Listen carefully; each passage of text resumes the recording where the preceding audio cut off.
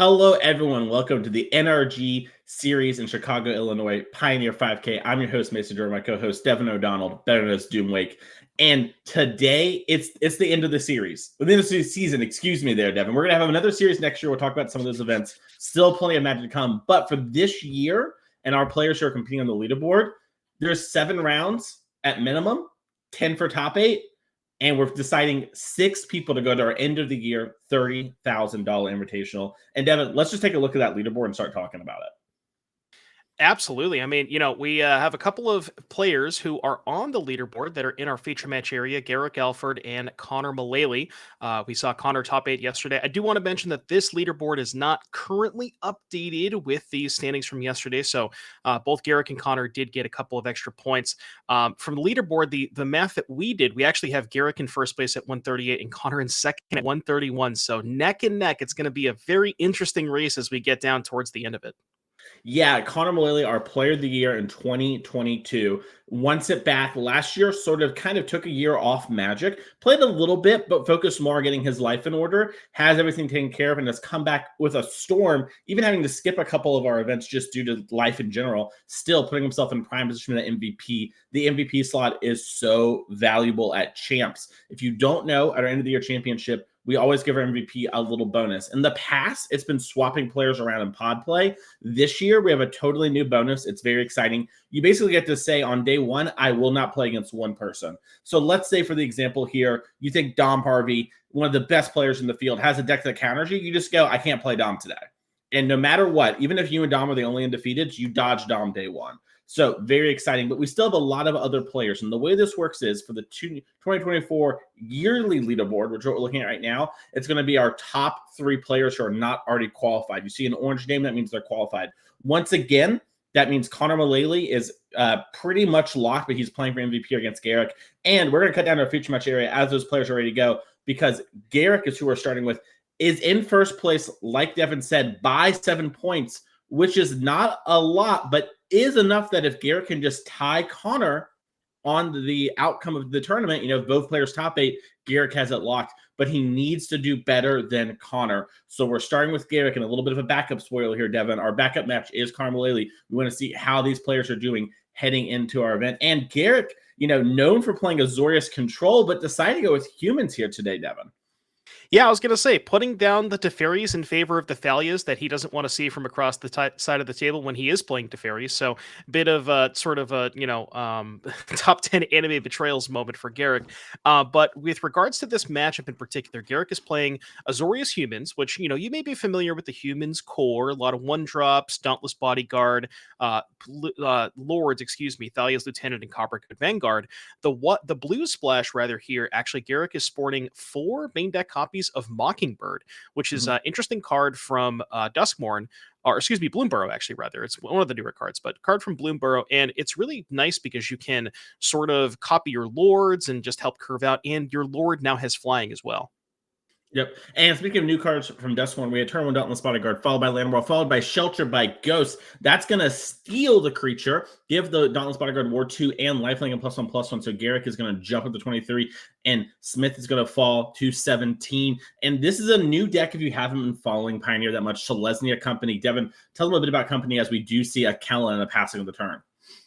Yeah, Selesnya Company is kind of, sort of, always been somewhat of a player in the Pioneer format. Basically, the recipe is a bunch of elves and a bunch of powerful 3-drops, and the goal is to just play an elf on 1 and a 3-drop on turn 2. Now, we've seen different variants of this. We've seen angels in the past, where it's kind of utilizing Resplendent Angel and the Valkyrie, Righteous Valkyrie, to kind of make your board a little bit bigger. But with the introduction of Duskmorn and a couple of recent printings, we have a lot of good 3-drops. Enduring Innocence from Duskmorn, way to get a bunch of cards when you play more creatures. Even Interrupter is an extremely powerful card, just getting to hit any spell, make that cost 2 more.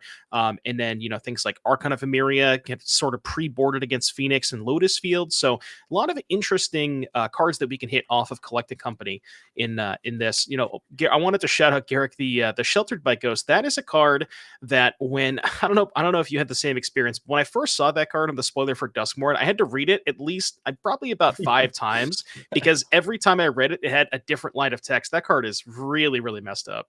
Yeah, it is really, really strong. And quite impactful. Speaking of impactful, we have Anointed Priest here from Pierre Smith. And this is one of the more interesting hate bears. So a lot, like you kind of mentioned, this Listening Company deck has some really high impact creatures and some like sort of hate berry ones. This is one where we're going to reveal our hand, name an activate ability. Name a card, and activating its ability we're playing it cost 2 more. So this is like a very weird spot where you can name a lot of different things from Garrick's deck, but currently we just have lands in hand. Yeah, well, the funny thing about Anointed Peacekeeper is you are allowed to name lands, and Garrick Mhm. does have 2 lands with activated abilities in the hand, the Mutavault and the Aganjo. So, you could name the Aganjo, make that cost an extra 2 mana, so it's 5 mana to activate, or with 2 Mutavaults, even name the Mutavault and force Garrick to spend 3 mana to animate the Mutavault. So Mhm. we'll have to see exactly, maybe we can get a table spotter. Well, if Garrick's tapping 3 mana for the Mutavault, I have to imagine that's what was named. Yeah, I was going to say, I think we'll get a name from the spot answer from the spotter, and there we go. It is Mutavault because Garrick paid 3 mana to activate that there. I bet there was some real consideration about, am I supposed to name like Brutal Cathar? Because if that comes off the top, it's game over potentially. But yeah, you see Pierre just taking a second to think here. Once again, this is a 3-1 Mutavault, thanks to the Dauntless Bodyguard in play, and all the humans are going to have Ward. And we're going to see actually maybe just a trade happen. There's also a creature attacking with it who's honestly never seen that card before. I'm just gonna be real. Normally I'm on top of That these things. You is know how it is. Oh yeah, that's Veteran Survivor. That is another card from Duskmourn. It has the survival mechanic, so it's a 1 mana Mm. 2/1, and then at the beginning of your second main phase, if it's tapped, you can exile 1 card from a graveyard, and then if there are 3 or more cards exiled with Survivor, it gets +3/+3 and has hexproof. So a lot of power there for a 1 drop. Yeah, that is a really strong card. As we do see Kellen here, it's going to attack. Look at the top card of the deck, get to add it to our hand since it meets the criteria. Kellen, sort of our main story character for the last year in Magic, following him trying to find his dad, Oko. Meanwhile, Skyclave apparition comes down for the lore experts, taking the Dauntless Bodyguard into the elf. And, we're seeing sort of Smith's deck do the thing it does, which is sort of, just play to the battlefield, play some kind of good cards, and hope it works out. Yeah, in terms of the matchup in particular, I think it's a pretty close one. The one thing is, so if you think about it, both players are very good at deploying creatures to the battlefield. Garrick has a bunch of 1 drops, Pierre has the collected companies to get 2 creatures into play and kind of keep up with Garrick on the battlefield. But what really comes down to it is whether or not like the number of the removal spells that these players draw. So, to give you an example, Pierre has 4 copies of Skyclave. Garrick has, I'm looking at the main deck, I see 0 copies of Brutal Cathar in the main deck, just the 3 Sheltered by Ghosts. So Mhm. it's really going to come down to, can Pierre find enough of the Skyclaves to kill the Lords? And, that is exactly what Pierre has done. Because I think that as long as Pierre can keep the Lords off the battlefield, he can sort of, he can size the battlefield a Mhm. little bit, maybe a little bit better than Garrett can without the Lords. Makes sense. Pierre also picked up a really powerful card from this deck off the top of the deck, Enduring Innocence. This was one of the big gets here from Duskborn. If you've been playing Standard, you've seen the Enduring Curiosity part of this cycle probably a lot. This one's starting to make a little bit of a name for itself. It hasn't popped anywhere as much. Basically, every time you play a creature with power 2 or less, you get to draw a card, and when it dies, it gets to become an enchantment that's sort of just on the battlefield. And notably, Devin, it's a 2/1 life linker. Hmm. So not only we're not outscaling anything on the battlefield, forcing Garrett to just pass and more of a card draw engine, but whenever we do attack, it's going to be a lot worse. Now, Pierre is down to 10. He didn't block those Mutavaults last year. We'll get those life totals updated for you in a second here. But now, basically, every card in his deck is going to be a cantrip as well, which is a great place to be. As we see the Kellen just attack again and do the trigger, and there's a land he just gets to bin it. Yeah, the Kellen can make sure Pierre finds more gas. If Kellen hits a creature, that's good. You draw it and cast it, draw a card of the Innocence. And as you can see here, if it hits a land, you can just kind of throw that into the graveyard. The one interesting thing in Pierre's deck about Enduring Innocence, where, it does have that line of text on it that says once per turn, but the once per turn is sort of fake in this deck because you have flash creatures like Aven Interrupter and Collected Company. So you have ways to trigger it on your turn, but also several ways to trigger it on your opponent's turn as well. Garrick's finally deciding to use the Agonja in order to get rid of that. Was taking a moment to consider, do I want to activate Recruitment Officer as a way to maybe find some high impact thing? And decides, you know what? If I'm left with, a card advantage engine, maybe I can keep up with this Innocence. Decides to take down the Kellen, which has been just sort of, Ooh. oh, and Mockingbird. I'm curious if this is going to copy Enduring Innocence here. Could also copy Uh, Skyclave. Oh, Yeah, I'm wondering. I wonder if you want to copy. It's tough. You copy the Skyclave, and then you could Skyclave the Innocence. You could also yeah. Skyclave the Skyclave to get a 2/2. A lot of interesting options for Garrick. But yeah, Mhm. like you said, Mockingbird is just an absurdly powerful card. Being able to copy anything in the battlefield, even your opponent's stuff, and the creature has flying. Just a really, really, really good addition for this humans deck.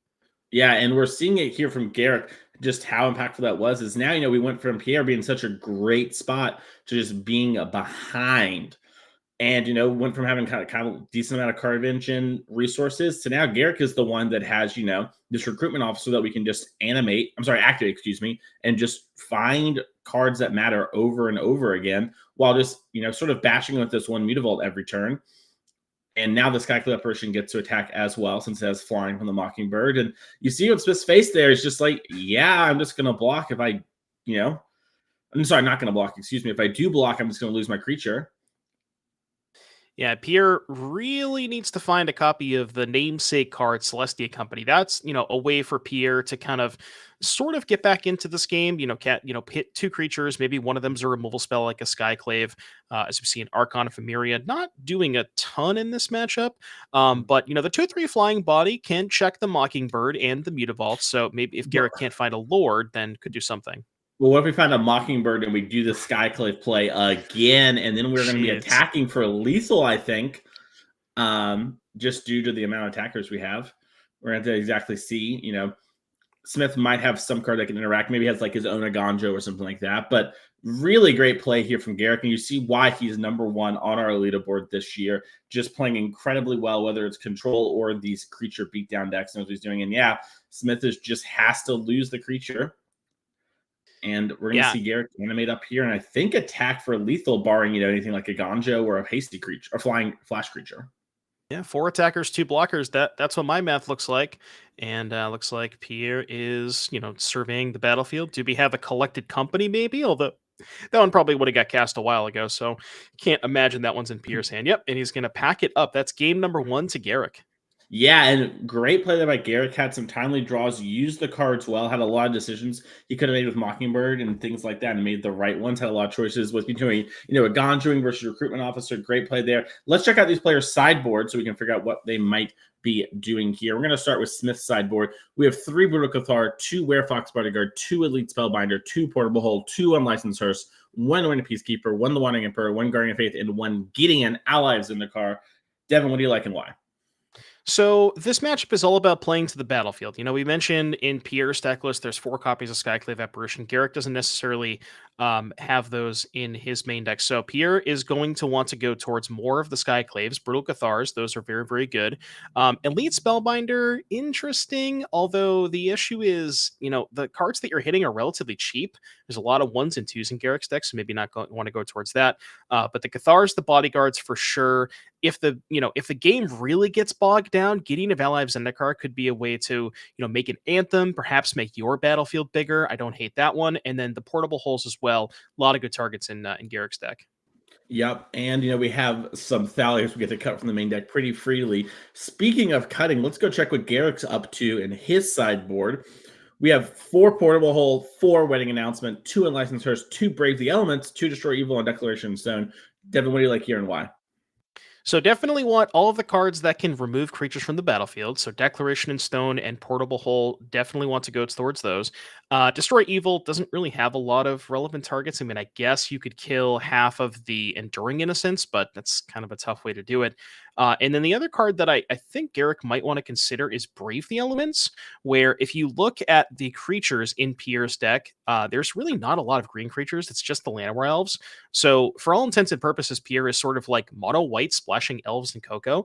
And I kind of think that Brave the Elements might be a way for Garrick to like if the games do get bogged down, both players playing a lot of creatures and nobody can really attack. I think Brave is a nice way to break through that.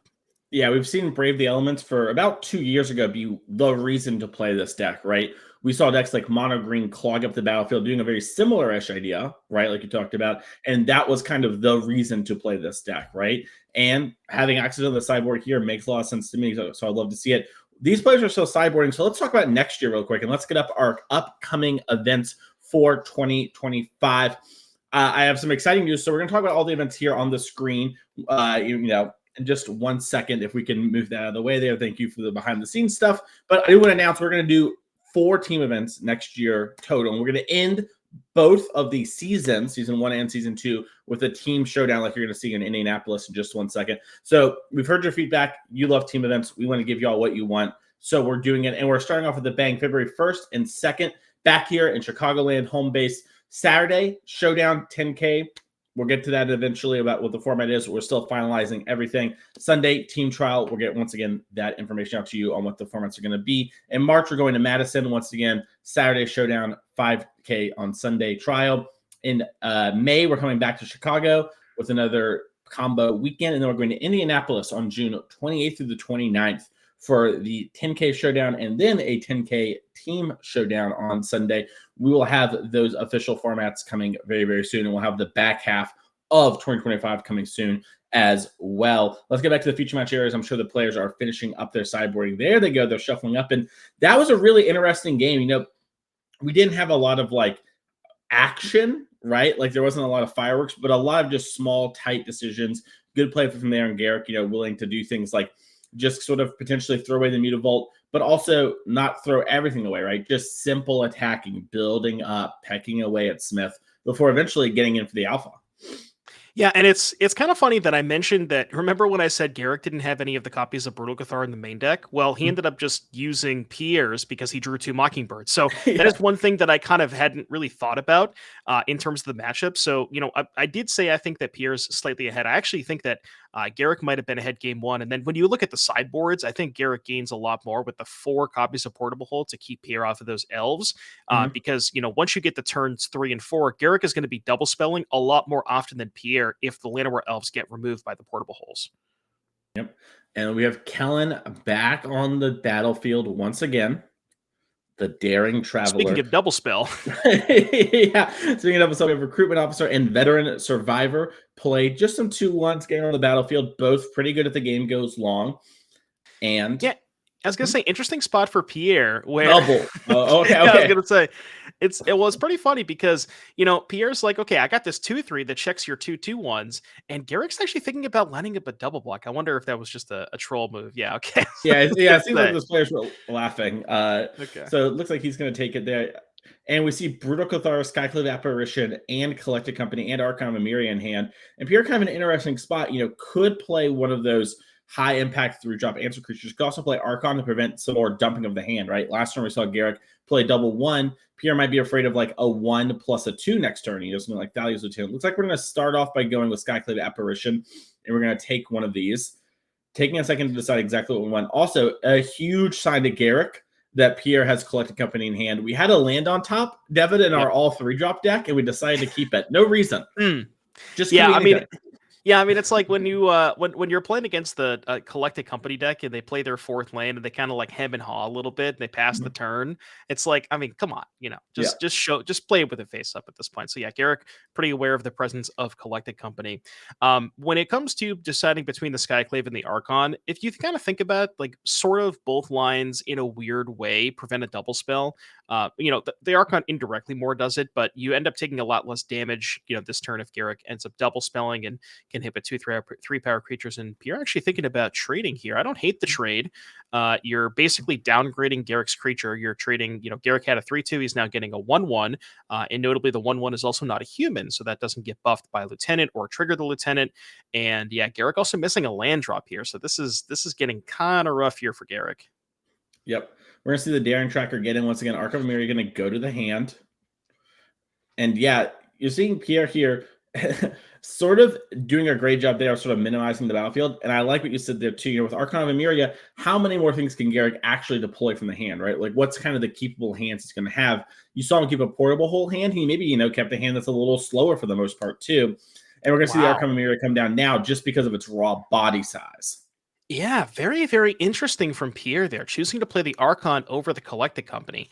And part of that I think is, for a near close to mono white deck, really the only blue cards here are Mockingbird. Garrick actually does have a lot of non-basic lands. So, if he draws Pierre noted that Garrick missed a land drop last turn. If Garrick is able to find a land, it's likely going to come into play tap because they're, looking at Garrick's deck, there's only one basic plains. So that could be a consideration there as well.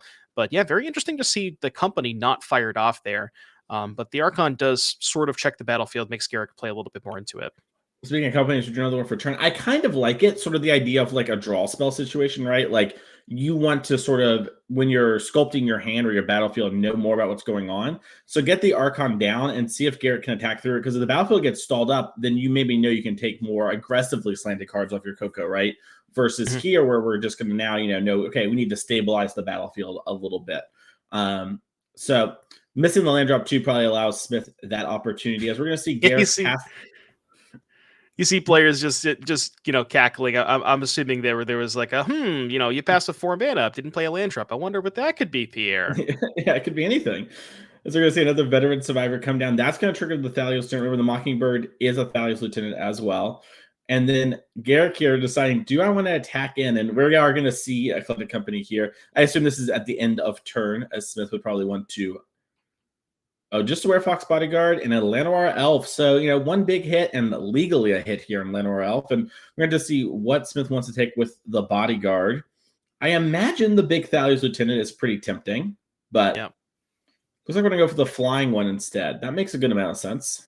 Yeah, the other interesting thing here is the way that Mockingbird is templated. So it is, I believe it's equal to the amount of mana you spent. So if that bodyguard were to be removed, say by, it's sacrificing it to itself, or if Garrick finds a way to remove the bodyguard from the battlefield, the Mockingbird would come back. It wouldn't have anything to copy because it would have to copy a token. So I guess you could, make a 1/1 illusion, but it would not be able to copy anything else. Maybe that's the reasoning, Pierre wants to say, okay, well, if I get rid of the lieutenant, and then you find a way to kill the bodyguard, you getting the lieutenant back is kind of rough. Yep. And we're going to see an attack in here for 2, knocking Garrick down to 9. And we're seeing a little bit of tank here because we do have cards like Brutal Cathar in hand that we can just use to answer this Thalios Lieutenant right away. But we also have Collected Company. And you see Garrick shake his head. He knows he's in trouble. Game 1, he dodged all the Cocos, but they're coming back in this game. And you look at Garrick's hand, he's got a bunch of wedding announcement type cards in hand and Brave the Elements. Unfortunately, no, wedding announcement, not even going to be good enough if it's played here, but also just 3 mana. So we're just sitting on duds that are duds as Skyclad Apparition is quickly grabbed here, along with Werefox Bodyguard. That's going to answer Garrick's entire board. And I have to imagine he's going to pick things up here unless he, wants to fire off the Brave the Elements now to keep his battlefield, which is a reasonable play. But then how is he ever going to finish it off? Right. And yeah, I wasn't 100% sure if the wedding announcements were going to come in. But yeah, you mentioned that Garrick having a couple of those in hand. I mean, they're really good if you're already ahead on the battlefield, but if you're behind and you're trying to cast that, I mean, it's just you're never ever going to win games like that. So, and the fact that, like you said, Pierre drew 2 companies this game, and yeah, Garrick is off of it. So we're going to be going to game number 3. Pierre tying us up.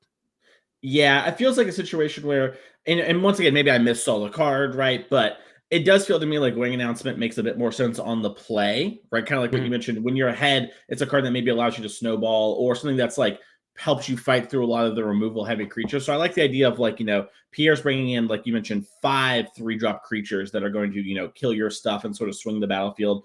So it could also just be that maybe we have 1 or 2 of those wedding announcements in our deck and we just ended up drawing them, a little unlucky in that regard. But we'll have to see, it looks like both players are just shuffling it back up for game number 3 here. Remember, Smith did not see those cards, so he doesn't have any sort of alarm bells going off that he maybe needs something like a Gideon if he didn't already have it, if the game's going to go that longer route. But I do think Smith sort of wants the game to go longer. I know we saw game 1 where Garrick was able to play that longer game and sort of pull ahead, but I do think, if we play those game 1s a bunch of times, it's not going to always go that way, or even the majority. I think it's going to be much closer to like, somebody sticks to the first thing and then they run away.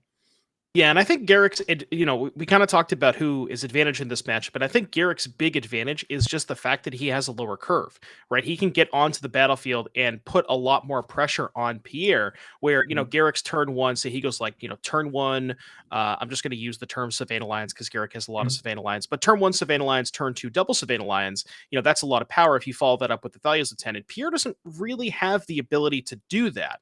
And his creatures that kill the cards that kill creatures are 3 mana. So if Pierre is spending 3 mana on a creature to kill one of Garrick's 1 drops, that's how Pierre keeps up on the battlefield. Like you can kind of see in those sort of games, I think those are the games that Garrick is going to win. Where, like you mentioned, the slower games that involve wedding announcement, Pierre's probably okay with that. Hmm. Yeah, and we see both players start to take a mulligan. I was able to see Pierre's hand there, just a bunch of threes, and I think only 2 lands. So not exactly what you're looking for. You really do want to have the Llanowar Elf start. When you're playing a deck like Llanowar Elves, this is gonna be a good one for you standard players come up in about 2 weeks. You're often willing to mulligan. Now, and Pioneer, we have 8 elves, so that makes the mulligan a little safer. But if your hand isn't doing it, take a little bit of a risk, and just skip ahead to turn 3 on turn 2 and call it a day. Mason, without looking, no cheating. How many 3 drops do you think are in Pierre's main deck? Ooh, I think besides Kellen, maybe a voice, the Thalia. I'm gonna guess there's 18. 21. Oh, Close. dang. The Close. Thalias in the main deck really threw me because I was thinking Yeah. 20, and then I was like, no, he has all those Thalias. Oh, damn. All But right, yeah, all right, though all right. that is and that is a thing that you mentioned where you really have to be willing to mulligan to a hand that has elves because if you imagine when you're on the draw and your deck has that many 3 drops, if you don't have an elf, you're not competing most of the time with anybody. So you really need to mulligan to elves, especially on the draw. On the play, you can be a little bit more you can keep a wider range of hands when you're in the play. Like maybe you go land go, maybe you play a 2 drop on 2 and a 3 drop on 3. Especially if your 3 drop is good enough in that matchup. As we see, Ooh, here's an elf. Well, Pierre does have the elf. ooh. I don't know exactly. He might have flicked his cards really quick. I think Pierre drew it. I Oh, think did he he? kept like a reasonable 6. And like, yeah, I don't Oh, know. I was listening to you. Maybe I missaw, but Portable is going to answer it either way. And we're going to get in with a recruitment officer as well. That's a good draw. Let's see what Pierre has here. And it looks like we have a Temple Garden into another elf. Okay, so maybe we had one anyways. But Elvish Mystic coming on down. We're gonna see these 2-1s get in here. I'm gonna say I'm curious to see if there'll be a block because you're already at the 3 mana if you have a land in hand. But this could also be a sign of collected company, or there'll be plenty of chances to trade later. I thought it was when it came I down already. And was here's wedding announcement. yeah, I was just gonna say this. So we talked about wedding announcement being not great on the draw. It's really good on this board when you're already really far ahead. And this is kind of the exact start that we were talking about with Garrick, where if you have a lot of Garrick's hand is the fourth tap land of the Declaration in Stone. But the 1 drop into double 1 drop into wedding announcement on the play, like those starts are very, very, very good for Garrick. That's where wedding announcement looks fantastic. Yep, and Pierre misses the land. Makes sense why he wouldn't want to trade there beyond just having the collected company. Needs that 3rd mana. As Mutavault is Hmm. getting Okay, we're making mana. okay, yeah. So Oh, we're activating okay. it to ourselves and then Got it. playing Thalia's Lieutenant. Though, yeah, he was very aggressive with that activation. I was like, but we're a mana short in the Anointed Peacekeeper world. Looks like we're going to be taking a block here. And we're gonna trade it for the survivor. And let's see, does Pierre find? I think he found the second Coco. Did not find land 4. Yeah, and that's going to be pretty tough there. Garrick also, has Declaration in Stone in hand. So we could see Garrick do something like Declaration in Stone, this Elvish Mystic, and just, play a little Stone Rain action as we're going to play a Mutavault, activate Mutavault with that there. We saw the draw there, end of turn from the wedding announcement as well. Garrick has been taking a lot of card draw here. Often you'll see a lot of creatures being wanted to make, but Garrick, as we saw, just sort of flooding out and not having a lot of threats as Werefox Bodyguard comes down. That's going to get to exile one of the things. Now, I don't think you can actually name Mutavault because it's every creature type. What do you Um, mean? well, I thought the fox couldn't get other foxes. Am I mistaken? Let's check. Where Fox body? I thought it was any creature. One Target other. Oh, non-fox. non-fox You creature. can't Okay, outfox Judge. a fox. Judge, Yeah, get a judge in there. can we get a judge in there and stop it? Can we get a Yeah. pause? I actually I've never had that come up before. I've never seen that I'm that not text in the saying card. So that, it's been a bit since I've been in the booth. I've had a lot of life stuff going on. I haven't been able to be around. yeah. I don't miss these things. You can't outfox me. As we're going to see Enduring come down here. Now we're going to have the players there's going to be an interaction here with the judge. We'll get it all solved. It's probably just going to be a failure to maintain game state, and we're going to continue to play from here. But, that is a thing to keep in mind. And also, like you just said, there are basically no foxes in Magic. Like, Where Fox Bodyguard's the first one we've had. And previously, the best fox in Magic, I don't know if you know this, Devin, was Mutavault. So, Still the best fox in Magic.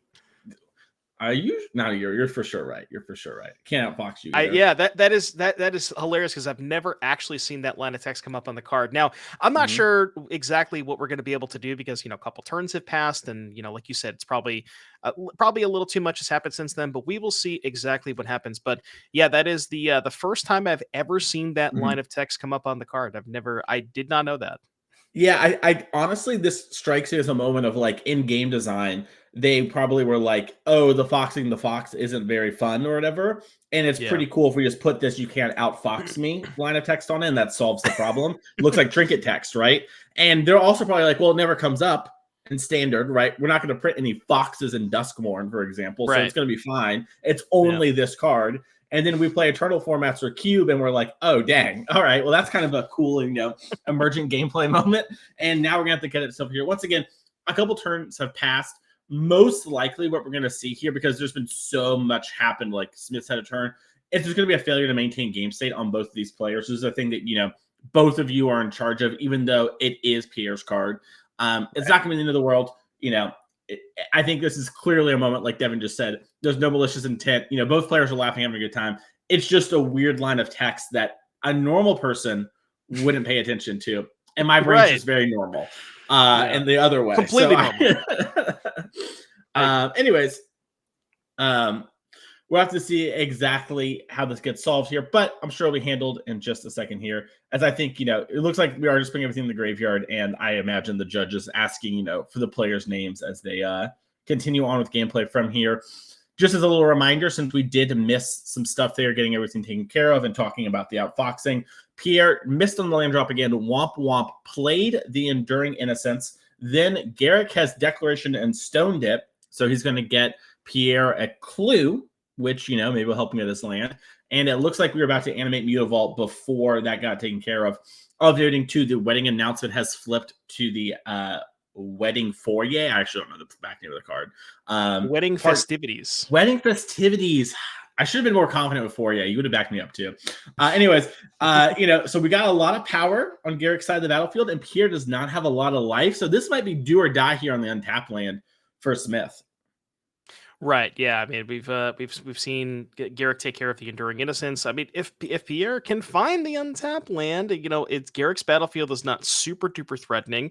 There's a couple of Mutavaults, but those can easily be kind of taken care of by the myriad of 2/3s and 3/3s that are in Pierre's deck. So even just Enduring Innocence, trading for a Mutavault, getting back the enchantment, having that stick in play for a little bit is pretty good. Yep. Also, I got to look at Garrick's hand there. Brave the Elements, Seacrum Coast, and a Mockingbird. Of note with that Values Lieutenant in play, that Mockingbird's going to be really big here. Whether we, go to activate because, I was about to say, I saw the Mutavault getting activated. I wonder if it was to itself, if we're going to see a Mockingbird situation, just like we saw in game number 2. Or maybe we'll see, just an activating attack, and then next turn, double fire up, Anthem the team, and hit. And really, what I love about this Mockingbird in the deck here, we saw how powerful it was in game number 2 as being an answer, but also the redundancy in your effects. And really, this deck is starting to look more and more like old modern humans. Now, a lot of our arena kids and COVID kids, Devin, they probably don't know that deck. It's too weak these days. But there used to be this cool deck called Humans and Modern, and it just played a bunch of annoying humans and cards that buffed the annoying humans, and had a card called Phantasmal Image that was basically Mockingbird, but worse in your deck, but better against your opponent's deck, if that makes sense. It's the best way to describe it. I mean, Mason, I don't know about you. I don't know if you've been looking at the results recently, but I've seen humans pop up in the 5-0 dumps, a couple of times. So yeah, it's not over yet. All right, it's not over yet. Yeah. I don't want to make it about Mono. This is Pioneer's Day to shine as we do have this thing going on here, but I got to say it, and this is very petty of me. When they banned Fury, people like humans are going to come back. I was like, God, I hate to break it to you that was not the reason human wasn't playable. And maybe I'm wrong. That's what I was saying there. I was telling a lot of people that day. I was like, I could be wrong. Maybe that was what's happening. But I think it's a power level thing. And most likely, yes. every now and again it comes up, and that's sort of what I love about Magic too. Is we see both of these decks kind of do it too, right? These are not decks you would traditionally think as the strongest decks in Pioneer, right? They're both good decks, but positionally, they're both really good against things like Phoenix and present these really powerful proactive game plans. And just, I think a good healthy Magic format is one where you can play decks like this. You know, you can play your low to the ground white creatures. That's like a really good sign. Or you can play, you know, just a bunch of like interactive ETB focused 3-drop creatures that, you know, just trade off and play a normal game. It's great to see stuff like this. And, you know, I've come to love Pioneer, Devin. You know, in the past, Wait, I've begrudgingly been in the booth hold with you. on. We need to clip it. You know, it's fun. It's got a lot going for it now, and I think a lot of that is the representation of the decks, and it's really cool to see it sort of grow and be more than just like, you know, mid-range versus a rampy aggressive deck versus a combo deck, right? Which is sort of what it was for a while. And, you know, the other interesting thing that I wanted to mention about this is, you know, with regards to Pioneer, we don't, you know, necessarily see a ton of standard sets have a massive impact on Pioneer. But if you look at both of these deck lists, right, Garrick is featuring Veteran Survivor, Mockingbird, and Sheltered by Ghosts, and Pierre has, you know, Enduring Innocence, and I guess that's the most recent card, but even a couple of like Aven Interrupter and things like that. So just a lot of like recent printings leading to the culmination of everything that's going on. And Mason, I think we're backing stuff up here. This is kind of wild. No, I think we're playing it out because the clues in play and we're attacking. Oh, okay. We're just mockingbirding. So it looks okay. The mockingbird tricked you. You thought it was the Yeah, thing it was the before. It does Mockingbird that came a back, lot. and I thought we were backing it up, but okay. So we copied the Yeah. Lieutenant, animated the Mutavault. Mutavault's now a 3/3. Lieutenant's Huge, bigger, and huge misstep here from by Pierre. Devin, he's been mana screwed every turn and drew a land. Clearly, he has spells in hand. Why did he not cast something?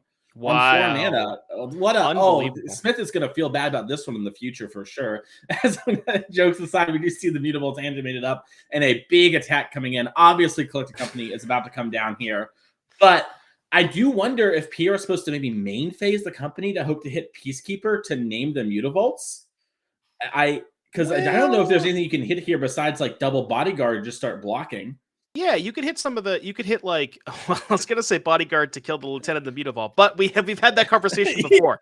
Can't do Yeah. that. You could even hit something like I don't know, a peacekeeper and a bodyguard, bodyguard to lieutenant, peacekeeper name whatever, and then the 3/3 can kind of eat the Mutavault. Maybe you take 3 or 4 damage here, fall to 3. But yeah, I guess at 7 life it is a little precarious. But yeah, Mhm. Pierre's gonna it's unsurprisingly slam the Coco, and let's see what the doctor ordered for Pierre. We have Wedding announcement and Brucathar Archon. okay. Not So the bad. Archon's huge because remember that Mockingbird is a 2/2 Oh, flyer because of wedding announcement. right, the wedding announcement. Yeah, so even if we hit the 3/3 Peacekeeper, we couldn't eat the 2/2 Mutavault. So probably the Brucathar hits the big lieutenant, and Mhm. then you double block the big Mutavault and take 5? Yeah.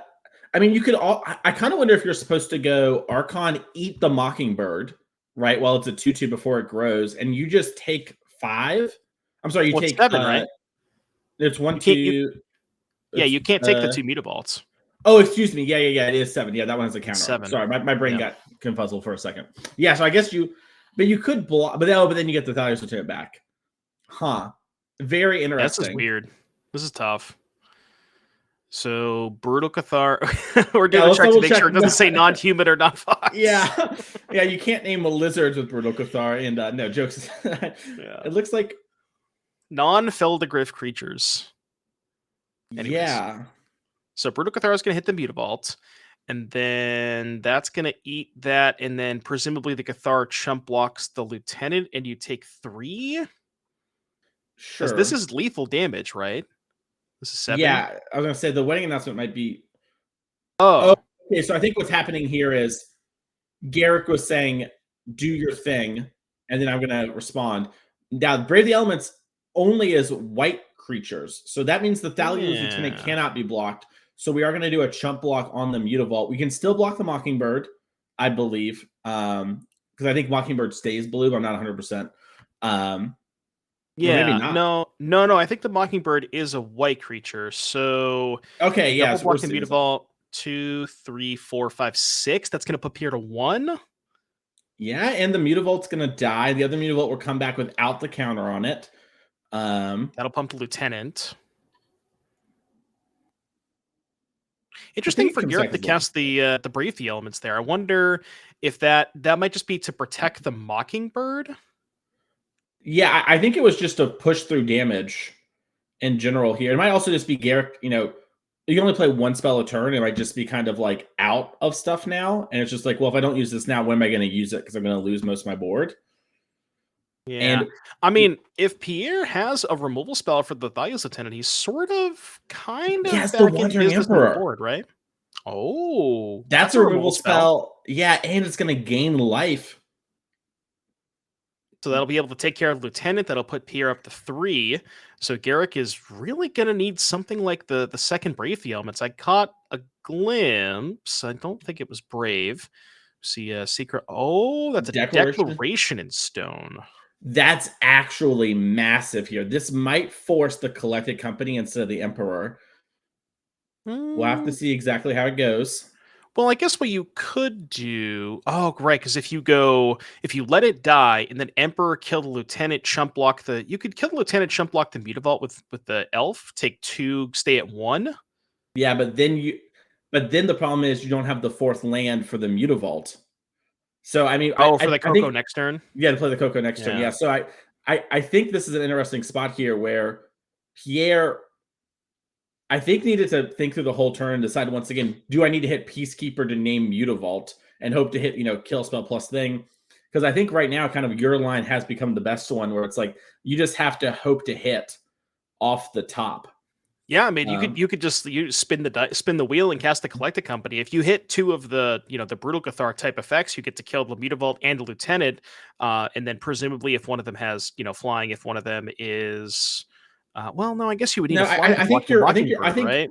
yeah, I think you're right about the Emperor line. I think you just have to go Elf on Volt, then before damage, flash in the Emperor, minus kill the Thalia's Lieutenant, then play a 3-drop hate creature from hand, and then just like make a samurai and pass, and Okay. just like take over the game, and hope Yeah, that that's 3. good enough, and that you'll eventually draw a land. Well, it needs to be a flyer, right? Because Pierre's going to be at 1, so he's going to go up to 3, Well, no, take but if 2 you to draw like 1. I think he has a Werefox Bodyguard in hand, so he Okay. can Oh, bodyguard to down the clear the Mocking. meat. Yep. Yeah, Okay. yeah, because the Mockingbird's already there, and then the Samurai trades with the Samurai chump blocks the Mutavault, and you're in like you're barely staying alive territory, basically. But staying alive nonetheless, that's all that Mhm. matters for Pierre here. I mean, yeah, very interesting decision. You could high roll the Coco. I mean, I'm trying to think of if you're in Pierre's spot, is there a Collected Company? Like, is there 2 things you could hit off of Coco that put you in a better spot than just like casting the Emperor and guaranteed not dying? Yeah, Pierre's gonna roll the dice. I think the only hits are double The Garrick with removal the spell. do you want to play the one with the double hate bear suit? Now you see him shaking his head. I think that's game. Yeah, the Emperor line, it puts you in a weird spot where you have the Werefox Bodyguard in hand, so you are guaranteed the next turn, but you might, I think, never draw the other land and lose with the Coco in hand. I think Pierre was a little worried about that happening and has taken sort of a higher risk line because of it. But I think this is a classic moment, Devin, of hey, everything was face up. Pierre needed to make this play and think through his whole turn in Mhm. response to sort of the first thing happening with the deck and stone. Because had we done that and Garrick not respond, the anointed Peacekeeper could have maybe stole this game for us. And it Yeah, looks like so the other weird thing too is like even if you hit, say you hit like best case scenario, you hit 2 of the kill creatures, you hit 2 Werefox Bodyguard, Brutal Cathar, whatever. You hit 2 of those, you can take care of the Mockingbird. Go ahead. What? we forgot to start tracking day and night with Brutal Cathar. And I Oh. think there's a Brutal Cathar in hand. Coco, excuse me. Oh. So the question is, does this Brutal Cathar, is it day or is it night? And I know there's Oh been my some goodness. ruling added, and I When did we believe, cast it? huh? When did we cast the Brutal Cathar? 2 turns ago? I think so. Yeah, I think it was during the because remember the Werefox Bodyguard joke we made of like, does this hit anything? I think it was during Oh, that, and right. then just Okay. got decked in stone. So I think what's happening here, and I could be mistaken, but if I remember correctly, a judge told me recently that we default, and I believe it's tonight, because the assumption is that a spell wasn't played is the most likely outcome to have occurred. That being Yeah. said, I think both players know that actually a spell was played because it was just last turn. Well, So I no, think because Pierre didn't play a spell in his last turn, right? It would have to be Oh, you're May, right. Yeah, no, because Pierre he just didn't. passed. Yeah, because he passed with the Coco. You're totally right. Yeah. Excuse me. So that means it's nighttime, meaning this Coco is definitely higher risk than we both even thought. That's Yeah. on us as well. Day night, one of the mechanics of all time. We're up there with the void, and we're gonna have to see, can Pierre get out of it. Now, I thought of a line, Devin, while we were talking Okay. here. Double Enduring Come at me. Innocence lets you Mm. chump block and get the lifelink and some card draw. Oh, okay. So So you that draw 2 cards, chump, go to 5, take 2, go to 3. exactly. And then now the Emperor line is still on the table because we have the mana. And it looks like Innocence is in the hand, excuse me, in the collected company pile. I'm calling it his hand because Pierre needs it. He's gripping on for dear life. And clearly, it's an interesting spot here because before I think there was a bit of awkwardness about the Mutavault. I'm sorry about the day Right. night now. And now I think there's awkwardness. I think he might have a Werefox bodyguard. And once So again, has the awkwardness on Mutavault. So now what if we go Enduring Innocence plus 3 mana creature to kill something? You can go kill the Lieutenant, Innocence chump block the Mutavault, up to 3, take 2 from the Mockingbird down to 1. But yeah, and then that means you get to keep the creature and the kill creature in place. The Lieutenant doesn't come back, and that's exactly what Pierre hits. So yeah, kill the Thalia's Lieutenant, draw a card off the Innocence, chump block the Mutavault up to 3, stay the same, right? You're effectively gaining 2 and taking 2. And I think this puts Pierre in a pretty good spot. Yep. And that Thalia's is going to get answered. We draw the card, take a look at it before we make our decision. And then, yeah, Innocence, we're just going to chump block here. You could double block and give them a 2/2 in exchange for the Mutavault, but you would lose both your creatures. Probably not really worth it, especially since Innocence just is going to become a non-creature enchantment. You know, we're going to put it back here to represent it. Maybe we can Yeah, get a and little now little printout or something. I don't know. you know, Pierre definitely took a gamble there, right? He Yeah. had the ability to survive by chump blocking with Elf and the Emperor, but Pierre taking a gamble, and I think the gamble's going to really pay off because now the board is more clear. Pierre is a little bit more stable and still gets to keep up the Emperor for next turn to be able to maybe remove the. Oh, I guess has to remove the Mockingbird at 1 life. So now you go Emperor, remove the Mockingbird. Well, Maybe the Skyclave has to chump block the Mutavault. I was gonna say you can Emperor down the Mutavault because you'll gain the 2 Oh, life. yeah, gain the 2 life. Yeah, But okay. yeah, you maybe want to just like leave the Mutavault as it's so much easier. And Garrick shakes his head. He thinks it's collected company, but Garrick, terrible news, buddy. It's the card he's been beating people with all year. It's Wandering Emperor. And Garrick has been, crushing our events playing that card, and he might get crushed here, as we are gonna see. It looks like Garrick maybe drew a 2-mana spell. I was thinking about playing it, and it was a Thalia's Another Lieutenant. lieutenant. That has to be one of the best draws in Garrick's deck here. And Well, it's funny because now the line that Pierre had available to him last turn, he could just take this turn, right? Chump the yes, Beat before damage Emperor. That has to be the line this turn, I would assume.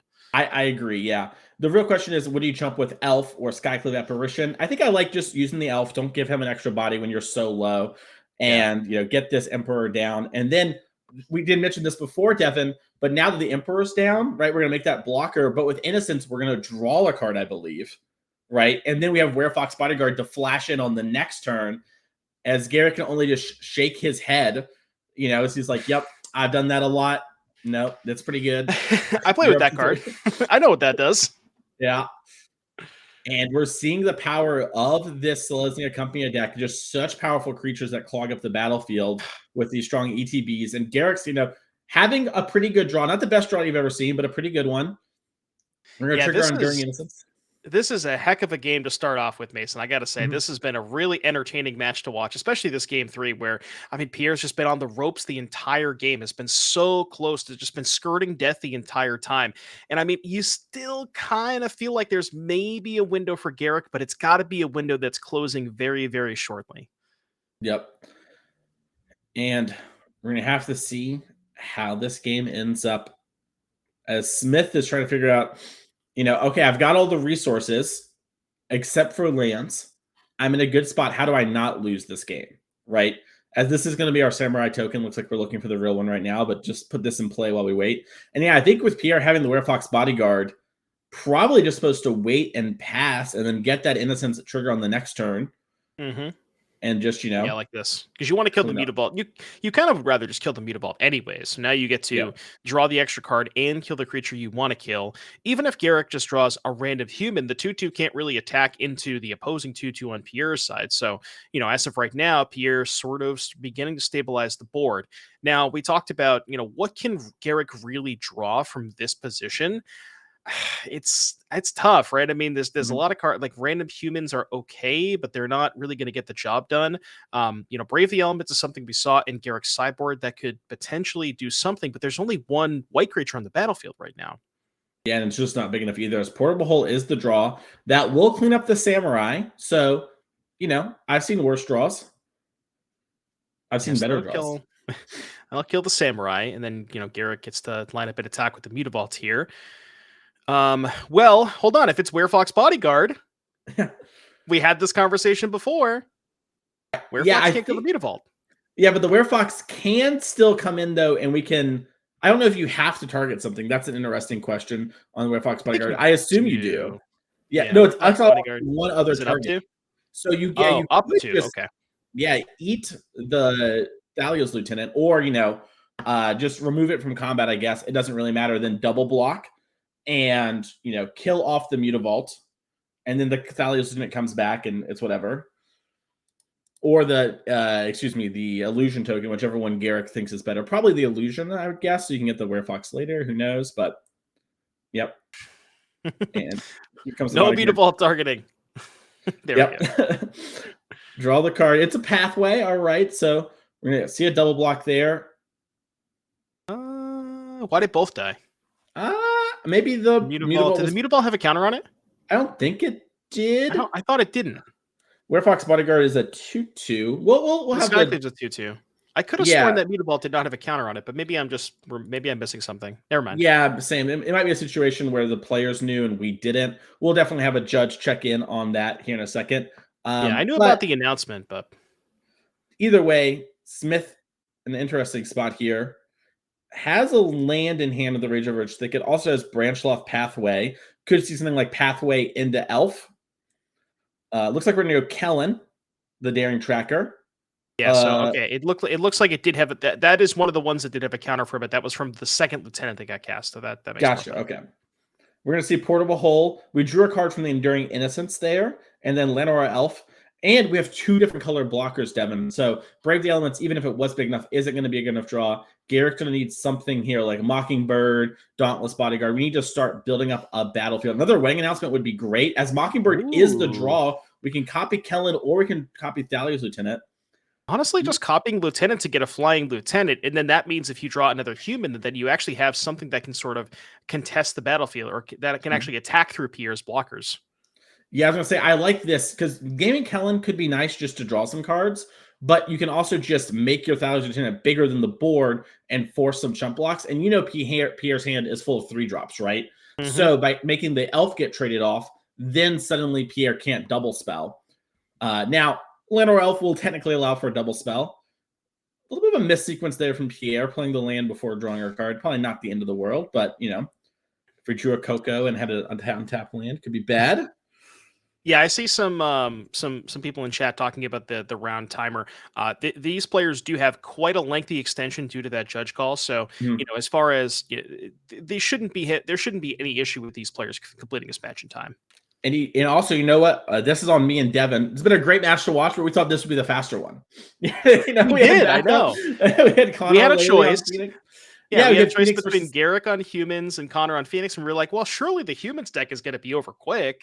Yeah, I mean, the thing, though, is it's 11-minute time extension. We've got confirmation from the judge, is that Connor was playing versus demons, and I get to say demons on stream. So we'll have to make that happen later. At some point. Yeah. Meanwhile, moving into combat, though, and you're seeing Garrick try to figure out, okay, if Werefox Bodyguard's on the other side of the battlefield, how am I supposed to attack here? Also could be an Avid Interrupter, which would just eat the Mockingbird. So you're going to see Garrick play around that a little bit. I do think that card's probably got cut, but, Pierre was on the playing game 2, and then neither player re-sideboarded for game 3, so it might actually be there. It could be a very heads-up play there from Garrick, as we see Werefox Bodyguard come on down. Now, I'm curious. Not a fox. Not a fox, notably. Can confirm. Yep. And he's just going to eat it. And another wedding announcement comes down, and we saw earlier Garrick really used wedding announcement to draw cards, which has paid off pretty heavily for him. But now the making 1/1s mode is going to be really powerful here, as it's going to give him a constant stream of soon to be lethal attackers. So that wedding announcement will flip, and it's going to grow the Mockingbird, making that now a lethal attacker. Right. Now the question is, does Pierre have an additional 3 mana, remove a creature card in his hand? I mean, there's a lot of them in the post-board game, but you have to imagine Garrick does have a lethal Mockingbird, where not lethal right now, but if there's a human on top, then that is going to be a lethal threat for Garrick. Well, I say lethal, but the body card can sacrifice itself to gain 2 life. So there's some weird math to think about with that. Well, it's weird math because then Daluton enters. That's a human. Yeah, true. So the Mockingbird So will grow and the +1 triggers. kind of. Yeah. And it looks like we're switching tonight. I think one thing to mention too is, and Pierre did have an Archon of Emeria, so we could have played that. Looks like we're going to lean on Collected Company. We've used a lot of those creatures, Devin. We talked about how there's a lot of 3-drops that can have high impact, but Mockingbird off the top, Mockingbird, and it looks like we're going to actually Mockingbird copy the Werefox Bodyguard. Of note, can't name that. It's a fox, but wait, so the bodyguard itself is a fox, right? So you can't actually do that. Well, yeah. So what would you actually name here?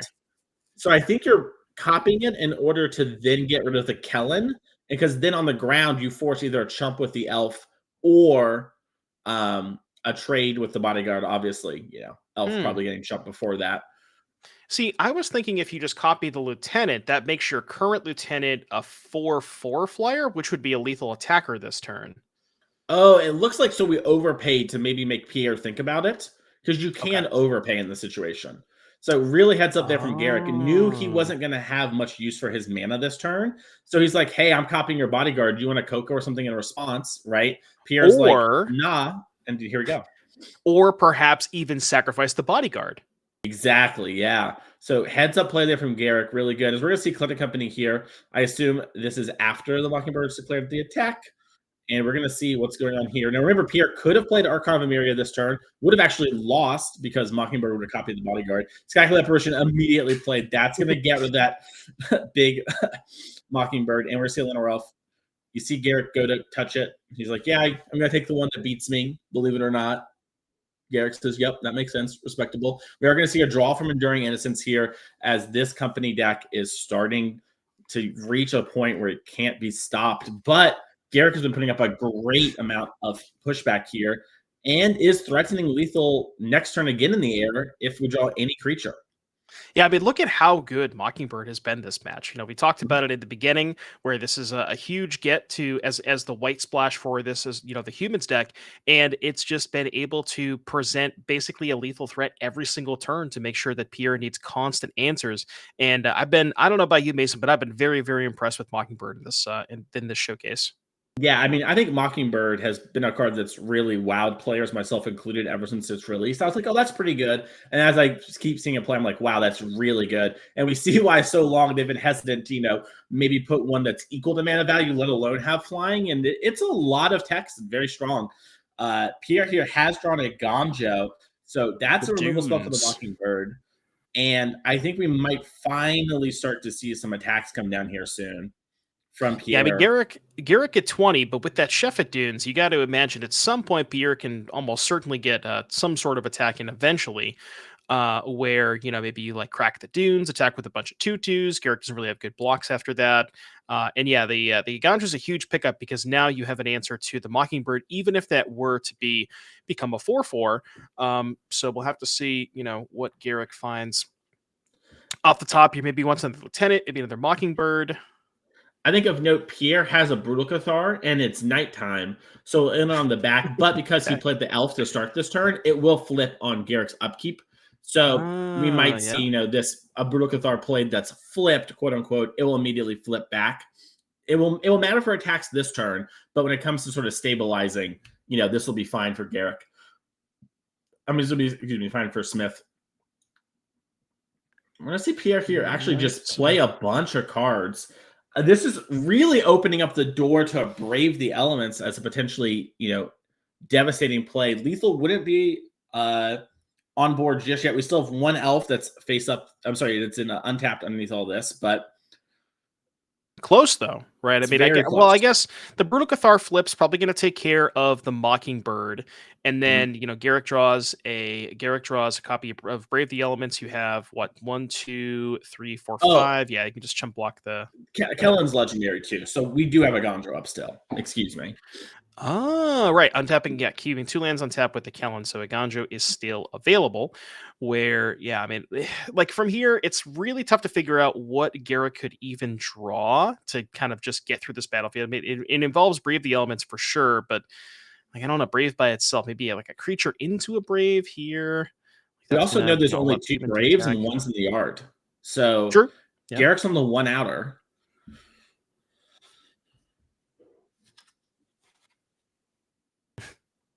Here, thinking about what we want to block with.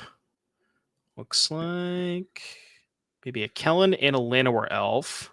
Funny if your character, you think about trading for the elf just to make Brave a more live top deck. I think it's the right play. Yeah, because like realistically, what else can you even draw at this point? You know. Yeah. I think you maybe had to do that, but also Pierre has so many elves that it Yeah. honestly might be a situation where the right play is not to do that. So that way Pierre doesn't think about holding back the elves. Maybe Yeah. he just alpha strikes with a Chef of Dunes. It's like, hey, I've got 2 or 3 blockers left here. What are you gonna do? And then Garrett top decks. We'll have to see exactly. But I think another interesting about this game is, Pierre has a big battlefield presence, but a lot of his creatures are very like tenuous. Like if Hmm. they die, things go so bad so quickly that It's he like a just house of can't. cards. Exactly. Yeah, he can't engage in combat. And the second winning announcement, Garrick has the bigger battlefield. Now, Kellen is in hand, and we can make a bunch of maps, and that might help with the battlefield sizing. But that's a lot of mana, and Garrick is, can draw things like Adeline, which if we draw Adeline into Brave, that's going to present a ton of damage out of nowhere. Yeah, I think Pierre. I mean, you're trying to think of how many. We only have the one flyer, the Archon of Emiria, so maybe that can start getting in there. But yeah, past that, it's the human tokens are 3/3s, the bodyguards are 4/3s, so it's going to be really hard for Pierre to sort of present a good amount of blocks here. As we see, there's the Kellen just going to be cast for 2 mana, not going to go on a journey. Yep. And this is really highlighting to me how we saw Garrick in game 2 have the wing announcements, and we were a little dubious on the draw with them. I still think they're better on the play, believe it or not. Going first makes the more expensive card a bit better. But I do think he probably was just right to do it, because if the game stalled like this, then the winning announcement is very impactful, as we're seeing in this game. As an attack for 2. I wonder if the guy be getting close to time in the round. We do see our feature match area judge Garrison there checking. We'll know when time in the round will happen. They'll put a little dice there for us, but looks like it's a nothing in the passing of the turn. I actually kind of really like this from Garrick. He doesn't have anything going on. Flips the bodyguard. Now, I'm sorry, I like this from Smith's side. Unfortunately for Garrick, he's flipping the bodyguard because Smith can Right. now just. Well, I guess Yeah, there's an Smith Archon, so you can't double spell, right? As long as the Archon's Yeah. around, which is kind of awkward. Well, can bodyguard eat your own stuff, or is it only opponents? Bodyguard says no. You can eat your own stuff, so you could bodyguard the Sure. Archon and then play a second spell if you wanted to. Sure. Yeah, and if the second spell was of another Brutal Cathar, that could be good. Although, I guess flipping the Brutal Cathar is also nice for the Brave the Elements line, right? Now we have a red creature, Yeah, so that's Braves true. can't get us. I played Yeah, it a makes good it. bit of the White Humans deck, and I've definitely lost some games where my bodyguards are flipped, and I can't Brave. All All right, right. Peacekeeper gonna look in a land that's also not gonna draw a card off the Innocence. What do you think your name here? If you Pierce Smith, maybe just. I'm trying to think of like what the most expensive card in Garrick's deck that could even matter here is. Like I don't know, Settle the Wreckage or something stupid like that. Yeah, I would probably name something like Shelter by Ghost, or like something that we've seen. Honestly, Yeah. Recruitment Officer is probably the name, because then Oh, right, because the activated object that ability. to get Yeah. out of it. Yeah, and Garrick has the land, so that would mean he has to spend his whole turn doing that, and then his whole turn doing the next thing. So Recruitment Officer is probably your best name.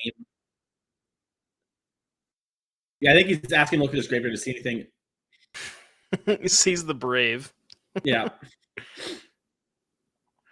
Yeah, now that I mean, with Garrick pulling the Brave to the front of the graveyard, you got to imagine that is something on Pierre Smith's mind. So, But yeah, no additional attacks besides the Archon. I mean, eventually. And we're turn one. Oh, you see the die there. That is turn one. I was gonna say eventually Pierre can set up some sort of attack, but I mean, I don't know. Pierre's only got 2 combat steps left. Yeah, now, like you mentioned before, we do have Sheffet Dunes. Okay, And yeah. one of the nice things about this is, right, from Pierre's perspective, is he has the Dune so he can Alpha Strike. And so that means, if he presents lethal, it doesn't matter if his creatures die. But Yep. notably, Devin, since we're going to be turn 4 of turns, we can't just Yeah. attack with haphazardness, right? Because then Garrick might get a big enough battlefield to crack back and kill us. So, had this game gone maybe 1 turn sooner, it would have worked out perfectly for Smith. Or on turn 5, he could just, throw caution to the wind, turn sideways, and attack with everything. Now we're in a little bit of an awkward spot, and if you're Smith, you're really hoping of getting an ally of Zendikar in your deck to play and sort of buff the team up. And you see Garrett kind of being like, "What's going on here?" Yeah, the 3/3 can trade for a human token because remember the human tokens are 3/3s with the double wedding festivities. Mhm. So 2's going to come across here for Garrick. Now, assuming that Garrick draws a land, right? 3 blockers. We have 1, 2, 3, 4, 5, 6, 7, 8, 9 attackers for Pierre Smith. They're all +1/+1 from the Dunes.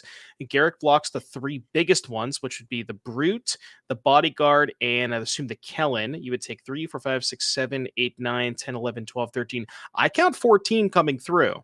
Yeah, I was gonna say I think Pierre actually maybe misstepped last turn, not a Gonjoing and keeping the body to play around the Mhm. body off the top to present lethal. Because I was gonna say, if I just count the creatures and times them by 2, that's pretty close, and that's not counting their own power. That once This is mocking extra. gonna mess things up now because now we can copy the Skyclave apparition that can take care of. I was The gonna House of say Cards.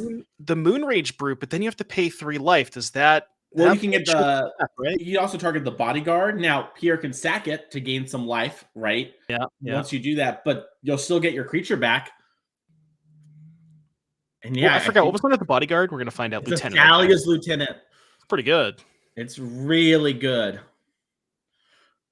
And now this board's going to get much bigger. And, Trigger that's a back huge into the game. swing for the damage race we were talking about. We're going to need something like Coco here for Smith if we're going to win. I was wondering if Garrick wanted the trigger on the stack animate the Mutavault because he does have 2 extra mana. So even if you wanted to block, you could go animate it now and then pass and have another mana to animate it on Pierre's turn. Mhm. It looks like we are choosing not to do that. So yeah, Pierre has got to somehow get 14 damage across. Yep. Yeah, and I think, We're counting. a little small misstep there from Smith on sort of innocuous line, right? Of like a Gonjoing your own, the creature that you're about to trade in combat with seems kind of silly, but might have come back here as Pierre now needs to go in the tank. Yeah, and Mason, you brought up a very good point earlier. Pierre can't just say, sack Sheffatoons, attack you with everything, because Garrick gets the last combat phase. So Pierre has to make sure he's doing the math, and if he can't kill Garrick, he just has to say go and accept the draw, I think. Yep. Maybe Pierre can like attack enough and then rebuild enough afterwards, right? Like Yeah. trades off a lot of creatures, although Garrick's creatures are bigger on average because of the double wedding announcement. And then, but maybe he can like do something like that where he can like Skyclave and show he has another bodyguard and be like, hey, I would probably have you on the swing back, and maybe Garrick will concede.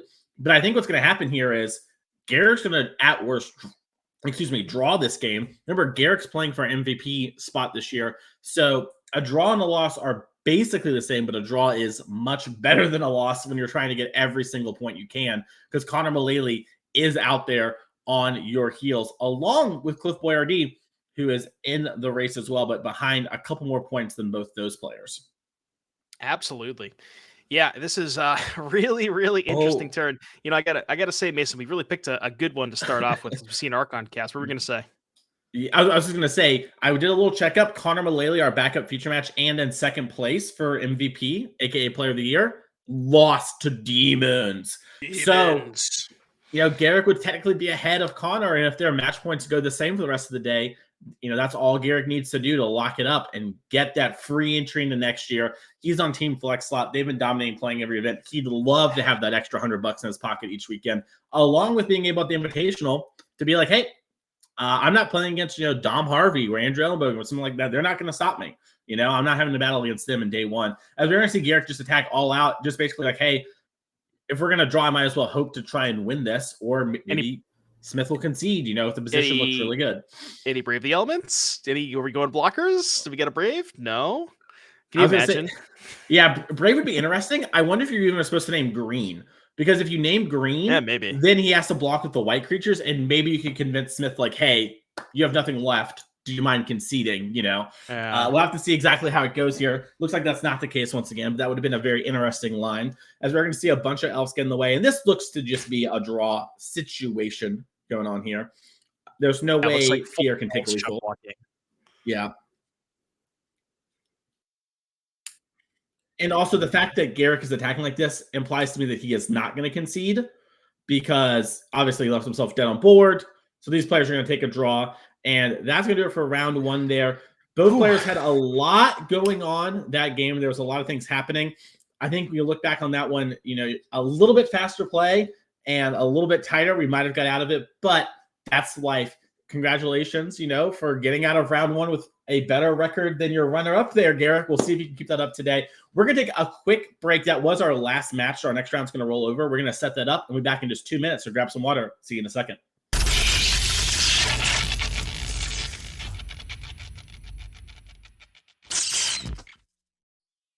Hello, everyone, and welcome back to the NRG series here in Chicago, Illinois. I am your host, Mr. Clark, my co-host, Devin O'Donnell, better known as Doomwake here, and we are here for round number 2 of our Pioneer Showdown. We're going to crown someone into our Invitational of the year, along with our leaderboard and yearly and seasonal leaderboard spots as well. Let's check that out real quick before we head on down to our feature match area, and let's talk about the player we're actually going to watch today, Devin. Yeah, so Zoe is going to be our main feature match. She is, this is the season 2 leaderboard. She's a little bit down on the leaderboard here, but Fletcher 85 points, Cliff 68, Zoe 61. I don't know if we have, do we have an updated overall leaderboard we can take a look at? Because that's the one we wanted to showcase. Yeah, here we go. So if you look at this is updated with the results from yesterday. So Garrick in first at 138, Connor at 131, Zoe at 104. The winner of this event gets 30 points. That means, was 30 plus 104, quick mass, 134. She can't quite catch Garrick for, end of year, but she definitely can get one of those at-large bids. So, Zoe definitely in the running for that for sure. Yep, and remember, for the yearly, which is the one you see on your screen right now, it's top 3. So if everything ended right now, Zoe would make it. Of note, Ryan Bellamy is not playing today. He played yesterday, but not today. He had other stuff to do today. So that's good news for Zoe at large. So she needs to dodge Tim Hatch and Fletcher Johnson. But Fletcher might get the seasonal invite, is what it's looking like as well, right? If he does jump Zoe. So Zoe might just be a lock in that regard. So Zoe wants Fletcher or herself to do really well, but she does need to sweat. Andrew Ellenbogen, Pro Tour champion, did amazing yesterday and is only 1 point behind her on the seasonal leaderboard. But we have Zoe in our feature match area right now, so let's cut on down to it, as she is going to be playing Rakdos Aggro, maybe Rakdos Valiant. We'll have to see. Versus Dominic Striker here on Lotus Field combo. Of note, this is the artist talent version of Lotus Field. If you haven't seen it in a little bit, kind of a new innovation to the deck. Yeah, we talked about last round with Bloomborough and Duskmorn having a huge impact in the Pioneer format, and both of these players are sporting quite a few Bloomborough and Duskmorn cards. More Bloomborough than the Duskmorn for sure. Zoe's deck is really centered around the Bloomborough Mice package, Hardfire Hero, Emberheart Challenger. It looks like no copies of Manifold Mouse that I can see, because I know that is a card that some of these decks play. So none of those for Zoe, but really centered around Hardfire Hero and Emberheart Challenger. The Valiant creatures are very, very important because, you have a lot of ways to target your creatures. Ancestral Anger. She's playing 4 Infuriate and 4 Monstrous Rage. So a lot of ways to get, stuff going that way. And then for Dominic, you mentioned the artist talent in Dominic's Lotus Field deck. This is kind of a new kid on the block. Maybe you're familiar with sort of I guess I would call it the Tooth and Nail version of Lotus Field. Oh my God. Which is trying to, cast like a bunch of ultimatums and bigger spells like that. But Dominic's a little lower to the ground, cantrips and artist talents. And what do we see here happen? We missed our land drop turn 2. Dominic kept a 1 land or mana confluence sleight of hand, passes the turn on turn 2, discards Pour Over the Pages. Zoe smiled when she saw the mana confluence because she knew that's going to be good for her. Her opponent skipping a turn, very helpful since she didn't have a 2-drop she wanted to play on turn 2. Rather get the Kamano going. We are going to see the Emperor Challenger come down, get the counter from the other Kamano hitting phase 2, and we're going to see a Monstrous Rage on the flipped Kamano, and Dominic is going to be taking a ton of damage here. I believe 9 damage coming across the board. Dominic going to fall to 8, and we're just going to be going to game 2. I don't think there's anything his deck can do that can stop Zoe just turning sideways and casting any spell prowess-wise. Yeah, I mean, the Lotus Field deck, the Artist Talent version is a little bit more powerful in terms of the raw speed, where, previously the deck had to, play Lotus Field on turn 3, maybe turn 2 if you're lucky with a Grazer, and then set up, the next turn, play Stage, copy. But this version with Talent does have the ability to kill a turn ahead of schedule because, you can go like, Talent, activate that with some mana from the Hidden Strings. Once you activate that, your spells cost less. That means you can Hidden Strings for 1 mana and sort of churn through your deck that way. But on one land, yeah, there's really no chance that Dominic can get out of this, especially because one of those lands is Mana Confluence. And yeah, this is probably going to be, I would say this is probably the single worst matchup for Dominic to face. Yeah, and it's a tough spot to be as this is perceived as one of the best decks in Pioneer. But the Lotus Field combo deck does have some real advantages, and we're going to check it out real quick here in the sideboard. So we have some cards that might be helpful. We have 4 Thing in the Ice in the sideboard and 3 Anger of the Guards to start. We have 2 Niv Mizzet Perron, 2 Thought Distortion, a Thassa's Oracle, a 9 Lives, a Leer, and a Dragon Lord Dromoka. Devin, what do you like and why? So, you mentioned the Thing in the Ice and the Anger of the Gods. Those seem like slam dunks here. Thing in the Ice is not something that I've seen out of these Lotus Field decks before, but it kind of makes sense, especially in this version where you have a lot more cheap cards for Sleight of Hand and for Consider to make sure that you can kind of flip it more reliably early. Anger of the Gods to clean up a bunch of Zoe's creatures. With regards to the 9 lives, I think that's actually going to be staying in the board because of the wishes in Dominic's main deck. So, you'd much rather have that in the sideboard where you have access to 2 copies in the main deck, but maybe also Dominic feels like he doesn't have time to wish for 9 lives, so that could be something else as well.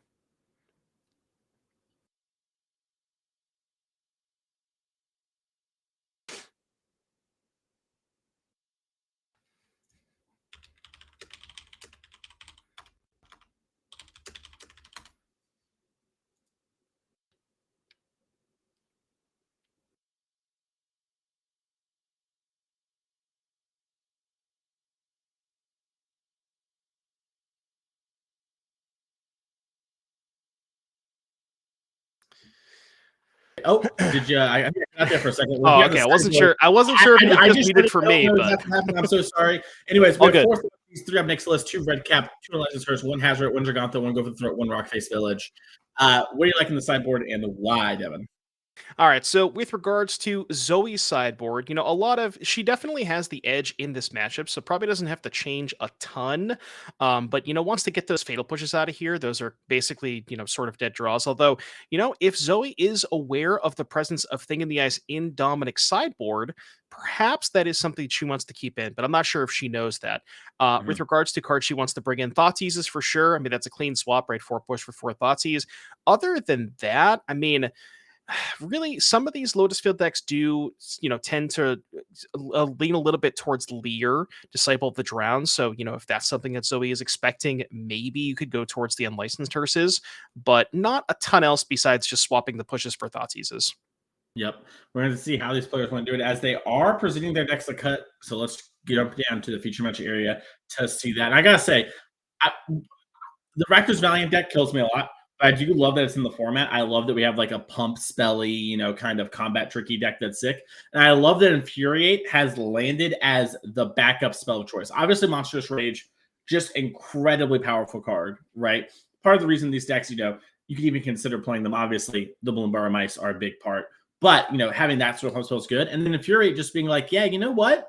The 2 toughness on the back end, that's what matters the most. You could play all these different pump spells to do all these different things, but you just want to outsize things like red removal and opposing creatures. I just think that's so sick to see something like that pop up in this format. Yeah, it's a little surprising to see Infuriate over Titan Strength because I know that that's one of the cards that the Rakdos Prowess decks kind of leaned a little bit more towards on in the early iterations of this. But it looks like Zoe, today is preferring the extra toughness boost on Infuriate rather than the Scry from Titan Strength. That's kind of like the thing you would consider there. So interesting to see kind of that dynamic. Yeah, it's huge against decks like Phoenix, right? Fiery Hmm. Impulse killing your creature versus not when the Titan Strength is so big. Zoe did not know about Thing in the Ice. Listen, I know Zoe. She's a friend. That face, Zoe just said, oh. She went back, did not see that coming. Now, she does have Hazard in hand. I don't know. So she clearly was thinking about cards like Anger of the Gods, but that wasn't on the radar. And I think if we do see a game 3, Zoe's going to probably bring in at least one Fatal Push to have an out to this if she doesn't have any in already. As Heartfire Hero is a one-lander and a passing of the turn. Now, Heartfire Hero, pretty good at killing the opponent with Callous Self Sword. And we have it in hand. So if we can draw like another land and some pump spells, this could be game over if Dominic doesn't block. As we see a second thing in the S here for Dominic. Yeah, Zoe keeping a one lander likely has, you mentioned the Calisel Sword, probably at least one, maybe even two pump spells in hand for Zoe. So you have to imagine if she finds a land, say it's just Infuriate plus Cell Sword, how much are we looking at? So the mouse is 2, right? The mouse would get +4 from the Infuriate, because that would be +3, and then 1 from the trigger. So that's 4, 5, 6. And then the Cell Sword would be a total of 12, 6 from the trigger and 6 from the burn together.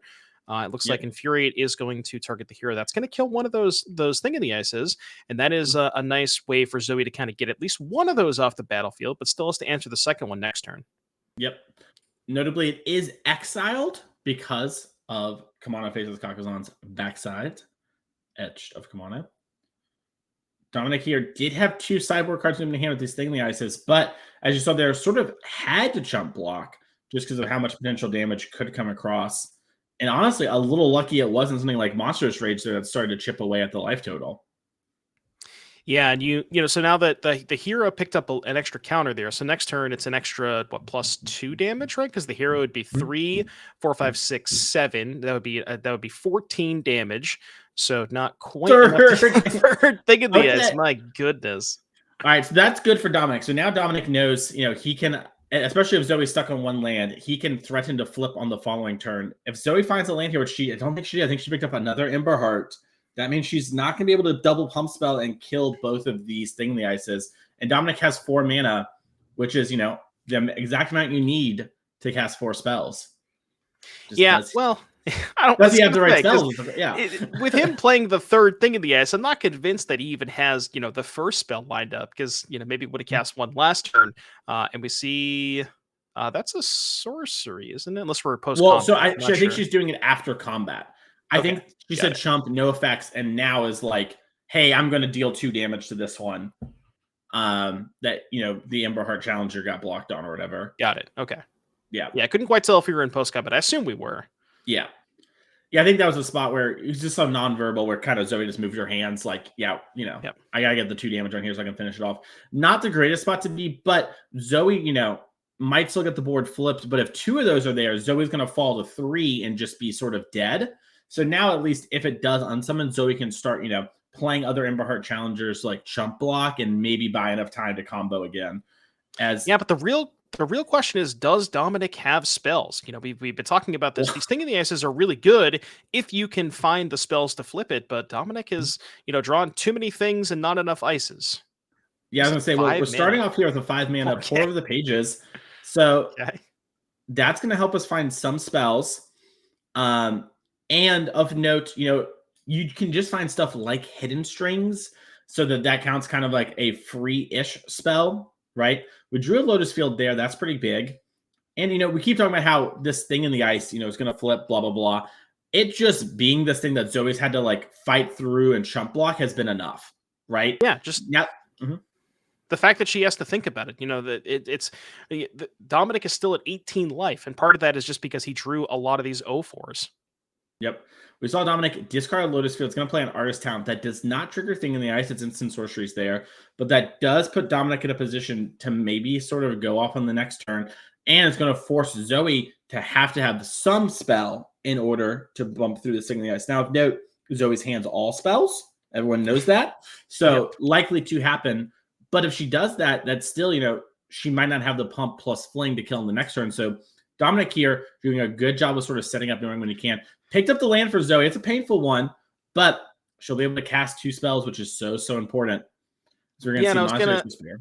I was gonna say, if you're Dominic, what happens if you take this hit, right? If you Mhm. if you just say no blocks because you're worried about a pump spell, are you dead to the Callous Sword? I think you were pretty close. If she hadn't played the Swift Spear and just did like pump spell plus it. Right. But what Yeah. we're seeing here is now the Empire Challenger does get a Valiant trigger because it's targeted, because Self Sword's worded like a very normal card. And so that's going to kill that thing in the ice. And I think I really like what Zoe's doing here. She saw how Dominic was willing to discard the Lotus Field, meaning, something's up, right? Like he has another one in hand or felt comfortable with the thing in the ice. She knows she can't present lethal. So she's just saying, like, hey, I'm going to hedge my bets and hope to push here, knowing that, I have other things that can maybe close the door on the following turn. Yeah, so I mean, she's dealt with all the thing in the ices. All 3 are down. Dominic at 10 life. Still Zoe's still working with a Monastery Swiss Spear. But Dominic got to untap with that artist talent, and that is a big part of. Well, we're tapping in the mana confluence. Interesting. I wonder what this means. Wonder what we are casting here.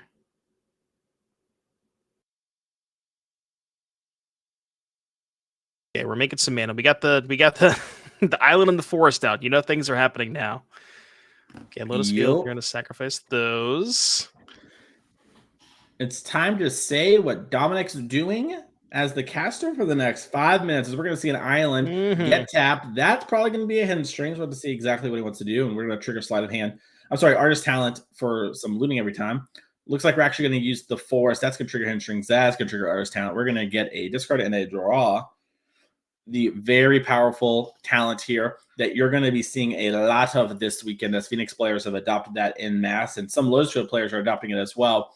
So it really lets you burn through your deck. And like you mentioned, those other modes can come in big handy with the upping of artist talent. I'm going to throw that one on screen real quick for the people at home. Yeah, artist talent, one heck of a magic card that it really kind of changed the way that some of these Lotus Field players are building their deck. Where if you can get that thing into play, not only do all of the cantrips allow you to dig a little bit closer to your hidden strings, there's also some versions, and I don't believe. Let me take a look at Striker's deck again. Yeah, Striker does have the one Leer, so you can imagine if you kind of burn through a bunch of your hidden strings and cantrips, you then wish for the Leer, cast all of the spells that you cast or discarded that turn, and then the win condition for Dominic is, I believe, we're going to wish for Thassa's Oracle. That's kind of the main way that Dominic is winning. I've seen some versions play. I've played on MTG. I've played a couple of times against Lightning Strike, where they just like level up the talents a bunch, cast Lightning Strike, get it back with Balaged. But Dominic choosing to not go for that, as we see a wish cast here. Presumably, if we have ways to get more mana, could maybe get a Leer here. Yeah, could also just get 9 lives and it'd probably be game over. Just the time that would generate is so much. Yep, there it is. So 9 lives, kind of a weird achievement. Let's pull that one up on screen. Sort of a cool top down, like how do you symbolize a cat having 9 lives? And basically what happens is if anything would do damage to Dom, that damage is going to be prevented, and we're going to put a life token on 9 lives. When we hit 9, we're dead, but nothing else kills us before then, and it has hexproof. And if this leaves the battlefield, Dominic would lose.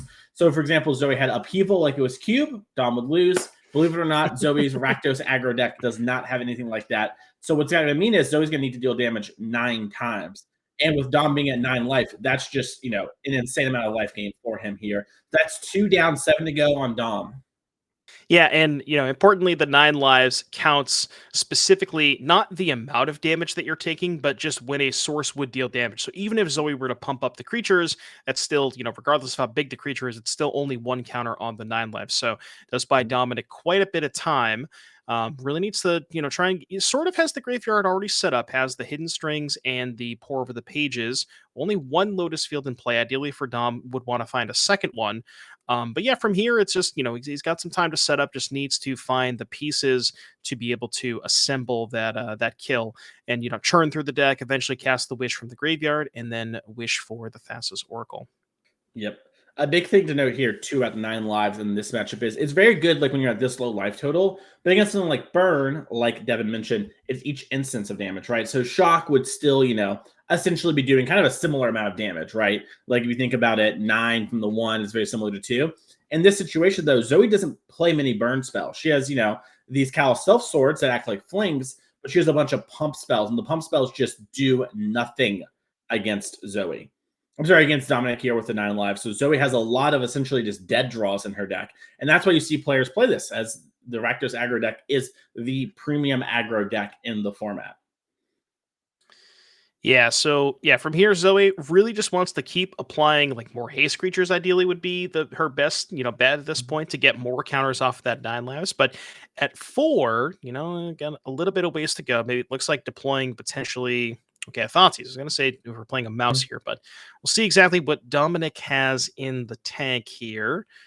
Dominic thinking about if he wants to respond to the Thoughtseize, maybe something like a bounce spell, perhaps.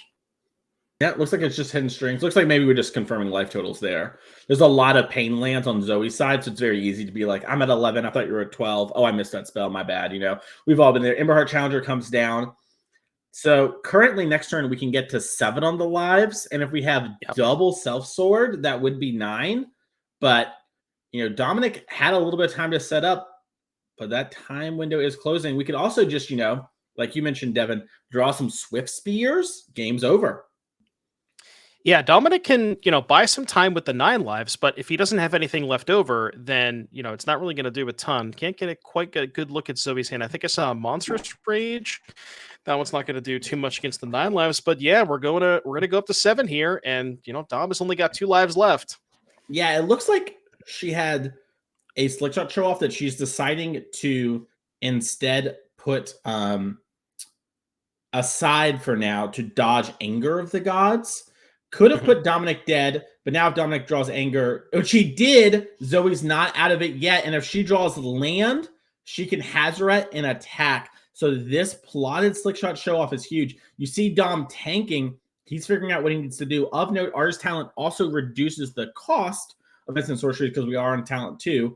So this Anger of the Gods only 2 mana, which might factor into things when you count the fact that we're going to get to Rummage from the talent. So much here.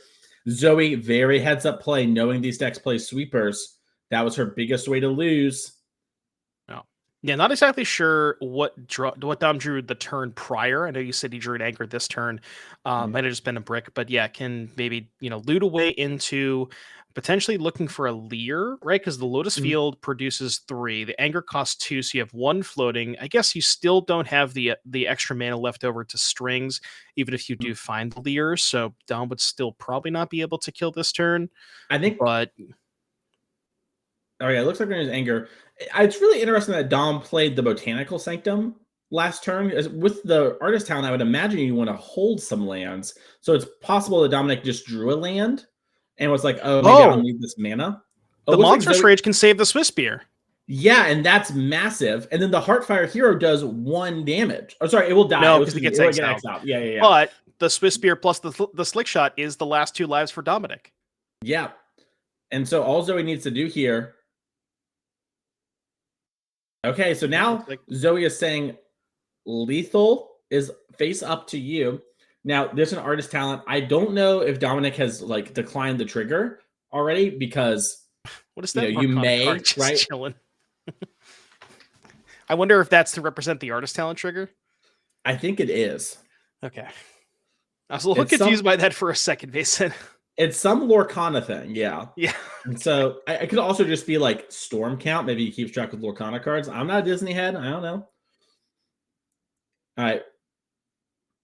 We're going to see an Spear is going to survive. And yeah, like we mentioned, the Swift Spear plus the Slick Shot, those are the last 2 lives for Dominic. Now, from here, is there anything Dominic can find to get him out of this? We mentioned has 1 mana floating with the other 4 mana available, can play a Leer, but then would have to be tapped out for that. I guess the Leer could block the Slick Shot or the Swift Spear for a turn to get you, past that 1 last life. Yeah, you could have an Odawara here to unsummon. Yep. That would be a line. We know we have Flood Caller's Valley or whatever it's called. Into the Flood. Hazoret.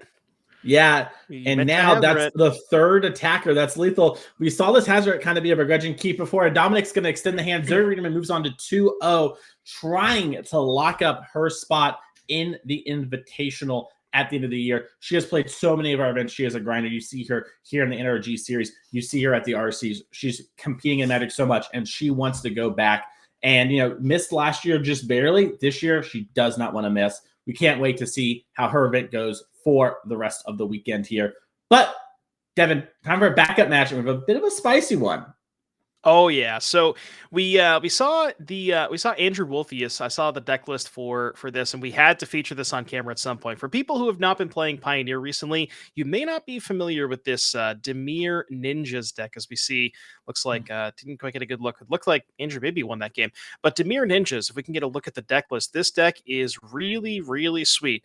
I believe it was kind of made popular by Nassif. I think Nassif picked it up. There were some people who kind of played it before him, and he kind of championed it a little bit. But specifically with the printing from Duskmourn, this new Kaido Bane of Nightmares, this card really changed the landscape on decks like this, because that is a very good payoff for playing a bunch of these cheap creatures. It's, if you can ninjutsu that thing out on turn 3, it's a lot of value, and it's even against the aggressive decks. You tap down some stuff. It just does a lot to the battlefield. Yep. Well, let's check out these sideboards real quick as these players are sideboarding. I think Andrew might have lost because there was a Restless Anchorage sideways with Andrew at 2, and I saw a March get cast. We'll figure that out, though, when the round starts. But let's pull up this deck list here for Demir Ninjas. We have 4 Unlicensed Hurts, 3 Anoint with Affliction, 3 Disdainful Stroke, 2 Cut Down, 2 Spell Pierce, and 1 Aclazotz, the Deepest Betrayal. Devin, what do you like here and why? So Andrew is up against Azorius Control, so definitely wants to go towards the counter spells, Spell Pierce and Disdainful Stroke. Sometimes you could consider going towards Aclazotz. It is a little bit more awkward against Azorius because they have stuff like March and Emperor to exile it. But if you have enough cards to cut, like the Fatal Pushes are probably going to go, maybe there's something else that you want to cut to make room for that Aclazotz, but certainly the Pierces and the Strokes, and then, get these stinky pushes out of here. I just want to note, Andrew's sporting 4 copies of Ornithopter. Love to see it. And 4 copies of Fairy Miscreant. We'll get into that one when the game starts. Oh, That's yeah. one of my favorite cards in this deck. But let's check out the blue-white control side. No favorites here, as Evan has brought 2 Aether Gust, 2 Bez of the Bounding Spring, 2 Dovin's Veto, 2 Rest in Peace, a High Noon, a Hullbreaker, a Mystical Dispute, a Shark Typhoon, a Stonheim's Unleashed. Going to make some angels there. 1 Temporary Lockdown, and 1 Chrome Host Seed Shark. Devin, what do you like here and why? I gotta read Star Unleashed real quick. Just let me pull this card up. It's like Entreat the Angels, but it's the the Foretell. foretold Okay, one. the Yes. Foretold Entreat the Angels. Okay, so Andrew playing against ninjas presumably wants to have ways to remove the cheap creatures. So I mean, looking at the sideboard, not a ton of ways to do that, right? There's the 1 Temporary Lockdown, which presumably is going to come in because it kills the Miscreants, the Flood Pits Drowners, all that kind of stuff. With regards to anything else, I mean, maybe the Chrome Host Seed Shark could be okay.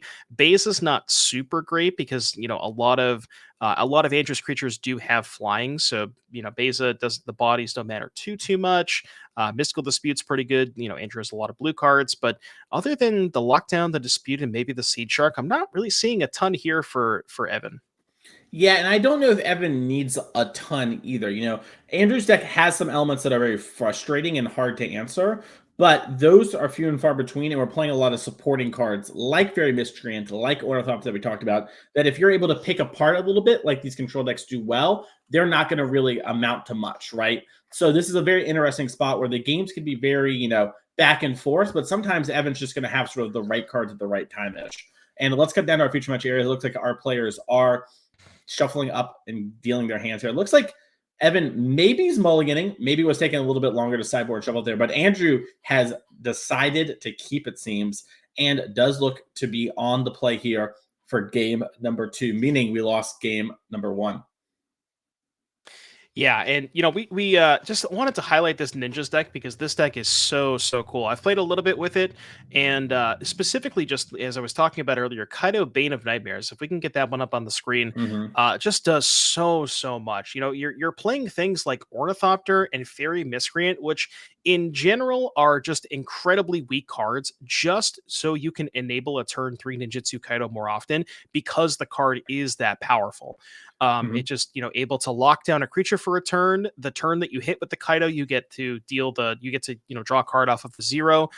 The emblem is pretty relevant, especially in this deck sporting 4 copies of Mutavault, where normally you don't have a lot of ninjas, but there are 4 Mutavaults and the 4 Moon Circuit hackers. So plenty of ways to kind of go wide with the emblem. Just a fantastic card, and one that, we see, oh, there's the turn 2 Moon Circuit hacker. That's going to get a free card for Andrew.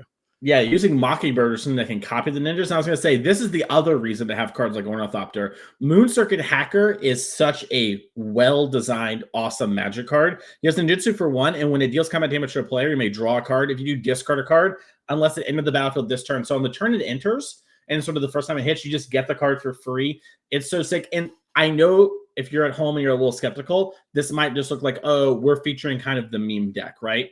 And this deck hasn't proven itself at the top tiers yet, but I think there's a lot going for it, Devin. Cheap creatures with some of the best cards in the format when it comes to interaction, like Thoughtseize Fatal Push.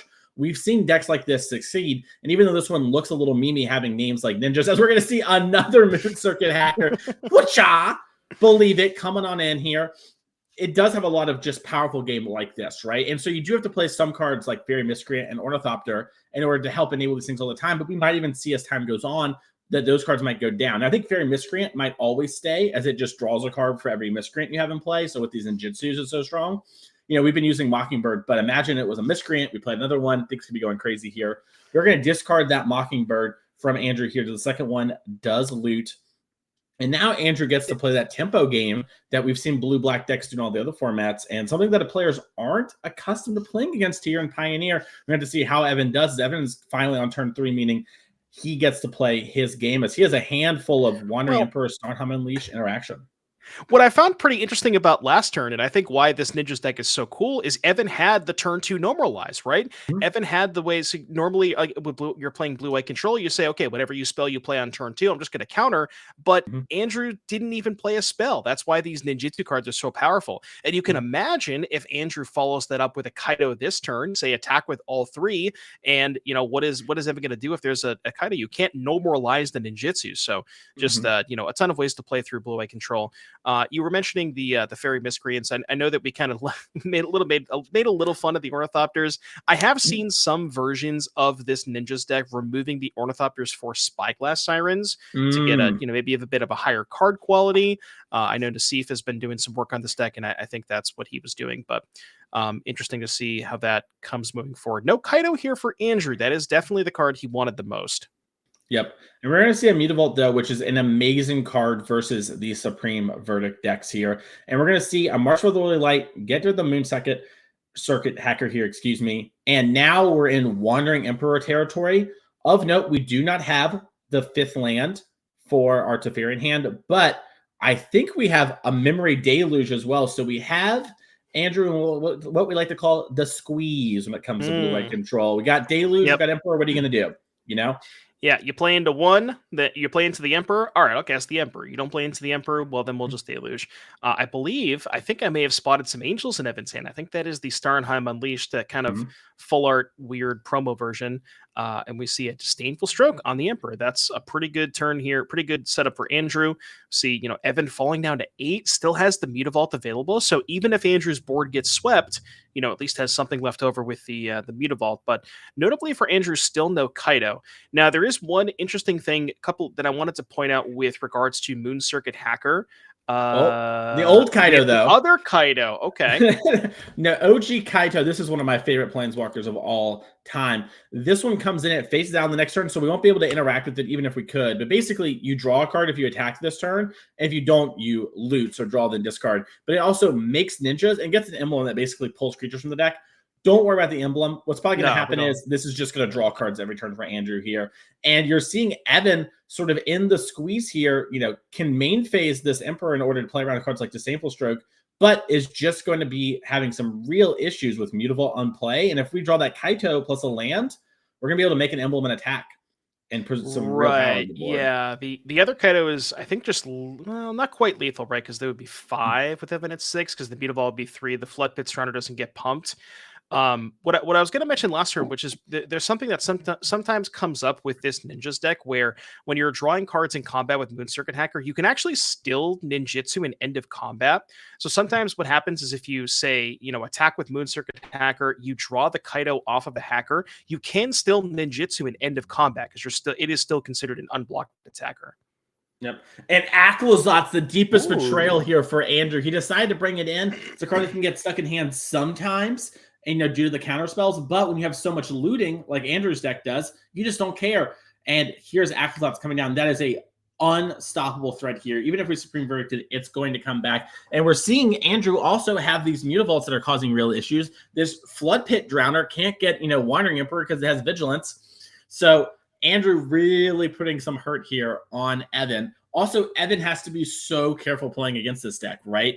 If you say no blocks, do you have anything before damage, for example, then, he says nothing. You're like, okay, I'm going to Emperor. Well, then he can ninjutsu, right? So you have to be very, heads up about it. So we're going to see Stonheim Unleash just cast, get me an Angel. 4/4 on the board. It's going to block Aclazot's. I think we're just dead on board, though, right? It's 6 life. You block the Aclazot's, animate 2 Mutavaults. Yeah, okay. Yeah. We also just have this Brazen Borrower. Let him know. Just say, I got you. So Andrew cleans up there and really shows why this Demir's Ninja deck has some game to it, especially against decks like Azura's Control, like you mentioned. Being able to ninjutsu our cards underneath it's super awesome. And Devin, I think this deck would get so much more play if we just told people, hey, Nassif's been playing this like blue-black tempo deck. Like, I think you should try it. And then you handed it to them, and they shuffled up, and they drew all these ninjas, and you're like, don't worry about it. Trust. Don't worry about it. It's fine. Yeah. Ninjas, we just have to label it differently. Bad for picking up. Right. But Andrew here showing it is a real deck. And if you told people it was just blue-black Delver, they'd be into it, right? Yeah, that's true. Yeah, well, so it'd be into it, and some people would go, ugh, Yeah. And speaking of going, ugh, it's hard to believe, Devin, but the year is over, basically, especially for us here on the NRG series. This is our last event before Invitational, which you can watch here on Twitch, December 13th to the 14th. But we have next year's events coming up. And while these players are shuffling, let's show off next year here really quickly. Throw the slide up just so people at home can see it because they are presenting already. February 1st and 2nd, that's our first event to start off next year's series. If you want to be battling for the $30,000 Invitational, which also is a PTQ, Devin, to get you straight there, come out, play our events. We have a leaderboard. We love to reward consistent play and success. We have a lot of players who've done that. We had players like Dykeman, a good friend of Andrew's here. Last year did it, made it to the Pro Tour. An amazing player. That could be you. Come on out. Here are the events for next year. We'll be showing these off more along with the formats with them very, very soon. Let's get back to the feature match area. As it looks like they are mulliganing.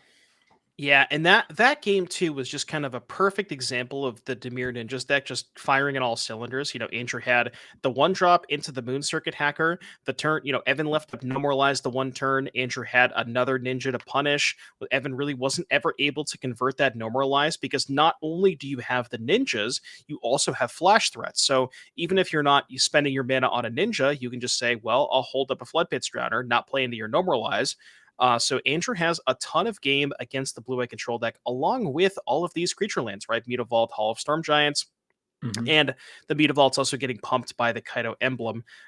So it'll be interesting to see how this plays out. I think I spotted a Thoughtseize in Andrew's hand, so we can get a good glimpse of what Evan is working with. No, never mind. We're going to start with the Miscreant.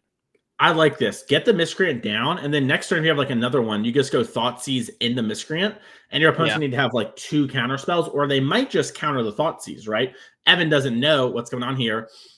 And yeah, Evan's going to take one. No Moon Circuit Hacker this time, it seems. Or if we do, we don't want to fire it off.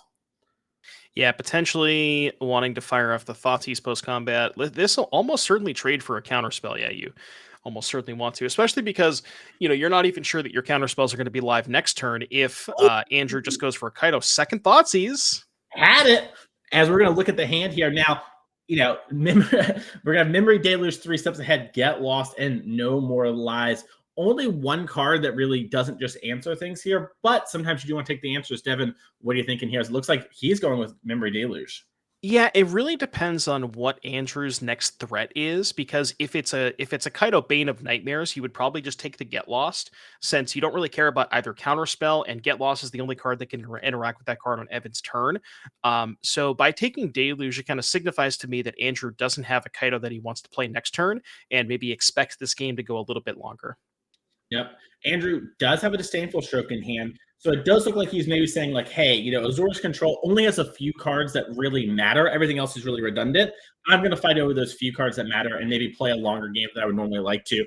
And Evan, taking an aggressive posture here with 3 steps ahead, knows that he needs to get something going or he's going to just lose to this tempo deck. I love this here, as it looks like we're 3-stepping and maybe figuring out what exactly we want to discard. Is that the Starnheim again? I think it might be. Yeah. I think we drew Stonheim 3 steps ahead and Wandering Emperor as our 3 draw steps since we saw the Thoughtseize. We're going to discard the No Stonheim angels this Unleashed. time. Mason, no angels. Yeah. Well, that's the good part about putting that card in your deck, is it makes looting very easy. As we're going to pass the turn back and we play the Restless Anchorage. Why you gotta be like that? Just pass the turn. Go play some angels, man. Drowner of the Pit coming down. Evan knows Andrew's hand is full of spells, but doesn't want to fight over this one, even though it's a kind of frustrating threat. Your Wandering Emperor can't answer it. Wants to keep up mana, doesn't maybe want to get something like Thoughtseize, doesn't want to get Kaito'd again. Andrew's deck really showing what blue-black flash can be like. Watching this deck play, Devin, I can't help but think if we just had less Ornithopters and more real cards, we Like would have Spyglass Iron? I was just thinking, like, go for the throat as, like, 2 of them. Like, you could even just have some Thopters, just some cards that interact, but we're seeing it here just because I'm thinking about how the flash game, like this, like, holding up things playing out. It's pretty powerful, but we'll have to see how this deck develops and how Andrew wants to develop this game here. Enough big picture talk, as Evan's making the land drops, which is bad news for Andrew. He does not want Evan to be on 5 mana. That is when everything is playable. And we're just going to get in for 3. Evan's going to take it down to 12. Yeah, Andrew's still on 2 lands here, unable to, to develop his mana a little bit, probably stuck on some 3s in hand. Maybe did have, I was going to say maybe had a Kaido, but if he had a Kaido, maybe would have gone for it this turn. So potentially could. It's a fairy miscreant. I was just going to say, I was going to ask you why this is good, but miscreant, yeah, this is where it's at right here. Draw a card. You're dead. How do you win? There is nothing. I don't know if you agree or disagree with this statement, Mason, but there's nothing better at Magic than drawing a card. So very few things. Very few things. I'm also a big fan of drawing a card. Big fan of cantripping. If I've got a fiddle, I don't want it. Just give me the card. Give me the dopamine. As we're going to see a disdainful stroke on the Emperor here. Funny enough, Evan could have actually gone for Emperor the Fairy Miscreant in response to the Mockingbird, but chose not to. And to be fair, Andrew hit the disdainful stroke anyways, so it was kind of a moot point. But interesting, that Evan chose that, decided not that he didn't want to go for that. Also, Evan has Supreme Verdict here. Feels like this battlefield isn't worth verdicting. And, if Evan might get Kaito'd here because of it, and that would be very powerful for Andrew. We're going to see what Andrew exactly wants to do, but Evan just trying to play a bit of a longer game, wants to hold up 3 steps ahead in these other counter spells. I think really worried about Kaito, the OG from Kamigawa Neon Dynasty. Evan's got this Anchorage that we could fire up, and Anchorage does, I think we're going for it. Now, I think last game, I saw Andrew discard a Fatal Push to one of the Moon Circuit hackers, and I believe Andrew kept those in specifically for the Anchorage. It looks like no Fatal Push this time, but we do have a Flood Pit Stranded to tap that down for a turn. Now, correct me if I'm wrong, the stun counter, even if it's not a creature, it's still won't untap, correct? I think that is how it works. I think stun counters just say your thing does, like, it removes the counter instead of untapping. It's like a replacement effect. So not only does this block, essentially get the blocker out of the way, but it also just strands us on a mana. So if we draw something like Teferi 5, we can't slam it with the shields down. A great play here from Andrew. You see Evan decide to not use any removal spell. That's because we do have the Supreme Verdict in hand. And I imagine, that's what we're going to see here. As Andrew's board is going to get cleaned up. That card can't be countered, sort of the bane of tempo decks always. And Andrew doesn't have a follow-up play end of turn, but does he have something like Kaito here that can come down? It's the OG Kaito Shizuki. We're going to make a ninja and then phase out Devin. So three mana Kaido's not too bad on this board. Can make a creature this turn. Next turn, use the creature to get another card off Kaido. Evan with like you said, the Teferi and the 3 steps ahead, kind of just chilling over there. Maybe this is a good turn for Evan to slam Teferi. Although Andrew, as we mentioned, did have 2 spell pierces in the board. Let's Yeah. see if oh, the fairy. I thought there was the fairy in No, hand. no, I think I was we saying didn't if he drew a normalized. Teferi, Okay. like some of his best draws are turned off thanks to the Got flood it. pit. Now, Got it. Evan can upkeep, get lost this Kaito if he wants to prevent it. He can also do it now, in response to the attack. Yep. Yeah, heads Solid up play play. here for Evan. So we can't Mhm. draw a card post combat. Now, Also do dodge we the damage on have the maps. So yeah, huge play. do we have the other Kaido is the question. Looks like no. Yeah, Andrew really just, unable to find that the Kaido Bane of Nightmares. That is, well, There it is. that yeah, okay, that it's hard to tell sometimes, but that is the new Kaido. That is the Bane of Nightmares on top here for Andrew. So now it's face up. Now Evan knows about it. Yeah, Andrew's certainly going to want to keep that one. And then, we're making some more ninjas. I actually love this play from Andrew. Andrew knows there's still a counterspell left in hand, right? From Evan. Mhm. He also knows there's like probably not a normal kill spell. You probably would have done it in response there because this unblockable threat's pretty big. So it's all counters in hand for Evan. We just drew a Beza. That's pretty big. And yeah, you see he's even discarding the No More Lies because he knows that card is just not effective right now. And Andrew has a Drowner of Pits in hand too. This Beza is going to come down. Oh, Mason, that's a huge draw step because we can Field of Ruin to force Andrew to shuffle away the Kaido. That's And we're huge. not Oh, it looks all going right. We're not for going it. to go for that. We're not going to go for the Beza. We're Interesting. equal on cards in hand. We're behind on the battlefield though, so it's time for some fish. And we are going to get 4 life. Wow. That is Looks very like Evan's surprising. valuing the counter spell over this. A little interesting, given like you said, the Kaito could also just be a moment. Sometimes you get in the rhythm, right? You're playing, you miss with the small interactions like that. We're gonna have to see how it plays out here as the beautiful fish token hits the battlefield. Top 5 art of the year, I said it. And I'm gonna pass back to Yeah. Andrew. The base is kind of interesting against the Kaido because you can basically you go 3 mana, Kaido pick up the Mockingbird, maybe you leave back the 2/2, and then the Kaido stuns the Beza. You can then redeploy the Mockingbird to copy, and then you have the 2/2 to check the 1/1s. But also with Evan at 11, you could also just get in 6 damage here. Ooh, and we have the Drowner. But that's gonna get counterspelled. So you could go, attack with both creatures, pick up the Mockingbird, put in the Kaido, hit for it's 5. So 5 damage, put Evan to 6. Then you can go -2, stun the Beza, Mockingbird copy, trade for a 1/1. The other 1/1 would be able to attack the Kaido. Oh, there's also the anchorage, though. That's the other issue. The anchorage can maybe take out the Kaido next turn. Yeah, and the Hall of the Storm Giants if you want to have a little bit more mana commitment to it. So this is pretty big here. I think the line, honestly, Devin, is Emblem. You Okay. emblem here and you have the unblockable ninjas and you just pray. So you Because go hit for 5, put Evan to 6, emblem, copy the ninja, and then next turn, well, yeah, if you hit a spell off the map, that's 6, right? yeah, exactly. You have lethal set up, and it also is the thing that plays through removal the most. Now Evan has to draw a wrath, not just a kill spell.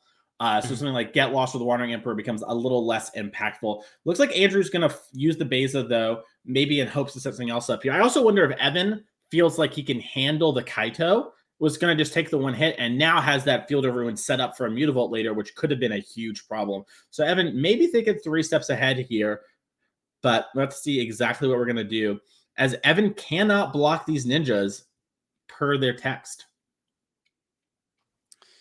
Yeah, so if you're Evan, you probably want to fire up at least the anchorage to make sure you can clear the Kaido. So the anchorage fires up. Maybe you then post combat use the map to do a little bit of fixing on one of the fish. But then, yeah, with Evan at 6, Andrew does have 3 power unblockable in the air, so does have a 2-turn clock. And the Mockingbird has flying, right? The Mockingbird can Yeah. chump block the anchorage. I forgot about that. Okay. Yeah, and doing that here, so we don't. And March for the Woodlight on top of the deck. I want to keep that one. Massive play here. Definitely want to keep that one here if you're Evan. But yeah, now if you go emblem, hit for 3, leave back. No, well, you wouldn't leave back the Kaido. You hit with both. One of the fish chump blocks the Kaido, but then the Kaido gets attacked, and then the March takes care of the ninja, and then you're kind of on empty. Yeah, I wonder if this is just you have to pop the map on the ninja just to get across damage now and hope like you either hit Mutavault or like a spell that matters maybe honestly, like removing a spell that doesn't matter, right? Like one of those Mhm. cards that we have that isn't very good. I do kind of wish we did this before before we emblemed, just because we could potentially have drawn the card, but I doubt there are many cards that matter. Andrew has a Yeah, Mockingbird Spell probably. Pierce in hand. There's a hacker on top. I can't imagine you want that. I think really the card that Well, I think Andrew needs to find is another copy of Kaido, right? I think Hacker is actually really good because Andrew Is has it? Mockingbird. That's going to copy the unblockable ninja. Now the Okay. March of the Lily Light, you can sort of sneak through that extra damage. Oh, right, because the March can only take care of one creature. So this is going to put Evan down to 3. Evan draws the March. Next, yeah, you replay the Mockingbird, copy the unblockable. You can only march one, but then Mhm. the other one is unblockable. But do we have a counter spell for this, maybe? I can't quite get a good look at the last card in Evan's hand. Well, if he does, Andrew had that Spell Pierce, which is probably its last turn of being live. True. Evan, untapping here, last stun kind of removed from the Beza. Going to pick up the March. So, And notably, Evan still has that Field of Ruins. So, could force Andrew to shuffle away that hacker. Because, yeah, as you mentioned, as of right now, with what is face up on the battlefield, Evan is facing lethal, can only remove one of the creatures, and the the unblockable, unblocked creatures, say that 10 times fast. Yeah, Evan's just going to pack it up. Okay. yeah, and so the ninja really plays on things like Wandering Emperor chat. You know what I mean? Like it allows you to push through a little bit more if there's some life gain there. Great play and really showing off why this Demir's ninja deck can be so strong. We did not have a very good start, right? Like we kind of just didn't do very much. We kind of just thought seized away from Evan. But we're gonna cut back here to the booth as we're gonna have an interview with Andrew here in just a second. It just shows just how powerful this Demir mid-rangey, flashy deck can be, especially when it hits its good matchups.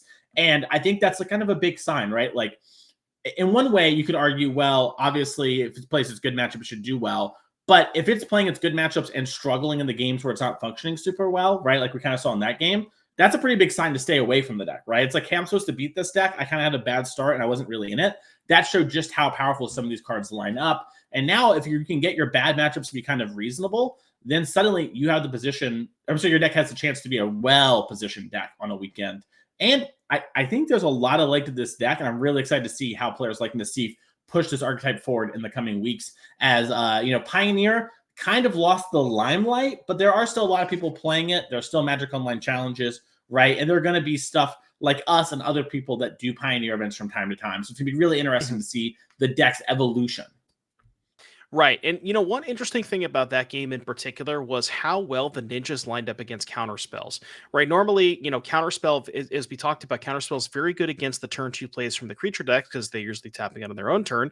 But not only can your plays not be countered because they're ninjutsu, you can even say turn 3, as what we saw Andrew do that game, ninjutsu plus hold up a flash creature. And you're really taxing those counter spells and putting your opponent in an awkward position where they have to tap mana when they don't really want to, and then you get to untap and resolve another threat. Or if they don't cast the counter spell in the situation, then maybe you have another ninjutsu card next turn, and they're just never going to get value out of their counter spells.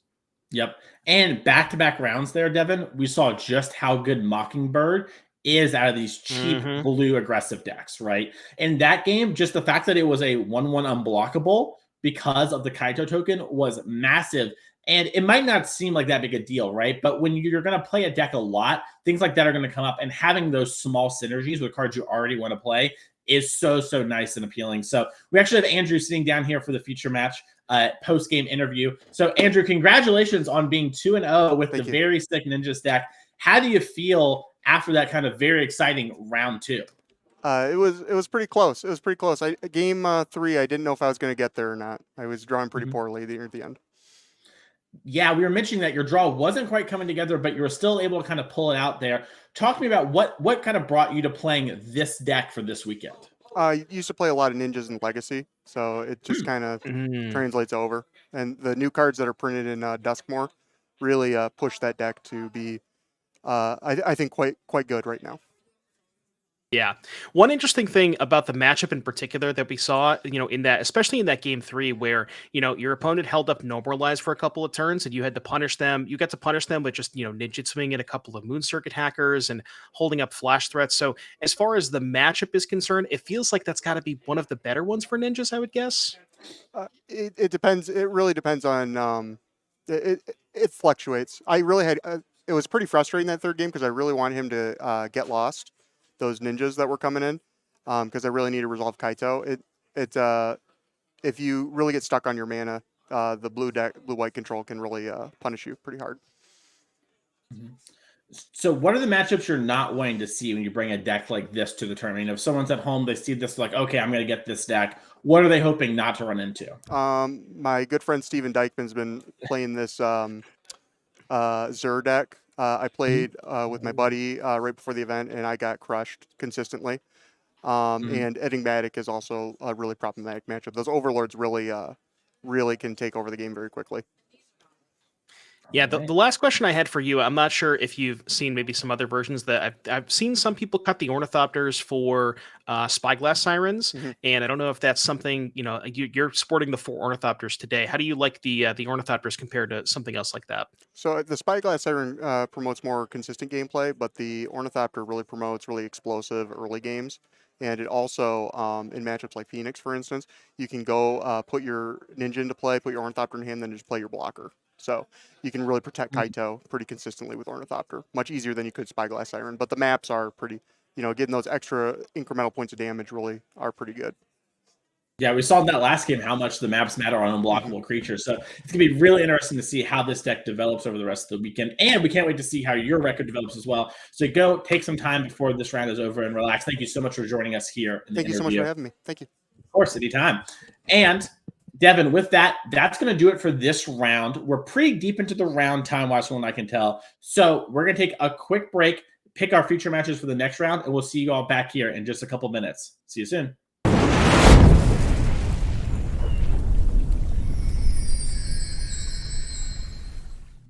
Hello, everyone, and welcome back to the NRG series here in Chicago. I'm Mason Clark, our co-host Devin O'Donnell, and we're here with our Pioneer 5K Showdown today. We are going to be putting some players into our end of the year $30,000 invitational. It's also a PTQ, and let's take a look at that leaderboard real quick here, specifically the seasonal one. So if you haven't played many of our events or watched before, we do season 1, season 2, first half of the year, back half. Top 2 players on each seasonal leaderboard make it to our invitational at the end of the year. And then we have a yearly leaderboard. So all your results added together, top 3 from that are going to make it for the end of each season. So we're going to look at this one because Andrew Ellenbogen, Pro Tour champion, came in here yesterday, said, hey, I think my modern deck's okay. I wasn't expecting to do great. Did amazing, got top 16, and is now in striking distance to make it on the season 2 leaderboard with a good finish here. And of note, Andrew said, I'm very confident in my Pioneer deck as he is playing Artist Talus Phoenix, where he just qualified for the Pro Tour at RCDC just earlier last month. Well, specifically, he didn't say he felt confident. He said, I'm going to win tomorrow. And I quote. So I wasn't going to quote it, but I love that. Big shoes to fill. But as you mentioned, yeah, Andrew really in striking distance of that top 2 spot. 60 points. Fletcher, it was 85, I believe, was the count for Fletcher. So a win here gets Andrew 30 points. Now, Fletcher, we saw on that leaderboard also 2-0. So Fletcher, is at the top of the leaderboard for season 2 and is currently in pretty good standing in terms of going into this event too. So it'll be interesting to see how all of that shakes out. Yeah, and of note, Cliff Boyardee and Zoe Reederman are the other 2 players. Cliff doesn't have a huge lead on Andrew, and Zoe's looking to get the yearly invite. So if Zoe gets the yearly invite and Andrew jumps Cliff, he's going to be in position to do it. Cliff also, I think, pretty live for the yearly as well. So it might also just be a position where what Andrew needs to have happen is like, hey, I would love if you 3 do great today in the main event, and then I'll just sort of backdoor my way into this 30K PTQ and just stack up the Pro Tour invites. Maybe I'll defer one because I've got some in the bank. And with a Pro Tour champion like that, you can expect some great play, especially in a format and a deck that he loves and has had happening as this $35,000 invitational championship at the end of the year. It's so amazing. That's going to be happening in December 14th and 15th. So we're going to have that all streamed here. You can come back. So make sure to follow the stream. That way you don't miss any of that action. And also, really quickly here, let's look at next year's events. We have the first 4 lined up for you. So if you want to come out and play some of our events, you can see when those are going to happen. And remember, that's going to be the new start of the series for the start of the year for the series. It's going to be February 1st and 2nd. So what that means is if you want to be playing in our end of the year championship, like we're talking about Andrew Ellenbogen here, Zoe Riedemann, etc., you're going to want to come out and start there because a strong start can put you in a great position. Whoever's at the top 2 for these 4 events is going to make it, along with every Showdown winner. But we're actually featuring Nikachu this round, Jonathan Zakic on Merfolk. We have Andrew in our backup feature match. We're expecting Simic Merfolk to just crush it here, known Pioneer deck. So we're going to get to Andrew very soon as he is playing a Phoenix Mirror. But we also have John Wagner, someone who's been doing very well in our events, playing Rakdos Transmogrify. As Devin, we have our 3rd round of Team Flex slot in our feature match area. They're just putting up great results this year, and it's awesome to see. Yeah, John Wager, an individual who top 8'd our event yesterday, so has been doing pretty good for himself over the NRG series, and this matchup should be pretty interesting. We have Nikachu, I bet to the surprise of everybody watching at home, playing with the Merfolk creature type, and Jonathan on Rakdos Transmogrify. So Nikachu is really going to try to assemble and establish a battlefield early on, and John, the Transmogrify deck, it's a bit of a somewhat of a newcomer, I guess, but realistically, it's been here for a little bit, maybe in different forms, and maybe not necessarily just Rakdos. But what it's trying to do is, set up a couple of creature tokens early with stuff like Fable the Mirror Breaker, Fountain Port, Case of the Stashed Skeleton, so a bunch of ways to make tokens, and then transmogrify one of those tokens into an Atraxa. So Nikachu is really going to be, just wants to get ahead on the battlefield, present a bunch of early pressure. Now, as far as ways that Nikachu has to sort of prevent the transmogrify from happening, Simic not necessarily known for its cheap removal and ways to get tokens off the battlefield, but does have an Otawara in the main deck.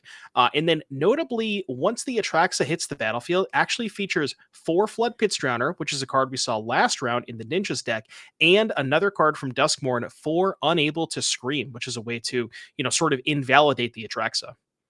Yep. Now, since we've been catching up there, we got a Thoughtseize. We took down the Kamano. We got that the Kumina, excuse me.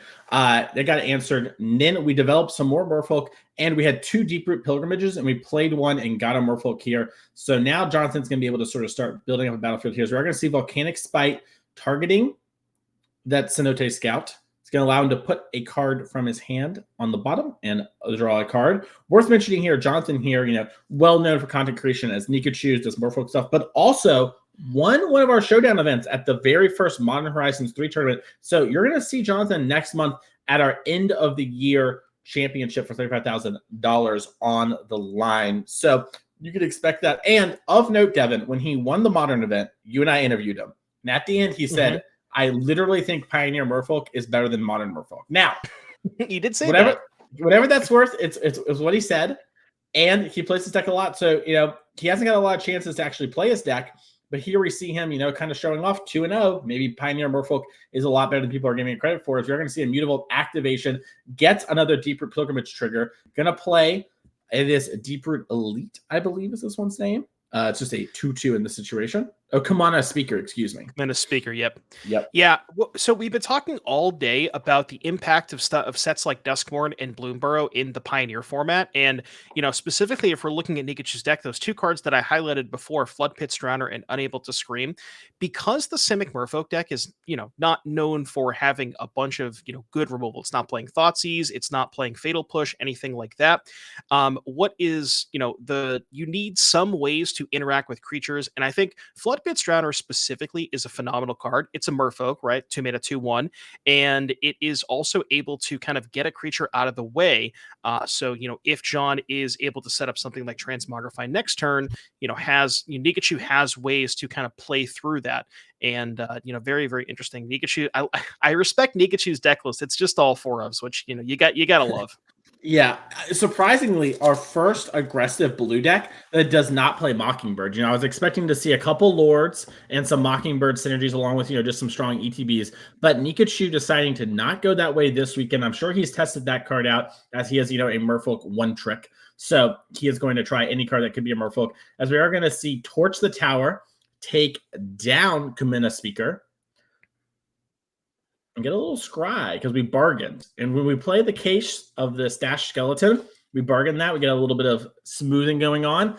And that Case, very, very nice, Devin, because now we can spend some mana and search our deck for any card we want. Yeah, sort of turns into a demonic tutor. Now, interesting to note for John, we talked about the transmogrify needing a creature token in play. If you're, torched now that that creature token has been sacrificed, isn't able to go for something like transmogrify next turn. But if we take a look, I'm just going to pull up John's deck list here real quick. As far as sweepers in the main deck, because now that we have that demonic tutor, you can sacrifice that, go search for a sweeper. But then I'm looking at John's deck list and I actually don't see any in the main deck. It looks like it's just all spot removal. Sometimes you see these decks play, a copy of Extinction Event in the main deck as ways, just a one of to be able to search for case. But John is choosing not to play that this weekend. So, not that Nikachu knows that, might still have to at least have that in the back of his mind. But that is, worth noting that Jonathan does not have access to that. I love this from Nikachu. So Jonathan Oh, activates God. Mutavault, then Yep. taps it so that he can get another Deeproot token, then plays the Lord and attacks. And John's like, I can't win. You just sack, counter anything I do. I'm like basically dead on board. I'm packing it up. And that's going to do it there for game number 1. Very impressive stuff there from Merfolk. And I imagine these are the kind of matchups that Jonathan's going to want to play, right? Heavy on spot removal, which typically we think would be bad, but this build of the deck, light on lords, heavy on strong creatures with effects and things like Deeproot Pilgrimage, and then trying to resolve a big card. Let's check out John's sideboard, though, really quick here from this Rakdos Transmogrify deck and see how prepared he was for Simic Merfolk. Obviously, a deck you see a lot at these events. 2 Damping Sphere, 2 Unlicensed Hearse, 2 Goblin, 2 Obnixilis the Adversary, 1 Duress, 1 Torch, the Tower, 1 Reckoner Bankbuster, 1 Untimely Malfunction. I love that card. Oh, yeah. 1 Hidetsu Consumes All, a Ritual of Soot, and then our companion, Gigantha. Devin, what do you like and why? So we talked about how John does not have any sweepers in the main deck, where you would presume there's at least a couple on the sideboard. Well, there's only one, that one Ritual of Soot. That one definitely going to be coming in, along with the cheap spot removal in the form of Torch the Tower. Past those two, I don't really think there's a ton else. There's no graveyard stuff going on, so you don't really want Hearse. Go Blank is a little too expensive against the cheap Merfolk. Obnixilis, there's too many creatures, so you probably can't keep that on the battlefield for very long. Duress, not a lot of targets. So I really just, maybe the Hidetsugu Consumes All could also come in. It is a sweeper, but there's really not that many 1-drops from Jonathan's side of things. So, John definitely wants the Torch and the Ritual, probably the Hidetsugu, but not really a lot else past that. Yeah, it's weird, right? The Hidetsugu answers the Deeproot Pilgrimage, but only on the short term. Right. And like you just said, there's a lot of things that just rebuild. So it's kind of a weird stopgap card. This might be a classic situation of I have some cards I don't really like, so I'm going to bring in this card that's kind of mid, but sometimes is super good. And on that game would have been very nice to have. Let's check out Jonathan, better known as Nikachu's deck list here, and see what's in the sideboard. This is unfortunately not all 4 ofs, but still pretty tight here. 4 Tidebinder Mage, 4 Mystical Dispute, 3 Disdainful Stroke, 2 Tishani's Tidebinder, 2 Aether Gust. What do you like here and why? So, as far as Jonathan's side of things, playing against the Transmogrify deck, you would want to have some sort of counter magic against that. A couple of Aether Gust and a couple of Disdainful Strokes. Those are probably, cards that are going to be coming in. I mean, I don't know, though. The Disdainful Strokes seem pretty good because they counter the Wraths and the Transmogrifies, but Aether Gust, doesn't really have a ton of targets. I guess you can tag a cheap spot removal here and there. If Jonathan is aware that, Jonathan if Jonathan is aware that the Transmogrify deck is putting in Atraxa versus Valgavoth, could maybe board in something like Tishana's Tidebinder to stop the trigger. You could also maybe consider Tidebinder Mage to tap down the Atraxa for a turn. So a lot of options here for Jonathan.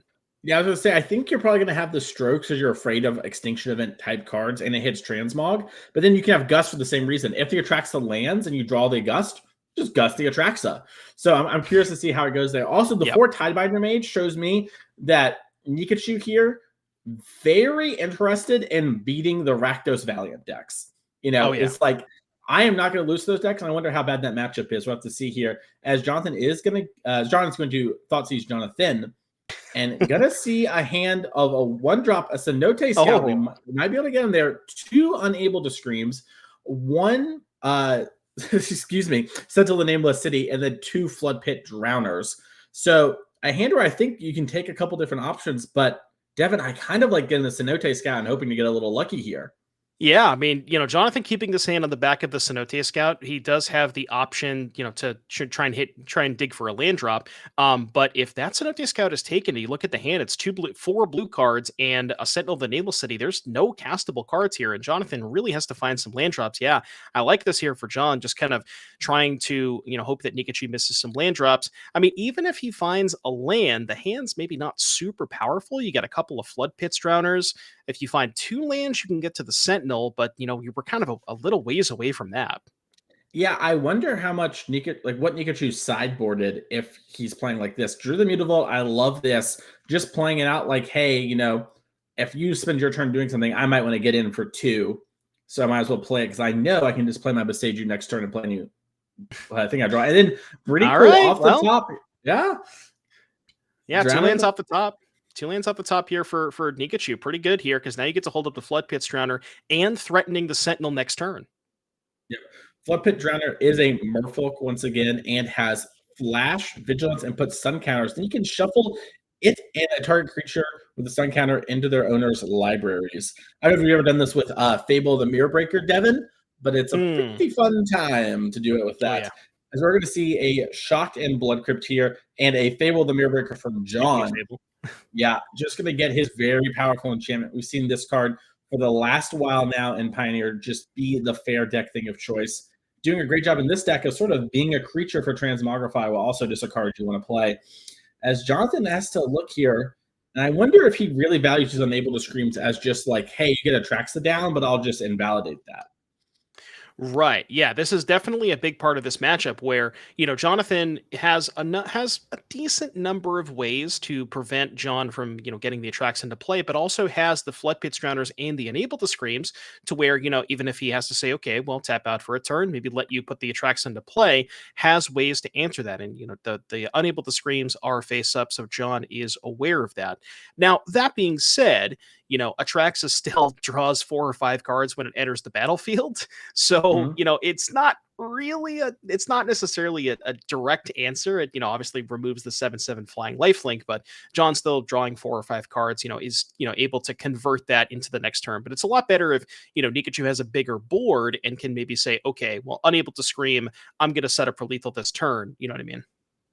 Yeah, we're going to see immediately John activate Fountain Port, sacrificing the Goblin Shaman, looking for something, and it was Revolt for the Fatal Push there on the Sentinel of the Nameless City.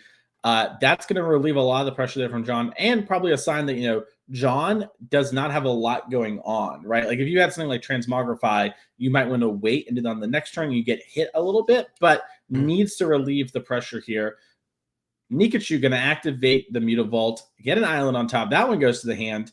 You've seen him also sort of play his other lands and hold the Besagio in hand in case it comes up. There are some targets he'd like to do. For example, a flipped Fable is a pretty good thing. And yeah, I love this from Jonathan. He's like, hey, if you thought it was worth sacrificing your token last turn, and getting the Revolt going, I'm going to just play it again.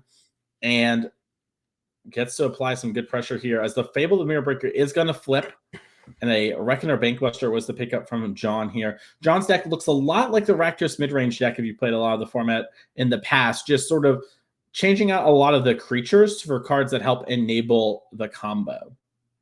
Yeah, it is still playing, Thoughtseize, Fable, Removal, but instead of playing the mid-range creatures, stuff like Bloodscythe Harvester, Graveyard Trespasser and things like that, you're kind of more of a control deck, and then your finisher is the Atraxa rather than, say like Blue-White controls finishers Teferi or something like that. It's just a control deck with a different sort of finisher, which, I think this deck is definitely good and has shown that it is a contender in the metagame, just the way it attacks from a different angle. Yep. Yeah, having those different angles can be so important. Of note, John should have a Giganta companion. I don't think he has anything in his deck that removes that companion. So that might just be something that's off screen that we can't quite see. Sometimes, players like to put it to like the right of their deck. So do keep that in mind that John, might be able to pick up a Giganta. Probably not the play he wants to do this turn. No, because remember, if we go back to the sideboards, the one Ritual of Soot.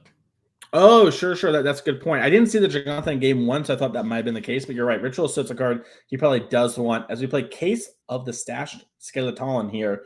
And that one's going to allow us to go find a Transmog or maybe a Ritual of Soot or anything we want. Also, a great thing to use with Fountain Port.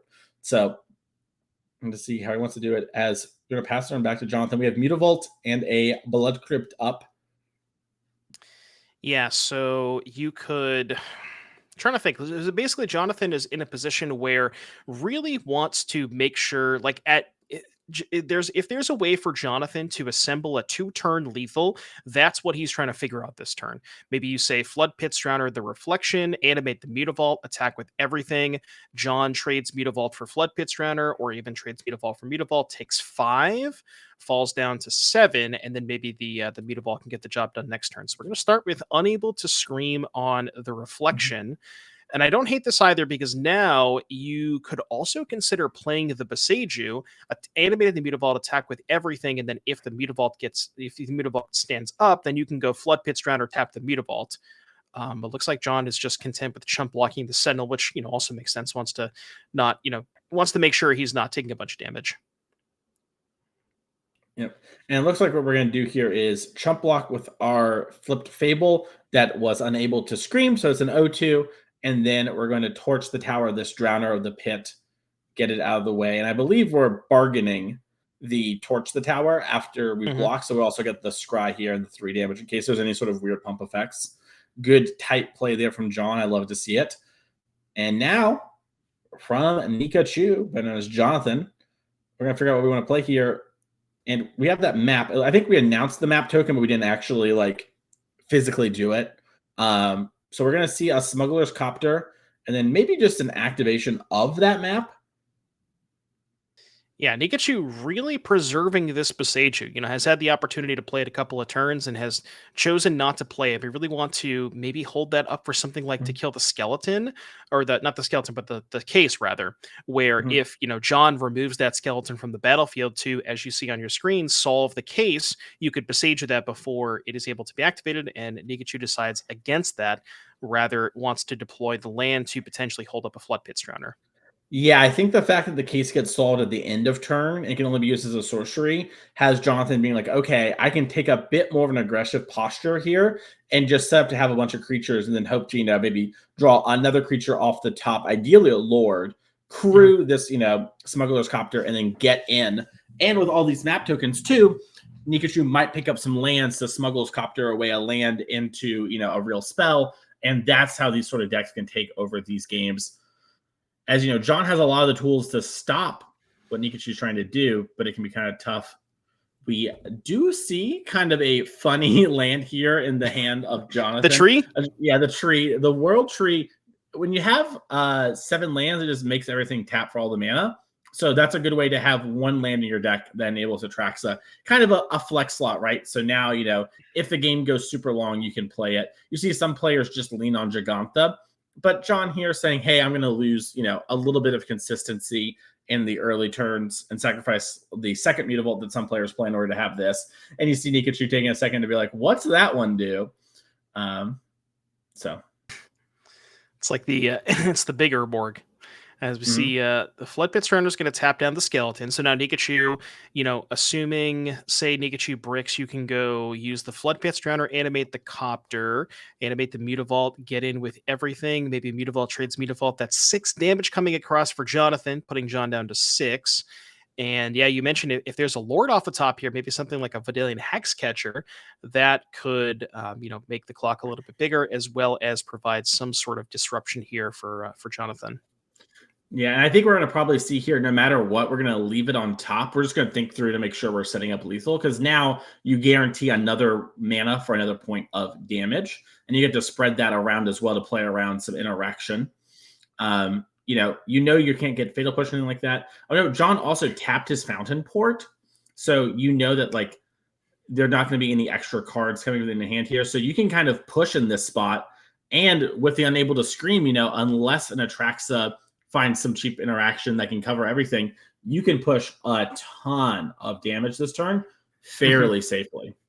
Yeah, and part of me also wonders, maybe you want the other map counter on the Smuggler's Copter, where you go, say 1 on the Sentinel, and then crew the Copter, and then potentially the other one onto the Copter.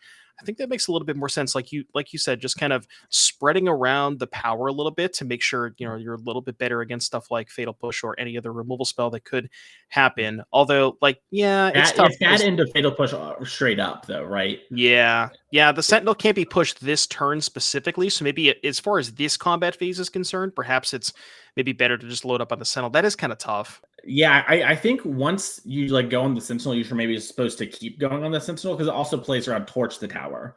Because you could have bargained the tower on the tap zombie here. Not activating Mutavault here. Interesting. Looks like we're signifying the map and the loot. And Jonathan wants to keep that Smuggler's Copter on top. I wonder if that's because he wants to play it as like a creature, quote unquote, that gets around a Wrath. Yeah, and we're seeing him discard a Deep Root Elite there. I'm sorry, Commander Speaker. I get that one mixed up every time. But we are going to see Mutavault animated. They do look similar. Yeah. We're going to get the block going on here. And then maybe a little activation of... yeah, you see a laugh here from John. He's like, oh, yeah, every piece of the Buffalo. Record or Bankbuster, get my card. Mutavault's going to die. That's going to be 4 damage coming across the John. So going to put John down to 8 life. And then you could just probably cast the other Smuggler's Copter. And then next turn you have the Mutavault and the Drowner to animate both Copters. That is only 7 in the air, so it's not necessarily representing a lethal attack, assuming that, John has a blocker for the Sentinel, which, we presumably will, because we can... Love this. We played the Copter, and now we're crewing to put a counter, hopefully, on the Copter, and we hit a Lord nonetheless. There you go. Yep. So now you have 8 damage in the air. You did need to have a creature on top, but this also meant if you had a land on top, you got to dodge it. So really well played there from John. We see a knock of the deck there from John. He knows he needs something here, and he also knows Atraxa, aka Transmog, is probably not it. And that is a tough place to be when you're playing against decks like this. When doing your thing isn't enough. So we're going to see John have to take a second and be like, what can I do to get out of this? Yeah, there's not a lot. I mean, we talked about the sweepers, right? There is the one Ritual of Soot, but even if the Ritual of Soot is found, right, you still have the Smuggler's Copters. And actually, that would just be lethal, right? Because the Hexcatcher and the Mutavault can crew both Copters. That's 8 damage. Yeah, I think this is a spot where John had to have the Fatal Push already and then draw the Ritual of Soot. And it looks like we do have a Fatal Push now, but we don't have enough to stop everything because we can hold up the push, but we still have these other 2 creatures on the battlefield. In all the lines we talked about, they're dead. In reality, you got to get them gone first, and John's unable to do that. And I think Jonathan, better known as Pikachu, is about to move on to 3-0 with Simic Merfolk. As it looks the like band can't be stopped. He cannot be stopped. Double Fable Thoughtseize. Fatal Push is the hand here from John Wager, and it is unable to do anything as Team Flex Slot is gonna take an L here this round. Unfortunate for them. And you see he's just like, well, I'm just gonna play my cards. It's all face up. It's also very relevant because this Lord, lets you spend a mana to counter a spell. So once it hits the board, you can crew the Mutavault, use the Mutavault, crew something in response. And then if you had multiple kill spells, you just don't have the mana for it. So Jonathan just knows he's mathematically won. Yeah, and Jonathan extend the hand. Congratulations, Nikachu, there on Simic Merfolk with a win. We're going to get an interview with him really quickly and talk about this deck. And then we're going to head down to our backup feature match where we have Pro Tour champion Andrew Ellenbogen playing the Is It Phoenix Mirror. We're going to have to see how that one's going. But first, Simic Merfolk really doing good. And I'm noticing a theme. We didn't even really plan it like this, right? Behind the scenes, we're like, okay, we're going to show our MVP, right? We're going to show off, what's going on there. Garrick ended up playing Azorius Humans. Then we showed off ninjas the next round because we got to talk about ninjas. And now we're seeing our third blue little creature disruptive deck sort of go the distance. And I'm wondering, is this sort of shape of a deck just super well positioned right now in Pioneer? Yeah, I mean, Nikachu really showing us the power of the fish. There's a lot of sweet new cards in Nikachu's deck. And, just the combination of cheap curve, lords, powerful 3-drops like Sentinel and Kumena. We didn't even get to see the interaction between Smuggler's Copter and Deep Root Pilgrimage, but that one's pretty cool where for every single creature you have, you can tap one individually to crew the Copter, and that'll get you another token off Deep Root Pilgrimage. So a lot of cool stuff going on. But yeah, there's a common theme here. It seems seems to be that maybe Mutavault's the best land in the format potentially. Yeah, definitely. I think another thing too that's really interesting about this deck is, we're choosing not to play Collecting Company. I think literally to enable the combo you're talking about, plus the 4 Unable to Screams. If you want to play that card, that's going to make your Cocos a lot harder. And I also wonder how much advantage he's getting from that, right? Like if I'm playing against Simic Merfolk, game 1, I'm assuming there's at least a Coco in the deck. You know what I mean? And suddenly, he goes turn 4, I'm tanking. I'm like, oh, what's going to happen? And then suddenly it's not there, but who is here? Jonathan Benner's Nikachu. Let's cut down to our interview and talk to him. Congratulations on being 3-0. How are you feeling right now? I'm feeling great because I've been pumping up the reputation of Pioneer Merfolk, and finally I can actually start this tournament 3-0. Last Pioneer tournament I started 0-3 instead of getting these other random fringe matchups and getting the matchups that I want, like a lot of tier 1 decks. Yeah, I was going to say, so when you and I last talked, you had just won the NRG. It was exciting. And you told me, which I brought up earlier, Pioneer Merfolk better than Modern Merfolk.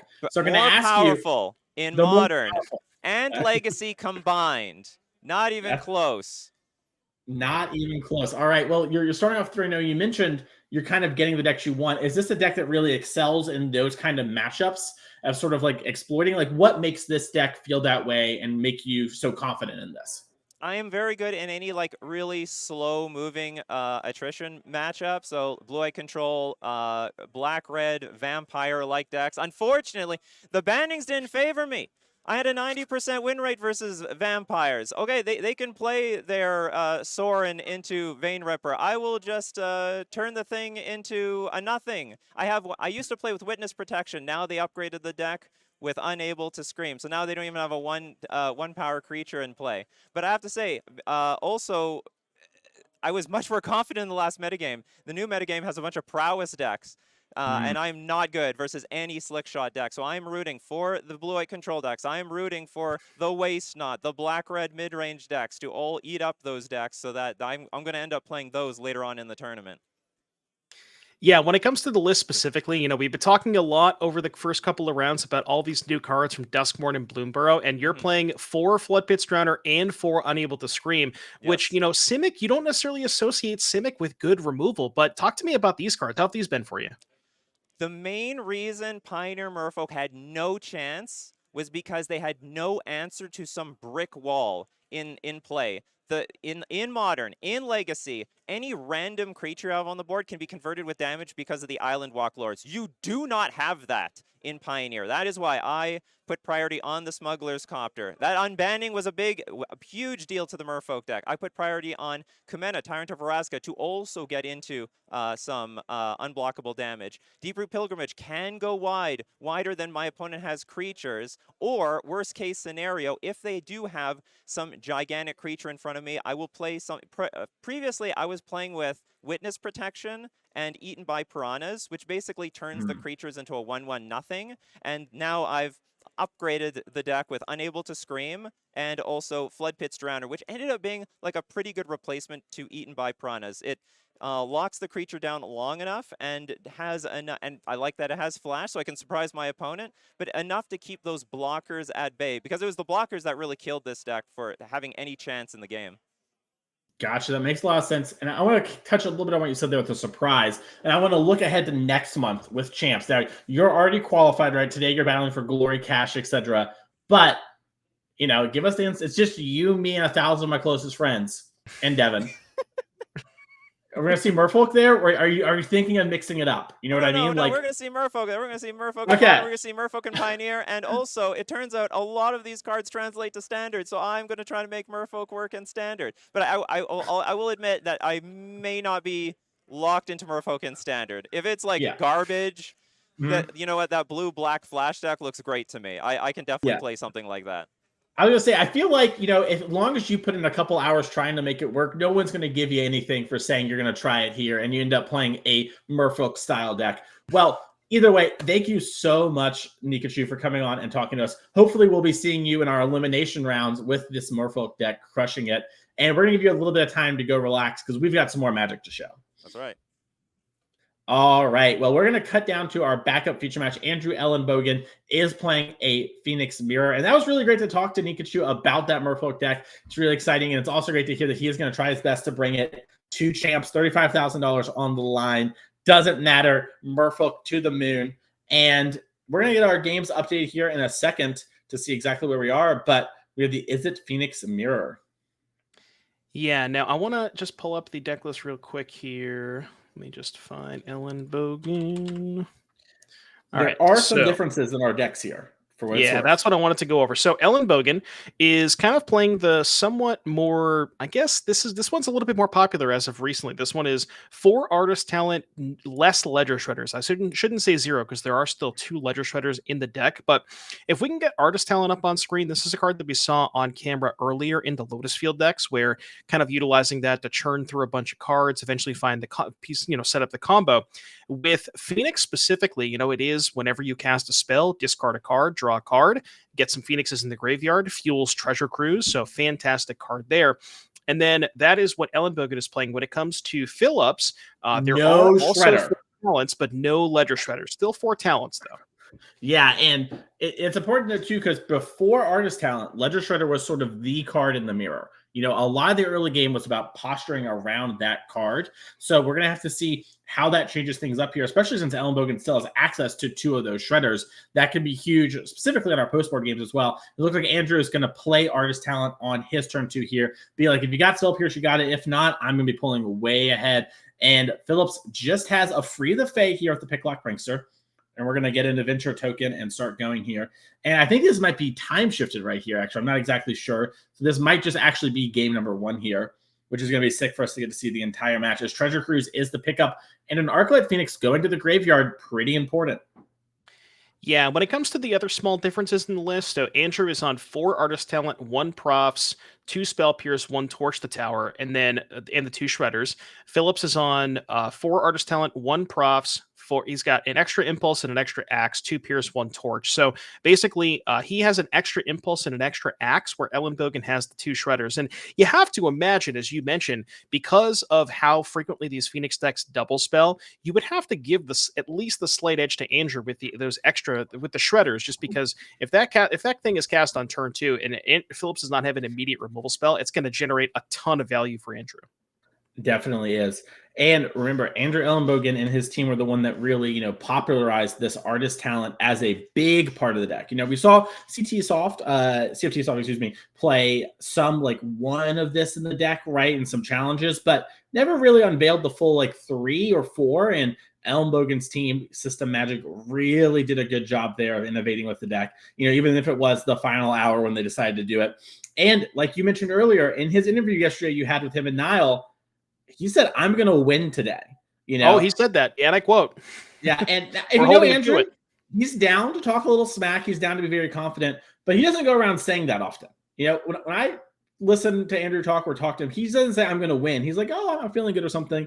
And when a Pro Tour champion feels that confident in the deck and has been playing it this much, you've got to think one of the favorites in the room and could end up in our end of the year championship yet again via this at-large bid on the season 2. With just this great weekend, as Prosthetic Memory is going to come down after a sleight of hand. Yeah, so we talked about haymakers in the mirror match. We have the 4 artist talent on both sides of things, and that is a card that is definitely going to present a ton of card filtering and ways to is good in the mirror match. But I gotta say, Prosthetic Memory is maybe one of the single most important cards, because once it hits the battlefield, it's very, very difficult to ever sort of kill creatures. The deck has a ton of cantrips, and if you can have any random body in the battlefield and just put 2 or 3 counters on it with the props, all of a sudden all that damaged base removal is no longer good. No Fiery Impulses, Lightning Axes, and you have plenty of ways to kind of to get around that. So I think this is, if this resolves, if Andrew does not have the Spell Pierce, then this might be, a little bit of a slight advantage to Phillips. Yeah, it's pretty interesting here. So what's happening is Andrew doesn't have Spell Mastery, so he's impulsing with the intent of Artist Talenting to get Spell Mastery. But Phillips is responding and Lightning Axing his own Free the Fae, his own Picklock Prankster, in order to get the Phoenix in the yard, because there's nothing going on for Andrew, and Phillips just has a handful of removal. He's like, all I have is removal. I might as well get this Phoenix in the graveyard and set up this treasure cruise, and next turn hope to pop off here. So Phillips now going to resolve that Prof's Eidetic Memory, going to get the card draw. Andrew did not draw the Spell Pierce, like you mentioned, might be huge as going forward, and is setting himself up for a big turn next turn. Andrew's going to free the Fae, triggers Artist Talent, figure out what he wants to rummage away, has a Consider in hand, has a Lightning Axe as another free the Fae. All pretty good cards. Looks like Lightning Axe is the pick. And, Phillips with 2 Phoenixes in the graveyard, Andrew currently with 1, and then, with the Prof's Eidetic Memory. So what ends up happening a lot in these kind of Phoenix mirrors is, one player will get Phoenixes back, player will maybe block with Phoenix, the next player will get Phoenixes back. There end up being a lot of trading, right? Where, you get your Phoenixes back, they block with theirs, and so on and so forth. You kind of just do this over and over again. But the way to break serve, I guess, with that is the Prof's Eidetic Memory, because now, they're not trading for your creatures, they're chump blocking your creatures, and you have, you can maintain a battlefield, especially with, as we see, a Treasure Cruise in Phillips' hand. That one pairs pretty nicely with Profs. Yep, we're going to see a Consider, trigger the Artist Talent, discard a Steam Vents, tank on the Consider, decide to keep the card. This is going to be our third spell. Phoenixes are coming back now. We have an Opt, not the Treasure Cruise you might want, but you do discard the Phoenix, which you love to see if you're an Andrew Ellenbogen fan. And that means there's 2 Phoenixes coming back here. And, Phillips had removal, used a little bit to set up his own Phoenixes, obviously still has a handful of removal. And this might actually be great for him because he needed a target to get that third spell as he draws a second Fiery Impulse. Yeah, I kind of want to. I guess I'm already going back on what I said last turn. So, I mentioned that there's a lot of trading that happens, but it turns out if you're the first person to get the Phoenixes, then look at Phillips already down to 10. Andrew's got 2 of them in play. Phillips could do a little bit of cleanup duty, maybe find some removal spells. Both players are playing with 1 copy of Torch the Tower. That is a way to kind of exile one of those Phoenixes permanently. Phillips going to be casting a Cruise here. Now, importantly, worth noting, Phoenix plus Prof does not really work the way you want it to, where you need to have the creature in play when you go to begin combat. So if, say, for example, Phillips just says play third spell, go to combat, those Profs counters will not be able to be put on the Phoenixes that are being returned. So maybe if he has a land, a 1-mana spell, and then a 2-mana creature like a Picklock Prankster, could maybe go, get the Phoenixes back and then load up a bunch of counters onto the Prankster. Yep. We are going to see a tapping of 2 mana. We know there's no Letter Shredder in the deck, so that can't be it. But it's actually going to be Artist Talent. And we're going to Consider here, trigger the talent. Now, the Profs is up to 6. It doesn't have any target like you mentioned for how it works, but it just also goes to show what you meant by Prophet Eidetic Memory earlier, right? Like, yes, yeah. Andrew hit first, but now that Phillips, has this card, he could just basically one-shot Andrew on the next turn. I'd be really curious to see how he wants to play with these Phoenixes, because as we just mentioned, he does kind of have inevitability here. And Andrew's pointing out you don't actually have to do this because... I wonder, yeah. Maybe Phillips didn't know that. Yep. And, it's a very weird interaction, very easy to miss and mess up, because you just think, I get there, I target the thing, but it's not exactly how it works. So I'm curious to see here. Phillips, obviously, if he had, 7 counters, would have attacked with the huge Phoenix. But now that he's 2 on defense, I kind of like this. He's sort of being like, hey, I have the ability to kill you. I have, things like Fiery Impulse in hand. I just need to not die here. As we do see the Torch, the tower come down. Yeah, that's huge for Andrew, because that's going to remove one of the Phoenixes. It's going to get to one of those exiled. So now, even if Andrew doesn't have another removal spell for the other one that trades, then you still up a Phoenix, even if Phillips gets the other one back.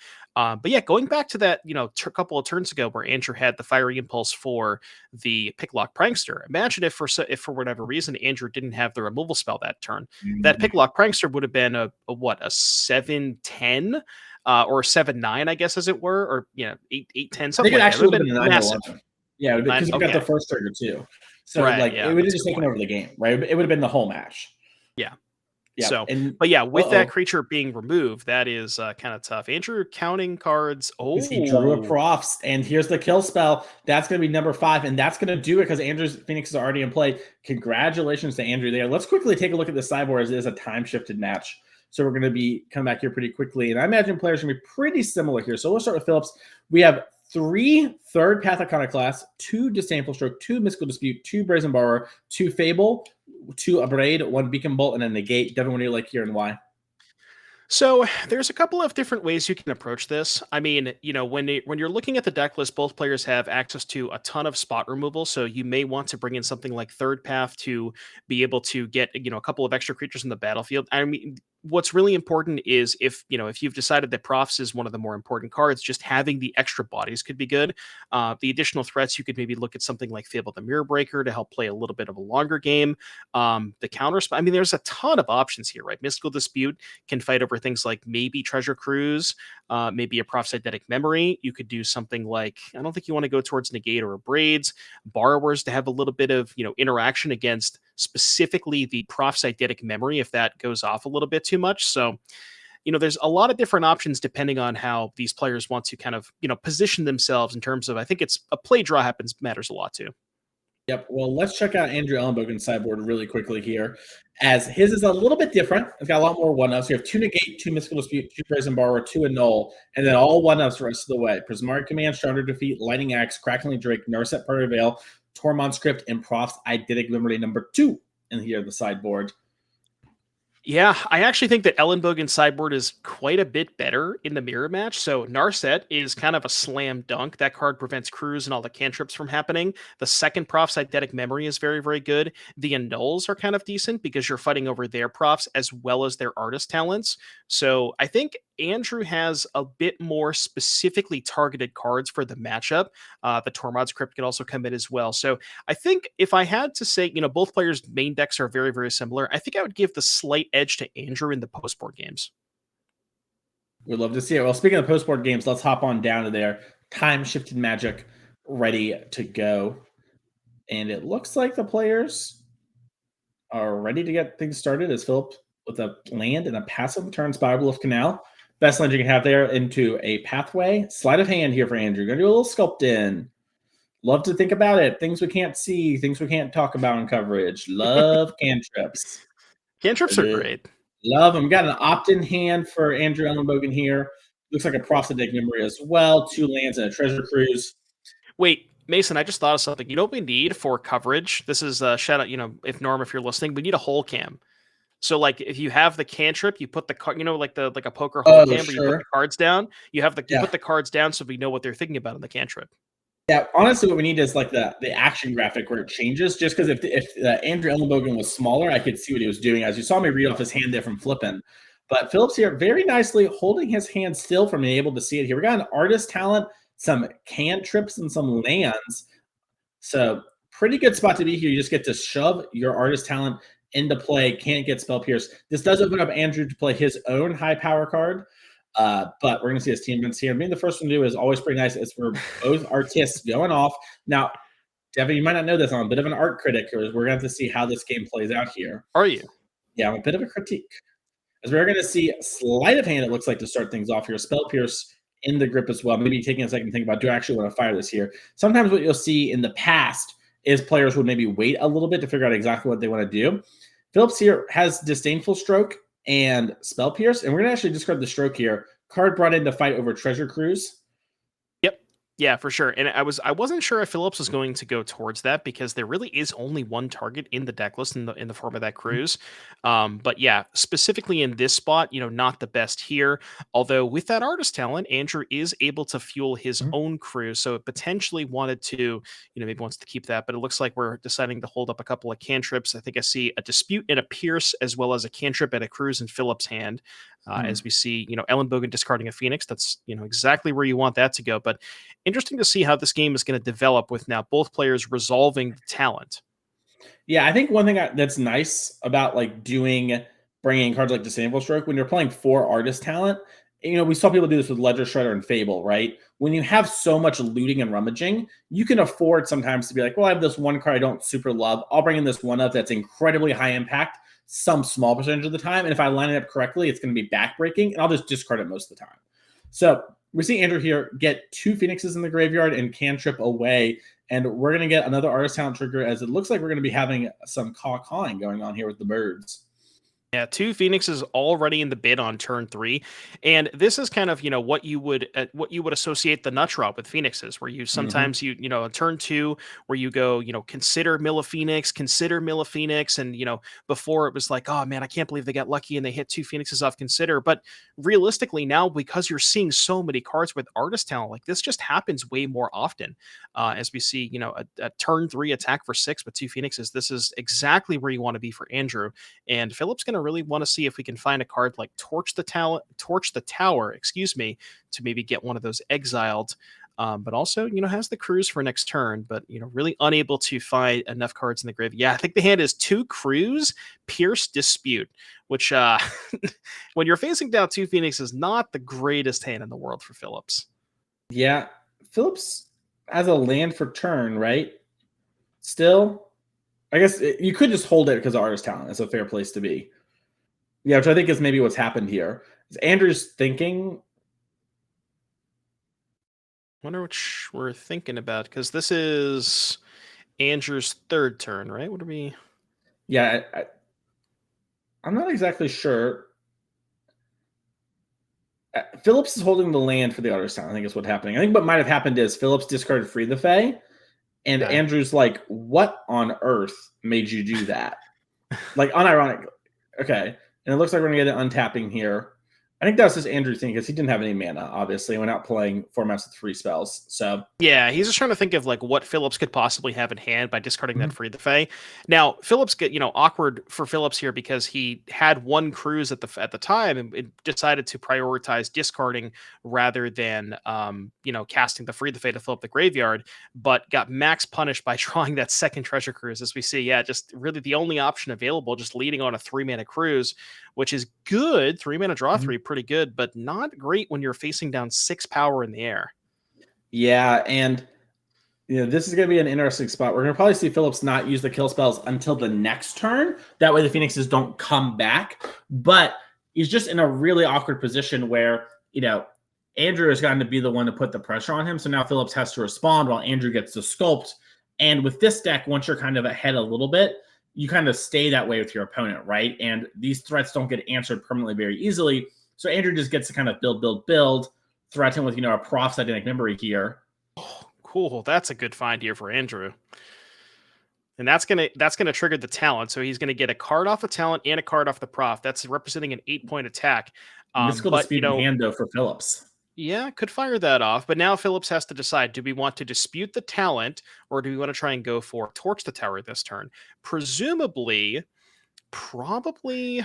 See, it's interesting, right? Because you could let the talent resolve, and then whichever creature the talent or whichever creature the profs is targeting, you could torch that one. I think I get what you're coming from. I think you just have to fight over this Profs. And if Andrew has it, Yeah, he has it. probably. Because it's just going to, like we just said, it gets worse and worse. But now Andrew has Profs and talent, and you just have talent. And you don't even have any Phoenixes yet.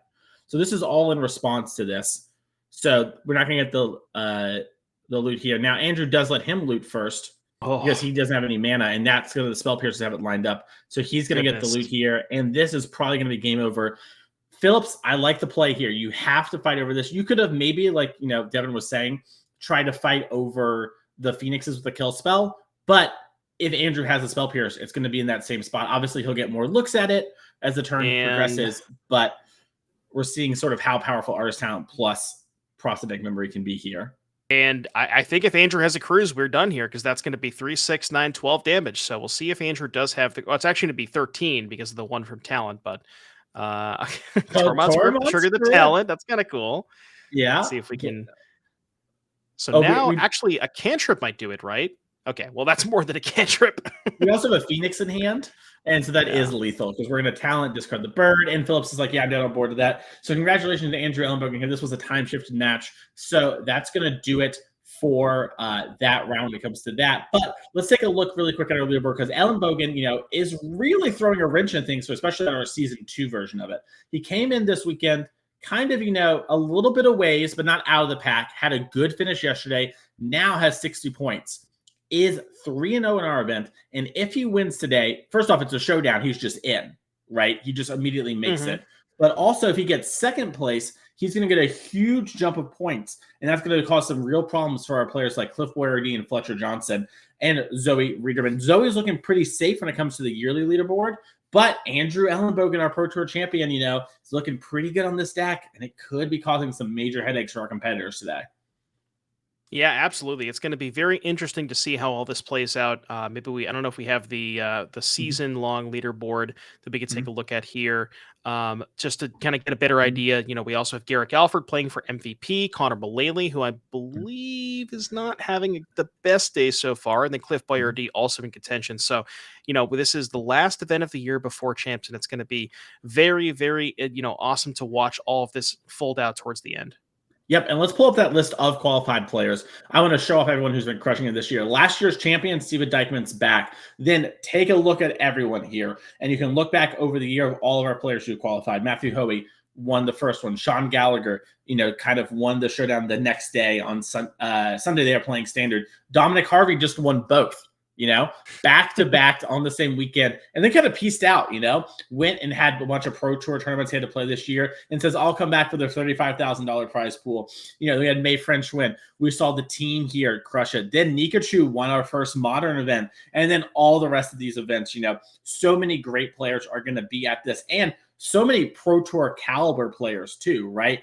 Dom and Theo played all the Pro Tours this last year, right? Played Worlds. These are very strong players. It's going to be so exciting to watch. So make sure to follow on Twitch for our $35,000 player. We have 7 spots remaining. We're going to crown our winner today and the 6 at large. It's going to be very, very exciting. 6 are at large because we crowned one yesterday as well. So I can't wait to see that happen. But we're going to take a quick break this round. We are done with all our future matches. We're going to set up for the next one, and we'll be back as soon as possible.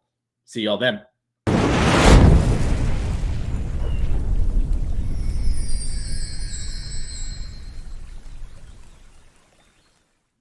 Hello, everyone, and welcome back to the NRG series, Pioneer 5K Showdown from Chicago.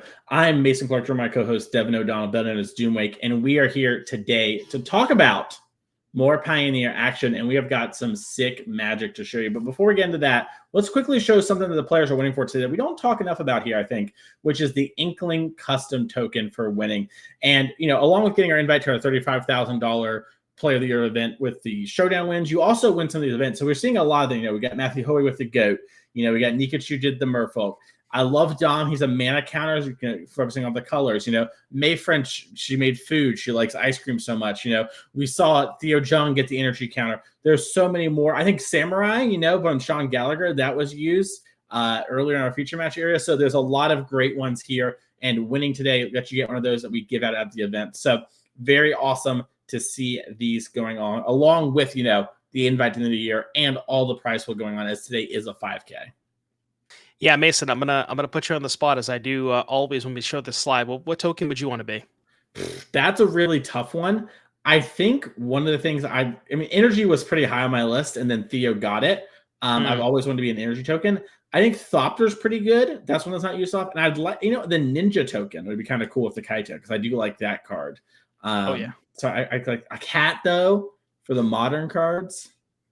So yeah, I kind of want to just do maybe a companion, or if companion was already done, maybe the adventure. I don't know if we have both. Adventure is good. Honestly, now you got me thinking. Here's what I want to do: cards drawn for turn. Ooh. And then I can double as a storm counter for props. For prophetic memory. Yeah. Maybe like a action per turn counter. That'd be kind of cool. And then you can use me for Storm or Phoenix, kind of doing whatever. But we got 2 great players here this round. Lucas Parson on your right, someone you've seen do very well at our events, hasn't quite converted. He has a couple good top 8s, but hasn't got enough to be high up on the leaderboard. But Benjamin Ungar, on the other hand, someone who's been doing very well and converted to our end of the year championship last year, and is now playing Is It Phoenix today as the Huntsman's Redemption here from Lucas. And if you played against Lucas, this is his deck in Pioneer. This is all he plays really when it comes to the format, and has some innovative takes on it. Yeah, and this you talk about innovative takes, and this deck list from Lucas is certainly the definition of innovative. So you see Huntsman's Redemption on your screen, where the enter the battlefield, you get a 3/3 out of it, and then the second chapter allows you to sacrifice a creature to go search for it. You search your library for a creature or basic land, put it into your hand. So that incentivizes, tutoring usually incentivizes some interesting one-ups. So Lucas is sporting one Fear of Missing Out, a Scavenging Ooze, a Voldaren Thrillseeker, and a Sentinel of the Nameless City. As far as additional sweet cards, besides the Huntsman Redemptions, there are 2 copies of Thought Not Seer in Lucas's deck list, which usually you associate with Eldrazi, but Mutavault, Karplusan Forest kind of gives you enough Oh. colorless sources to be able to cast that. I think we're seeing a wombo here, Devin. We floated a mana in our main phase in Mhm. response to the Huntsman trigger. Now we're going to go search our deck. Could this be Thought Not Seer? Oh, It's I'm definitely going in. to be something, but Yeah, we got a mana floating off of the elf, and we have the Raminap runes for the colorless. We're actually all going to go right. for Thrill Seeker. And this is interesting because Thrill Seeker, in combination with the Huntsman's Redemption, is kind of a pretty powerful 1-2 punch, where Thrill Seeker, has a backup ability where you can basically give your creature 2 counters and the ability to fling. The Huntsman's Redemption Chapter 3 gives a creature +2/+2. So you can imagine, oh, we already had the Thought Not Seer, so this is perfect. But next turn, Lucas is going to give 2 creatures +2/+2, presumably the Thought Not Seer and the Beast token. And if, say, then Lucas goes, okay, Thrill Seeker counters on Thought Not Seer, that's an 8/8. You go attack for 8, fling it at you. That's 16 damage from the Thought Not Seer itself, +5 from the Beast. That's threatening 21 damage next turn. Yep, and we saw Lucas there take the lightning axe, and we also saw Benjamin Ungart with a very good poker face, acting as if this is a normal thing that happens to him. He's like, "Yep, thought not see or saw it coming." And now, what is he gonna do? Because he needs to find, like you just mentioned, removal spells quickly. The Thrill Seeker's face up. We have this Picklock Prank that we can free the Fae and get an Artist Talent rummage off of, but we're going to need it. And Devin, it looks like the adventure token has happened as Benjamin's there. So you need to think about what you want to do in that regard. Torch the Tower is picked up. That's not going to actually answer what's going on. Lightning Axe will, though. Huge pickup. Yeah, massive pickup. Benjamin finding the Lightning Axe. So now, say, for example, if Lucas goes to target the 2 creatures with the Huntsman's Redemption, Benjamin might actually fire off the Lightning Axe main phase, given that it is face up. But yeah, so I think what might want to happen, it's interesting, right? Because Benjamin says, Lucas goes chapter 3, target both creatures with the +2/+2. Lucas then, if he lets it resolve, would not be able to kill the Thought Not Seer with Lightning Axe, because then it would be a 6/6. So maybe you go, okay, Lightning Axe the Thought Not Seer, let the Beast get pumped. That's a 5/5, and then the Thrill Seeker would make it a 7/7. 7 times 2 is 14, so that would put Ben to 3, but not quite lethal. Yep, and I love this from Ben. He's just waiting. Because he's like, well, maybe Lucas messes up, but Lucas obviously just is like, okay, I'm going to target these 2 things. You get to do first here. And of note, we're going to get the rummage here from Benjamin, and then the draw a card from the Thought Not Seer. It has a drawback, and not something you see a lot these days. But you do get to draw a card, and then we're going to draw from the talent from the thing there. And now this is a big old beast. And like you mentioned, with the Voldaren Thrill Seeker, that's a lot. And I really like the Fear of Missing Out in this deck, because Lucas's deck is weirdly kind of good at enabling Delirium. Yep. Now, it might not matter too much this game, but it kind of just gives him a way to, in the late game, he starts to flood out a little bit. He's got a way to redraw. He's got a way to push a lot of damage. And he picked up Scavenging Ooze this turn. So he doesn't have the 4th mana to fling, which is pretty unfortunate. And he doesn't have another green to Scavenging Ooze anything too important. So an awkward spot, but we could see something like Fear of Missing Out. The real question is, Devin, will he leave up the Mutavault in order to push 2 damage, or will he leave up the Forest in order to have potentially Scavenging Ooze, or is he just going to play the Verdale Thrill Seeker here and just push 7 damage? Yeah, I kind of don't hate this. I mean, you want to get the creature outside of Fiery Impulse range anyways. So even though you don't have the extra mana to fling the 7/7 here, which would have been huge for Lucas, if there was a land there, you put Ben to 3 with 1 damage face up from the Thrill Seeker and the Raminaf Ruins in play. That would have been a much better sequence here for Lucas. But I don't hate just dealing 5. dealing 7, putting Ben, a little bit lower, and then having a 5/5 in play, which means that now if Ben has something like a Torch the Tower or a Fiery Impulse, that now can't kill the Beast token.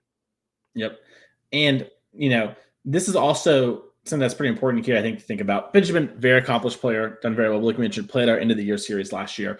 We see him do a lot of these things very well. But for a lot of people, this is going to be like their first time playing against this deck in a long time, let alone all the things Lucas has going on, right? Meanwhile, Lucas is playing against Phoenix, a matchup he surely played hundreds of times since he only plays this deck. And that's going to give him a real advantage along with all these weird cards. And I think you're seeing Benjamin having to kind of be like, okay, I need to think a little extra here because of how weird things are. Yep. As we see Phoenix going to the graveyard, that is going to be spell number 2. And then we'll see, Benjamin has a second, another spell here. One interesting thing to point out is Benjamin's deck list does contain Temporal Trespass. As you see, I believe that might have been the card that was shipped to the bottom of the sleight of hand. And that is a card that a lot of Phoenix players have been cutting from their deck list. But Benjamin deciding today, it's sort of like the 5th Delve spell, which, with Artist Talent, you do fuel your graveyard a lot more. So kind of makes sense. But, interesting to see that a lot of people have opted not to play it. And Benjamin said, you know what, I think it's still good enough. Yeah, that card is so game winning. I can totally understand. When I used to play Phoenix a lot, pre-Artist Talent, that it plus Galvanic Iteration was such a game winning play that nothing else could have won. That it makes sense, and it is such a powerful card. It's not like he has some silly card in his deck, right? It's a game warping effect. As we are going to see the Phoenix come back here, ready to block. Benjamin's like, okay, I've kind of got my engine going. I've got Treasure Cruise in hand. I just need to stay alive. But Lucas drew Torch the Tower, Devin. It's pretty good. That's going to be able to clear the Phoenix. So you could go Torch the Phoenix, animate the Mutavault, hit for 3. But yeah, without that 5/5 token anymore, it's going to be it's going to be a little bit more difficult for, Lucas to be able to present enough damage. And we see just the Thrillseeker coming across, perhaps wants to deploy the Scavenging Ooze, and that is going to be the play.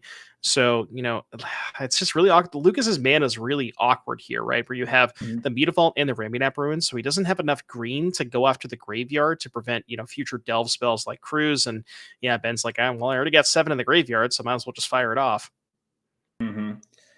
Yeah, heads up play there, just sort of playing around it. And you're going to get rid of the Temporal Trespass because he knows this is going to happen.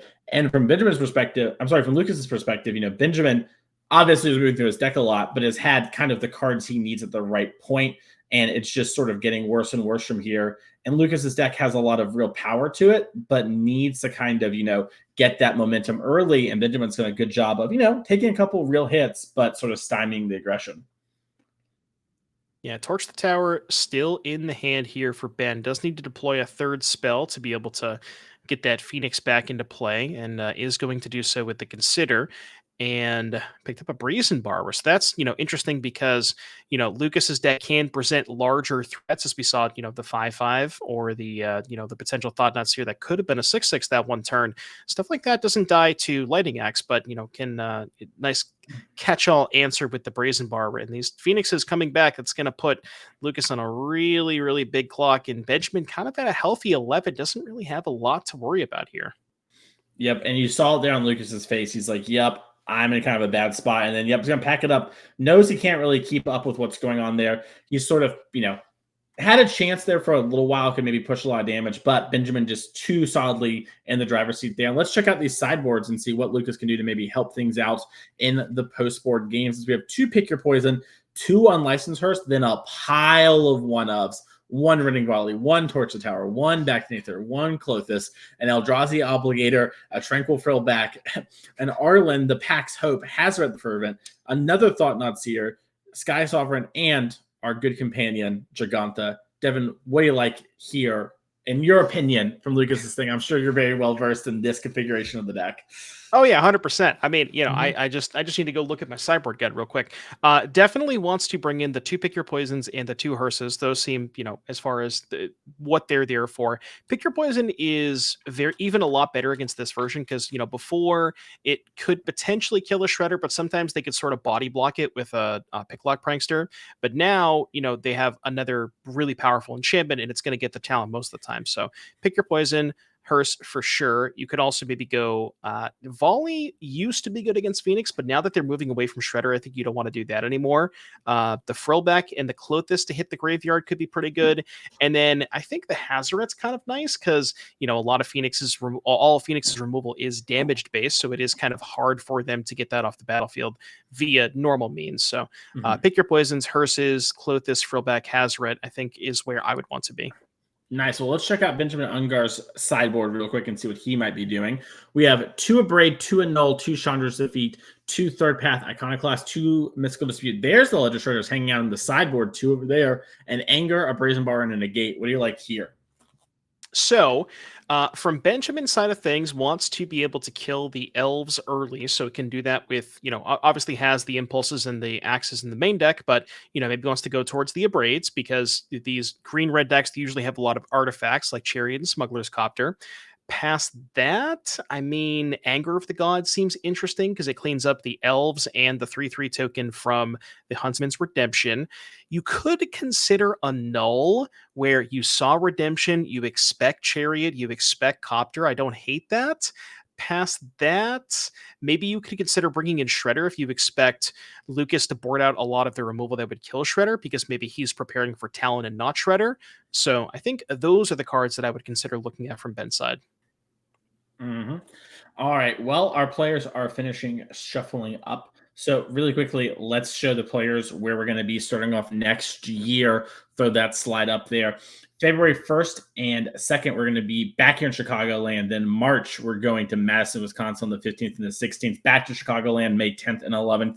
And then in Indianapolis, June 28th and 29th. So come on out. This will be the new start of the 2025 year, meaning you could be on our leaderboard and make it to our end of the year $35,000 PTQ Invitational.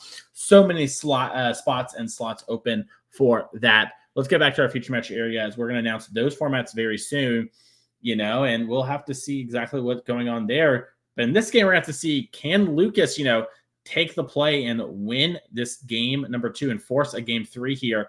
This is a matchup Lucas has to be used to playing. And I imagine, he has to feel at least okay-ish about. Obviously, he plays his deck a lot like we talked about before. I can't imagine him just running his face into Phoenix all the time if he hates the matchup. Right. And you see some conscious sideboard choices too, right? We talked about the Huntsman's Redemption being a way to have access to your kind of more unique and situational one-ofs more frequently. And, you see a lot of those in the sideboard, right? The Hazoret, good in some spots when you have 4 mana later in the game when you're empty-handed, not the best all the time. Same with Clothis, Frillback. So a lot of choices for Lucas to kind of help shore up the matchup. And, just in a general sense, if you can go this is kind of the start that we expect out of Gruul vehicles is the Elf into Stormseeker starts. Those can be really difficult for Phoenix if you don't have the removal spell for the turn 1 elf. And I see an elf and a Stormseeker, but I don't think there's any lands in it. Or there's 1 land for Lucas. And a Hearse too. You probably got to keep that one. Yep. Oh yeah, love it. And here we go. Llanowar Elf on the play with a Stomping Ground. Reckless Stormseeker also in hand. One of my favorite cards from that set. Really powerful thing that's going to put a bunch of damage in here. And let's see, does Benjamin have it? He does. Now it's Lightning Axe, and he doesn't have a Phoenix. So that's the one good thing going on for Lucas here. It's like, all right, I lost my Elf, but at least it was a 2-for-1. And Lucas didn't draw the land for turn, has another Llanowar Elf. Can Benjamin find the spot removal? Looks like we're going to play a Pathway into a Sleight of Hand.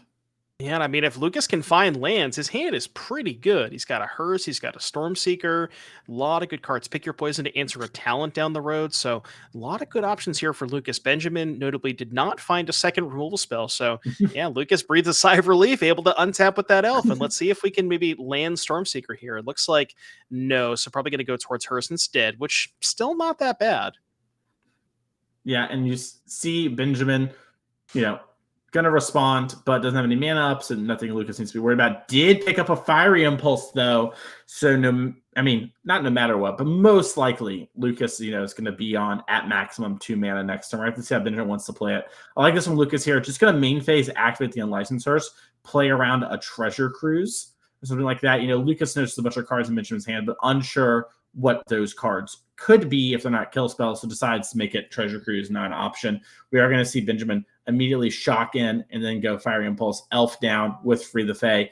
And if Lucas doesn't draw a land this turn, things are going to be pretty rough despite having the powerful sideboard card in play. That looks like a pass of the turn, and we're going to Free the Fae. Okay, a whiff, and a Phoenix hits the graveyard, so Unlicensed Hearse can clean up that Phoenix. Yeah, see, the thing is, we mentioned last turn where the hearse can sort of keep Ben off of Cruz for a turn, and now there's 6 cards in the graveyard. Ben having 3 lands in place still can deploy the Cruz, so you could even see Ben go cantrip into Cruz, and then maybe go from there. But yeah, I mean, the hearse is keeping Ben off of getting a Phoenix into place to be able to find a threat. We did see the third path Iconoclast come in as well. Wasn't sure if that was going to come in from the board, but Benjamin decided wants to have additional threats. Kind of makes sense, especially if you expect your opponent to have a lot of graveyard hate. So something to look forward to when your opponent has something like a hearse in play. Yep. I like this in Benjamin. We're going to start with a sleight of hand. He's taking a second. I really respect this because it's land and a Free the Fae. So it's really tempting just to take free, but he's like, actually, I'm going to resolve this Treasure Cruise. I need to think about, do I need this land? Great play there from Benjamin. Seems like a small thing, but can make the difference as Treasure Cruise goes. And he's going to draw 3 cards. Did end up finding another land, but now gets to play Ledger Shredder if he wants to, or potentially play this Picklock Prankster, depending on if he wants to play around the one of Pick of the Poison that there's no way he can nose there. Yeah, Lucas did, I think, find a land. We found a Hash Up Oasis, so we still have some choices here. So Lucas uses the Oasis and loses a life, and if you're Benjamin, you've got to know something's up, right? There's like some red spell that Lucas wants to play, because you just wouldn't lose the life for no reason here. Now, of note, Devin, Into the Flood Maw in Benjamin's hand. That means he can get rid of this Unlicensed Hearse if he wants to. Yeah, you could maybe see, like, if Benjamin has, say, like a Phoenix in hand and a way to discard it, you could say, okay, well, I'm going to bounce your hearse, then discard the Phoenix, then get it back kind of all in one big turn. Or even say end phase, bounce the Phoenix, like end phase, bounce the Phoenix, and then cast Free the Fae, untap, maybe hit a Phoenix, maybe, keep going from there. Yeah, Ben, and looks like we're going for Free the Fae, finding potentially another Free the Fae. It's interesting here because, Benjamin knows Lucas's, he doesn't know Lucas's deck, but he knows there's a lot of good 3s, right? Right. And that Lightning Axe is really good at potentially stopping something like that. But what Benjamin's done here is he's let it resolve, and then now he gets to play land from hand and Treasure Cruise before Lucas gets a chance to activate that Unlicensed Hearse. So Lucas wanting to play around the Arclight Phoenixes hitting the graveyard means he's not going to get the full activation here. He's only going to get 1 card.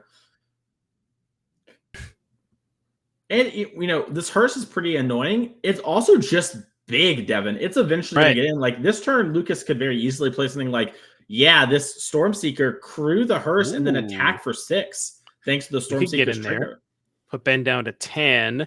Maybe a little bit worried about, potentially maybe a little bit worried about Benjamin then finding a Phoenix, especially because Lucas hasn't given Ben a Lightning Axe target in a couple of turns. So, maybe aware of the possibility. Oh, and Ben finds a Braid off the top. So that can go, you can maybe go a Braid, kill the hearse. Then I think I saw a Talent as well. So you can maybe go a Braid, kill the hearse, Talent, then discard the Phoenix. We're going to go for Talent first. So I think I like this Talent. You can just go a Braid, discard something that's not the Phoenix, and then cantrip, discard the Phoenix after. Yep. Yeah, and I get what you're saying too about the Lightning Axe in the last turn, because Benjamin didn't take the axe, right? So that might be Lucas's way of thinking, like, oh, there is an axe waiting for me. We're going to see the hearse in response. It's going to get the cards that it could, which is going to be the card from the Artist Talent. So even though Benjamin's resolved 2 Treasure Cruises, it'll make the third one a little harder. And now you see Benjamin picked up a third path Iconoclast. He might just deploy that card here, since he can't bring back the Phoenixes this turn. Yeah, I think Ben's hand right now is Phoenix, Third Path Iconoclast, Picklock, Prankster, and Into the Floodmaw. So weighing the decision of, okay, so he's cast 1 spell that turn. If he casts the Into the Floodmaw to bounce the Stormseeker, then discard the Phoenix and rip a cantrip, that could get back the Phoenix. But, deciding to go with the more mana-efficient play of just holding up the Free the Fae, can end of turn that, discard the Phoenix, and then is way more likely to hit 3 spells next turn. Yep, and we're going to see Into the Floodmaw. Probably going to end up, it's kind of interesting. You can bounce the token and it just dies, but you can also bounce the Reckless Stormseeker and before you move to combat, and then he's going to sacrifice the beast, and then it's a very interesting position of like, okay, do you how do you use your mana, right? Trying to continue tying that up. So Benjamin's saying, okay, now that you've targeted the beast, I'm going to enter the Flood Maw it, discard this Phoenix, and draw a new card. Yeah, and on 13 life, Benjamin can't really afford to take a big hit of 6 there. Ideally, Ben would probably want to use his mana efficiently and cast the Free the Fae, but can't really afford to take that extra 4 damage because, Lucas is for to his credit, was a little bit mana screwed for a couple of turns, but has done a pretty good job of making sure he's kind of keeping in this game. The Hearst did a lot of good work early on to make sure that Benjamin wasn't able to develop a Phoenix early, and now that he's hitting his land drops, deploying some more threats, the Huntsman's Redemption could go and get something like maybe a Hazoret, could get a Frillback, could get a Clothis. A lot of options here for the Huntsman's as well. Yep. We're going to see Free the Fae here. It's going to trigger our third path Iconoclast, get a Servo. We haven't seen that card before. It's very much just Young Pyromancer, but for non-creature spells, and make Servo. So if you know that card, we're going to be making a bunch of 1/1s, and Treasure Cruise in hand. Another Treasure Cruise drawn here with the Free the Fae. And when you have a card like Iconoclast, that's what you want to see. Just this constant chaining of cards. And now Benjamin has a bunch of different plays. It looks like he's going to go with the Lightning Axe. Could have even, got a Torch to the Tower there and paid the bargain to kill it. But Reckless Stormseeker, has done a great job of keeping Lucas in this game and is one of the most important cards. But let's see. Looks like Benjamin maybe realizing he doesn't quite have Treasure Cruise. Right. This is awkward for Ben, where he has exactly 7 cards in the graveyard, but one of them is a Phoenix. So he doesn't really want to exile the Phoenix by, paying 1 mana for the cruise, which he could do, but then the Phoenix is gone. So instead, just choosing to deploy a Picklock Prankster and then, save the decision for next turn. But this is going to open the door for Lucas to go fetch that Tranquil Frillback. Now, he does have to sacrifice the Stormseeker to do it. So that is a bit of an awkward, if he had a land or extra token or maybe some smaller creature to sacrifice, that he would rather do that. So interesting to see if Lucas will decide to go get that Frillback this turn. Yep. It's going to be pretty interesting. And it's so awkward because he also has this Torch the Tower that he kind of wants to use on the Iconoclast. Yeah. Because Lucas, has played a lot of Pro Tours, heads up player. He's going to notice that Benjamin sort of like stopped and was like awkward when he looked at his graveyard. Lucas knows the Treasure Cruise coming. He's like, okay, I'm going to get sort of drowned in cards. I want to get rid of this Phoenix. I don't want to get Treasure Cruised. Can I use the Tranquil Throwback to that, or do I need to use my Torch to the Tower to fight over the Iconoclast? What's the best way for me to do this? And I think he's going with what you're saying there. Just I'm going to hit the graveyard and hope things work out. Yeah, because there's really no way. I mean, it. Ooh, Clothis. Clothis instead. Okay, so not choosing to go for the Frillback, and this is a clean turn for Lucas. You get to go Clothis and kill the third path Iconoclast. But I mean, it's tough to say whether that's going to be good enough, given that Ben is going to resolve another draw 3 next turn.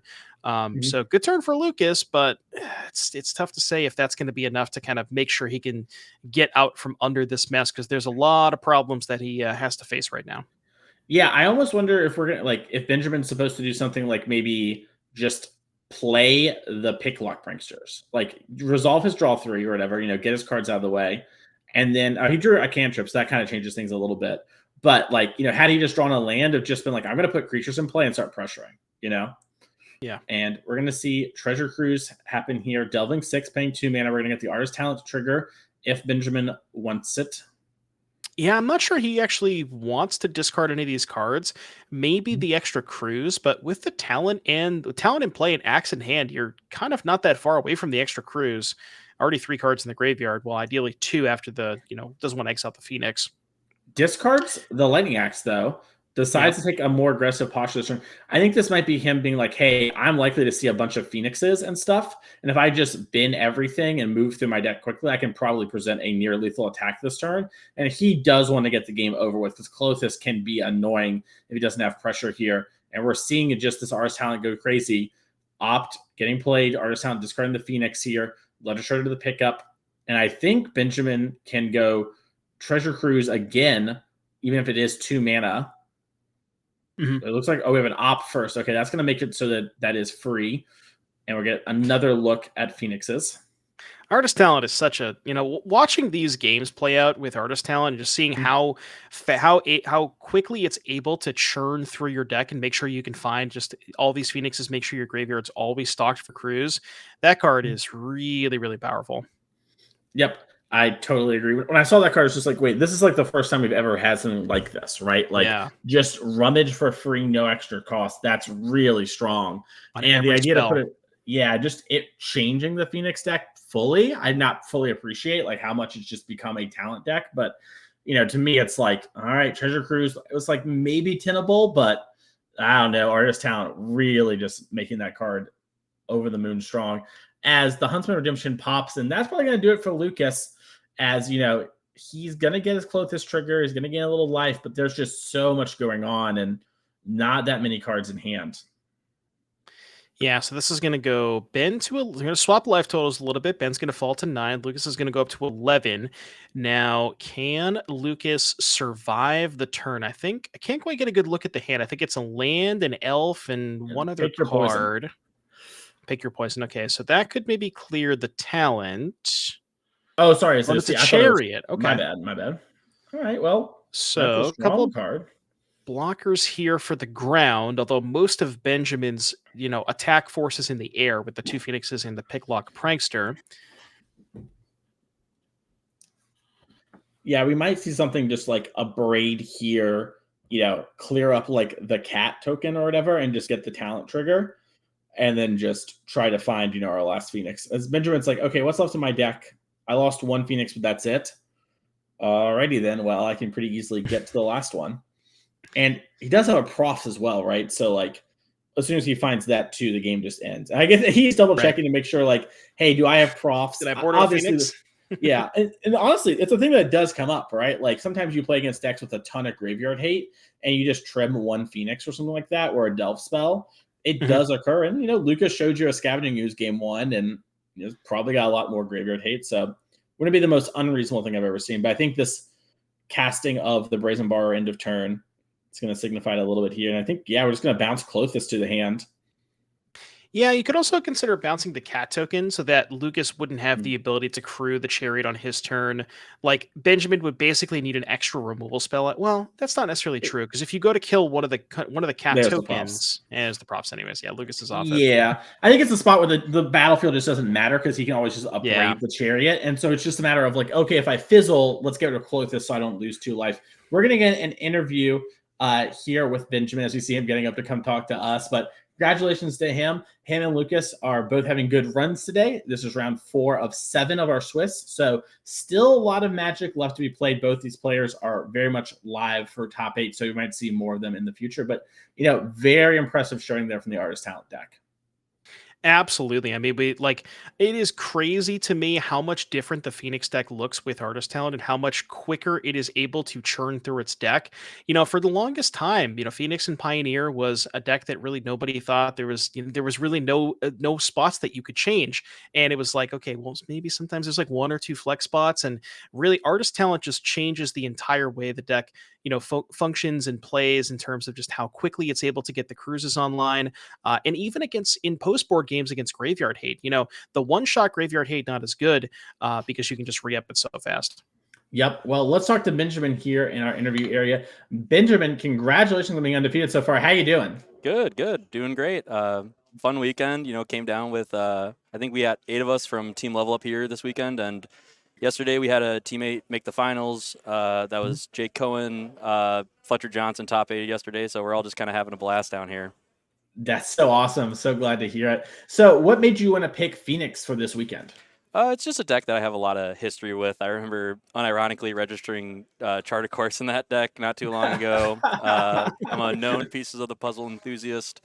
Artist Talent is just kind of an insane Magic card, and I saw as soon as it got printed, I was like, I need to put this in Phoenix because it's just going to let the deck churn like butter, and that's exactly what happened in that match, and I think that's kind of just a reflection of what that card does for the archetype. Yeah, it's, I never really thought as soon as the card got spoiled, I thought that there was a chance that maybe people play like one or two copies, but now as we've seen the Phoenix deck evolve, they've Ledger Shredder, which we thought was a sacred cow before, just completely gone from the main deck. Yeah, it's talk to me about how specifically Artist Talent does it make the Phoenix deck feel, because you played a lot of Phoenix. Does it make it feel any different? Does it play out any different than Phoenix decks of the past? Yeah, you definitely aren't as conservative with a lot of your cards. Like before, when it was like Rakdos mid range was the meta, and like Sheoldred was seeing a lot of play. Like you used to kind of like have to sequence your cantrips like very carefully, and you had to like kind of hold them for specific spots. But Artist Talent just lets you see your entire deck, and like you. A big problem before was like flooding out if your cantrips kind of whiffed. But Artist Talent just giving you that extra draw to filter through lands or to filter through blank removal spells just allows you to kind of use all of your mana every turn and kind of find what you need. Awesome. Great. Well, you mentioned you've been having a lot of fun. You mentioned, your teammates of Level Up there put someone in the finals yesterday, having a great weekend. Are you like, you're 4-0 right now? You're a little excited. You might be able to sneak into our championship yet again this year at the end, right? The Showdown. Is it on your mind, or are you taking it one game at a time? For sure. I haven't come to a lot of the NRGs this year. I've just been busy with work and kind of outside of Magic stuff. But I really, I had such a blast at Champs last year. It's such a well-run event, and these NRGs are always so much fun. And so I like reached out to our team, and I was like, I don't have a modern deck, but if somebody could, spot me like the energy deck, I have Phoenix for Pioneer, and I would love to try to, make a run at it today. So yeah, it worked out, and I can't express how much love and support there has been from everybody on our team. So it's been nice. That's great to hear. We love to hear it. Well, hey, we're going to let you go that you can go hang out with your friends and have a good, fun rest of your day, because we've got more Magic to show the people. But thank you for taking some time to talk to us. Of course. Appreciate it, guys. See you later, Ben.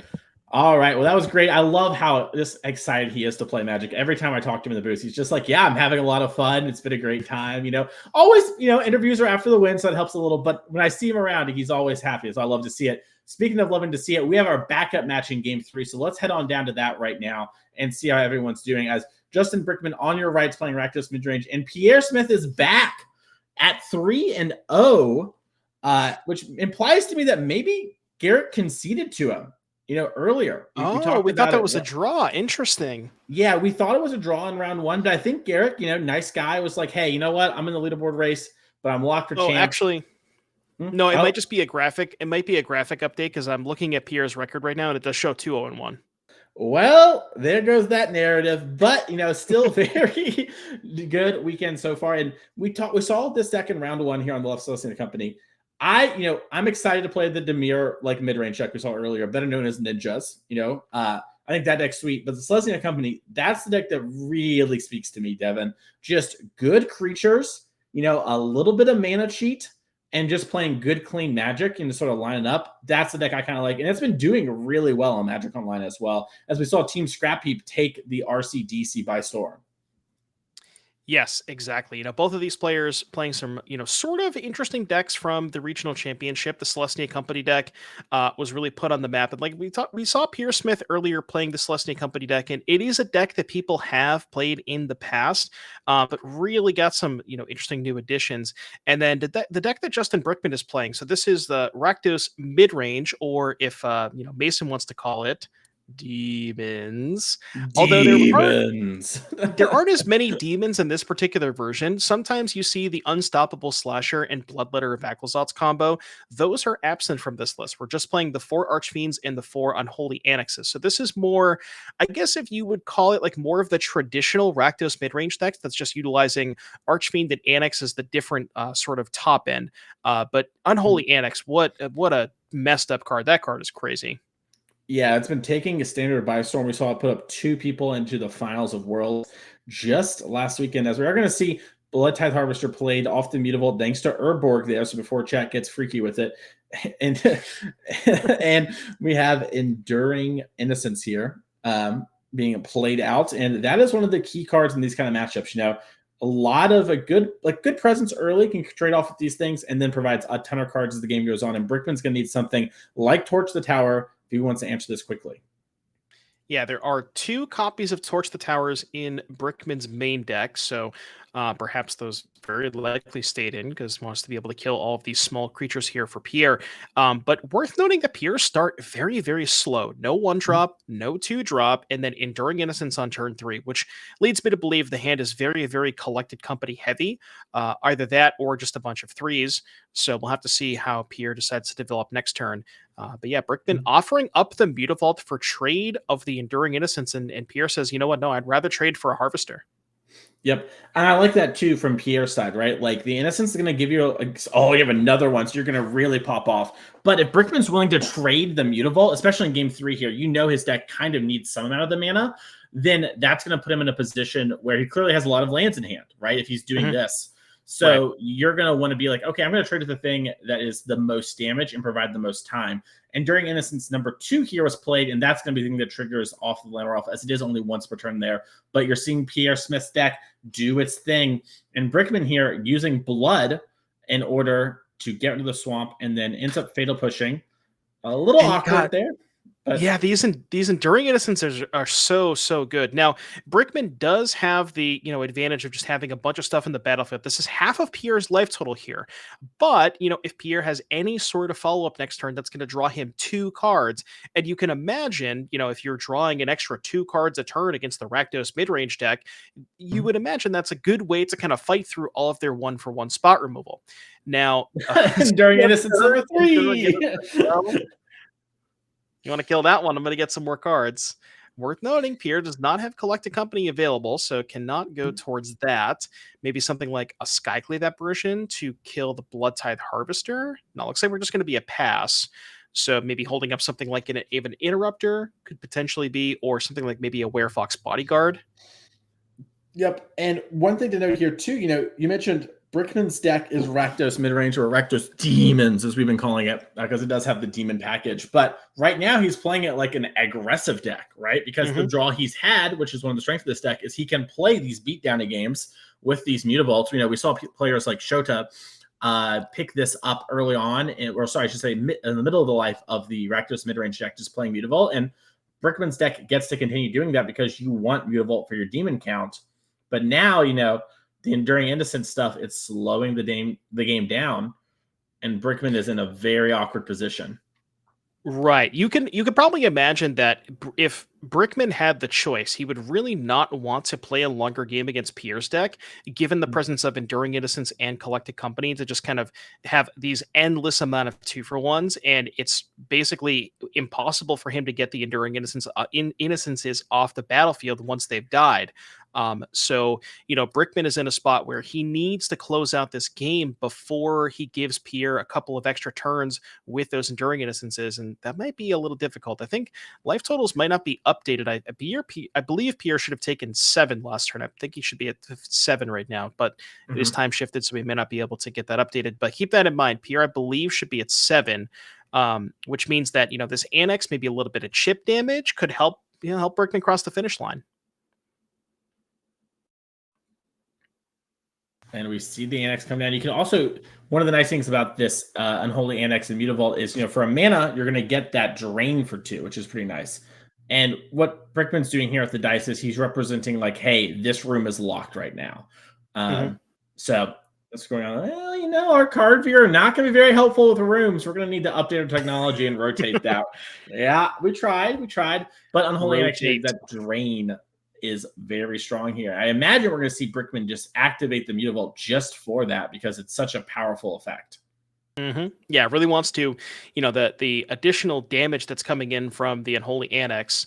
We get Pierre's giving it a good old read there just to make sure we understand what it does. Very powerful card where it's, not only a card that allows the Rakdos decks to draw extra cards every turn, but on top of that, it also provides chip shot damage, life gain, and an additional 6/6 body. So just the card kind of just does everything.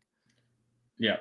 And what's interesting about this is Pierre had the Aven Interrupter, chose not to interrupt the Annex, and I think that might be due to the fact that if he did, that would give Brickman the ability to cast the Demon half next turn for just 2 mana, and then also unlock it again. So I wonder if that was some sort of consideration. Yeah, I think Pierre was basically just like, well, I'm gonna have to fight through this, but the demon's gonna brick me right now, and I rather just brick min him. So I tried. I just Hey. it was a lot going on there. We got Thalia coming down. It's a draw 3 ancestral artist talent who 2 mana for your 2/1 first strike Thalia and 3 more cards. It's pretty good. is and obviously it's time shift. We can't fix it. Is this a May? Can you miss it? No, I believe That's it is so not a funny. May. You could deck. Yeah, and I wonder, this might be Brickman just thinking about Yes. responding to this, maybe if there's a Torch the Tower or something like that. I do think it is a response because if you have like a 2-mana kill spell, you're not going to be able to cast it. But I was just curious if you can actually deck yourself with Enduring Innocence because we saw Pierre Smith in round 1, just got like one of these on the board, but he got exiled pretty quickly. So he never really like did the thing with it, but they just don't go away. This is the standard Beanstalk problem. Never play the third Beanstalk, right? Yeah, exactly. And we're going to get our 3 cards. And now Thalia's in play. So 1 mana removals available to us, but 2 mana spells are not. We have our 4th land, and we're going to get in with the Innocence because it's a kind of a free attack here. Looks like Aven Interrupter is going to hold back, maybe wanting to stop some of these Mutavaults. Remember, Enduring Innocence does have lifelink, so this trade would be very good for Pierre, getting his life total up and trading off with the 3/2. Heads up play. Right. And we talked about how Pierre wants this to go to the late game because he has so much card advantage with these Enduring Innocences. And Brickman wants to get the game over with as quick as possible. The chip shot damage from the Annex, especially if there's a second one, that could certainly help swing the race in Brickman's favor because it doesn't really matter how many cards you're drawing if your life total is not being able to, if you can't pad the life total, which I guess he can a little bit with the Enduring Innocence, but maybe the second Annex could help Brickman kind of outpace that. Mm-hmm. We'll have to see how this plays out here. Looks like another land for Brickman. Have some brick draws, but Stop.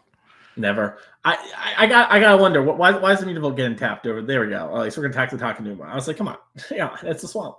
We are gonna see Archfiend of the Dross come on down. No blood tokens for the Blood Tithe Harvester, so not be able to use that as a removal spell. Because maybe Brickman would want to go say Blood Tithe Harvester to remove the Enduring Innocence, and then that could be we got a Coco in response. That's going to Aven Interrupter could be massive here, Devin.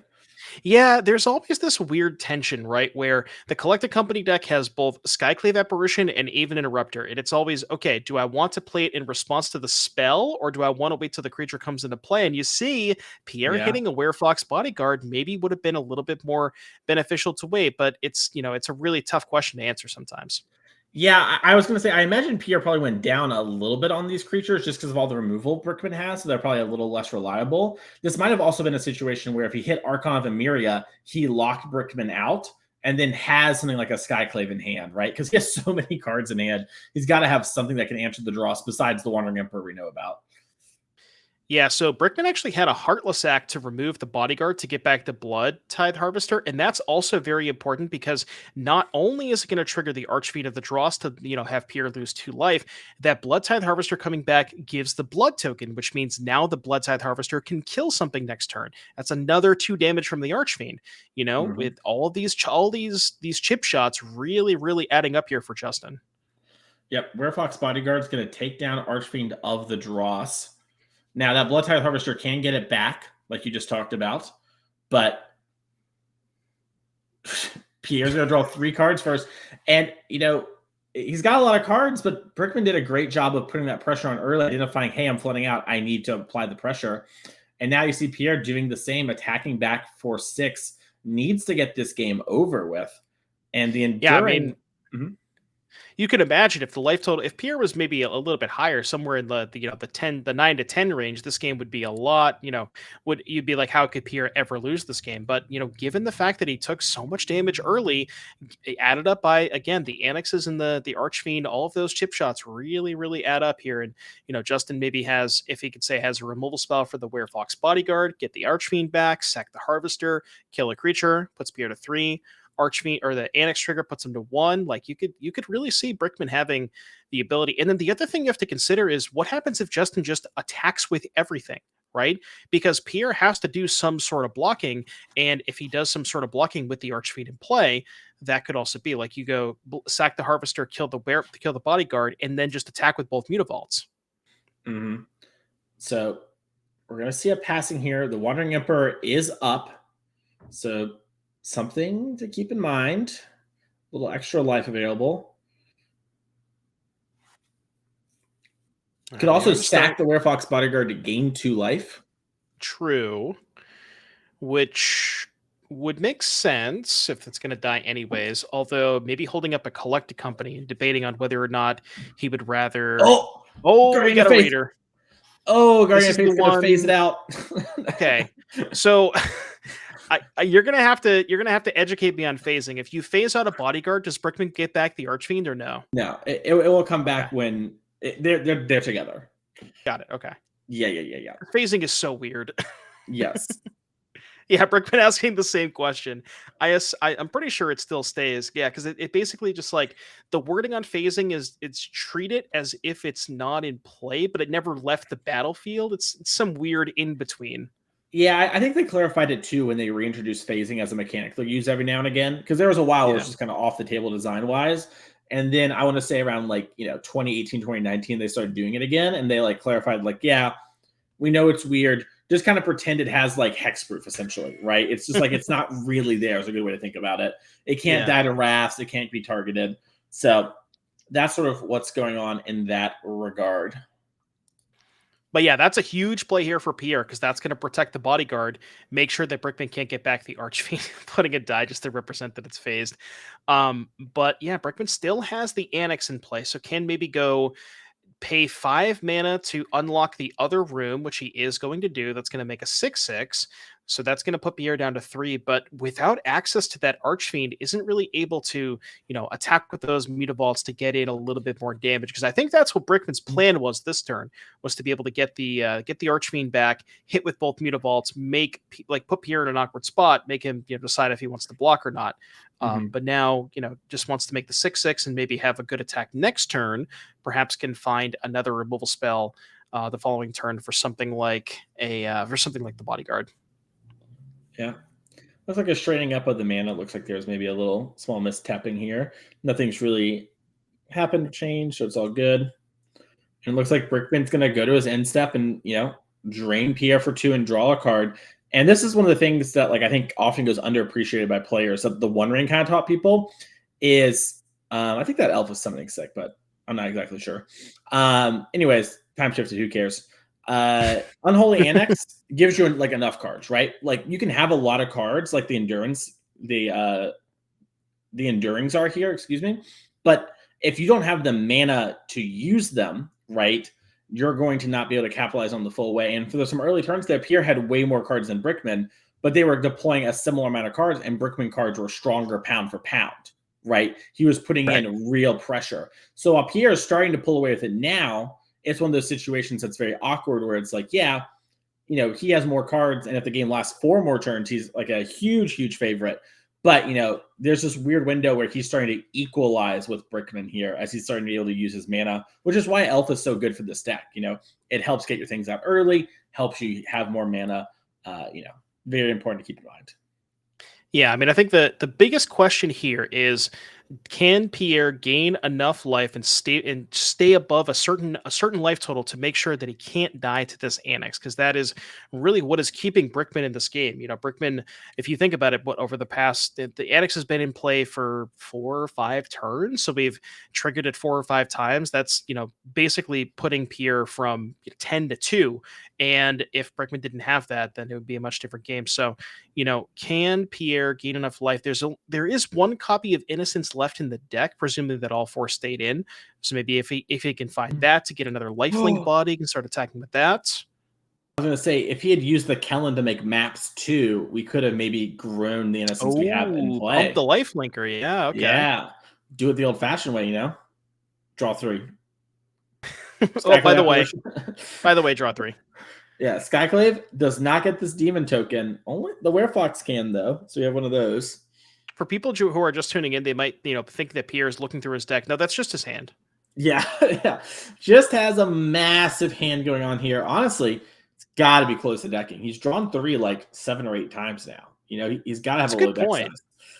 That's a very good point. And with Brickman at 16, like, it's, I mean, I guess Pierre can probably get to a spot where if you've removed enough of the creatures, you can probably get to assemble a 2-turn lethal clock. And it looks like we might be going towards that right now. Yeah. And it looks like an attack here for 10. Looks like Brickman's deciding if he wants to animate Mutavault, maybe get in there for a little trade skipoo. Can actually pop the blood first. This could be a good sign for a fatal push. Yeah, there's a fatal push in hand, and that's going to get the Werefox Bodyguard. Ooh. That's going to get the Archfiend, the Dross back. Brickman's going to get to block these creatures in combat if Pierre doesn't have something. Now, I think he has an Aven Interrupter. All right, he does. He's not just dead yet. Yeah, so interrupt the fatal push. But Brickman still can cast the fatal push on his next turn, although won't have Revolt to kill the Bodyguard. Yeah, he'll have to figure out some way to trigger Revolt. And with the 2 Aven Interrupters, if he doesn't block the Aven Interrupter now, it's going to cost 5 mana. The Interrupter stack plus the Thalia. Yeah. So it's going to be very difficult for Brickman to actually use the Fatal Push effectively on the next turn. So essentially countering it for, the shortness here. Well, yeah, there's 3 total interrupters in play, right? There's 2 attacking. There's 3rd. Yes, exactly. Yeah. So the fatal push costs 7. Yeah. So I mean, I wonder if Brickman's supposed to just block the innocence here to stop the stupid life gain that's been keeping Pierre alive this whole time. From Brickman's perspective, it's awkward because he wants to be able to cast the fatal push most likely, but I think it's just kind of gone, homie. Yeah. Yeah, this is a tough spot. I mean, like you said, you could block the innocence. I mean, blocking the innocence kind of only makes sense if you think you're going to get 2 more combat steps out of Pierre. Oh, a Gonjo. Gonjo to kill the 6/6. That's brutal. So Pierre's going to go up to 4. Presumably, though, if Pierre doesn't have a way to interact with another Annex on the stack, maybe that could be a lethal top deck here for Brickman. I think it is, yeah. You just play the Annex, animate the Mutavaults, and we have the Wandering Emperor in hand for Pierre, but we don't have the mana because our own Thalia is limiting that. So Brickman has a lot of live draws and is showing just how powerful Unholy Annex is and just how finicky sometimes this Celestia Company deck can be. Well, now that I think about it, actually, I don't think Annex itself would be lethal because Pierre can sacrifice the Bodyguard to go up to 6. Oh, sure. But if he does that, but it'll be his turn. Yeah. So Brickman won't be able to attack immediately. So it would force Brickman to have a kill spell. If he does, then Archfiend the Dross could be lethal. It's the fatal push that's on exile, but good luck casting that one for 7 mana. That one probably not going to be cast this turn. I think Pierre has about 22 cards left in deck. I did some counting. Sounds about right. So that's not enough to really get to decking. I think if we had 10 cards, 12 cards, Brickman could try to just play defense. But here we are attacking with both Mutavaults. Yeah, I was going to say, I think what this attack might be is, then kill this before damage. Yeah, and do we have the 4th Aven Interrupter? Now, you can sack the Bodyguard, but you're still going to get the 4 life here from the Dross triggers killing these creatures. And the Annex, that's going to be lethal. Oh, okay, the 3rd Aven Interrupter. And Brickman's going to concede the hand. Wow, what a crazy game for Pierre there. Had to lose a life to the Painland. Every point counted. Got in with those Enduring Innocences, and congratulations. What a game there. Brickman still very much alive, falling to 3-1, but, has 3 more rounds to go. Speaking of 3 more rounds to go, we're just about finished with this round. So we're going to take a quick commercial break, and we'll be back in just a minute. See you soon.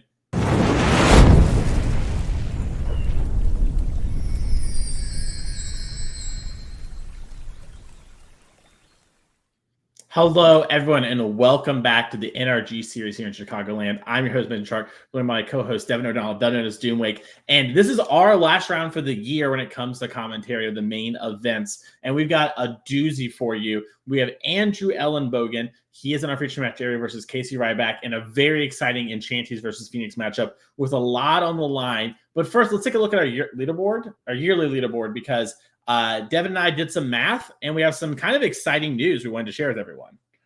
Yeah, so I mean, my math, I've been known to be wrong before because math is not my strong suit. But with Connor and Cliff both dropping from the main event, we believe, without 100% confirmation, but about 99% confirmation, that Garrick Alford has locked the year-long MVP award. So, big congratulations to Garrick Alford. That is going to be a huge achievement because it's not only going to give him free entry into all of our events for 2025, but it's also going to give him a bit of an edge in the Players' Championship. Mason, talk to us about that. Yeah, so our MVP, they get to block one person from playing them on day one. We're going to do some Swiss event. We'll cover that more in detail December 14th and the 15th. Follow us on Twitch right now so you don't miss that. $35,000 on the line, along with a Pro Tour invite and an invite back to next year's champ. So you get to run it all back again, see if you can, back-to-back it. But a lot on the line there, and getting to block someone is so important. You look at the deck list, maybe you're playing something like Control, right? And someone else, let's say, brings a tempo deck that looks very strong against you. Well, you block them. Now you're not playing against them, and that gives you sort of this small edge. And it's very exciting. We'll go into that more detail when that comes. But we also have some other players locked. So Connor Mullally is going to be locked for our year event. Connor and Cliff Boyardee were our two up here. They both had bad days today, but no one can catch them. No one can pass them, so they're a hard lock when it comes to our yearly leaderboard.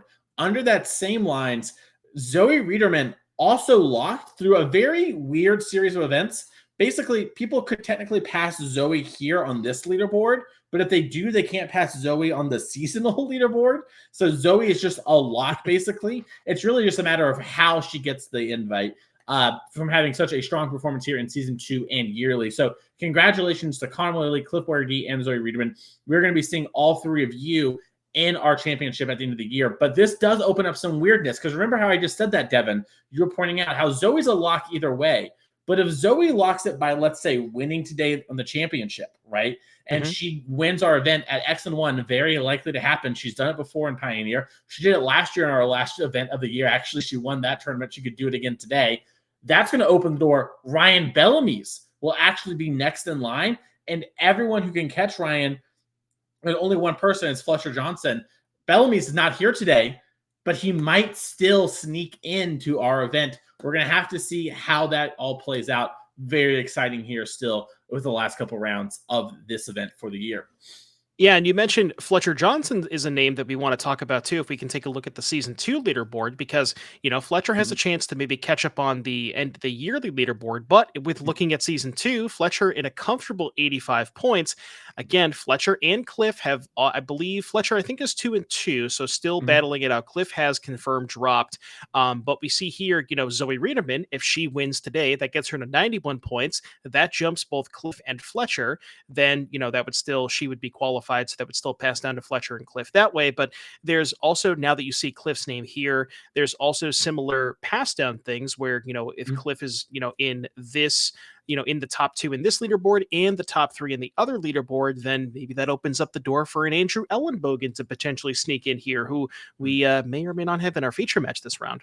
That's right. And if Ellenbogen wins as well, right? Let's say Ellenbogen versus Zoe in the finals, then we're passing down to Christian Valenti, because Connor Mullally, like we mentioned, is dropped. Now, for Christian, I don't know if he knows what's going on with the leaderboard race. He is 1-3, I believe, after this round, which implies to me he's still playing, right? If he was, a lot of people would drop at 1-2. So we're going to have to see if he can keep it up. But he might be in a weird position where he literally is our last person in via sneaking, which is so funny because Ryan Bellamy's and Christian Valenti are good, close personal friends who live very close to each other, and they're both trying to sneak in. So these Kentucky boys are trying to come into our tournament at the last minute. We'll have to see how that goes. I do believe we're probably ready in the feature match area, so let's head on down to that as we have Casey Ryback on your left here playing 4-color enchantments versus Andrew Ellenbogen on your right playing Is It Phoenix. Of note with Casey Ryback deck, this is not enigmatic. incarnation. This is like the 4 of all the overlords for Zur the Enchanter Beanstalk deck. This is very much a control deck. Right. You mentioned this is, we've seen a lot of enchantments deck in the past. We've seen, versions that have had enigmatic incarnation, some with 60, some with 80, some with Fires of Invention, some without. But this is sort of just the evolution of the enchantments deck. If we can maybe pop up Zur Eternal Schemer on the screen, because that might be one that you are not familiar with, but a very, very powerful card, especially when combined with these overlords, because you can cast the overlord for its impending cost. And then if you play Zur the Eternal Schemer, you can then animate the Overlord, which would still give you the attack trigger, and it would give you a very giant Death Touch lifelink hexproof creature. And another interesting thing about this deck is not only do the Overlords work well with Zur, they also happen to all trigger up the Beanstalk. So a lot of underlying synergies with this this Zur deck, as it were. Yeah, it's incredibly powerful. I actually played the enigmatic deck at the RC just a couple months ago, and I was very impressed by what was going on. It never occurred to me to just be like, what if I just only played Overlords and Zur? Maybe a learning moment for me there, and it has been quite powerful. Speaking of powerful, Free the Fae here for Andrew Ellenbogen, triggering the artist talent. It's going to take a second to figure out exactly what he wants to rummage away. It's going to do the Fiery Impulse, resolve the Free the Fae, has a Consider as the option, and it picks up another Picklock. Prankster could run it back here, decides to take Consider for the 1 mana. Yeah, we saw Ellenbogen in the feature match previously playing this more artist talent focused Is It Phoenix deck. Ellenbogen still does have a couple of copies of Ledger Shredder, which is not something that all the Phoenix players are sporting, but the 2 Shredders for artist talent, and then the 1 copy of Prof's Eidetic Memory. So yeah, we'll have to see how this matchup plays out. Casey definitely ahead here. Is tapping 5 mana, but Ellenbogen only has 2 mana with that artist talent. And it looks like Ellenbogen might have missed the land drop, right? Because we played the talent on 2 and the Prankster on 3. So yeah, even falling further behind here. Yep, this everywhere token is going to be big for Casey. And, and there's untapped because of Spelunking. And, this body is 6/5, nothing to laugh at. Now, it can get lightning axed, right? Which is, unfortunate. But if Andrew doesn't have that or has to spend his time looking for land and setting up, Casey is very quickly going to start putting the pressure on Andrew here. Yeah, you see the Overlord on the screen. And, notably, the Zur Eternal Schemer does not only just give them lifelink, it also gives them hexproof, the creatures that it targets. We're going to be leading off with a Torch. That is a tough way to do it. But, presumably Andrew also has something like a Fiery Impulse to finish it off. But yeah, really just needs to find some land. So is able to pick up a Steam Vent. That'll help the juices keep flowing. So there's 6 in the graveyard. If you go Fiery Impulse, discard a card, and that could also line up a cruise here for Andrew. And it'll be the perfect number because the Fiery Impulse is going to be the 8th card, so you can cruise and keep the Phoenix in the graveyard. Yep. And Andrew Ellenbogen, like you said yesterday in his interview, said, I came to win the Pioneer event. I'm fine. My modern deck's doing good. Had a good top 16 finish, great finish, whatever. But said, I'm very confident about Phoenix. And at 4-0, looking pretty likely to have a good run if we can keep it up. But Casey Ryback's going to do what he can to stop it. As we are going to Fatal Push that Phoenix, the Overlord was revolted away. Yeah, so now if you're looking, as far as Casey, what the follow-up is here, maybe something like a Zur Eternal Schemer could turn on the Spelunking. We're tapping 7 mana. That sounds like an Overlord to me. Yep, Overlord of the Mistmoors coming down. The big white one, very much a Grave Titan-esque card, 6/6. It just makes 2/2/1 moths with flying. So, and does that every time it enters or attacks. So if Andrew doesn't kill this Mistmoors next turn, Casey might just have an army of flyers. Yeah, also a very important number here on the Overlord. Being a 6/6 means it's not going to die to a Lightning Axe, so Andrew is going to have to kind of pair 2 removal spells alongside each other. And starting off with a Consider, which means maybe he doesn't have the removal spell at the ready. But yeah, really needs to find a way to kill this, because if he doesn't kill this right now, it's just going to get even worse for him. It's going to make more 2/1s, and it's just going to kind of snowball out of control here for Casey. Yep. Consider being resolved for Andrew. Getting another Consider, going to get that rummaging going. Immediately discards Artist Talent number 2. Knows he doesn't want that. Knows he has to answer this Overlord of the Mistmoors like you're talking about. And taking a second to think now. saw a bunch of cards, moved to a bunch of things, and this is why decks like Phoenix are so powerful. You see so much of your deck lets you play your game plan, but especially in the hands of accomplished players like Andrew Ellenbogen, these strong players who know what's going on in the matchups, know what they have to play to. They're rewarded so much for playing these decks. But, even if you don't, there's just a lot of raw power in this deck. And we're seeing Lightning Axe as one of the kill spells here for Andrew, but awkward spot, has to use another Lightning Axe if things keep going. Yeah, I think Andrew does have 2 red cards, but they're both Lightning Axes. So, not the best way to answer this Overlord. It's better than, letting Casey keep it in play. You do what you got to do. Yeah, so it looks like, first Lightning Axe is going to happen. I don't know if we picked up another red card. Yeah. So it looks like it is going to be that second axe. I think that's what Andrew was hoping was, I have it covered, but if I can pick up a Fiery Impulse, I'll be very happy. Yep. And missed an Artist Talent trigger there for Andrew, or decided he didn't want to do it. I know he has Treasure Cruise as one of his 2 cards. That is a may, not a must. So kind of wish it was a must, to be honest. Just four-sheeted deck, Not entirely sure what the other card is. Yeah, definitely also saw the Treasure Cruise. So we'll see how Casey wants to kind of move the battlefield from here. Looking at the deck list, we have the Overlords. Those kind of pair nicely with the Zers as far as the interaction is concerned. We've seen Fatal Push here. There's also Leyline Bindings, 2 Go for the Throats, 2 Vanishing Verses, and then a little spicy one-off here in the form of Flicker of Fate. That's a cool way to kind of reset the Overlords once you play them for their impending cost. And as we see, speaking of Overlords, this is one that we don't see a lot, the Overlord of the Flood Pits. But when you're playing something like Zur Eternal Schemer, you really just want to have the highest density of Overlords to kind of, have a bunch of ways to make those into creatures once you eventually find the Zur. Yep. And we're going to see Casey play another Overlord Mistmorse. Going to get that up the Beanstalk trigger. Going to keep churning through the deck. And this is what Casey's deck does. It just sort of like presents constant threats, big cards, lots of card advantage. Andrew Ellenbogen giving him tokens of himself. You see him smiling, very pleased with himself. And like, hey, you need some tokens? Yeah, no. Oh, they said me on them. Oh, I didn't realize. Oh man, where did I get these from? It's just so happened that they happened to be in my deck box. Yeah. And Andrew is going to start with a Treasure Cruise here. Going to get some delving going on. Has more than enough. Probably just making sure we have Fiery Impulse online still, although we'll very easily turn that back online here. And it looks like we're probably not going to trigger the Artist Talent like the cards we have. Maybe doing a little double check to make sure there's not something that we need to be playing towards. But, all right, yep, just saying no on the Artist Talent. Take my 3 cards.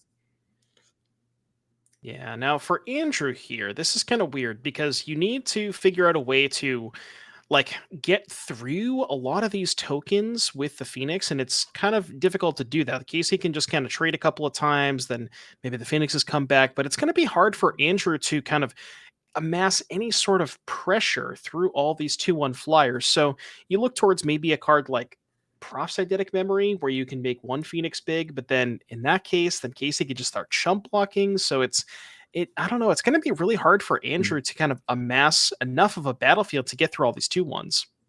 Yep. Now, one thing that we saw at the RC, right, was some of these players on Andrew's team, System Magic, they decided to play Thassa's Oracle.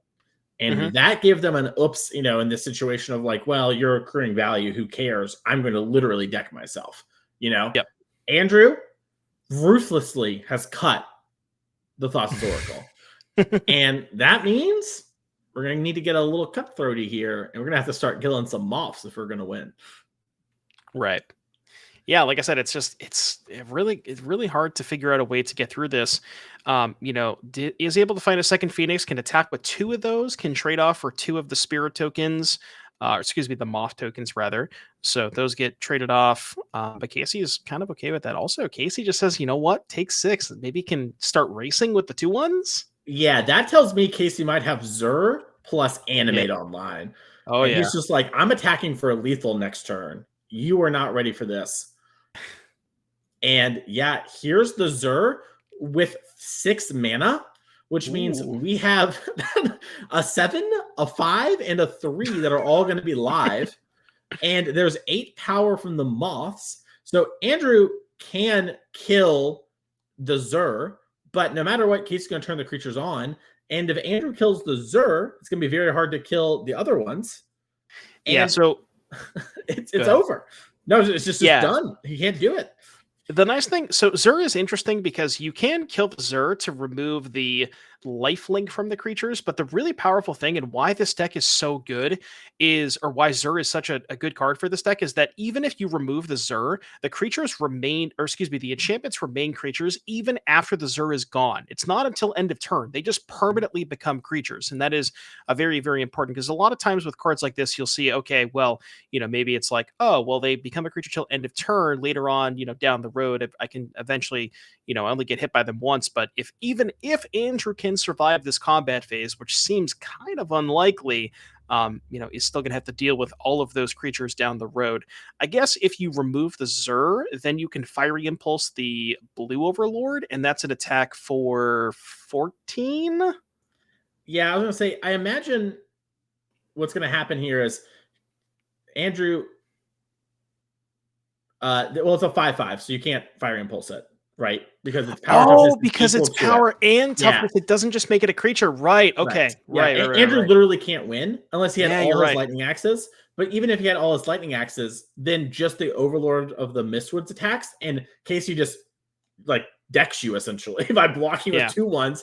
And you're seeing Andrew there. He also very much like you thought, oh, I can just kill the 5/3. No, Zur is a really weird and powerful card when you get to have the time to set it up. And we saw it there. So Andrew Ellenbogen, Pro Tour champ, on the back foot. We're going to look at his sideboard again. Let's see if there's anything for this matchup. 2 Negate, 2 Mystical Dispute, 2 Brazen Borrower, 2 Annul, and then a Prismari Command, a Chandra's Defeat, a Lightning Axe, a Crackling Drake, a Narset, a Tormund Script, and a Props Enigma Memory.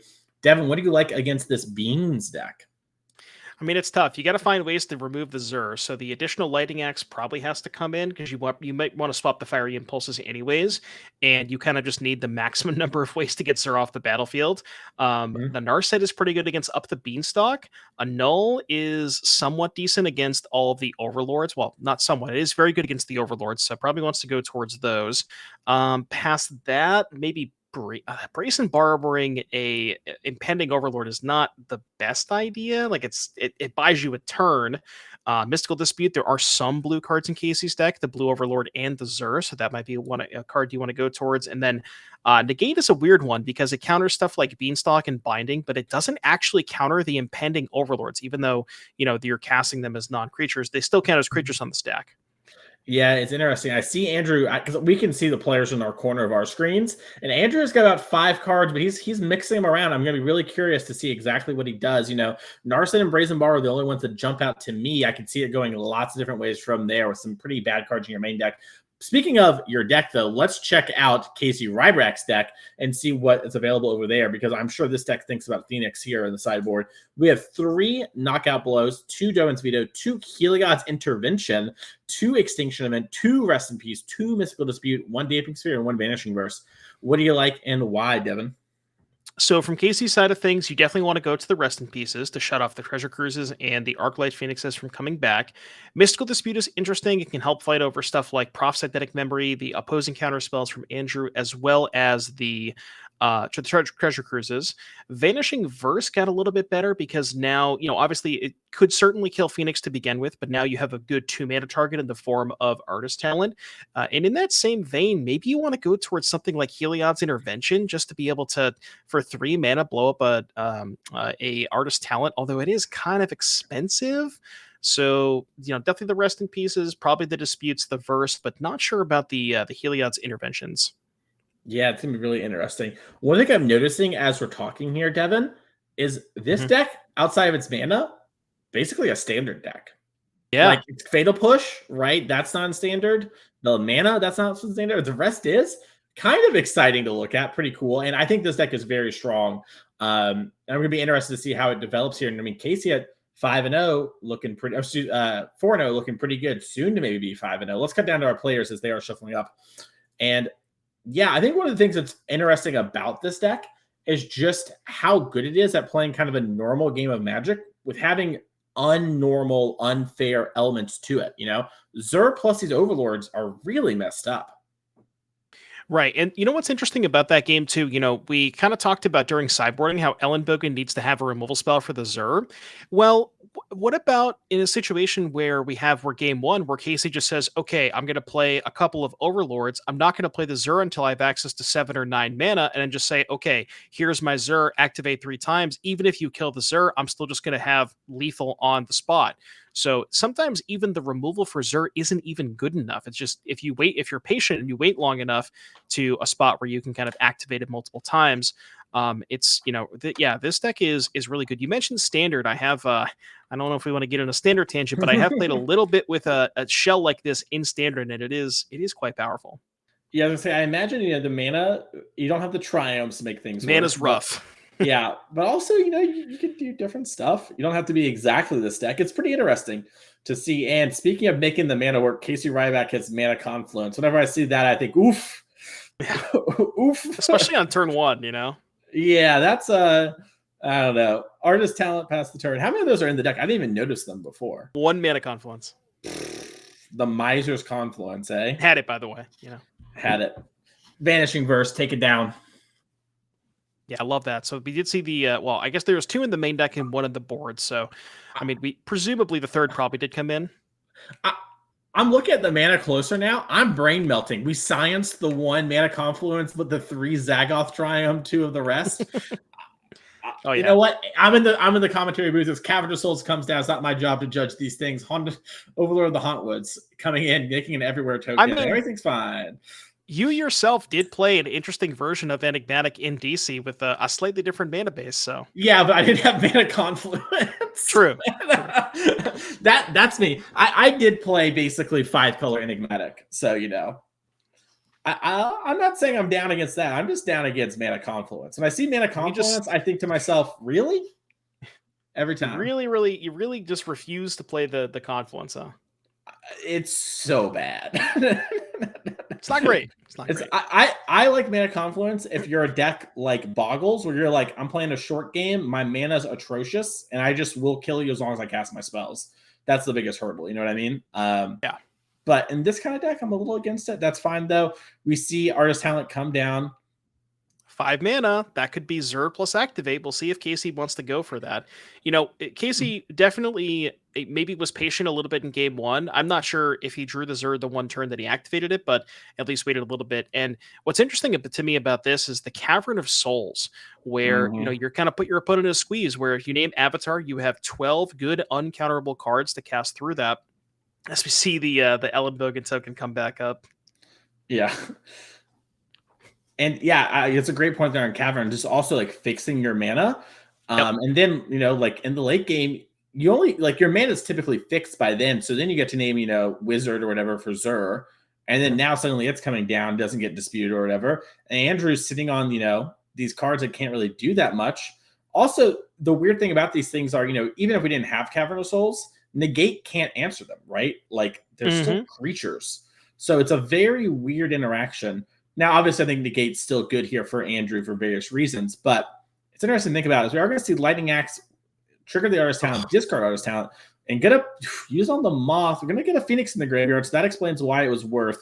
Now, we drew another Phoenix, but our hand is Counterspell, Treasure Cruise, Phoenix, and I don't think we can get back the Phoenix this turn. No, because I think there is 6 total cards in the graveyard, including the Phoenix that Ellenbogen discarded. So probably doesn't want to get rid of that one. Even if you wanted to, 2 mana for a cruise, that's the whole graveyard. But then the Phoenix is gone, so can't really do that. I mean, can hold up the counter spells, but again, if Casey just goes, say, here's a Zur, animate my Overlord, what is Andrew supposed to do about that? Yeah, it's tough. Ellenbogen's going to need to be ruthless here and figure out what the line is. He's tanking on it.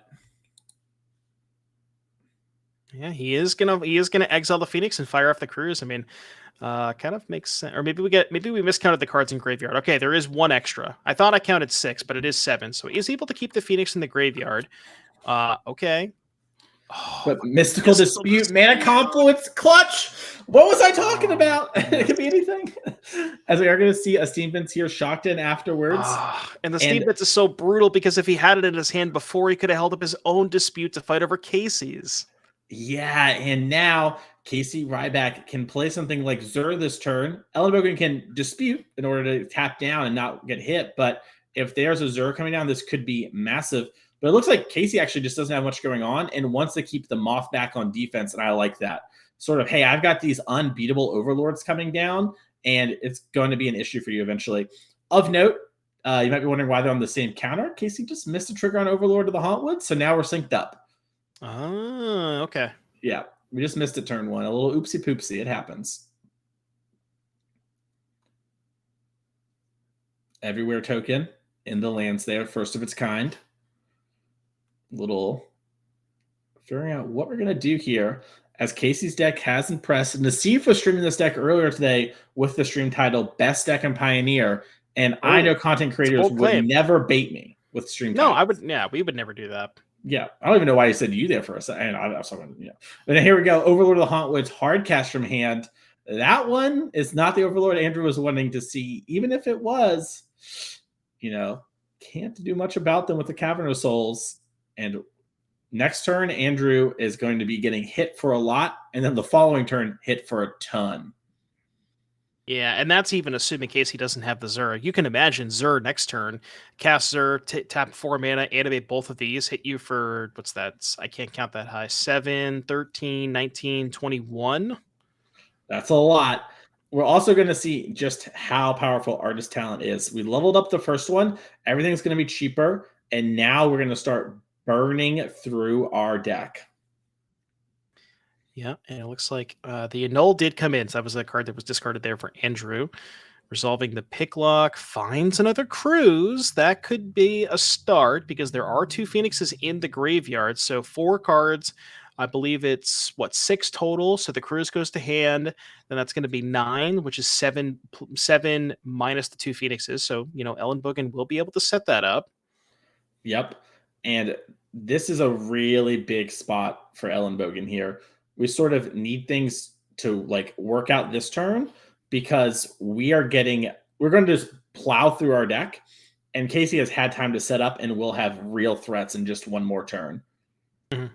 Casey also has a Leyline Binding, and it looks like he's been waiting and it's going to catch potentially the Artist Talent here once Andrew's tapped super low. And yeah, those negates and things are gone. Casey knew Andrew had a bunch of counter spells, wasn't doing anything. Great play there from Ryback. Yeah, I wanted to wait until Andrew maybe tapped a little bit lower because, discarding a null, discarding negate kind of has to assume there's something going on over there. Now, the question is, what is the follow-up? I think I saw a Lightning Axe and a Spell Pierce were the pickups for Ellenbogen off of that Cruise. Mm-hmm. So it could potentially Lightning Axe the Moth token to get the Phoenix was into play. Because I think we're only on 2 spells, right? The Picklock and the Cruise? Or maybe because we played Talent. Was the first thing. The second Talent. So that meant, I might have missed it. We might have missed a removal spell. Well, we started the turn with Talent. I think we should get a judge involved ASAP. Yeah, because I thought, it was Talent plus Cruise plus Prankster, right? Yeah, and there's only 3 mana. Yeah. I mean, it's possible we missed something. Devin and I have been wrong before. I'm wrong about this mana confluence right now. It's crushing it, but we're seeing a lot going on here, and it's important to catch. And also, thank God Ellenbogen's tanking, because now we get to think a bit more about it. This is gonna you're right, no, because he led on the Artist Talent, then the Cantrip, then the Cruise. So maybe if we can have a judge just head over there real quick, just so we can get a double check to make sure there's nothing we're missing. Yep, and I saw a judge walking over, although it looks like to be the other match. Oh no! Coverage guy, get up, leave us. We can do it. Run over there. Go. Twitch chat won't shut up if I don't do it. Please. They're just going to talk to me about stuff all match. I don't want to do it. It's my last match of the year. We're going to see a cycle of the Triumph. There's still time to back up. No information was gained. Anyways, it happens if it happens. One of the weird things about coverage, right, is we get to see these things where normally they just happen in the Swiss and we don't catch them. Right. Yeah, exactly. Get to see them live. This is the thing I tell Twitch chat all the time is they're very judgmental. And I'm like, surely if I watched your games, I would never catch anything. Surely. Surely. You would never. We are going to see an everywhere token tap. That is what that blank one is. We have one everywhere. We're going to see a Leyline Binding cast. And I like this from Ryback. He's just like, hey, you've shown me a lot of things that could stop my leyline bindings. I'm going to just get in this binding and call it a day. Yeah. Yeah, I mean, I would have to imagine at this point, even if, like I said, it's possible there was something that we missed. But even at this point, probably we're at the point of no return. We will have to see exactly. But yeah, the Overlord's now coming into play. Now Casey has a ton of pressure on the battlefield here. And yeah, Andrew just not really having a lot over. Mason, you're laughing. What are you laughing at? I'm Twitch chat. I'm doing everything I can for you. I know our feature match judge is my neighbor, so I DM'd him on Facebook and I said judge all caps. And I was just laughing because I thought I was funny, but now you made me say it out loud. As we're going to see Crackling Drake come down. Oh, there's the you sees the message. All right. Well, I think what's going to happen is way too much has happened. Yeah, way too much. Even if, like I said, even if that is the case, and what we presume happened the turn before was that Andrew only cast 2 spells. I mean, we're 2 turns ahead at this point. There's no turning back. So we are past the point of no return, as one would say. Yeah. I assume it's a GRV. So basically the judges are messaging, because basically we got the message across. So now we're relaying basically what we think happened. Once again, maybe we're wrong, whatever. We just don't want Twitch chat mad. That's fine. And this is just a silly oopsie poopsie. I think Andrew even cast a spell later in the turn. So like he could have done it then. Obviously it's a little advantageous. Basically we just need to get a GRV, call it a day, right? That's just what's going to happen. Yeah, because at least from what we saw, he started the turn, with the talent in play that was leveled up, cast the second talent using 1 mana, cast the Free the Fae using the second mana, then cast the Cruise with the third mana. Then when he went to combat to get the Phoenixes back, there was a total of 3 mana tapped, presumably for the talent, the Cruise, and the Picklock, which that is an enchantment and 2 instant sorcery. So that's at least what we think happened. Not entirely sure. Again, we might be missing something, as we've been known to do that, but a lot of this is just we want to make sure the game stays clean and clear. We understand, it's a weird thing, right? Like feature matches basically get extra sets of eyes, but we're only supposed to really comment on these sort of things. So, and once again, we potentially missed something. I believe that fully did not be the case. Normally, I would not be so like, let's get a judge going unless I'm like 99.9% sure. That's kind of my default, is to assume I've missed something because I'm working a job here. I'm messaging production. They're talking to my ear. Things happen. It's okay. It is not the end of the world. In the worlds of Hannah Montana, everybody makes mistakes. Everybody has those days. It's not that big a deal. I sincerely believe there's no ill intent here. Andrew Ellenbogen is a very accomplished player, done a lot of things, and has, I see always play very well and very cleanly. I think this is just what we would call a small oopsie poopsie. Now the problem is we have caught, the judges got involved, are having to relay across the country to them. Too much has happened to rewind. That is for sure. Yeah, there's no way we can back up at this point. I mean, there's basically been like a two whole full turn cycle since that turn. Just been too many things cast. Now, as far as the battlefield currently sits, I mean, there's a big Crackling Drake. Casey's got the couple of Overlords in play. Andrew only access to 1 mana available. Maybe something like a Lightning Axe could kill the Green Overlord. But the Mist Moors could give us some chump blockers to potentially block the Drake next turn. Maybe Casey also has something like a Leyline Binding, but we will have to see exactly how this plays out. Yeah. And, from this spot, it's a pretty interesting game state, right? Like this Crackling Drake is a bajillion a million big, right? So if we can get it across the finish line, we're going to be good. And I think what's happening here is Andrew just finished telling the judge about his turn and is apologizing for, the game state / if we're wrong, sorry for us. Thank you, Andrew, for passing that along. But yeah, I think what's going to end up happening here is just, we're going to move on, call it a day. It might also just be a situation where I could easily imagine playing this deck and you're doing all these things, right? You felt like you cast the spells. You're also discarding so many spells to the artist talents that it just feels like you've cast them. And, obviously, once again, I think that's where we were. But Yeah, I mean, the thing is, like, the Phoenix deck takes so many game actions in a given turn. Like, you cast a couple of spells, but in the meantime, like you said, you're looting, and maybe you discard a cantrip, and then you look at your graveyard, and you're like, oh, I see the cantrip, the cruise, and whatever, and you're like, okay, well, I've cast 3 spells now. yeah, But yeah, yeah, and I'll just say it in chat. I think it's like very, very likely here that Andrew just made a mistake. Once again, it's impossible to know, right? Like there has been accusations in the past. I'm not accusing Andrew of this, but we've seen people who got the benefit of the doubt. My whole case is that Andrew normally plays incredibly tight, and I have watched him call things on himself and catch himself when he doesn't know people are watching. And I think it's just a very simple situation of these mistakes happen. And the reason you see more of them chat from PT champs is because we feature PT champs because they're really good at Magic and they make mistakes because they're people. So you're like, oh, I always see this happen with so and so, where like it happens with these people that do really well all the time. And it's like, no, this is happening across the whole hall. That's why we need judges. And we just show you the matches with the good players so you see the good players do it.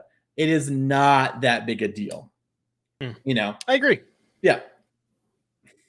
So just, See, Andrew Wolthius walking by. I wanted to see.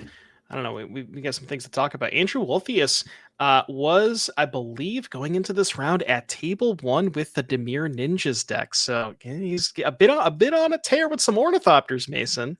Yeah, I like that deck a lot. I'm gonna be honest. After Same. this, my plan, I'm going to the gym. I like to play a little arena on my phone while I start off on the treadmill, and I've got it saved on the other monitor. I'm ready to queue it up on arena, and it looks like we're gonna continue to play from here. Everything should be taken care of, and we're gonna get some Andrew Moths onto the battlefield and attack for I think 11. That's or 12. That's a lot of damage. Yeah, presenting Andrew the option of blocking, which Andrew doesn't really want to do because he needs that Crackling Drake to be able to cross the finish line. And yeah, this is a situation where a lot of times what happens in Phoenix is because you see so many cards, you have to figure out what is left in my deck. Like, how many removal spells do I have left? How many ways do I have to remove these blockers? Because if it's a situation where Andrew, has enough removal spells left over, maybe he says, okay, I'll take the hit, try to find the 2 removal spells to remove the blockers, and then just have the Crackling Drake for lethal. Yeah. And when we were looking at the mini camera during sideboarding, I saw Andrew flicking a couple fiery impulses, and it makes sense, right? They're not super good. So maybe he has one in an attempt to combine to kill one of these white overlords, right? But that probably means these moths are going to basically be trading the entire game. And I think, one of the weird things about this deck now that it's changed, right, is you just Hall the Storm Giants is just not a part of Andrew's deck anymore because he loots away the land so much, right? It used to be Phoenix, I would joke, is it Hall the Storm Giants? Where you technically just, you theoretically you want the other cards, but you would always just make your land drop because you drew so many cards. You'd keep like 1 or 2 for Shredder, and then eventually you just get to these points and you go like kill spell, Hall, you're dead. Or like time walk, copy at Hall, you're dead. That's not how the deck's built anymore, and you lose a little bit of that insurance. Now I think Artist Talent's worth giving that up, but it is like a pretty big change up here, and Andrew's gonna have to figure out how to get across. He does have Picklock Plankster, which he can play, which can help chump a little bit, maybe get a profs. But Devin, what are you seeing to get out of here with? I mean, on 12 life, he's also facing down a ton of pressure here. Still has the Green Overlord plus the 2 Moths to contend with. So, and I don't exactly know how many axes we've been through, but I can't imagine there's a lot left. I want to say we've gone through at least 3. So maybe if he boarded in the 4th from the sideboard, maybe has 1 left in his deck list to be able to answer that Overlord. Only 1 Phoenix in the graveyard because 1 got exiled from the binding. But yeah, I mean, this is kind of what we talked about where, Andrew really needs to find a way, maybe is there potentially a way to set up a lethal attack over the course of a couple of turns? If you send 1 Phoenix in, you block with the other one, but it's going to be a dispute on that Free the Fae from Casey. I like that from Casey. Fighting over the ways that Andrew can get back in this. You have a good board presence. Just do what you can. It looks like we're rummaging. And now there are we talked a little bit about this before. There are no copies of Thassa's Oracle in Andrew's deck list. So, if Casey has this sort of battlefield, that is not something that Andrew can draw towards. He is choosing not to play the Thassa's Oracle this weekend. Instead, just go back and look at the deck list. There is the 2 Ledger Shredders, 1 Borrower, 1 Props, 1 Torch. So those are kind of like the flex spots that Ellenbogen has chosen to go with. So not something that we can go towards if you are Ellenbogen's side.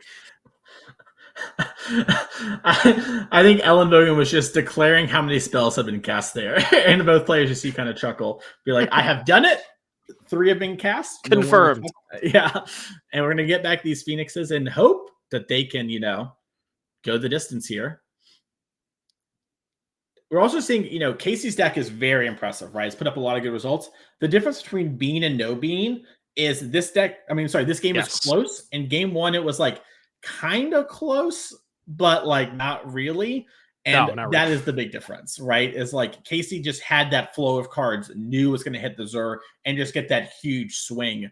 And just also knows, enough kill spells, I can kill the Phoenixes when they get profed, Right.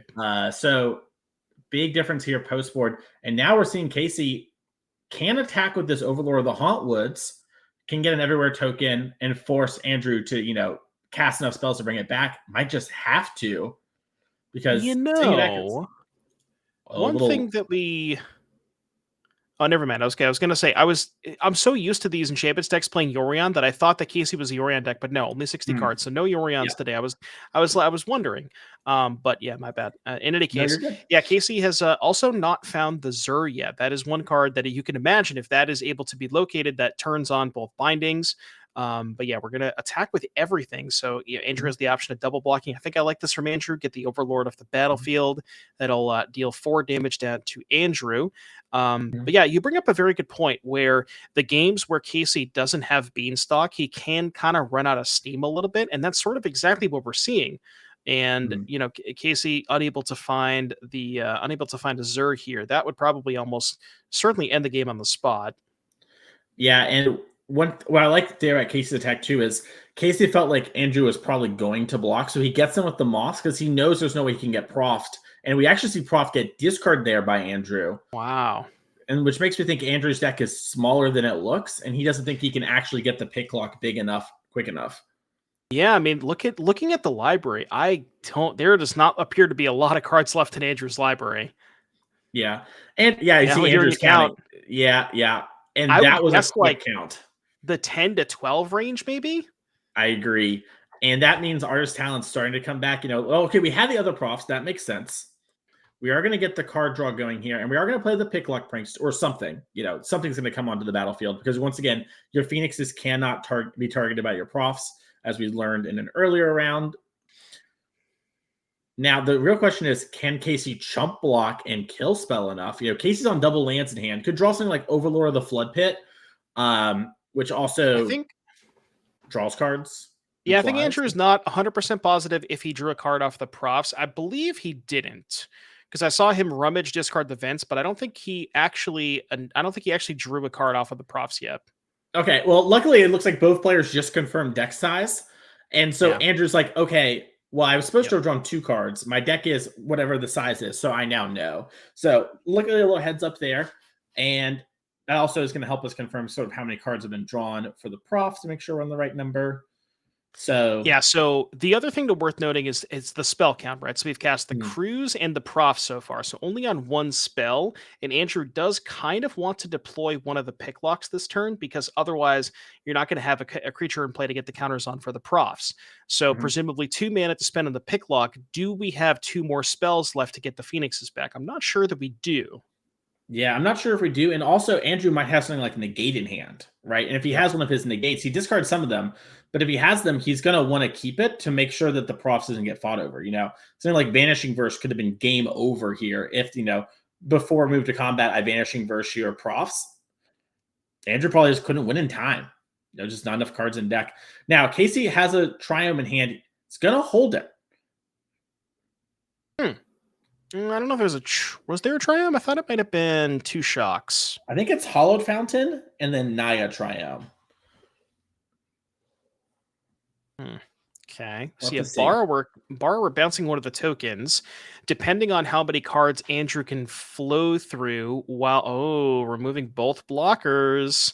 So this is probably just lethal, right? 6, 7, even if with the props. So it's 6, 7, 8, 9, 10 plus the 3 Phoenixes. Now that's 19, I believe, for Andrew. Yep. I guess it wasn't a triumph. That's my bad. I thought it was. I imagined Casey would probably cycle and try and find something there. But, like we mentioned, the flood out can occur, right? Like with Casey's deck, sometimes you have a lot of really powerful, high impact cards, but you don't have a lot of card selection, right? Like one of the nice things about Ellen Bogan's deck is just how much it smooths the curve, how much it never really fails, right? It has such a low fail rate. Casey's deck hits up the beanstalk, very similar position, not as good as Ellen Bogan at doing it, but when you don't have that, you don't have, your blue overlord to help sift your draws. You're kind of just almost like Seth Banfield's Worlds deck, right? Like a ramp deck with kill spells. And you're just kind of like, yeah, I draw what I draw, right? Like, Mason, are you a ramp hater?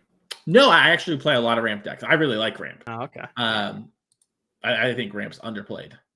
Yeah, but I think that these first 2 games are a very, very good showcase of exactly what you mentioned, where, game 1, we saw Casey kind of run away with the game, just had a turn 2 beanstalk, was drawing an extra card every turn, was able to find, all of the overlords just in time, found the Zur at the right moment. And then game 2, Ellen Bogan was able to cycle through, make sure he hits the very specific cards he needs at a lot of given points, ended up waiting towards the very end of the game where he had less than 10 cards in his library to find that profs, or maybe he had it for a while, just waited to set up a little bit. And maybe perhaps this game we'll see Casey with a turn 2 beanstalk. Maybe perhaps both players can sort of fight on all cylinders. As far as the matchup is concerned, it seems like it's very, very close. I wanted to say I was going to give a little bit of a slight edge to Casey, but I actually think Ellen Bogan improves a little bit better in the post board games. Mm-hmm. So I think I would lean towards slightly Ellen Bogan, but I think it's still going to be a close matchup for game 3. Mm-hmm. Gotcha. Yeah, I agree. I think what I like about Ellen Bogan's deck is just the fail rate is so much lower, but I do think Casey's deck lines up pretty well here. And so I feel like it's whoever's on the play is who I like more. Although I think, over 1,000 games, I like Ellen Bogan a bit more. So it's really interesting, right? Like just Ellen Bogan's deck's going to stumble way less than Casey's, but Casey overpowers him. I'm going to vote Casey though. I like these enchantments. It's going to be sick. We'll have to see how it goes. We actually just saw the enigmatic deck. This is the Yorion version. Obviously, this is not enigmatic, but it won the Chinese RC. So, congrats to that player. And this archetype has a lot of room, right? Like this deck and enigmatic are kind of like siblings. They're different, but, they end up doing a lot of similar stuff. So it's going to be cool to see them evolve. Yeah, and I remember seeing some post, I believe it was from Dom Harvey, who played a slightly different version of this Overlord deck, where he actually went up to 80 cards and kind of mixed in all of the maximum number of Overlords, but kind of also mixed in the enigmatic package. So, as you mentioned, tons of different ways to build this, the other thing about 80 cards is Yorion works well with the Overlords. We see a shock here on turn 2 for Casey, and I believe that might have been a pass. I think Casey did not find a third land drop here. That's tough. That's really tough. Casey does not want to stumble against Ellen Bogan. We talk about it, right? Like he's doing some more card per, like if we cast equal number of cards, right? Like mine are better. But obviously Ellen Bogan doesn't play that kind of game. And when you sort of miss here, you're potentially falling really far behind. That makes me think Casey has some really high impact sideboard cards in his hand that made him want to keep this. And then you see Ellen Bogan sort of just, pass the turn, not really wanting to play into anything, knowing Casey has cards he wants to deploy. And now he has to decide, am I going to do something like Overlord of the Hauntwoods here, make my land drop, and potentially get annulled? Looks like it's going to be Spelunking. Yeah, that one also a reasonable annul target. Yeah, it's super interesting too, right? Because Casey doesn't have the land or has the weirdest bluff of all time where he missed a land drop to then set up Spelunking. But, it's just going to let the mana enter untapped. And if Andrew has something like, free the Fae, this is a great time to deploy it. And sort of, Andrew stole the playback, right? Right. Yep. And we're going to see Opt be the take here. Doesn't want negate. And it's going to cast the Opt right away.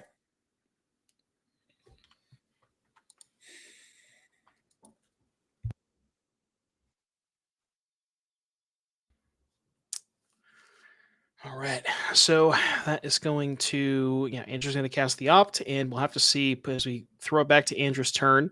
Couldn't quite get a good look at the hands for Andrew or either player for that matter. But yeah, no Phoenixes. Not exactly sure where we want to go here. Looks like deploying a Mount Land. And the Fae are freed yet again. Mm-hmm. Finds an axe or a consider. Chose the axe, which is interesting. Maybe worried about something like potentially like if Casey, I'm trying to think like if Casey made, like you said, baiting with the spelunking, maybe he still has a copy of the Green Overlord, and then if that were to happen, maybe he's worried about a Zert after the fact. Yeah, I think Andrew is also like very heads up, and like the fact that Casey thought about the spelunking, it could be that he had some sideboard card, right? And he was thinking about leaving the man up versus not. But I think it's more like, am I playing the spelunking as bait or not? And yeah, Casey plays the Overlord of the Hauntwoods. It gets annulled, and now Andrew sort of has the green light to play anything he wants, and it's Crackling Drake. So if Casey doesn't have a kill spell for that, it could be game over. That Crackling Drake's probably about 7 or 8 power right now. I would have to imagine it's got to be close to that. We're doing a count here. It's got to be also close. worth noting, if Andrew has like a null here, so it looks like it's 5. If Andrew has a null, then something like Leyline Binding, which is one of Casey's better answers, just won't do anything here. So Casey's going to need, one of his like go for the throats, which maybe didn't even stay in, right? Yeah, notably the Vanishing Verses. We said that was going to come in from the sideboard to answer talent. That one does not take care of the Crackling Drake. Yep. Casey hit the land now. Looks like we're going to play the White Overlord. Ooh, do we have the second annul? Does not have the second. That would have been brutal. Yeah, that might have been game over had that resolved. Stop this from resolving. Now we're going to have 2 Moths, and they're going to get us to chump block a little bit. But we saw last game how Andrew can very easily clear the way one time, right? Mm-hmm. So if he wants to, he can probably go the distance. And he has an axe in hand, and it looks like he's actually axing right now. Nope, he's going to wait. Never mind. Decides against it.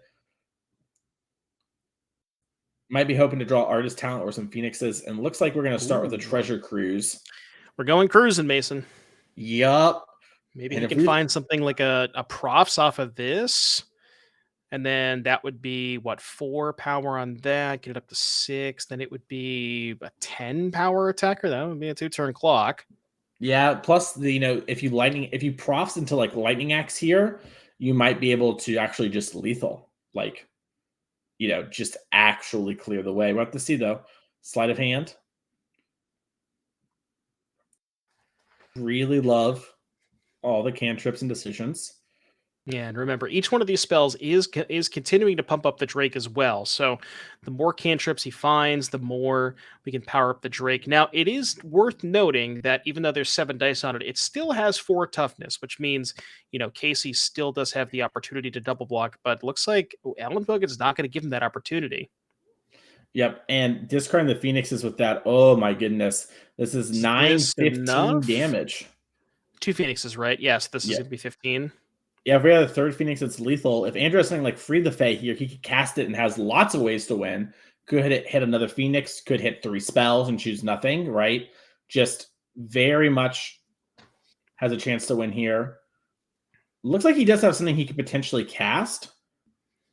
I think he's just thinking, okay, can I actually assign lethal?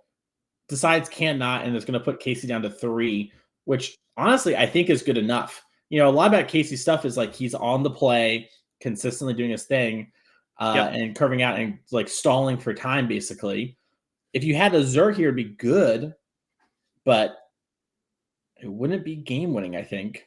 Yeah, I mean, this was really tough for Casey. I'm not exactly sure what the texture of the hand that he decided to keep. We did keep a 2-lander. Perhaps had some sort of the counter spells. But there are 2 Mystical Disputes and 2 Dovin's Vetoes in the sideboard here for Casey. So perhaps maybe went towards some of those, and that's what we kept the hand on the strength of those. But I mean, it's really tough, and possible that we just had, 2 land and a couple Overlord of the Haunt Woods. Maybe wanted to hopefully draw land 3, hit that, cast, get some land drops there. But, with Casey stumbling here and no Beanstalk, it's going to be pretty. Maybe I spoke too soon. Yeah, I mean, Extinction Event is the only card I can see that does anything here. They're named even, and Wow, Andrew can he hard didn't have a cast the Phoenix to counterspell. win. Will he draw it? He has a lot of really live draws here. And Casey has the Zur in hand. If Andrew doesn't kill this turn and Casey can draw the land, get the Zur on the battlefield, turn the Mistborn lifelinking, he's going to swing it. Now, a lot needs to go wrong for Andrew here, but it's already started going wrong. Why would it stop now? This is crazy. I can't believe he actually had the Extinction Event to clear the board, and now, Ellenbogen, so he can play the Talent, but even if we cast a couple of cantrips, okay, 2 mana for a Cruise, but now we don't have enough to hard cast the Phoenix, so now it would have to be triple cantrip. spell. Yeah, cantrip, discard Phoenix, and then second cantrip to go to get it back, because that would be the third spell with the Cruise. I think he's in the tank. He's thinking about what he wants to do. He might have found some sort of interaction spell that he wants to leave up for Zur, right? Like he might be thinking, okay, I don't think I can actually get there now. I'm going to, think about what I'm doing and just maybe hold up Zur so I don't get life-linked. But also might be thinking about what the odds are. I think those are the only 2 Phoenixes we've seen so far. I don't think any got exiled earlier. This game has been kind of, not much going on from Casey's side. And we are going to see a Spiral for the passing of the turn. Untapped land is big here for Casey, because then we would gain 6, go up to 9, and make 2 blockers for the Phoenixes. Yeah, and Ellenbogen will be behind. But either way, Casey now has cards like Vanishing Verse up. I say untapped land. There's a Spelunking in place, so they're all untapped. Yep. Okay, yes. There we go. Yeah, and the Triumph's there. And we're seeing Casey go for it. Here comes 3. Oh, he has a bunch of Zurs in hand. Do we have 2 white sources? Oh, yeah, there's the Rafine's Tower. Okay, Rafine's Tower plus Sparas. All right, so we're going to see Mystical Dispute. That's going to allow us a Rummage. Now, of note, Casey does have a Vanishing Verse in hand. So that's going to mean that Ellenbogen's Phoenix might not kill. Yeah, obviously it could be protected. Another Zur left over. I can't quite get a good look at the hand here for Casey. I think it was Zur, Vanishing Verse, Random Spell.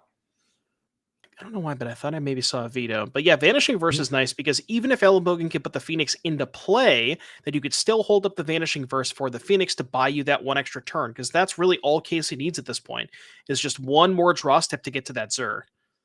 Yep, and we're going to free the Fae here, rummage away the Artist Talent, hit some cantrips, can take the Consider. It looks like Overlord of the Haunt Woods, Leyline Binding, Vanishing Verse, Zur, and maybe the Flood Pits. Maybe I was wrong on the 3rd Zur there. Consider, going to happen here. Discard the island. Now, part of this is, Ellenbogen has cards like Mystical Dispute, so even if we find the Phoenix, we might be able to, protect it. Obviously, Mystical Dispute, very hard to use against Vanishing Verse, but is doable. And it looks like Ellenbogen is just going to try and get this Picklock Prankster in play and ride it to victory. Yeah, the Prankster is interesting too, because Ellenbogen may also have a copy of Prosthetic Memory to maybe grow the Picklock next turn. So even if he can't find a Phoenix, that also might still be able to present a lethal threat. So we'll see if Casey finds... Now, even if Casey does find land 6, Ellenbogen, if there is a second Mystical Dispute, probably still fires it off, because if you pay the 3, then you can't animate the Overlord this turn. Yeah. Now, Casey does have Leyline Binding, so if, the Mystical Dispute happens, he might not even fight over it. It looks like he's actually going for the Drowner. Interesting. Yeah, very interesting. So I wonder if Casey is maybe saying, instead of going for the Zur this turn, he's going to go for the Overlord this turn, the other Overlord this turn, and then next turn holding up, some sort of interaction, whether it's Binding or Vanishing Verse if he has that, and then the next turn go for, and yeah, this is the bait for Mystical Dispute. Yeah. So now Casey has Zur in hand, has another one, and has a Leyline Binding. So next turn we can play it. Of note, it just gives Hexproof and Lifelink to enchantment creatures. So it will just automatically be helping that creature out. if we get that far. And currently, Ellenbogen is not presenting a lethal attack. Has the ability to easily do it, but Yeah, and also worth noting that Casey has the ability to pay for spell pierce. So if Ellenbogen has some sort of cheap, if Ellenbogen has one of those soft counter magics, if looking at the deck list, I mean, I'm trying to think of what other counter spells he could have. There's 2 negates, 2 disputes, 2 annuls. I think we've already seen both annuls and both disputes. So I think negate is the only one that could even fight over the leyline binding, I believe. yeah. And he is pretty light on mana. And because Casey fought over the artist talent, it's going to be harder to get the Phoenix in the graveyard. Unless, you do something like Lightning Axe to discard the Phoenix and just put the damage on the Overlord, which is what Ellenbogen's doing. Ooh, there's the Phoenix. He's setting up. If he has negate, this is going to be all she wrote. As Prophetic Memory is going to also put him in the squeeze of 2 lethal threats. Now, we have 2 minutes left in the round. These players do have an extension because of our judge call. Brazen Bar is going to bounce the Overlord. That's spell number 3. Yeah, and spell number 3 with 2 cards drawn means we have 2 lethal attackers. Casey can't get out of it. Congratulations to Andrew Ellenbogen. Moving on to 5-0. Both players very live for our top 8 still here today. But Ellenbogen a little above the rest at 5-0. Has told us yesterday he's going to win the tournament, Devin. He's trying. So far, he's not lying, right? I mean, he was really confident in this Artist Talent Phoenix deck. And as we've seen him on camera a couple of times, I think it's pretty clear as to why. Yep. And like we just mentioned there was 2 minutes left in the round, so we're not going to have any backup magic this round. But Drake's Ass or Corbin Hostler, they're going to take you home for the rest of today and for the rest of our series year from this. We'll see you all in December the 14th and the 15th for the Invitational, so make sure to follow. And I've had a blast commentating this year. I've had a blast doing it with you, Devin. I hope we get to do it more next year, and I hope you all enjoyed the commentary. Stick around for some more Paper Magic. We'll be back.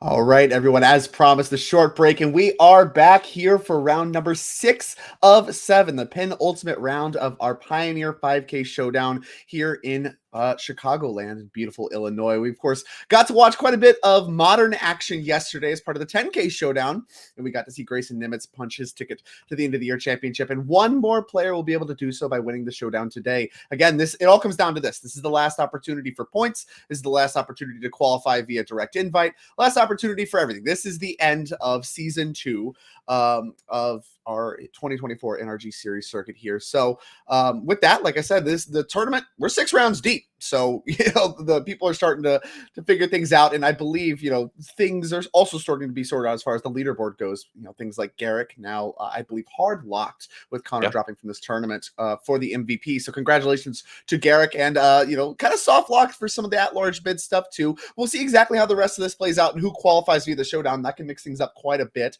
But for the time being, we have some spicy Pioneer to watch, and a very different format with a very different, I guess, cadence from what we were watching in Modern yesterday. You've seen quite a bit of Phoenix so far, Andrew Ellenbogen and all that stuff. But, Corbin, you were just watching quite a bit of Pioneer, if I am, to be believed. And so talk to me a little bit about the format and specifically what we're about to watch as we kind of get ready for these players to play round number 6. Yeah, absolutely. Well, maybe we can take a look at the deck lists as we go here, but Pioneer in Phoenix specifically, you brought it up. It's kind of the last deck standing from the round of bans a while back, right? And that makes it very comfortable. It makes it something that players know how both to play with and against, and that's why you see someone like Andrew Ellenbogen being able to find such great success with it. Oh, and all right, Alex, actually, we're able to get directly down into our match, so we will hop right on into it with some Pioneer action. I am excited to watch this. So you see it right there. The word combo. The word combo is on both sides of your screen. So Lesnia combo and Rona Luca combo. So we'll get into this match. These first turns might go pretty quick, but then it might get a little more complicated because both of these decks are trying to do things that you may not regularly see. Certainly different than what we saw. Oh, here we go. We got lands in front. Yeah, player. This is Wee-oo. Yeah. I believe that is Thalia, Guardian of Thraben. Quick check here. I can't tell. It's in the wrong spot. It looks like a land to me. You know, yeah, it's behind the lands. It's not even a card, just revealed from a hand. No, so I mean, both these decks seem to be kind of in their own way creature combos in the sense that creatures are involved, but looking to accomplish quite different things, I'd say. As obviously Thalia being deployed alongside Enduring Innocence. That one's a nice recent to pick up from Duskmorn in the face of a little bit more traditional look, I'd say, with the 2 mana creature elves over there for the Rona Lucca combo. And then we also have a copy of Rose 2 mana. What the heck is this thing? Looks like a reskinned card. So, it's Paradise Druid. This is the Paradise Druid from the Lord of the Rings set that I got a reprint there. So, followed up by Kennen. So that's going to juice up the mana quite a bit. And this is a deck that needs its creatures to make 2 mana. I believe the combo here involves quite a bit of mana. Lucca itself being a 5 mana planeswalker, but also if you're just trying to cast some of your bullets that you draw, things like Atraxa and things like the Valaki, God of Lies, Tibalt, Cosmic Imposter. If you're trying to cast any of that stuff, which I assume is part of the plan sometimes, you need to be able to make quite a bit of mana. So creatures involved, mana involved, and of course, we can also just activate Kennen. That's a way to do it as well. There's Valaki. Found it. That's a one of. This deck can go pretty wild, right? Like, this is, where were we on turn 3, turn 4 here? There's a Thalia in play. And look at this. I mean, look at how much mana is being produced. Meanwhile, Frederick over there just trying to play out these fair creatures. You spot the Enduring Innocence, a really nice pickup for a lot of decks from Duskmorn. It's got lifelink. You don't really care if it ends up dying in combat because all along you're just going to be drawing cards. And you see there, you just replace a legendary creature with another. You draw a card off the Enduring. Yeah, and finding all these Thalia is not really what you want to see. We saw, I believe, one of them taken by the Valaki trigger, and then we had one in play. So that's all 3. We have the one that we just deployed as well. And again, not even that good in this matchup, right? We were just talking about how there's a bunch of creatures involved on the other side of the table, and now they're making a ton of mana, pretty much invalidating Thalia's effect for the most part. And if the best play we have for this turn is just play the 3rd Thalia, legend rule out one that's already in play to draw a card, that's not great. That's not great if you're a Frederick fan and a fan of this Selesnya combo deck. Yeah, definitely an opportunity for Kamari here to show off, though, in terms of what this deck is capable of in terms of producing mana, because it can make a lot of mana. And Kennen, by the way, you might recognize its first ability, where when you tap a non-land permanent for mana, you get additional mana. But you can also just pay 7 mana and activate it and start getting things off the top of your deck. I think that's what. Or you can pay 7 mana and use Atraxa to get things off the top of your deck, like we see him doing right here. A huge pickup with that Atraxa, 1 of 2. So finding a bunch of the bullets that you normally find with Luckas. Didn't find any Luckas, just found the creatures themselves. But Kennen, as I just mentioned, allows you to be able to cast these creatures. And now a pile of cards. Looks like Tyvar, Oath of Nissa, Extinction Event, Breeding Pool, and of course the Fae of Wishes. Step 1, make a bunch of mana, right? Step 2, find something to do with it, whether that's Kennen for an Atraxa, or just casting Atraxa, or playing your Tibalt, the backside of that Valky for a bunch of mana. This deck can really do a lot once it gets going, and Kamari just faced absolutely no resistance in setting up this huge amount of mana. And Pioneer is a format where you can do that, right? Like, between all the Nykthos decks that have existed, there's a lot of ways to make a bunch of mana in this format, and things to do with it, as you're seeing here. This is just really showing off with Atraxa, right? And now Frederick just maybe we'll get to see what his deck does next game, unless there is a combo waiting in the wings. We have successfully here found an answer to the Atraxa in the form of Brutal Cathar. Now, if this one does get removed, Atraxa comes back as the ETB again. That's a disaster. So really, I mean, it's a little risky, but at the same time, you can't leave the Atraxa in play. Not a ton of other answers in the deck anyway. Have to answer it, have to get it out the way if you're going to try to claw your way back into this game. But again, Valky getting first strikes, Thalia going back to hand. Really just not the draw Frederick really was looking for. Is there any back doors to combo? So this deck is a Selesnya combo. Yeah, it looks like I'm digging. Oh, it's a company deck. I don't see any. Is there any actual combo? No, this is as fair as it gets. Yeah, I was looking through it. I was like, I don't even know. Is the combo just collecting company plus creatures? That's tough. Yeah, this is as fair as it gets, and that means if you're Frederick, probably looking towards the sideboard here, right? If sure, I guess. I mean, you answered Atraxa, sure. Unfortunately, Kennen and all his mana is in play, and Atraxa did refill Kamari's hand. So, okay, I mean, the game's going on. Frederick's sitting at 24 life. He does have Kamari down to 8. So, mana getting tapped. We'll see what comes of it. Looks like an extinction event. That'll do it. Extinction event. Of course, that is the answer that was face up to the Brutal Cathar. So that's going to bring Atraxa back, going to trigger Atraxa again. And yeah, the game's all wrapped up from there. So honestly, quick magic from both of these players, some creature stuff going on. Not a lot of removal in either deck. And that's kind of, I'll say, atypical for the Pioneer format when there's a bunch of Rakdos decks with burn spells flying around. The Phoenix deck has a ton of burn spells as well. So typically you see creatures getting answered. And here it's a little more of just the ships passing in the night kind of style of magic. So a very quick game number 1, of course, going to Kamari. Yeah, Frederick just not able to interact with Atraxa going over the top, right? I mean, Brutal Cathar, hey, that's a great way to answer it in terms of interacting with creatures, but when it leads to another Atraxa trigger, you're just going to be buried under that card. Tough. So I So think you said let's look to the sideboard. Yeah, let's do it. Let's look and see what exactly Frederick has to work with here in this Selesnya sideboard. We got 4 copies of Knight of Autumn, 3 copies of Portable Hull, 2 Unlicensed Hearse, 2 Elite Spellbinder, 2 Brutal Cathar, 1 Werefox Bodyguard, and an Anointed Peacekeeper. So if you're playing this creature style matchup, this kind of combo deck, what are you reaching for? I think you have to answer Kinnan, right?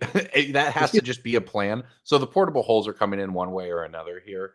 I would think to have more interaction against those early creatures, and then you maybe want spellbinders and Cathars for more of the same, right? Spellbinder can interact with their hand, slow down a hard cast Atraxa, or anything like that. But also just having the information of what's in their hand can be pretty relevant when you're able to get that. And Brutal Cathar, of course, can really handle the board. So you do have options here to interact with your Frederick. Unfortunately, if the game just kind of goes according to plan on the other side and mana leads to an Atraxa cast, there's not a lot like answering Atraxa once it's in play. It's not exactly where you want to be, but not ideal. Yeah, the interrupters, the hand disruption, there are some ways to slow it down, and that's what you're looking for here if you're Frederick. Now, maybe the Thalias, not sure exactly how you want them to line up. Probably kind of medium against a big mana deck. So not a ton there. Let's take a look though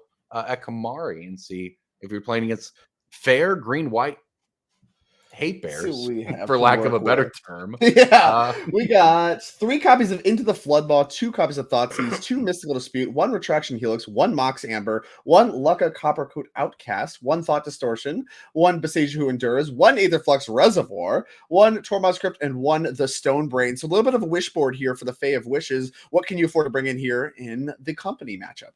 Yeah, I suppose the question is if you want, I guess, the bounce spells, right? Yeah, the Into the Floodmaws are the only thing that really. Yeah, you mentioned it. It's very much a wish board, and that's fine. I mean, you don't necessarily need to change a lot. You certainly are presenting a more diverse threat base, right? Like if we spot the Bring to Lights here in this deck, I mean, it can do a lot, and there's combos built into it, which maybe we'll see. We saw in that game, you don't even need them a lot of times. So I don't know. Maybe you want.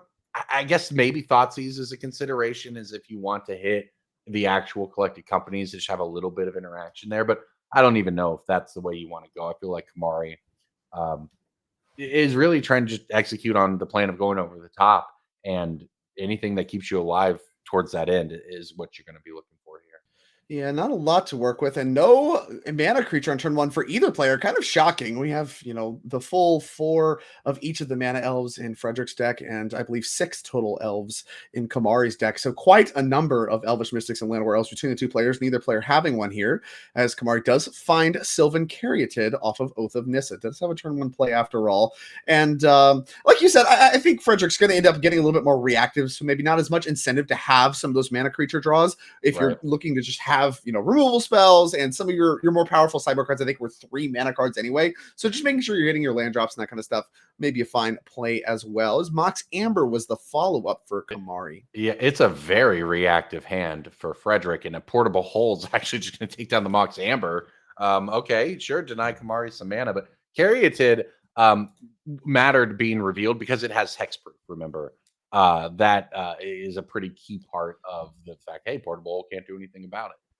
Yeah, and there's Enduring Innocence. So we got that one back in front again. There we go. Unfortunately, kind of brick walled a little bit against the Carrington. But I mean, answering the Mox Amber is relevant, right? That's part of the Rona combo. So, the Right. Rona combo with the Retraction Helix on Rona, you can pick up the Mox Amber, replay it, untap Rona, and then you're kind of doing the thing. That also makes infinite mana, which is why you have an Aetherflux Reservoir to go get. So that's the final end state of the actual combo itself. Even though this is like a Lucka, Bring to Light, make an Atraxa, hope that's good enough for the most part plan, you do actually have a kill that puts a check mark on the game with Rona and Mox Amber. Taking that out isn't a 0, and of course it can make mana alongside Kid and stuff in the meantime. Is Skyclave Apparition coming down for the Rona. So handling the combo here. Answer that immediately. Answered the Mox Amber with the Portable Hole. Answered the first Rona with the Skyclave Apparition. Pretty good. But you know what Kamari's deck does? Makes a bunch of mana. And here we go. Frederick's going to pick that one up and read it. We'll pull that one up on the screen. So you can read it too. Copper Coat Outcast. I believe this is a riff kind of on the polymorph style combos. Yep.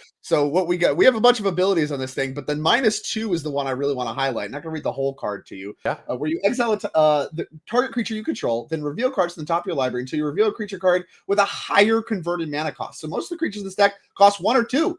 And in fact, the only ones that cost more are, I believe, the Valaki, God of Lies, where you can kind of cast the Tibalt Cosmic Imposter side, and Atraxa, the Grand Unifier. So when those are the only targets that are higher, you're guaranteed to hit one of those 2 every single time, and that is exactly what just happened here. -2, found the Atraxa, casting the Atraxa, and then look at that.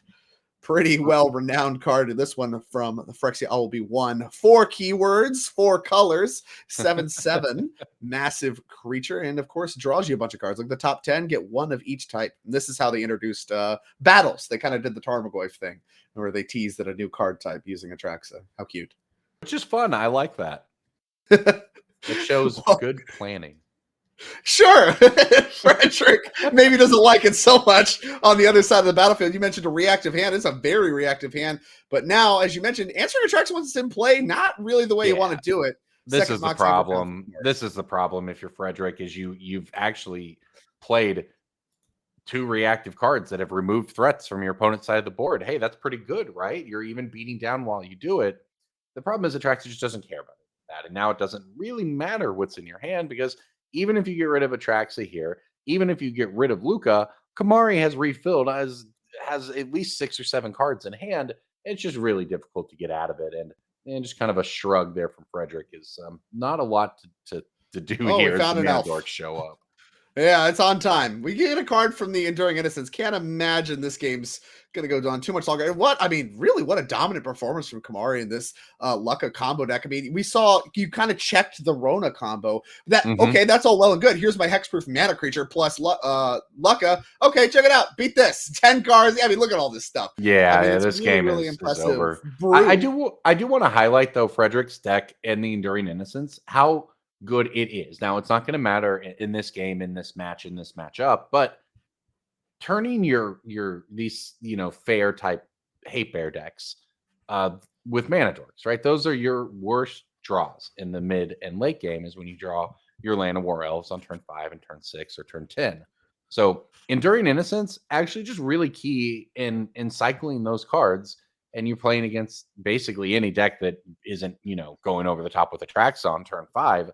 That really matters over the course of a game, and it really adds up over the course of a tournament and your percentages, and just really helping fix your draws, especially as we mentioned, the Enduring Innocence comes back when it dies. If it's exiled, maybe not, but if it dies, comes back as an enchantment, and then turns the rest of your draws live for the rest of the game. So it's really, really powerful, and it's part of the reason Fredericks got to this 4-1 start. It does look like maybe it's going to fall a little flat in this round, but the deck, I like. I love a good. It's good against probably like Phoenix and stuff, right? Like all the cards that looked bad, and this is this is a call out to Kamari's choice as well. But all of the cards that Frederick really was highlighting in game 1 are good against Phoenix, like the Thalias. You have Voice Resurgence, you have things like that. All your creatures cycling makes them good against the burn spells, which normally is part of Phoenix's plan against creature decks. You are set up well against the Izzet Phoenix, which is the menace of the format. But that's part of what Kamari's juking. A lot of the cards good against Phoenix, not that good against what Kamari's got going on. And we see that really in effect here. Frederick, like you mentioned, powerful deck, has a lot of powerful things going on. Maybe not as good against this specific matchup. And part of that is the choice of brew from Kamari as well. going on back. Did plus up Lucca there. I mentioned that we weren't really going to talk about that ability too much, and doesn't matter too much. You get to exile the top 3, and then creature cards, you can cast them as long as you control a Lucca Planeswalker. So they has this like weird templating. I think they probably moved away from that, but basically you can cast them as long as you control Lucca. So we have an Atraxa in exile that we can cast at some point as long as Lucca is still in play. We did find a Brutal Cathar here to get rid of the Atraxa. That's something. That's a start. But it is a start because you get to take down the Planeswalker now, which is pretty good. And then, I mean, Kamari's mana is going to be at that point not crazy amounts. It would only be 5 mana. There's not even a land in Kamari's hand that we can see in any ways. There's a one we don't know about. Now, the problem is that there is Bring to Light, and Bring to Light, if there's, say, Extinction Event in the deck, can go do that. It can do odds. It'll get the sky. It'll just actually destroy the entire board. Yeah, it seems quite powerful. Now, we don't really know what the Anointed Peacekeeper is naming. That could maybe be part of this equation as well. I mean, there was a lot of cards in hand that Frederick was looking at, and you know, if it's naming Bring to Light, does that accomplish anything? Can you just like? Well, he didn't cost 7. Okay, so we'll see what he opts for here. This game is an interesting spot. We just have Extinction Event, right? Okay, and then Atraxa comes back, and you get the Rona. You get a 2/2 from that. What a blowout! Yeah, all the creatures go away. Wow, they're like all odd. Wow, they're actually just like all odd. Yep. That's I worked through that one. That's not great. If you're Frederick, you have a company on top of your deck, which is nice. Something. You'd feel pretty good if it was literally anything but Extinction Event on that turn, right? Even a different board wipe that leaves your Enduring Innocence coming back would have put you in a slightly better spot. But I don't know if it really matters. The second Atraxa. Yeah, I don't know how many Atraxa triggers are considered beatable. I kind of think one is close to unbeatable, but close to unbeatable, especially if it's like a brick. I think we're on like number 3 or something. I don't know. This certainly if even if it's just one, once they untap, it's basically done for, right? Yeah, sometimes you can steal one against Atraxa when they tap out for it, but. Well, either way, it looks like 5 more cards coming here for Kamari. So, you know, looking quite good is our number 19 on our overall leaderboard. Now, Kamari is actually locked up for the 2024 NRG Championship already, thanks to winning the August Team Trio Showdown along Frederick, who is actually his teammate for that. So Frederick is qualified as well. And of course, Charlie Dusterberg was their 3rd, it looks like, from the August Trio Showdown. So a little bit of a team kill here. And, you know, these players already qualified, but still playing, of course, for points and all the things that we have available, the money, the glory, the invites, all the things that are available with our Showdown events. But token. Yeah, I mean, great starts for both these players. And honestly, Kamari, you know, I'm rooting for Frederick in his own right. You know, obviously somebody that we like to see winning here on the NRG series, somebody we've seen before. But Kamari's got a cool brew going on, so it's hard not to root for that. I mean, this is sweet. I like Rona. I like all the little combos and stuff with Rona. And, I have to say, it's pretty nice how it is jamming a couple different things together, right? You mentioned just the Rona combo. Which is a thing players always have to respect. And then while they're busy doing that, it plays out actually exactly how it did in this game. They answer stuff early, and then you just play your Planeswalker and polymorph into Atraxa, and that's that. Surprise! Yeah, so actually Kamari's trying to do the combo here, using the Fae of Wishes, the Granted, to go get a Retraction Helix. But in response to casting Granted, we have a Collected Company. So this is kind of gets to do the old Spell Queller trick, right? Where with a spell on the stack, you cast your Collected Company. If you hit Aven Interrupter, you can kind of catch that and stop it from happening. And actually, the Archon of Emiria might be a fine backup here, because that can stop that just stops the combo outright. You have to cast Mox Amber over and over and over again. Yeah, so gets an extra card off the Enduring Trigger. So not terrible there. We do still get to reveal something from out of the game, put it in the hand. We chose Into the Floodmaw, it looks like, I believe. That or that's already known. Yeah, it looks like Into the Floodmaw. One of those was chosen from the sideboard. So pick up that. And that's part of the timing issue too, right? Is like you did it in response. And so now instead of having the Retraction Helix and doing it with the Retraction Helix in the stack, which you could maybe argue is better if you know you're going to hit Archon, now Kamari gets to pivot and grab Into the Floodmaw, which you have there on screen. Very powerful magic card from the Bloomburrow set. Uncommon. take on Unsummon, but being able to get any non-land permanent, if you're willing to just give them a little measly fish, is a big upgrade. And we see a lot of Pioneer decks reaching for this one as the sideboard option as a result. Yeah, it's a really hyper mana efficient card, all at the cost of a fish, as you see here. It's always going to be buying you more mana than you're spending on it, and there you go. It takes down. Yeah, I believe the we're game. bouncing in combat the Archon, and I Mhm. guess that's just enough because this Atraxa going to run away with the game. And I believe the combo actually is also just possible next turn as well. So Kamari going to win that one, and what was a very decisive victory. Going to get to talk, I believe, with Kamari here just a moment, and kind of get his take on what it was like to have to do a little bit of a team kill there. But I'll of course talk about the brew and stuff as well. So a lot to talk about there. And then following that, we will have a backup match. So still quite a bit to watch here as part of round number 6. Remember, we got the entire top 8's going to be playing out today, and this is the last event of our 2024 season 2. And I believe we got Kamari ready to go very quickly headed into the booth. Kamari, congratulations on that win. What a cool deck you have to work with. Thank you. Yeah, I would say I had a spark of inspiration last night. I was planning on coming here and playing the Legacy side event because, as you know, I love Legacy.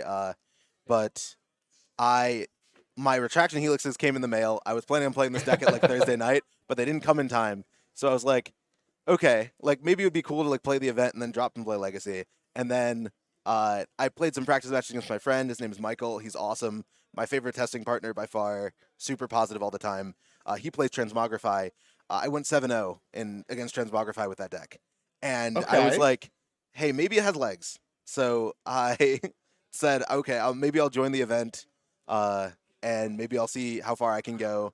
Now I'm looking at maybe being able to draw into top 8. We'll have to look at my breakers. But yeah, 5-1 is really good for a deck that I could not find on MTG Goldfish easily. I would say so. Yeah. Can you talk about, it seems like, we look at the deck list, we watch it in action. There's a lot going on, and I can only imagine how your opponents feel when they answer a Mox Amber, answer a Rona, and then the next thing you know, there's an Atraxa in play. I mean, what is the deck? The deck seems to play on so many angles. So the cool thing about it is that the deck is super resilient, and the name is a bit misleading. I mean, like they try to help you out with say, putting Luca in the name, but people know Rona, Retraction Helix, Mox Amber. They know that very well. People know that combo, and so people are very afraid of that combo. And so what ends up happening is someone would keep, like, for example, my friend in game 1, we talked a little bit about my deck, but he didn't know too much about it. He just knows about the Rona Retraction Unit combo. He thought 3 Thalias, great hand. Yeah. And then all of a sudden I'm casting an Atraxa. And it's like, oh, wait, that was in the deck? That's happening? So it's like, I really like that it has a lot of variety, and it allows you to pivot really easily into another game plan. And if your opponent doesn't answer the right game plan, all of your game plans are really powerful. And Rona can act as like the glue between them because oftentimes I find myself against a hate piece. I'm tapping my Rona, discarding irrelevant cards that are not going to help me in this matchup, and allowing myself to move ahead and push ahead and get into more card advantage or a different lane and try to beat my opponent that way. Yeah, I mean, we definitely saw that in action, right? Even after the sideboarding, there was a pivot into answering more of the Rona combo stuff, but not necessarily with Thalias because all the mana was made from creatures. And so checked out the Mox Amber, checked out the Rona, and then, oh, here's Lalaka, just does Unattracts, and that's good enough. And so having kind of those two angles, those two pivots, and Rona to get off the extra combo pieces if you draw the wrong half or whatever, really the glue to hold things together. And we saw that in action. That was, I mean, incredibly impressive. So, kind of, is this a brew of your own creation? You mentioned you didn't really find it on Goldfish. Did you just take 2 decks and shuffle together, or where? No, this was a deck that this was a deck that existed about a year ago, like as a deck that I saw put up a few results in challenges. One of the things is it is a click intensive deck, so of course you're going to see less of that in Magic Online. No one wants to click through that. I mean, this one a little bit easier than others. You can see some of the things in the sideboard, so I wish I had it on hand. I would like to shout out like the person whose list I pretty much copied and changed a few sideboard cards, but I don't have it exactly on hand right now. But there was a person who was posted on Architect, and they just had this whole list, or yeah, I think it was Architect. And so I switched the Fatal Pushes to Flood Maws to give me a little bit more coverage against demons, against hate pieces, and so like I just copied their like main deck, changed like I think I changed 0 cards in the main deck, and this was like a while ago. list. And then the sideboard, I changed some cards around.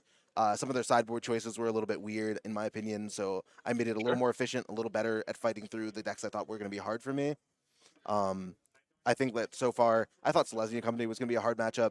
That one, I think, partially just draws, partially but it did not feel difficult at all as It looked a deck. Yeah. And then the other matchups I'm afraid of, blue-white on the draw, they just counter everything and it's just over. Right. You can't establish an engine. And then Phoenix is very good at churning through the deck. They will find the piece to interact with your board state. So that deck's a little bit terrifying, but so far have dodged Phoenix, played blue-white twice, got one of them, and yeah, I'm excited. Hopefully I can get top 8. Hopefully I can play a little bit more. Already qualified for champs, so that invite will be going to someone else. But it would be nice to get a little bit of money out of the weekend. Nice to nice to just show off the deck. I really want this deck archetype to be played again. I want to be this is a really big event, but I want to do the cauldron combo thing where the deck shoots up after someone does well with it. Well, this is huge, right? Fun. And this is huge, and you mentioned it's something that you barely even got the cards in time for, right? So yeah, very possibly room to grow. With 100%. So I've misplayed at least 10 times today. Of just I definitely had a line there. And I think that mastering this deck could really give you a lot of edge, especially in that people don't know what you're doing, people don't know how to stop what you're doing, and oftentimes you can win with just 1 card, or you can win with 3, and yeah. Well, it was good enough there. Well, Kamari, again, we're rooting for you in top 8. And of course, we're going to see you in the championship, as you mentioned as well. So quite a bit more of you to see through this series. We appreciate you taking the time to talk to us. And we, I believe, are going to cut over to our backup match. Thank you for speaking to us. And we look forward to watching more of you through the rest of this event. Thank you. Have a nice day, guys. Yeah. Thank you. And with that, we're going to cut directly into our backup match here. So we have Zoe Reederman versus Charlie Dusterberg. Rakdos Aggro versus Rakdos Transmogrify. 2 very different Rakdos decks, I guess. Both Rakdos trying to do very different things. These Rakdos colors seem pretty good. They've been pretty good in Magic's history. Like I said, kind of trying to do a few different things. The 4X Fable of the Mirror Breaker, one of the cards that really has done a lot for the Rakdos archetypes across the board since it's printing in Pioneer, supported as a 4X in Charlie's deck. Less so here by Zoe, an aggro lover. The entire time I've watched her play Magic for many years at this point, has always loved her aggro decks. Pivoted off, did some living in stuff, was very successful with that. Now, good to see her back in form, swinging with Monastery Swiftspears. Got Kumano faces Kazakan to trigger the prowess as well, and the beatdowns have begun. Well, I've always said that Magic is good when, and I guess technically the statement is usually Standard is good when Shock and Giant Growth are good, right? And I think that that's just something that generally holds true across Magic formats. Well, Zoe's deck is playing Infuriate, which is strictly worse than Giant Growth. However, it is red, and it's Zoe's deck is red-black, and Zoe is 4-1 playing Infuriate. So I have to say, we're in a pretty good spot right now. Yeah, have to love what you see. Not just playing Infuriate, 4X. We mean it. We're about the Infuriates. As here is I believe, plotted Slickshot show off. So very, intentional there with the plot. Obviously giving up on the Kumano counter that you would get if you decided to deploy it this turn. I think also pretty heads up. There was the go for the throat you would have run it directly into, and that's not really the exchange you want to be making. So has to go for the throat on instep the Monster Swifter instead. Follow up with a Reckoner Bankbuster, and actually a really great exchange there for Zoe. Love the way she sequenced last turn. Kind of unintuitive. I think pretty heads up, and now. Charlie doesn't have anything in the way of blocking, so quite a bit of damage two creatures in play, right? So it goes from 0 to 2 all of a sudden, and nothing you can do about it, and that's at least. And here we go. We're going to start the spells and start the triggers. The ancestral anger. Yep, things have begun. And we have the dice out to annotate triggers. Charlie's looking on. Got a mana up. Maybe has something. Let's see exactly what the 1 mana tricks are. We got 4 Fatal Push, 4 Torch the Tower. So quite a bit of 1 mana removal spells. Let's see exactly if we have any that we want to use. Do have the Fatal Push. Looks like Double Ob and Transmogrify in hand. So we have a push. What is the timing on this? You're going to try to bait her into casting more spells. Doesn't look like she's into that. So probably going to have to pull the trigger here shortly. Could try to wait, but that doesn't seem great.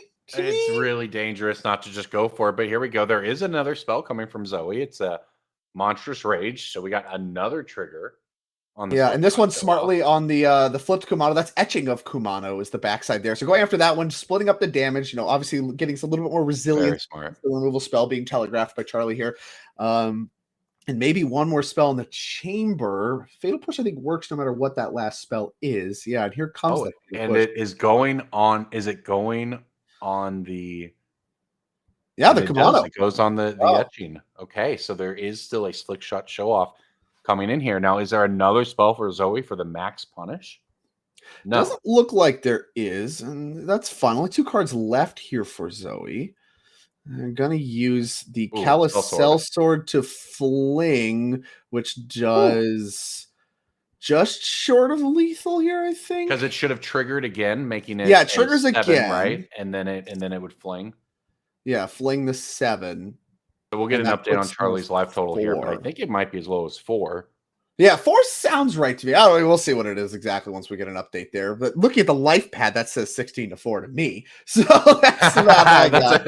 That's that next level eye there. Next level board awareness. And main phase activate Reckoner Bankbuster isn't inspiring, but I mean the dust is settled here a little bit. And back over to Zoe we go. 2 mana, gonna actually deploy the Calicel Sword. Of course, we used Burn Together last turn, and 1 card left in. I believe Fatal Push among the mix, but Charlie did find a second Fatal Push. That's a huge pickup. Well, and at 4 life here, well, the board says 7, but as you can see on the pad, as Drake noticed, yeah, it's 4 for sure. 16-4 right now. But Zoe is trying to find 4 points of damage, and even the best burn spells are probably only 3. So was able to do the fling play for max amount of damage, which I definitely like. Charlie obviously had more removal coming. You were able to maximize the damage that way. So really heads up play by Zoe there to get Charlie down to 4. That said, she's still going to need to find more burn. Now, a few cards in hand. One looks like a Monstrous Rage. So we managed to make a Devil. You'll notice some weird cards here, Devil, Mutavault, and all that stuff. Transmogrify, again, this is another take on a polymorph deck where you actually are you play no creatures except Atraxa in this Rakdos Transmogrify deck. And that way, any token you make, you Transmogrify it, you go find an Atraxa. And I believe that play is available right now if we want it. Now, Removal Spell does blow that out, and Zoe does have a Removal Spell. We know about a Fatal Push here. Yeah, so, Transmogrify is an incredible card, but it is a little bit risky. Well, let's see. We're beating down with the Devil. Maybe Signal's at least not going to reach for it right away. No rush. Yeah, that makes a lot of sense. Just get the creature out of here. You might need to be more mana efficient later. And, again, Charlie paid off for the patience, but again, can afford to be patient. We have a Reckoner Bankbuster here. We have a Planeswalker setting in play. So what's the rush? I mean, you're at 4, so there is a little bit of a rush. Eventually Zoe will assemble some damage enough to kill you, but for at least a turn or 2, you have some time. Yeah, Zoe's only got 2 cards in hand, it looks like. The Bankbuster can refill Charlie's hand. So it really is just about turning the corner here. Can you find 12 points of damage before, a hasty creature and a Monstrous Rage kill you sort of thing? Yeah, I don't even know that you necessarily need to find 12, but if you instead can just get an Atraxa in play, like that covers basically every angle. Life gain works as well. Yeah, right? Just attack once and we're done here. We're going to buy Gigantha. Looks like both these decks Gigantha decks. So keep that in mind as we do go back to Charlie. Just kind of building up. And again, I actually like this play from Zoe. Even if she draws a creature or something, I'm not sure you want to play it right away. You really want to build for one big turn and try to get through that way. And it looks like Charlie sniffed that out. And so is going to maybe make the first attempt here at a Transmogrify as we have a Mutavault. Oh yeah, here we go. Uptick Obnixilis, and we control a Devil thanks to Mutavault. Transmogrify on the stack. Yep. So we got our life from the Ob, and that looks like that's working. So here it comes. We're gonna see probably a lot. Only 2 Atraxas in the deck, so might have to go pretty deep in the library for this one. There's a lot of flipping your decks upside down that we've seen over the course of so the fun, season, right? All the cards should just flip your library in random places. We watched Charbelcher, of course, win the Modern 10K yesterday, and that involved literally just turning your whole deck upside down. Yeah, you at least get to shortcut that one. Like, look, I don't have a land, so here you go. Here's all the cards. But this one, we gotta do the cascade thing one at a time. You never know which one it's gonna be. And Zoe, of course, taking a look at the revealed card zone, which is quite expansive after that Transmogrify. But here we go. Like we just saw just a moment ago with Lucca, we now see with Transmogrify some Atraxa and Zoe. Again, once you have a 7/7 Vigilance Lifelinker, the air's covered, the ground's covered, you can attack, you can block. There's no path out if you're an aggro deck versus an Atraxa, unless you can, I don't even know what you could do, but I don't see any outs really in Zoe's deck. The so lifelink has actually been the most relevant of all the keywords on Atraxa. Underrated keyword for sure. Huge. So I don't know if we're going to get a look at the sideboards if we can really quickly. That was a really nice played match for both sides. I do like Zoe playing the red deck. What I want to call out is the burn together with that sellsword. That was a play that a lot of people may not make. Why would you throw away your creature when you don't need to? But that was actually the line to maximize the chance to win the game, even though it didn't work out. So now we have access to the sideboard. We get more of those options. Look at Zoe here. Yeah, we got 4 Thoughtseize, 3 Obnixilis, 2 Redcap Melee, 2 Unlicensed Hearse, 1 Hazard the Fervent, 1 the Gigantha, the Companion, 1 Go for the Throat, and 1 Rock Face Village, a little extra land in the sideboard. What do you like against the Transmogrify deck? Well, one would think Thoughtseizes, right? So sure, yeah. It's interesting. I'm not sure what the village is in the sideboard for, but this could be a matchup where you want it, right? Like if you're playing against a heavy removal deck, you just want the option to give your stuff haste in the late game. Maybe I don't. If that's what it's for, I'm not sure. Obviously, you're going to look for the Thoughtseizes. That's where we start. Maybe Hazard. It's a nice I don't hate the Hazard. If you're going bigger and you want the land, I think the Hazard and the Rock Face probably come in together as a package. But I mean, some options here. The Thoughtseize or not, I think, is the big question. I like them less in the play, more on the draw. But either way, I think there's some reasonable-ish options here for Zoe. On the flip side, we got Charlie Dusterberg on Rakdos Transmogrify. Again, both of these Rakdos decks with fairly different sideboards. We got 3x Go Blank, 2 Cut Down, 2 Damping Sphere, 2 Path of Peril, 2 Urbrask's Forge to go with the main deck 1 Extinction Event, the Gigantha, the Wellspring Companion, 1 Obnixilis, the Adversary, and 1 Unlicensed Hearse. What do you like against the aggro matchup? Well, you want your cut downs, you want your removal, your Extinction Event, and that's that, right? The rest of this, maybe the other Obnixilis makes another blocker that making those devils can be pretty good brick wall against a bunch of different aggressive decks. So you're looking there. The Path of Peril is probably too. I think that's more sweepers. You just got like max out on sweepers, max out on removal, ship it. Yeah, exactly. Right. Your deck is the deck that has the ability to go over the top already. So as long as you preserve the ability to do that, then the rest of it, it just kind of fills in, right? And that's the beauty of playing a deck that has a package like that. You can cut down on the things you maybe want less of, right? Whether that's your case of skeletons or your bank busters, if you think I don't need as much long-term card advantage. Whether you decide that you could cut down trim on Fables, or maybe you want to trim on the combo package itself. There's a lot of different ways to go here, and that's the beauty of a mid-rangey deck with a package like Transmogrify in it. Absolutely. Let's look at here at game number 2. And yeah, I mean, you called it out. You have a lot of options and a lot of things I think that you can argue for either being good or bad, depending. The play draw certainly matters, but like you mentioned, the card advantage stuff, the Thoughtseizes even, those can be kind of weak, doesn't play to the board.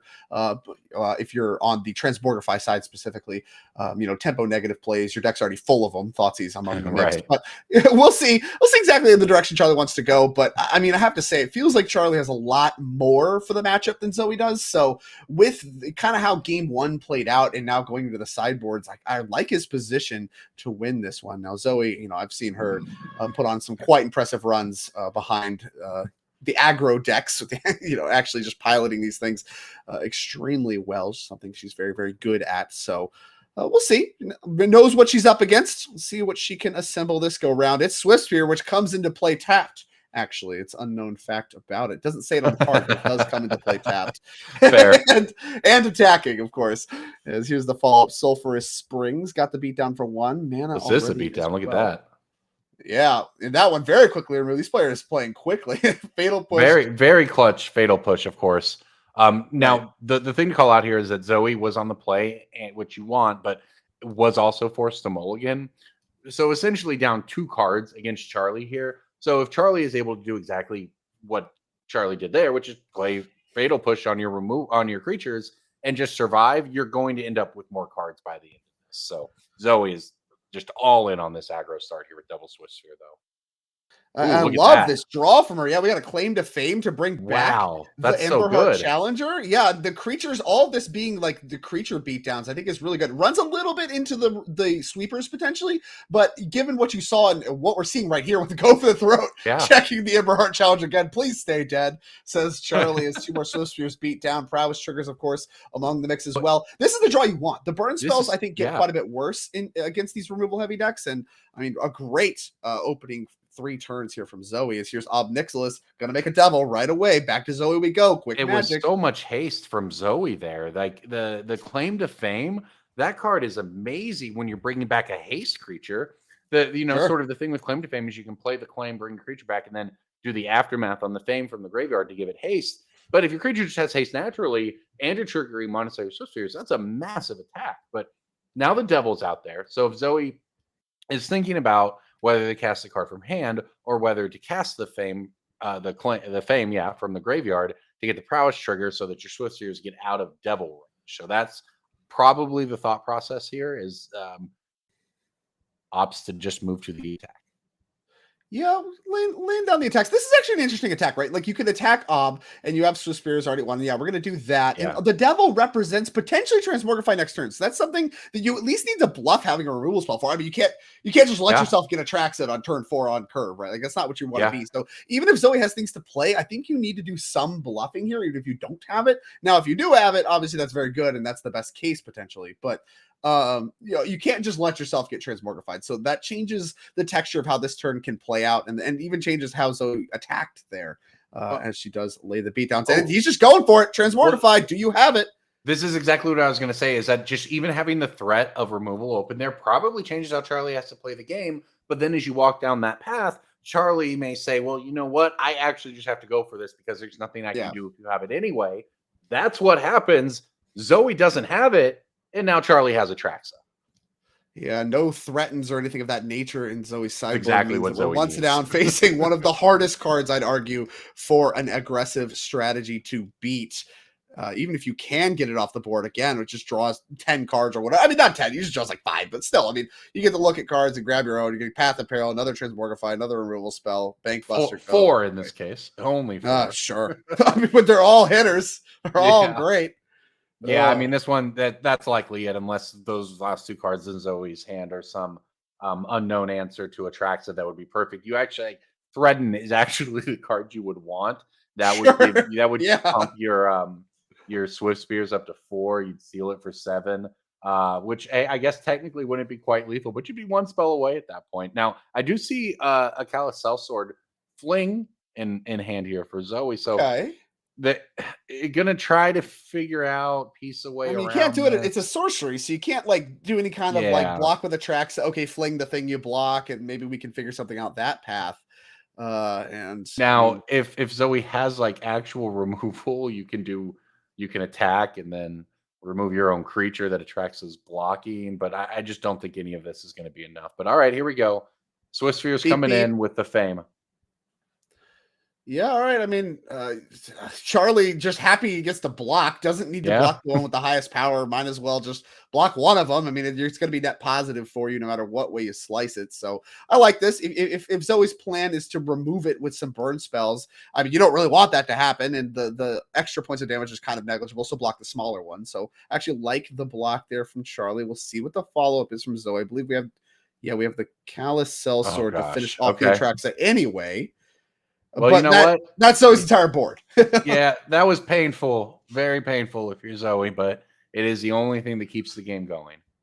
Right. You have to do it because, I mean, you're not beating a Traxxas attacking every turn, as we've established. So, I mean, Charlie's won a bunch of cards in hand. We know a lot of them are good. It's an uphill battle, but I mean, there's a Hazoret in hand for Zoe as well as a show off.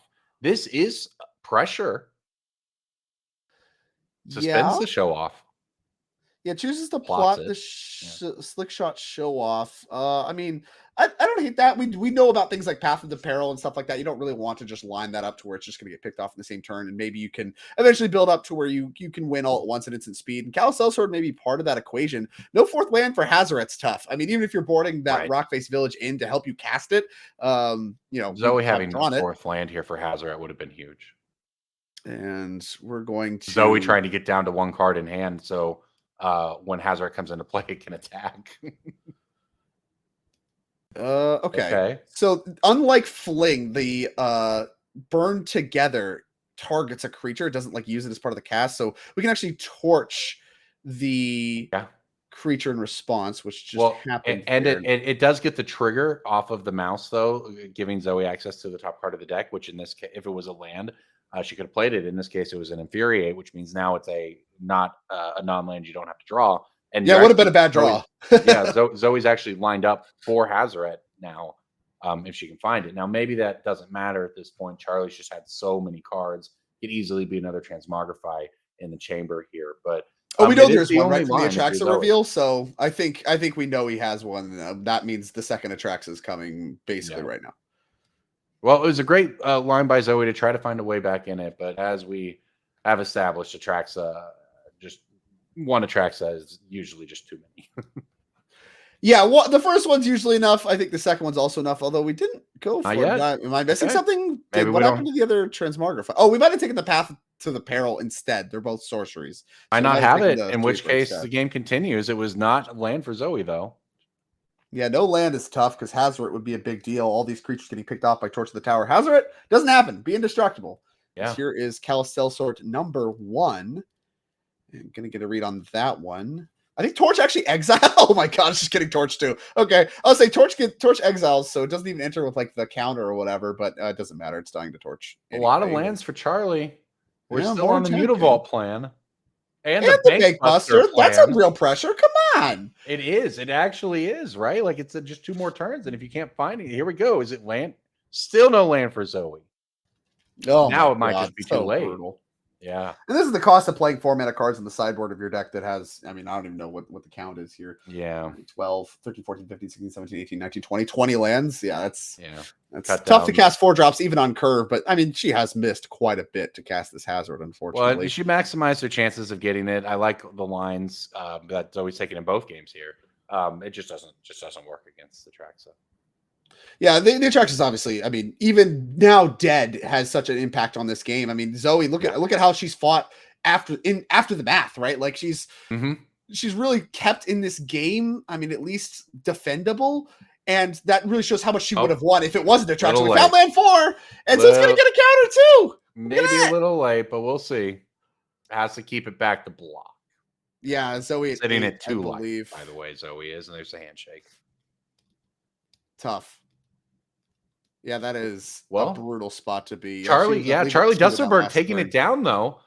Moving to X and 1 here in the tournament. Of course, that was our backup match here in round 6 of the NRG Championship Series in Chicagoland. And we're going to be off to round 7 pretty soon. So, Drake, before we get there, why don't you go ahead and take us through our leaderboard that these players now are helping us finalize for the season. Yeah, so Zoe, obviously that match was a big part of the leaderboard consideration. She's someone I believe is kind of in that soft lock, maybe even hard lock position on the leaderboard. Here we go. We're looking at the season 2 leaderboard. She's got 61 points here. Obviously she's making a deep run here today, but Fletcher Johnson there at 85, sitting very pretty to lock up one of the 2 invites that you get as part of the season 2 end. So 2 players from this leaderboard with their names in white will be qualified, and that'll be the top 2 after this tournament is over. So you can see Zoe with that 7-point differential between herself and Cliff Boyardee, who's in number 3. That's the second unqualified player that the invite would pass down to. So you can see in orange there, those players are already qualified. So Zoe, kind of fighting on that axis, looking to, I believe, make a deep run here today. And like I said, I think she's looking very good to actually pick up one of those invites. So season 2 leaderboard, and Ellen Bogan was the other major contester there. You can see number 8 going to kind of battle through with his Phoenix deck. We've seen quite a bit of him today as well. Connor doesn't need the invite here, but he is a number 9 seat, and that's really as far down as I think it's going to go for season 2. So quite a bit of leaderboard changes here through this event, even coming down to the final event. I mean, that's really cool. Having the points matter there. Let's take a look at the overall, because again, top 3 unqualified from the overall, that's going to matter as well. So if Cliff gets an invite here from the season 2, then his invite that you see he's currently set to get will pass down. So obviously you can't double qualify. So a lot of the same names showing up in both means that it's very likely we're going to see more or less all of these players. Connor, Cliff Boyardee, Zoe Reederman. Those are the ones that I think we're very likely to see, really, no matter how things break from here, given the performances. And then, some of the dark horse players, people like Andrew Ellenbogen, we're gonna have to check on Ryan Bellamy, see how they're doing. Tim Hatch, those kinds of players are the ones that are kind of on the outside looking in, potentially, depending on how things break, that are kind of still fighting for their spots. But given both of the leaderboard positions and the point thresholds from our players, with it all coming down to this, they're fighting for their points, and it's looking like they're doing a really good job of it. That's the beauty of having a season-long event, right? That leading season long race for an event is everything matters. Your events on the last weekend of the season matter. Your events on the first weekend of the season matter. With, of course, the ability to just win one and punch your ticket anyway. So that's actually what I think makes these kinds of tournament series so popular with people over the years, is how much it feels like what you're doing matters and how meaningful it is. And these players are playing for it all as we get ready to head into round 7 here of this $5,000 Pioneer Show. Yeah, that'll do it, of course. All of the action that we saw there, that was round number 6. So I believe we're heading into round number 7 next. Got that updated already. I believe we're going to be taking a quick break before heading into round number 7. So with that in mind, don't go anywhere. We'll be back with the final round of the final event of season 2 here on the 2024 NRG series very shortly. Do not go anywhere.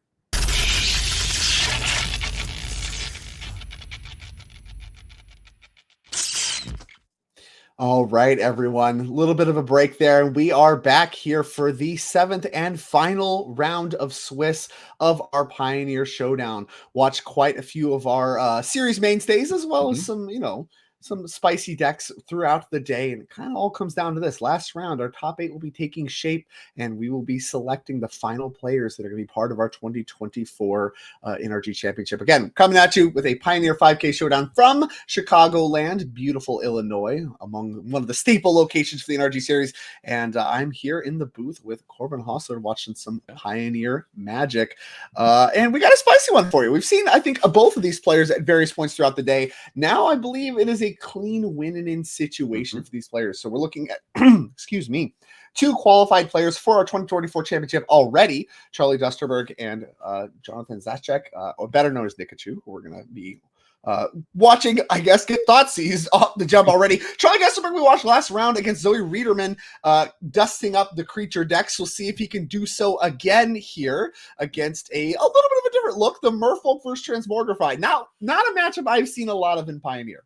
Yeah, this is a Nikachu special. Not gonna lie, it's Pioneer Merfolk, and I love that he's doing it. You mentioned tournament mainstays and sweet decks. I think we've got all of the above here in this match. Oh yeah. Yeah, of course, Charlie Dusterberg, qualified via the August Team Trios Showdown. And then as far as Nikachu goes, he won the June Modern Showdown. So these are 2 tournament winners looking to become 2-time tournament winners here on the 2024 NRG series. And starting out with, I guess, both standard bannable 2-mana artifacts. We've got a Smuggler's Copter and a Reckoner Bankbuster accomplishing Vehicle 2 Showdown. things. Yeah, exactly. Both vehicles, both busted if you're playing the standard format. But that's what Pioneer is all about.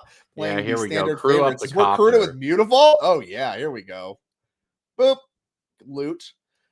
Really key loot here. That unable to scream pretty bad in this matchup, I'd say. Transmogrify doesn't really care if their creatures have text or not too much. I mean, yeah, I mean, I guess not great.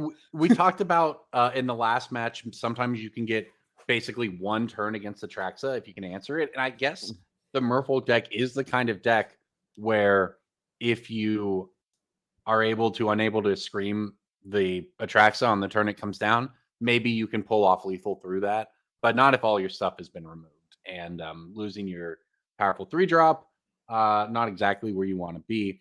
We're asking, I assume, questions about Unable to Scream, which I have to say is a really nice piece of tech for blue decks, right? Like it's a great piece of removal. It does not do what it seems Nikachu wants it to do, so it goes to the graveyard. It sure does. And getting a look at this one, this is one of those cards, it kind of has the humility problem where the loses all abilities. All right, what does that do to the game of Magic when you do that to something? And like, I mean, that question comes up. Look at the vehicles, right? If you were to put this on your own Smuggler's Copter, could you then crew it again, give it abilities? Is that good? That could be part of what the question's about and all those kinds of things. But as we mentioned, not really good against the opposing creatures, as Charlie Dusterberg's creature column consists of exactly 2 copies of Atraxa Grand Unifier. Not really the card you want for that one. And decides to discard it to the Smuggler's Copter, which we crewed with Mutavault. I imagine that's not really how you want this game to start, but honestly, it's not that bad. Smuggler's Copter quite good against what Charles got going on here. I'd say. Yeah, Smuggler's Copter has been one of those cards that goes in and out of Merfolk, and of course, Nikachu won his NRG event with Merfolk in Modern. But Smuggler's Copter is one of those cards that has been played in different formats in the deck for years because it is a pretty good 2-drop, right? Like it gets you through the cards you don't want. It does a decent amount of damage. And more importantly, it kind of like gives all your future creatures haste in the sense that they can impact the board immediately by crewing up the copter. And if they remove the copter, well, then they're not removing your Merfolk, right? That's the idea. So Kumina, one of the few, like there's only a couple of cards in this Pioneer Merfolk deck that actually care about Merfolk. Kumina is one of them. It's very powerful set of abilities.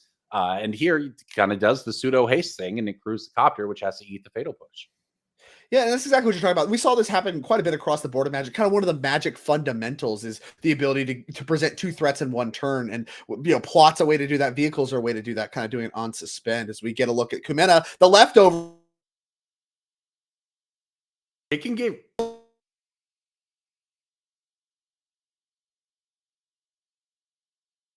Kumina can get very powerful. A little bit of a combo alongside Deep Root Pilgrimage. You can kind of get a bunch of tokens going there. And, I think even if you have any of the Untapper guy, it's like Kiora's Follower. Don't see any Kiora's Followers here, but you used to be able to do like with Kiora's Followers, you can actually make infinite. With Kumena, it's just a good synergy alongside Deep Root Pilgrimage, which you do see in hand as we're getting duressed. He's a lot closer than you might think, too, because Mutavault counts, too, right? So if Kumina sticks around here, you're able to play a creature, activate the Mutavault. You can activate Kumina. And the card advantage does get going. And this is kind of the matchup where you want that card advantage, especially if you're not under the threat of being transmogrified here. So looks like Nikachu's thinking about, do we want to go? The problem is, if you don't have land in hand, you can't play your 3-drop and activate Mutavault. So he's thinking about whether or not to go for the Pilgrimage and fire up the Mutavault and attack with 2 creatures to try to guarantee a trigger out of it. But of course, that means you're not casting your 3-drop and trying to activate Kumina. But it does look like that's what he's landed on.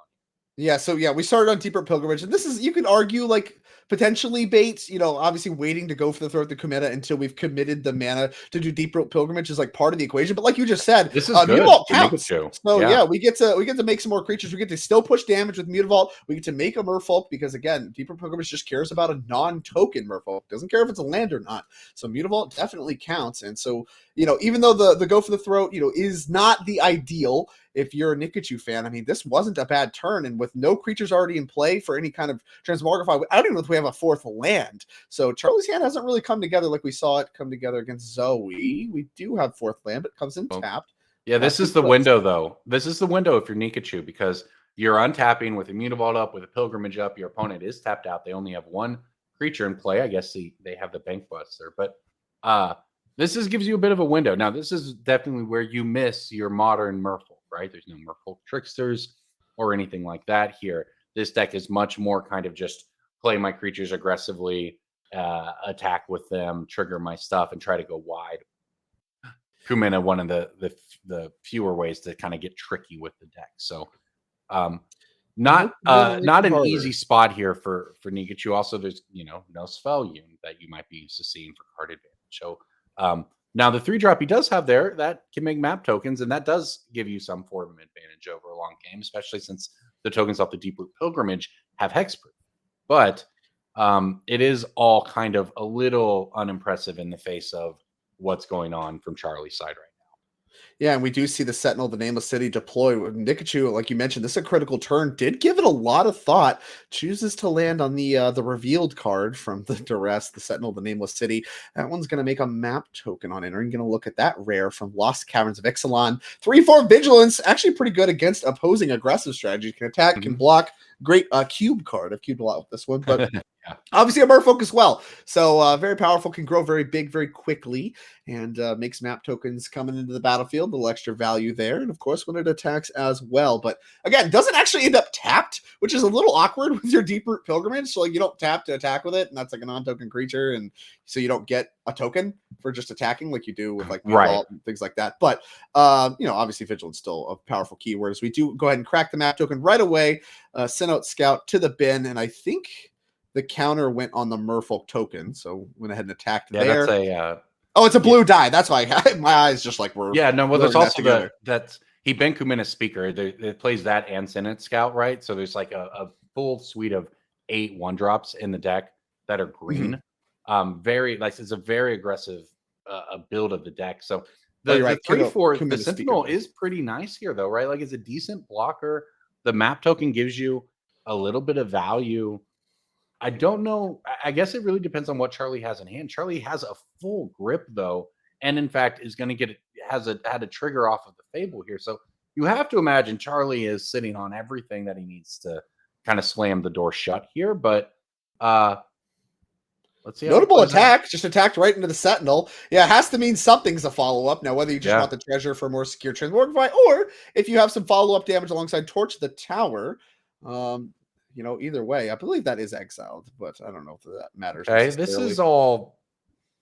I mean, this isn't. Is this the Transmogrify? No, just Obnixilis. Yeah, Obnixilis. Not a 0 here, of course, gives you a blocker, but honestly, less impressive than I expected. I mean, for getting to untap with Chapter 2 of Fable the Mirror Breaker, I mean, really did a lot, I think, to unlock what Charlie's hand had going on. And Obnixilis is a fine follow-up, but we don't get to Casualty or anything like that. You can look at the 3-mana Planeswalker from New Capenna. It's a mythic. People were excited about this one upon release. Haven't seen it do a lot, but have seen actually quite a bit of it in main decks and sideboards and Pioneer now. Maybe kind of late to the party, but finally showing up and making a big impact in this Pioneer format. Ability to make devils, gain life, making non-token creatures, of course, matters for your Transmogrifies. But I mean, it has a lot of other Texas matchups in the matchups in Pioneer as well. Excuse me. Yeah, no, it's seen a big jump as well. It lines up against things like in Modern, even also at Pride, where you just those devil tokens are actually sometimes very good. But in Pioneer, it kind of does the same thing. It just really, in addition to the value you mentioned, but just putting the wall, it just grinds the game out, right? And I actually think Charlie, at least as it's looking now, I mean, there's another Kumina in Nikachu's hand here, and that could get some card advantage going. Which we have a second Deep Root here. I would say I think Charlie is gonna, if he wins this game, is gonna be able to do it just playing fairly, right? Just drawing cards off a Bankbuster, activating a Planeswalker, getting value a chapter at a time off the Fable. It might be good enough. That said, double Deep Root Pilgrimage, this Kumina comes down next turn, and immediately Nikachu, because remember those are hexproof, will be able to draw cards. Yeah, I mean, that's a big deal. And obviously also just having hexproof big for all the spot removal that's available. We do get a flipped reflection of Kiki Jiki here, but I mean, cleaned up everything there. Cleaned up the devil token, cleaned up Obnixilis. I mean, a great attack for Nikachu, and these redundant enchantments, fine in multiples. You still have a reasonable attack force, and Charlie's life total is dwindling. I mean, really under a lot of pressure to find a Transmogrify as quickly as possible. Plenty of targets here. Yeah. We'll see. He'd slam it if he has it, right? So that means maybe not. Then again, we are. Here comes the 3-mana tap. Wow. Buy Giganta is not what you want to see if you're a Charlie fan. Really just looking for that Transmogrify in order to get an Attraction play. I mean, it would be such a big level up. But now, I mean, I really think that was the turn he had to do it. Because now this turn, Jonathan has Kumena, and that could start to slip away very quickly.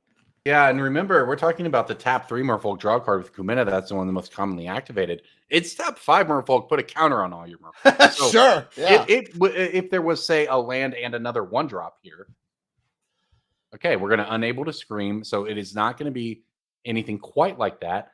Opting to just have to answer and stay aggressive. So you turn off the reflection, attack for 4.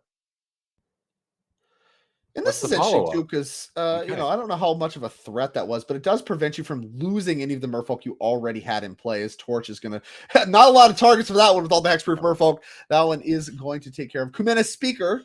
To preempt anybody wondering, Deep-Root Pilgrimage does trigger off of non-token merfolk attacking. That actually messed me up a bunch of times. I thought for a long time that like Deep-Root Pilgrimage plus Kumena was just instantly infinite, and that's just not true, obviously. And I was like, okay, well, at least they had the sense to have that as a stopgap. But then it's still infinite with Kyora's followers and stuff. So I was like, okay, now it's just blowing my mind. I can't handle this. It's very, very powerful in the right deck, but this is, I mean, I don't know. I wouldn't even say I know who's advantaged right here, right? Like, this has been a great game. I mean, it all comes down, I think, to whether or not Charlie does find a Transmogrify. I mean, that's really what he's looking for this whole time. Well, here's a big tap.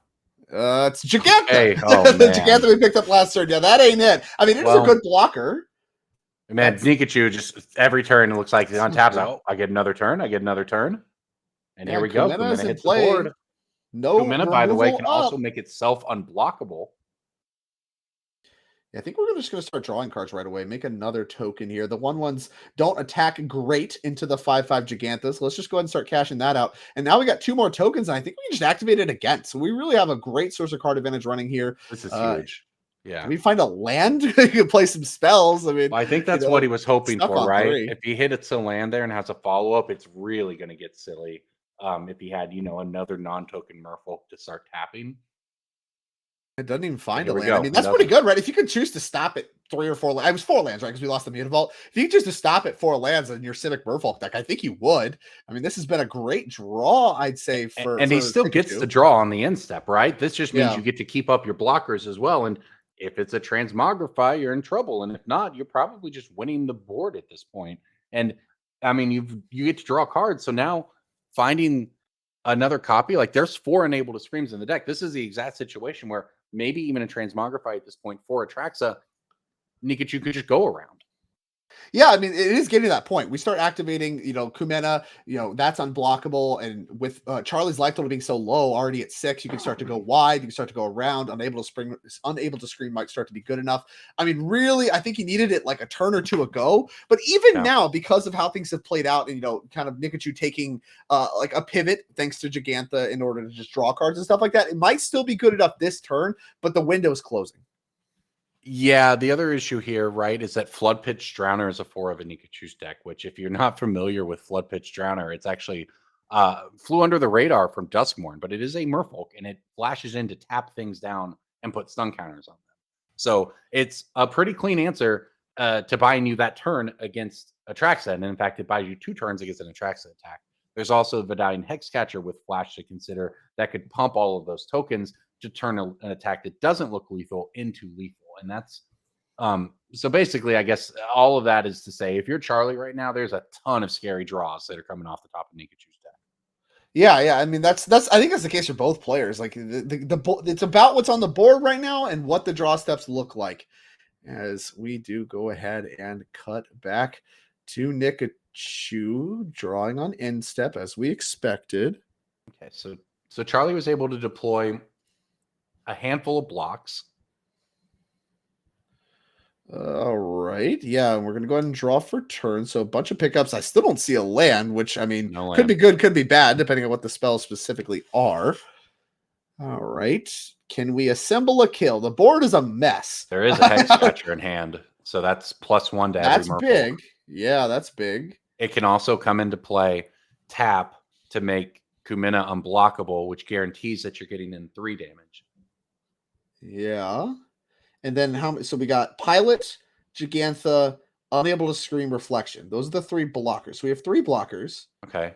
Kumena is just going to be laying the beatdowns of the 1/1s, which to me signals that we don't have a kill this turn. But again, we don't really need the kill this turn, right? Right. So this is unblockable Kumena, just poking you down, keeping and up. Now we have so many tokens that maybe Hexcatcher just counters a Transmogrify even if you find it. That's a great point. There's also, that is an excellent point. There's a lot of options available right now. Yeah, I think the window's closed for Charlie. I mean, to his credit, he's done a ton of digging with these bank busters. He's done a good job putting up a wall of defense where really, even with all this stuff in play, the Kumena is the only thing attacking. As here does come, I believe, what is that? It's just a backwards token. I don't know what kind of token it is. It didn't make a treasure, so it's not a Fable token. It's off of the case. It's right? from the skeleton. Okay, it's from the case. Yeah, it's the skeleton. Jeez, so many tokens here. What are we doing? There's a lot going on in this match. 2-1. Yeah, it's has menace as well. So that's really why you don't really want to block that one too much. Your 1/1s are worth a lot more than that. Yeah, get a look at the rare Murders at Karlov Manor. That set had stuff other than Surveillance in it, I promise. Case of the Stash Skeleton. Makes a 2-1. It's a suspect. And it has a menace and can't block. So here we go. Post-combat removal spell on Kumena. And you called it. Oh, Hexcatcher time. He's going to be able to draw at least 2 cards. Might actually just opt to put counters on all of the Merfolk. Because there are 5 I think we're just starting with making Kumena unblockable. So we're getting 2 more tokens, and now we're going to start hex catching, it looks like.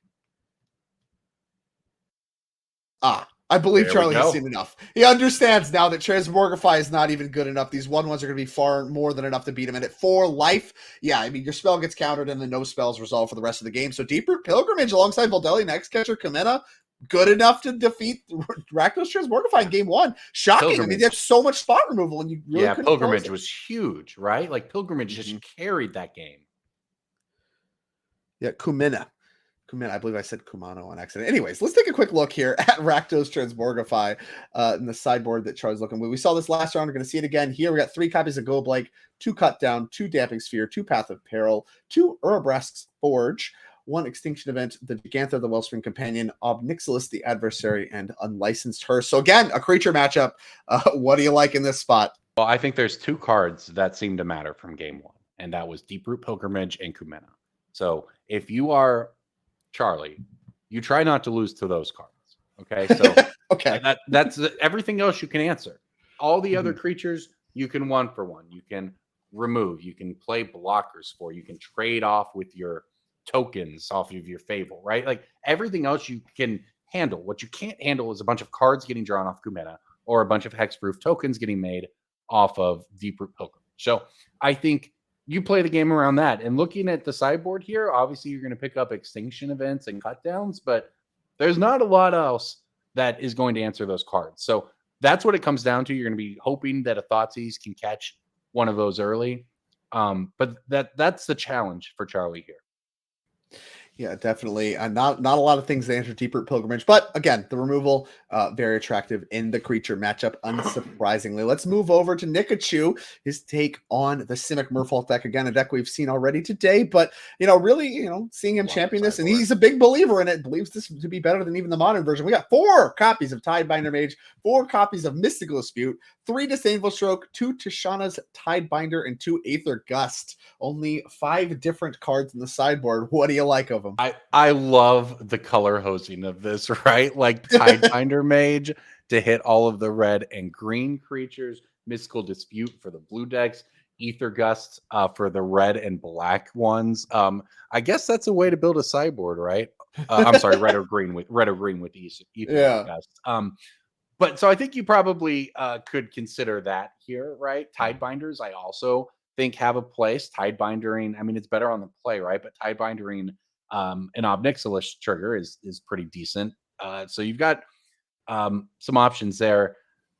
Also, the Tidebinders, it has to be noted, at that point, you're up to 10 flash spells in your deck, thanks to the Drowners and the Hexcatchers, plus the instant speed tricks you get to do with Kumena. And there's an Otawara in the deck as well. So there's a lot of that can kind of go on here if he opts to go in that direction. And when we start talking about it, the Aether Gusts come in as well. So, I think that's a pretty decent. You cut 1-drops. I imagine the scouts, maybe some speakers, things that are just going to run headlong into removal and get a little more interaction here to grind the game out.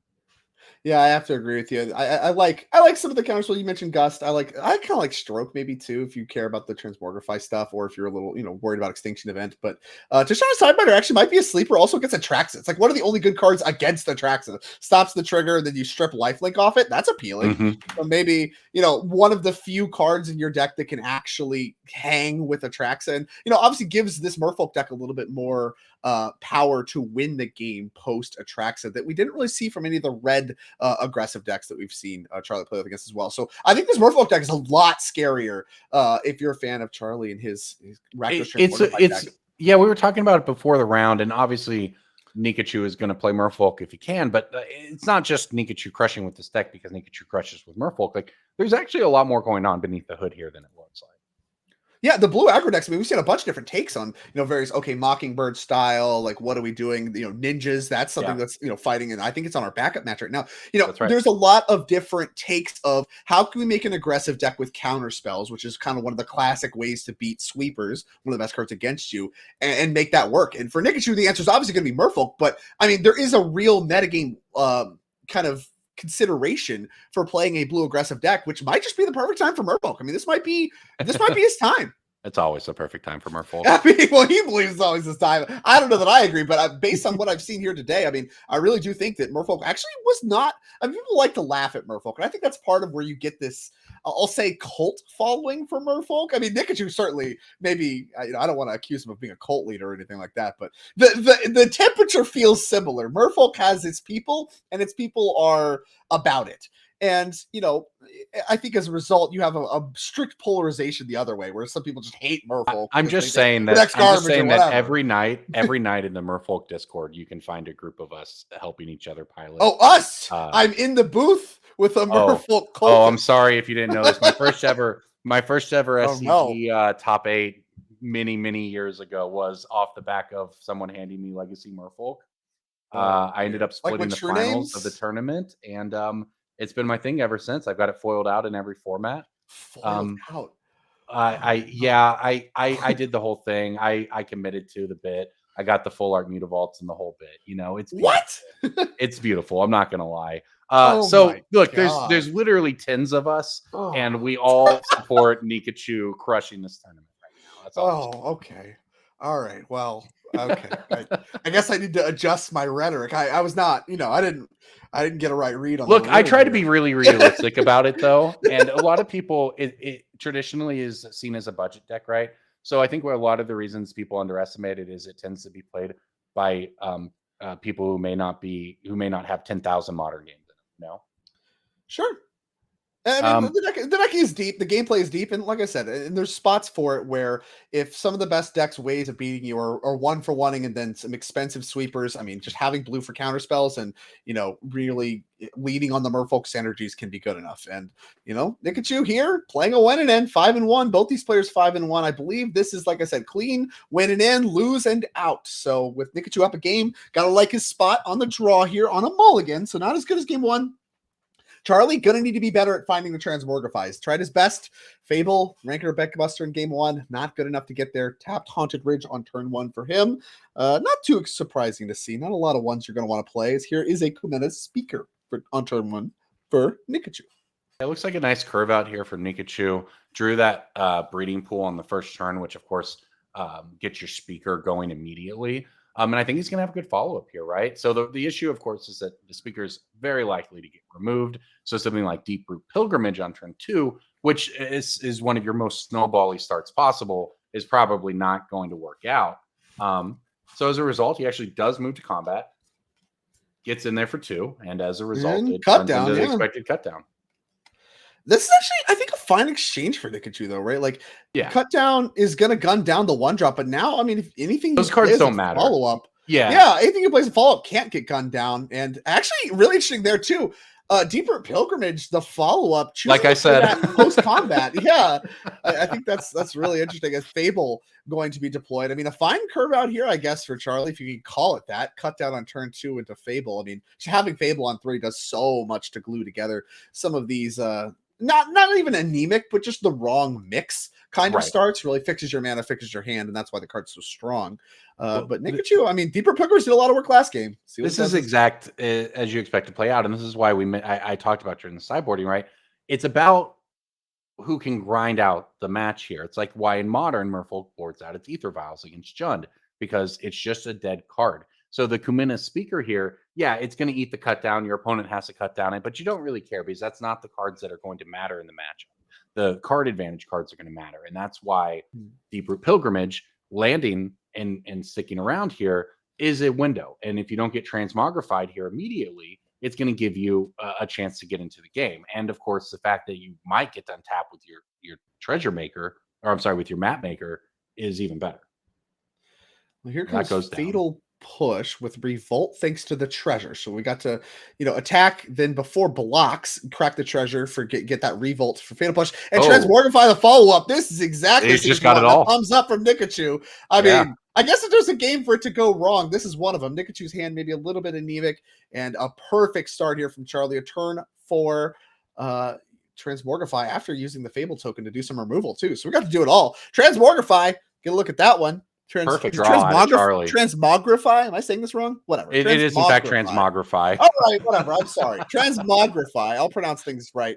Actually, never. Don't count on me. It's Magic is full of words that are hard to pronounce, and sometimes you learn that a word is pronounced a certain way. Like for instance, Eidolon. For instance, Eidolon of Rhetoric. And then you just all agree that we're not going to say it that way. Yeah, 0% chance. Look, I'm from Alabama. I get an excuse. Come on. The Alabama education system wasn't kind to me, all right? I'm in Oklahoma. We can just go full Southern States commentary here. It'd be the words would be pronounced differently, I'll tell you. Oh, it'd just be nobody know what we're saying. Just like full lean into it. At least, whatever. At least we don't have that Bayou accent, the Ed Ogerons, all that stuff. Just talk like utter nonsense. Whatever. We're separating cards for Atraxa here. I mean, again, this game feels really over, but I mean, honestly, Merfolk is one of the decks that I'd say is the best of the aggro deck suite that you could even imagine at beating a Resolved Atraxa. I don't know if Nikachu has the tools to do that this game. No, he's not going to pick this one up, not with another one going to hand for Charlie here. But you could imagine if he had more creatures he'd been on the play, and then you throw an Unable to Scream on the Atraxa, that maybe you keep playing. In this case, it's just going to be too little too late. Like the first game would have gone this way too if Charlie had found his deck's namesake card. So that's why you play deck and then just go over the top of pretty much anything. And that's the appeal to any deck, any package that includes Atraxa. And there's a Tidebinder in Jonathan's hand. Now, it wouldn't have been good enough because obviously the Fable token plus the Fatal Push would have kind of taken care of it. So Atraxa would have had text, but it is so brutal too to like be facing down an Atraxa trigger that resolved with a Tidebinder in hand. That is tough. Yeah, he's done. He played his land. He's like, all right, this thing has all that words on it. All right, I'm good. And I do not blame Nikachu one bit. So a completely different game from what we saw in game number 1. And that buys us to game number 3 of this win it in. Nikachu on the play. He's got a lot going for him heading into game number 3. Knows what's up now. Has seen the full combo at the fastest speed it can go. And so can make some adjustments here. It looks like he will. So let's take a look at the sideboard one more time as these players heading into the final game of their win it in. Again, we saw the Tidebinders. We had we saw. Well, no, they're both Tidebinders, right? Yeah, it's horrible. Mage, it's horrible. Tishana's Tidebinder. Wow, that's horrible. Yeah, that's awful. I hate that so much. All right, we saw the Tishana's Tidebinder. We saw one of those in hand for Nikachu already, so we sniffed that out. Is it time to pick up more counter magic now that you've seen the Transmogrify combo in action happening as quick as turn 4? I mean, you can't really kill that quick, right? Well, you certainly not in this deck, not playing Deep-Root Pilgrimages on 2. I would assume that there is counter magic there, and it was just not seen. Remember, that was a mulligan from Nikachu, and he kept 1 drop into Pilgrimage. That pretty much you just pressed into keeping that hand, right? And it works out that your bad hand may be lined up against their good hand, because that was a showcase of what the Transmogrify deck can do, because that was not just turn 4 Transmogrify. That was like a removal spell into that. So that was extremely powerful. So obviously now we flop things back around, and Nikachu gets to go on the play. And that means if you just find a hand with counter magic or even Tidebinder, perhaps, then you can keep that and have some initiative because you get to go first. It just completely changes the way that your spells line up. And that's going to be how he hopes that it goes here, because that he just was missing a turn, right? He had the early start, he had the long-term advantage. He just didn't have the interaction on the turn he needed it because he was one turn. Yeah, and I think that's really the only spot we're going to see really any kind of heavy changes is first. Some of what you're talking about. I mean, I agree with you. I think Nikachu did sniff out a lot of what's going on there. He's probably already aware of kind of what's going on. Maybe some more counter magic, maybe not. We'll see. But as far as Charlie Dustenberg goes, we saw all the removal really be involved in game number 2. The cut downs a part of the mixture as well. That's from the sideboard.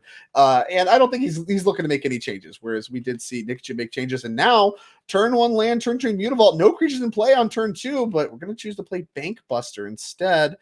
We got a flash creature from Nikachu here, so he should spend the mana. Flood Pitch Drowner among the options. Yeah, so that's going to resolve. I think we have a Hex Catcher too. Oh, Hex Catcher. Oh, so we actually was debating Hex Catcher countering the Bank Buster there. Yeah, because it's non-creature, right? You can actually tag it. Yeah. Yes. I think I like letting it resolve there, but I do too. Yeah, I think Hex Catcher is actually secretly actually your best card in the matchup, because it catches the early game, the early Transmogrifies, and that's a really big deal. And obviously, it's just a Lord as well to pump up. And if Charlie has a bunch of mana to dump into Bank Buster, you're probably in trouble anyway. Oh, does this thing have Vigilance too? Does our entire deck just have Vigilance, and then we're also playing Deeper Pilgrimage? That is so awkward. Yeah, take a look at this uncommon from Duskborn. Well, you can tap it to shuffle away if you want to. Oh, sure, you can. You can I'm telling you, your it's just creature. a bizarre card that happens to fit into the text. Yeah. It's like an upgrade over the Harbinger of the Tides, I guess. I actually spent years on a campaign to Wizards telling them that Curse Catcher was the worst Curse Catcher, and they let me preview Vidalian Hex Catcher as a result. Is that real? Are you actually 100%? That is, you understand that's kind of psychotic, right? It really made me mad that Curse Catcher was the worst Curse Catcher, and it made me really happy that I got a preview of Vidalian Hex Catcher. I made a video with the history of Merfolk and everything for it. It was amazing. I don't know how I didn't know all this lore about you. I guess maybe it was before my time. I mean, it's not that I'm blind to Merfolk. I'm just old, man. I'm just old. That's all. That's fair. I mean, it's not that I'm a youngster. I'm about to hit the big 3-0. I'm just, ancient, approaching death. Maybe we should, talk about the Magic. It's getting a little dire here. It is getting kind of gloom. Memento Mori. Anyways, it's getting kind of dire for Charlie too, though, right? If you are just passing here, you're facing down actually a fairly substantial attack. I mean, that's 6 damage coming at you. Yeah, this is a real attack for us. I see some Torch the Towers in hand, so we have some stuff we could do at instant speed. And Jonathan, obviously, very heads up, holding up the Hex Catcher this entire time, not going to let himself get Transmogrified on turn 4 again, like we did see in game 2. So, like I said, I mean, here comes Torch the Tower. And now you have to ask yourself, do we flash in Hex Catcher to try to bump it up to save it? Yeah, and it looks like the answer is yes. I'm going to put that one on the table. And yeah, that's going to bite an answer here from Charlie as well. Wonder what we're going to go with this one. Yeah, so now things get interesting, though, right? Because there's one targeting the original creature. Now there's a Hex Catcher. We would assume the second one's targeting the Hex Catcher. Well, now the Hex Catcher is in play and can sacrifice itself to target, for instance, the torch pointed at the other creature. So Nikachu could, if he wanted, throw away 2 Merfolk here to save 1. Yeah, I don't think you want to do that because one's already getting saved, right? It's only 2 damage without the bargain. So the catchers, if the Lord goes away, it'll die. Oh, right, because you have to pay. Oh, this is weird. So I would suspect that the catcher is going to end up sacrificing here to try to counter the first torch, which would then invite Charlie to pay the mana, and then Nikachu has to make a choice. What if you valued the Hex Catcher higher than that? What if you sacked 2 Merfolk to save the catcher? Interesting. If you give up on some damage this turn, I really think the Hex Catcher's good. Like, what if we sack Mutavault and Speaker or whatever? No, you're right. He could throw away the Mutavault and the Speaker to it. Maybe you throw away the Drowner in case you draw a Pilgrimage. Sure. Yeah. I mean, whatever. You got other maybe stuff. not, but maybe. The Hex Catcher's going to be getting busy. Yeah, you're right, I think. Yeah, there we go. Okay, so we're sacking Mutavault to try to protect the Hex Catcher. I like this. This is what I want to do, I think. Because Charlie's very short on mana, right? So you're still Yeah. going to end up getting through for 3 damage here. You're preserving the Hex Catcher, and Charlie doesn't have a creature to transmogrify, and even if he did, he's nowhere near having the mana to pay through a Hex Catcher. And Nikachu still got 3 cards in hand, so that you're right. This line is, I think, going to work out pretty well for him, and in the sense that, hey, the game still continues. Charlie has the Bank Buster. He can draw cards and keep playing, but that particular exchange, I think, worked out pretty decently for Jonathan. I think this is part of the trouble with taking the line we took last turn, like protecting the Mutavault, really fighting on that axis instead of just kind of letting your stuff die. Exposing the Hex Catcher when that's, I think, like I said, one of your better cards against a fast Transmogrify means that's just priority number 1 for Charlie to get off the board. So if you don't have another way to stop Transmogrify as the game goes on, I mean, you can only protect the Hex Catcher for so long, and it's face up on the table. So Charlie's not going to accidentally run Transmogrify into it or anything, and can spend the time just gunning that down over and over and over again, like we just saw with the go for the throat and such. And if you don't have any backup, now you might be exposed. Yeah, and it's, I think, 2 lands, 2 spells in hand for Nikachu, one of which is a Sentinel, one of which is a Kumina, which means you cannot get to 3 Merfolk this turn for Kumina. So maybe you just slam Sentinel here, but you are shields down to anything Charlie gets to do, and Charlie's going to get to draw a card on the end step if he wants. Yeah, so we do get to use the map token. Again, I think I maybe would have liked this pre-combat, but yeah, if we're just going to grow this Sentinel, maybe it doesn't matter. You weren't doing Hex Catcher number 2. Okay, that's a big one. So Charlie needs it here. This is his window. He wants to punch his ticket in the top 8. You need to Transmogrify now. A land plus Transmogrify. You can animate Mutavault and then use Mutavault to cast it. And if we have it, that's what we're going to do. If not, that Hex Catcher, I mean, that represents, again, really hard to cast Transmogrifies. I think if he had it, we would have seen it already, unless he's just, going through the full thought process here in his head to make sure he's not missing anything. But it sure looks like he doesn't have it. I don't love that. That body posture tells me a lot about what's going on over there. Yeah. Missing something. Not sure if it's land 5 or if it's Transmogrify or both. Let's see if we can get a look. We have Path to Peril. A lot of cards. Another Bank Buster. We have Transmogrify. Is the land of Blackleaf Cliffs? Is that the problem here? I think so. I mean, we have, looks like we have everything you'd want, right? You have Path. A lot of options. Throat, you have another Bank Buster. You have cards. You have removal. You even have your combo piece. Now, I think he might actually, now he doesn't know this obviously, but I don't think he's dying next turn. Like, I think Charlie is probably going to be okay if he's able to just interact and set up for it for the next turn. Of course, that gives Jonathan several draw steps. I mean, one of the things I'll note about his deck is that there are no Silvergill Adepts. So none of that just sort of cycled to draw extra cards that Merfolk's leaned on in the past. So I think it's Kumina and maybe just land in hand for Nikachu, and we know Hexcatcher on top. So the Hexcatcher you have to think about here for Transmogrify, but it's not like they're on unlimited resources. If you can work through the creatures in play, maybe you have a shot. But Charlie actually just draws a card, plays the tap land, and passes. So this seems great if you're Jonathan here. Yeah, it's interesting to let Nikachu draw. Like, obviously, we're representing Go for the Throat, and if you let him draw the Hexcatcher, if you're planning to use it on like the Sentinel anyway because it's big, you're just kind of letting Nikachu dictate what he lets die. That's what happened in the first Voldalian Hexcatcher exchange too. That's part of the power of Voldalian Hexcatcher. Yeah, and maybe we're trying to block. I'm not in love with that. Okay. This is going to be a difficult sequence here. So you don't need the creature because Bank Buster you can crack next turn and get it all, but the Hexcatcher is not in play. It is revealed. That's why it's face up. The Drowner is a 2/1. So even if Nikachu flashes it in, it will be a 3/2 and trade with the Mutavault. Okay. That would allow the Sentinel to get in for an additional point, which puts it down to 5, which is, lethal next turn. But that, of course, commits Nikachu to that line. We don't know what his other 2 cards in hand are.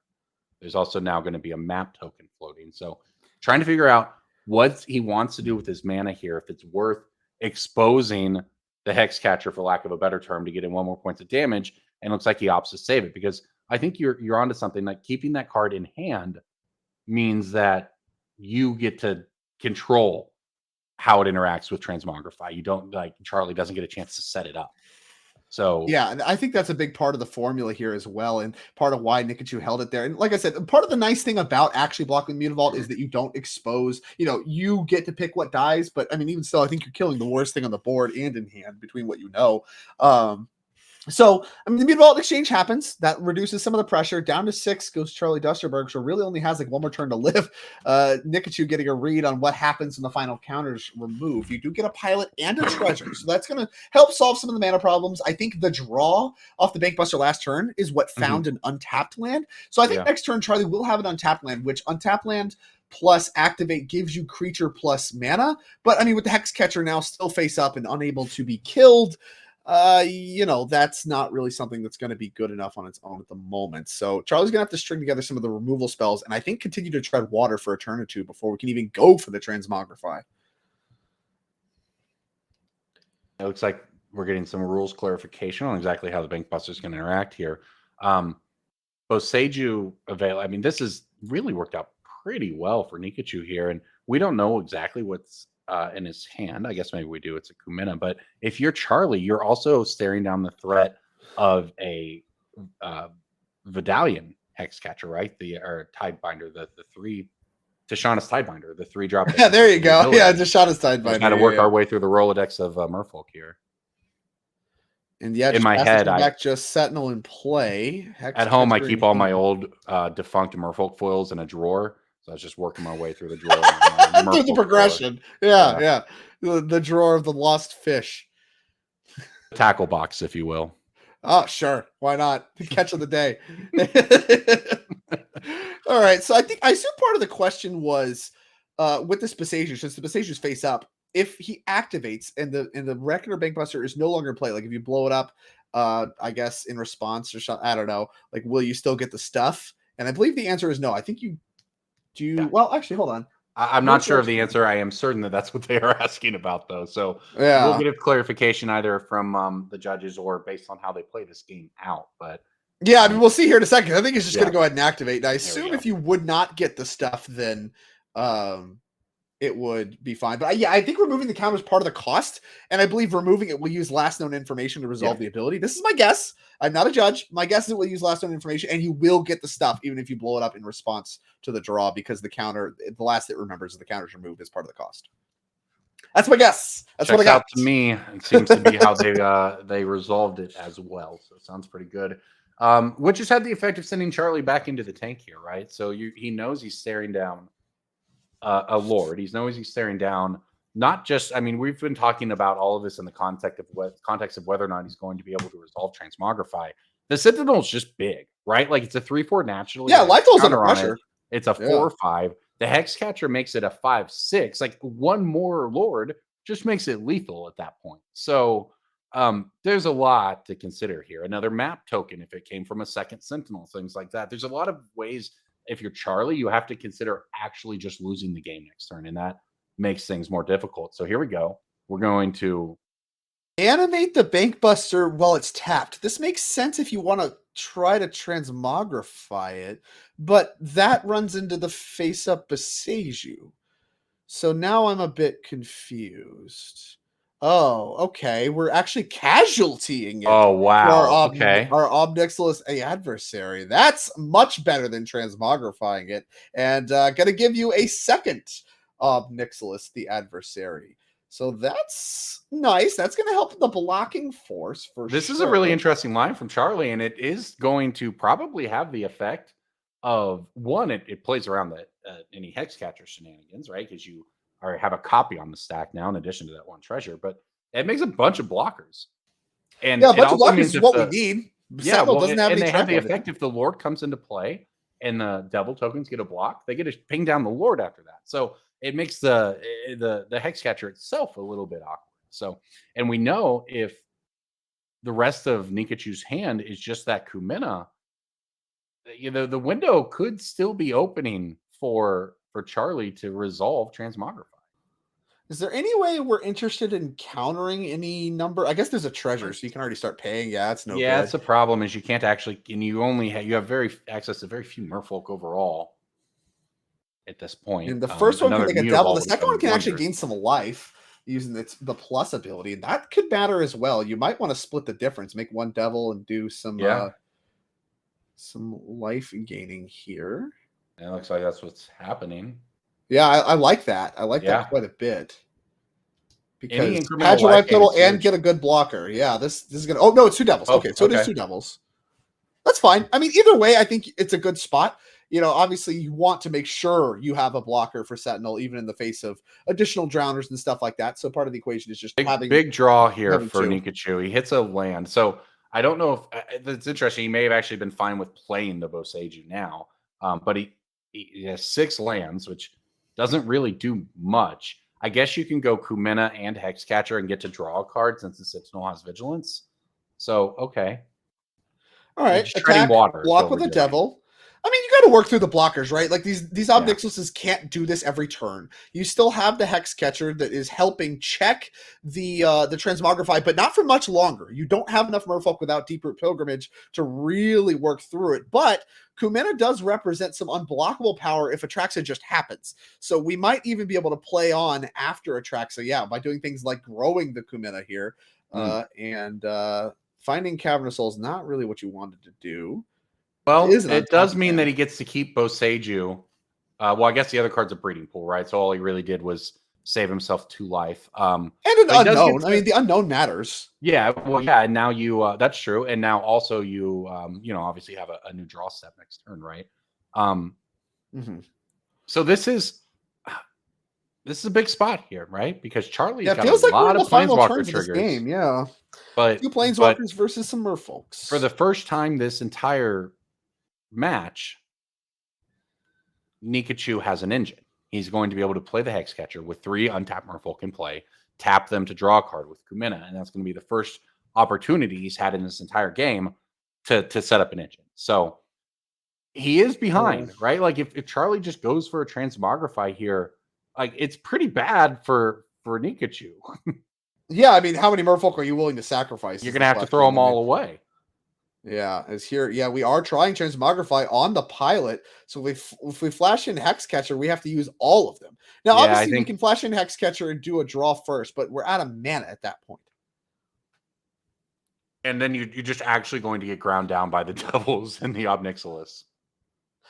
Whereas on the other side of the equation, if we still have all of our Flood Pit Drowners, maybe we can tap down the Atraxa, put a stun counter on it, and that opens everything else up. That is, gosh, that's not where you want to be, but it may be where you're at, because at least at that point, you have a Kumena engine, and that's... Yeah, you have Kumena that can be unblockable. If you can get the Atraxa down, you can keep beating down. So, I mean, here's the Atraxa. He's at 7. So we did let this happen. Yeah, I mean... He's at 7. We might be able to beat this. This isn't over. Flood Pit... So if there's 3 Flood Pit Drowners left in the deck, you're going to get, 3 more draws at him? Not bad. Yeah, it's a lot of looks. Unable to scream also in the deck. Gaining life still, so that's a problem. Well, there's unable to scream also in the deck. So like, true. I guess there's. I don't know how good. It depends. I mean, this is of course we come back to what we always come back to, is that Attraction just refills your hand and you're ready to do it again next turn. But you have some outs if you're sitting in Nikachu seat. Get a look here at what we are going to find. The second Atraxa among the mix. Yeah, I mean, wow. 3 Fatals. Okay, I guess we're taking one of those. Take Fatal Push is the only remove. No, we do have the Path to Peril too. Well, Fatal Push is actually huge. Well, is there Revolt? Yeah, we have Revolt. We Transmogrified. That exiles something. Yes. So like, that leaves the this is actually kind of I don't know, like this. I don't know. I mean, you're running into Hexcatcher if you do it though, because you. Well, the problem is that. Oh no, you the have. Problem is that no. The problem is that right. Nikachu can't Hexcatcher. And we still have a land drop. Ooh. If Nikachu goes for the Hexcatcher now, Charlie gets to remove Kumena in response, and Nikachu doesn't get to draw any cards, and that engine we talked about just isn't there. So he may be forced into just doing something else entirely, which is not what he wants either. A sigh of relief from Charlie. I think Charlie knows that he's. Yeah, I think if anything, Nikachu was supposed to flash out the Hexcatcher there so you could draw. But okay, he's gonna. Okay, Fatal Push main phase and holding the Hexcatcher back. Okay. I'm not sure what we're missing there. Yeah, we could have flashed in a draw card. Maybe you just value it too highly, like you're running it into pat. I don't really know. A No, I'm second not record sure bank what we pressure missed comes there, but down. here it comes. Coming on instepped is the Hex Catcher. Needs to be a great draw here. Has flooded out. It's another Kumena, I think. Gives you another look at things. You can 3 hit a drowner. caverns. It's very uncounterable, is this Kumena. You can hit All a right, drowner. now I think finding Flood Pit Drowner. Well, this would is it's be rough. If he had drawn an extra card last turn, he could have had that Kumena in hand here and hit whatever he just hit. Yeah, I mean, it has to be something. He's excited about it. And, not a lot of exciting hits to find here. And over to Charlie we go. Now, if it is Drowner, it does have Flash, so we can wait on it a little bit. But I don't think there's any 4-drops in the deck, so I don't think he could have hit anything that he can't play.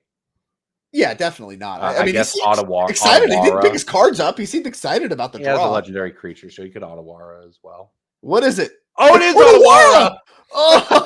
Oh, that's a nice one. And we have a legend in place, so that's discounted by 1 thanks to Kumena. So Kumena into Otawara. That keeps us playing. Into the tank goes Charlie. Well, gosh, it really does make you wonder about that missed draw, because could have had this exact same line but been +1 cards right now. Might have been big. Okay, it does goes hit Atraxa, so we play on. I mean, we know Charlie's hand's good, but Atraxa is really the lights out card. And now, I mean, there's still a game to be played. Nikachu's life total very high. And Charlie's, even with the life gain from Ob Nixilis, is not that high. Oh, no. All of a sudden, this game looks incredibly different with that Ottawara coming off the top there. I think Nikachu might have been in I guess it's probably over kind of, resignation there. But you saw his reaction when he ripped that Ottawara off the top. Well, wait a minute. Yeah, I have a chance. Not a lot of Hollywood there. It's all, I found a good one. And he sure did. Ottawara, an awesome one here. Is another devil going to enter, and I believe a plus to gain 2 more points of life. 2 blockers, 2 more life, up to 11 is Charlie Dusterberg, as these NRG championship qualified players battling it out here in game 3 for their spot in the top 8 of this Pioneer Showdown. Is another Fable of the Mirror Breakers going to join the mix. Yeah, that's not Transmogrify. Sure. I mean, I think, is the other Atraxa in hand? I guess you could choose not to take it from Atraxa, so maybe it's on the bottom or whatever. Oh, and we're on turns? Is this time? I see a die there. This might actually just be time of the round. Okay, well, if this is turn 1, Nikachu gets 3 turns, including this one. If he's winning the game, it's probably in that time frame, to be fair. Kind of brutal for Charlie, though. Well, let's think it through here. Nikachu is got a 3-power Kumena. You can make unblockable. He's got a 4 or 5-power Vigilance attacker. That's just obviously going to run into the attacks. If he attacks with that and the Devils get in the way, they can ping down the Hex Catcher. That's not good. Yeah, I think letting Charlie block is pretty bad here. I do like Kumena. Actually, I like Kumena attacking down Ob Nixilis. I think those need to go. You can't, racing those is much harder than just taking them out. So I would like to see. I don't know if he's going to be able to do this in time, but you're right. I think that's what is going to happen. Is even if Nikachu sets himself up to win this one, I think he's going to run out of time. I think so too. And yeah, we're going to draw a card here to kick things off. I don't know what it would need to be. 2 lands is not the formula. That is not the Krabby Patty secret formula at all. And back on over to Charlie we go. This might just be play to a draw territory. 2 lands is so brutal, having already flooded out so hard. Yeah, this one would have been interesting, I think, with a little more time and a little less confusion at the end, right? In terms of what's actually going to happen, because it's really not clear where this one was going to go. Yeah, this has been a battle. I mean, really, 2 very talented players piloting very different decks. But again, like I said, NRG mainstays through the 2024 year. It's they're not going down easy. Neither of them are. This multiple points of time, this game felt really bad for both sides, like one side and the other. The swings have been immense. And I mean, it's kind of brutal not really being able to see this one kind of come to a natural conclusion. But that's where I'm feeling things are going. Charlie's gonna get a look, and I believe there's 2 lands. Island and Sanctum. No collected companies in Nikachu's deck. We didn't talk about this. Okay. And I don't know if that's relevant, but you'd think if you're Charlie and you're in a spot like this, okay, what could I lose to? Is okay, well, he's got all this mana open. casting Collected Company and putting 2 Merfolk into play could be disastrous. But opting for the more aggressive build of the deck here, Nikachu doesn't actually have any in the list. And here comes Transmogrify number 2, going to find Atraxa at number 2. We do know one of them is in hand thanks to Otawara. That happened earlier in this game and kept Nikachu in this one. But here on turn 2 of turns, we're going to put another Atraxa in play. Is this game, I mean, outside of whether or not Atraxa gets to stay in play, any kind of flood pit grounders or anything like that, is this game winnable in time? Can Charlie actually close this? Well, if Atraxa's in play, what do you get? 2 life drain with the obs, which the got to obs stick are the around and play. problem. So what are you talking? We're talking 7, 8, 9, 10, 11, 12, 13, maybe. I don't know. It We'll have looks to a see little short to me. Yeah, we'll have to see. We found the fables again. Found all three of the other fables. Wild. Okay. Always I'm not sure if he can close it out. Especially, Nikachu gets 2 more draws, and you can hit all kinds of cards that turn this game into a draw instead of a win. I don't have any idea. Somebody was asking in chat. I don't have any idea what the tournament math looks like for these players if they do draw. Yeah, I mean, a lot of players actually had to play it out, right? I think basically all of the 5 and 1s had to play. So the question becomes, now that all of them have had to play, if this does result in a unintentional draw, are they live because of so many X1s playing? I don't know. Yeah. Like, that's tournament math that I frankly don't know. Well, we don't have it in front of us, but very interesting. It is interesting. I mean, and it does mean that I think even if Nikachu can play to the draw, he should, which is, maybe not what I think people would want to see. Because I think with the second Atraxa in play, it's very likely that Charlie is going to win this one as game goes on. Yeah. And because of that, people I think are going to be more of a fan of trying to see, Charlie actually win it. But I mean, I think if Nikachu can play to a draw, the tournament math might really want him to. Now, we'll see exactly if that does happen. Another Devil Maid can't attack, but we can lay the beatdowns with the Fable, the Goblin Shaman token, and the Devil this turn, which is the second to last turn that Charlie Dusterberg will get. Of course, Nikachu going to get 2 more turns through this as well. He's going to get turn 3 and turn 5.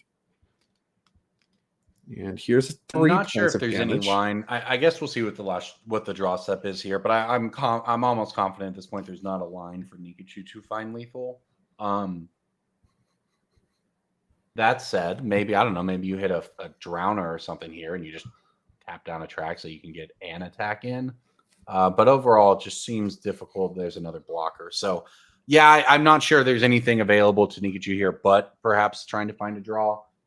Also not sure if Charlie can come up with 14 points of damage, though. Yeah, I mean, that's the question is, can Charlie even do it? And, what can Nikachu find? I mean, he's flooded out so bad in this late game. The Otawara, a land he was actually excited to draw. Yeah. But the other 2 follow-ups, not great. Is here comes another Sentinel of the Nameless City. Offers another blocker.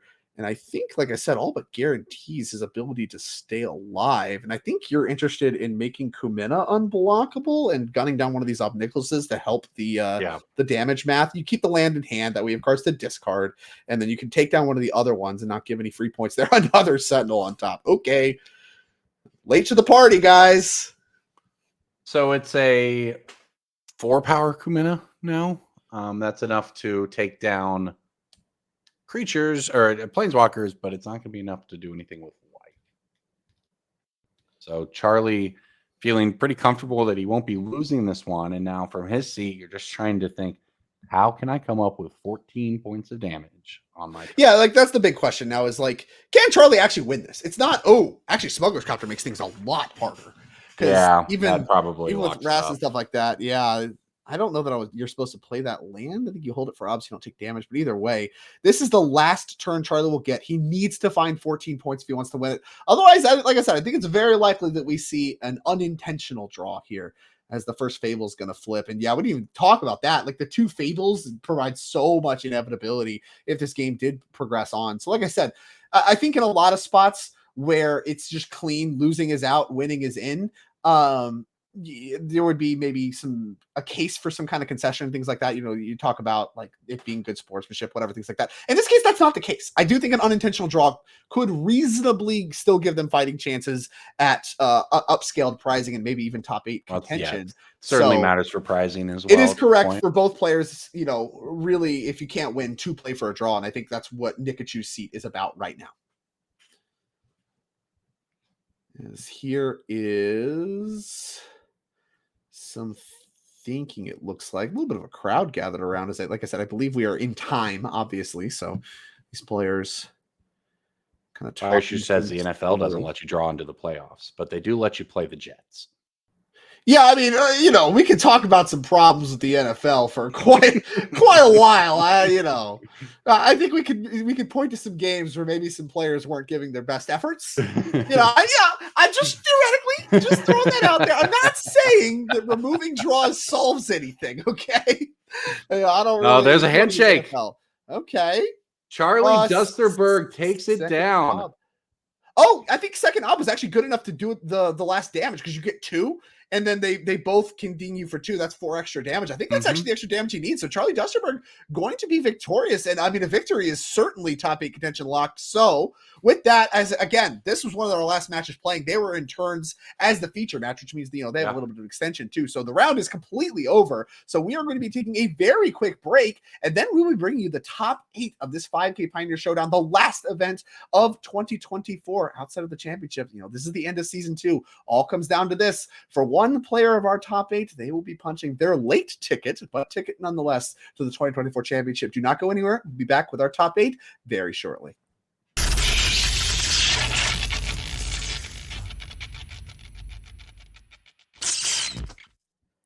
All right, everybody, we are back here for the quarterfinals of our Pioneer 5K Showdown in Chicagoland. Of course, the last event of season 2 of 2024. This is it. After this event, the 2024 championships will be set. The last opportunity for some of these players to qualify. Of course, we've seen some of our players in top 8 already qualified, but either way, we have a top 8 nonetheless. So let's start out by taking a look at that. I believe we have 6 different decks total represented through the top 8.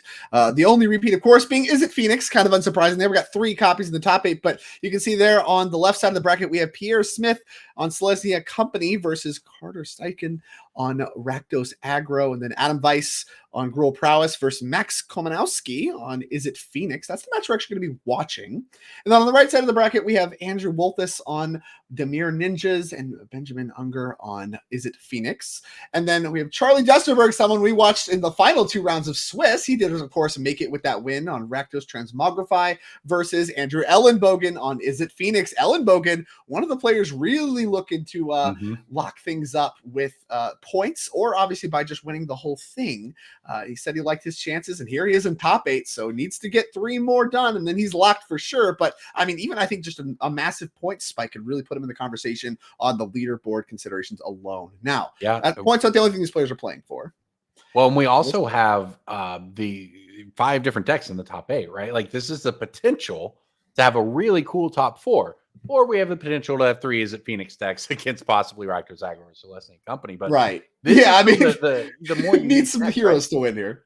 Yeah, I mean, just like Demir Ninjas, which hopefully we'll get a chance to get on this round, seems very cool. We obviously saw the Transmogrify deck that Dusterberg was playing look great. Adam Weiss, that's a regional champion from the United States, by the way, competed at the World Championships last week on the Gruel Prowess deck that you see take over Standard. Well, and you can see a version of it in Pioneer as well. So yeah, a lot going on here. And of course, the classic Is It Phoenix. We know it has its fans.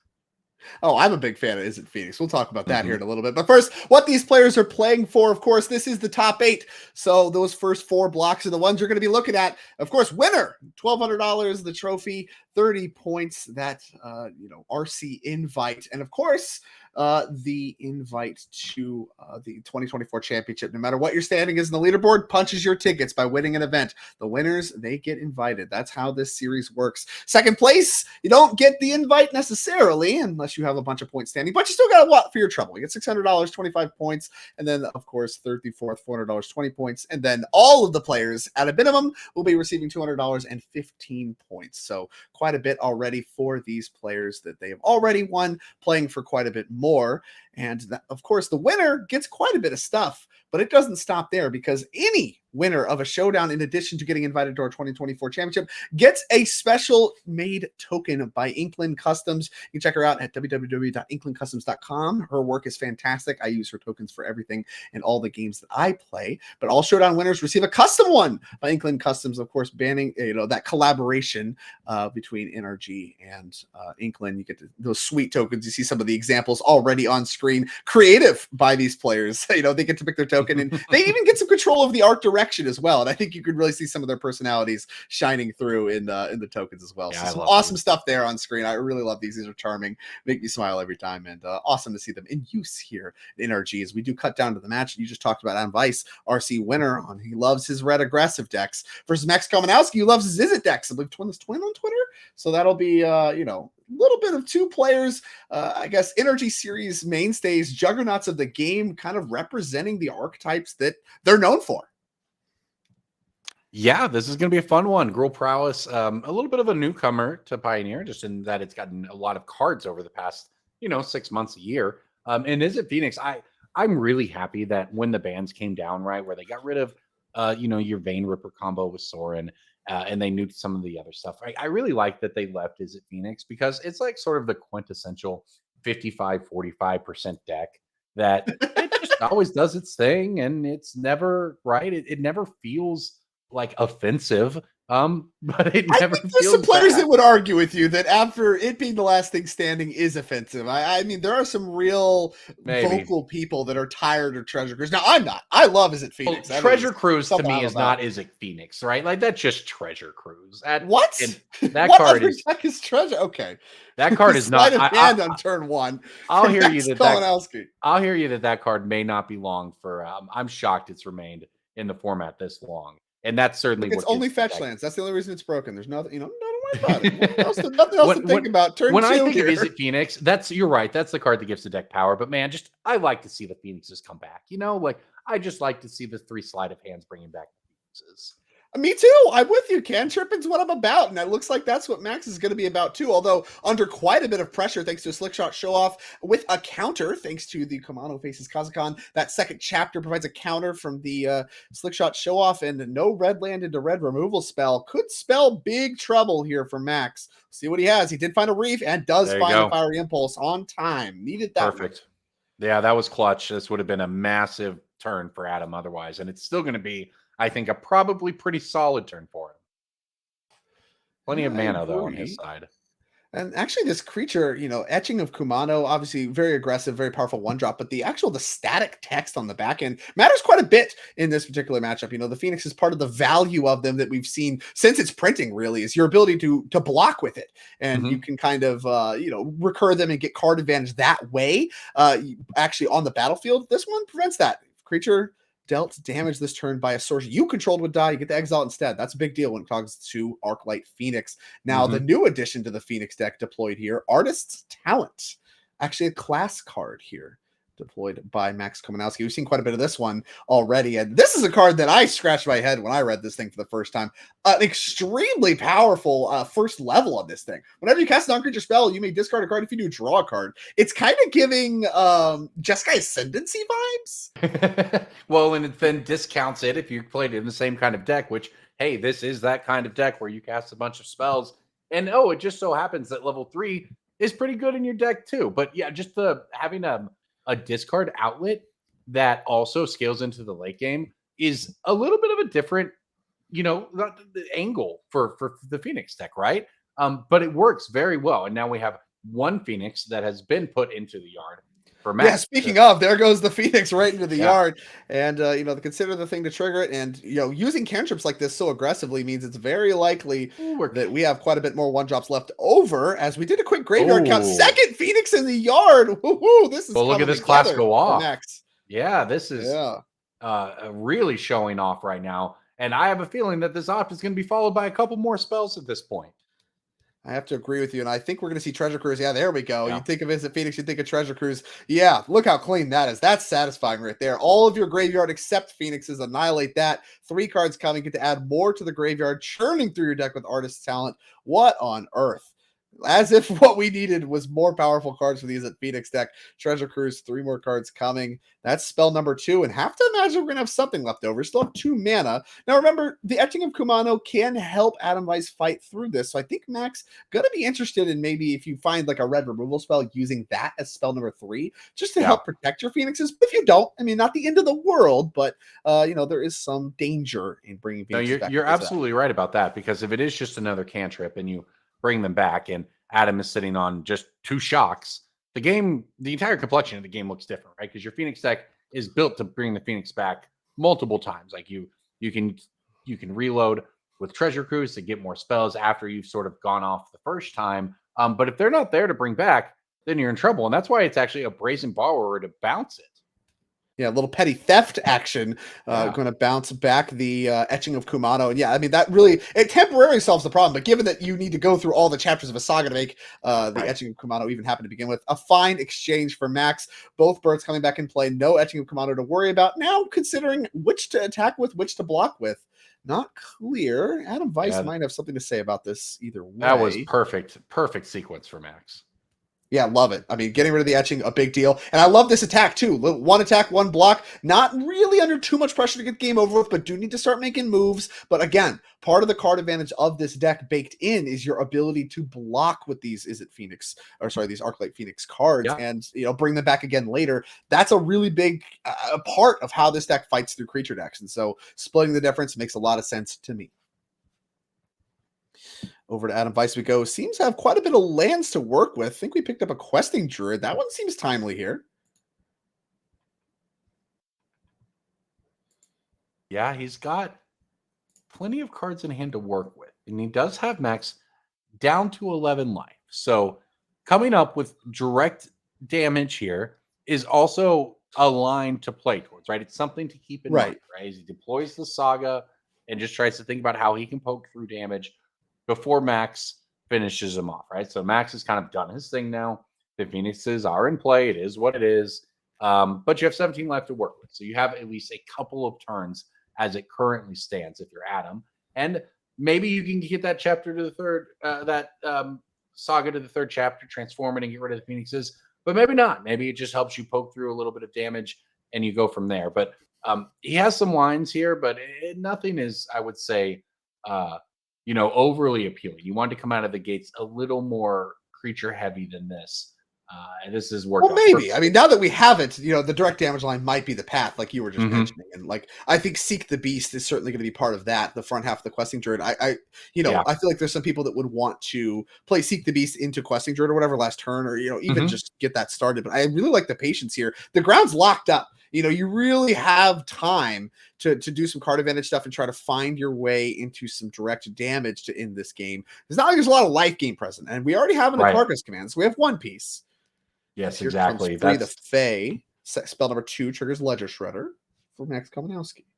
Yeah, Max is now doing everything as Phoenix does, right? He's fully going off. So if you're Adam, you're really not going to be able to stop any of it at this point. You just got to figure out how to go around it, right? And he does have some cards that have the ability to go through it, as you mentioned. So Max is not going to be able to end this game for at least maybe a few turns here. Ledger Shredder starting to grow does add to the clock, but it's going to be shields down for a moment, and Adam's going to have a chance to find a way to force through damage. Yeah, I think this is representing a clean 3-turn clock. I mean, even if, this Ledger Shredder is getting big enough that even if that 3rd Phoenix we found doesn't come back right away, you're good. But, I mean, actually, there's a chance that you're dead next turn if that 3rd Phoenix does come back and we can grow the Ledger Shredder again. So this might actually just be a clean 2-turn. Like, you may actually have to make it happen next turn. Might be a little bit less time than you think you have. And that's part of the power, of course, of Arclight Phoenix having haste. You find all 4 of them, that's 12 damage. That's easy math. If you can find all 4 of the Phoenixes, there's 12 damage. And with Adam at 11, there's a chance he dies next turn. And obviously, Ledger Shredder helps with that as well. Play with Fire Soulscar Mage. And I think, is that a second one? No, that is the same questing druid there that is in exile. So looks like we got find 2 spells. Monstrous Rage and Atarka's Command in hand. Like, this does represent a fair amount of damage. Now, you have to be able to get a creature in before you die. That's going to be the biggest issue there for Adam. But he's got some stuff to work with here. So he's staring it down, looking at his options, trying to figure out how he's going to spend this last couple of mana here. We're on Max's instep here, so they actually play with fire on instep. Kind of appealing, can get you a scry to find more, and also it's just a little bit more mana efficient. If you do actually have to get it done next turn, starting to your mana starts to be a gate here. If you go face with that, you get a good scry and you find a nice haste creature. You have the Monstrous Rage to really have a big turn. So there is, look, if Max's 1 red mana is a removal spell, I'm not really certain you can play around that at this point. But there's certainly going to be an opportunity. Depending on what Adam wants to do here, like there are lines that could win. Yeah. Step 1, have 2 mana. 2 more. Are we Atarka's commanding for mana efficiency instead? Looks like the answer to that is yes. Okay. Bonk. 3 damage to the dome. And that is actually second spell, so that will trigger Ledger Shredder. So if your plan's to attack through that, it's getting harder. Well, and he had to ping life, so he's just definitely dead next turn now, right? So, I can look at Atarka's Command. This one, I did some winning with this thing back in Standard. Your opponents can't gain life. 3 damage to each opponent. Put a land from your hand on the battlefield, and creatures get +1/+1. Now, we did do 3 damage there in the end step. Did not find a draw step Adam liked, so he's actually picking up his cards here.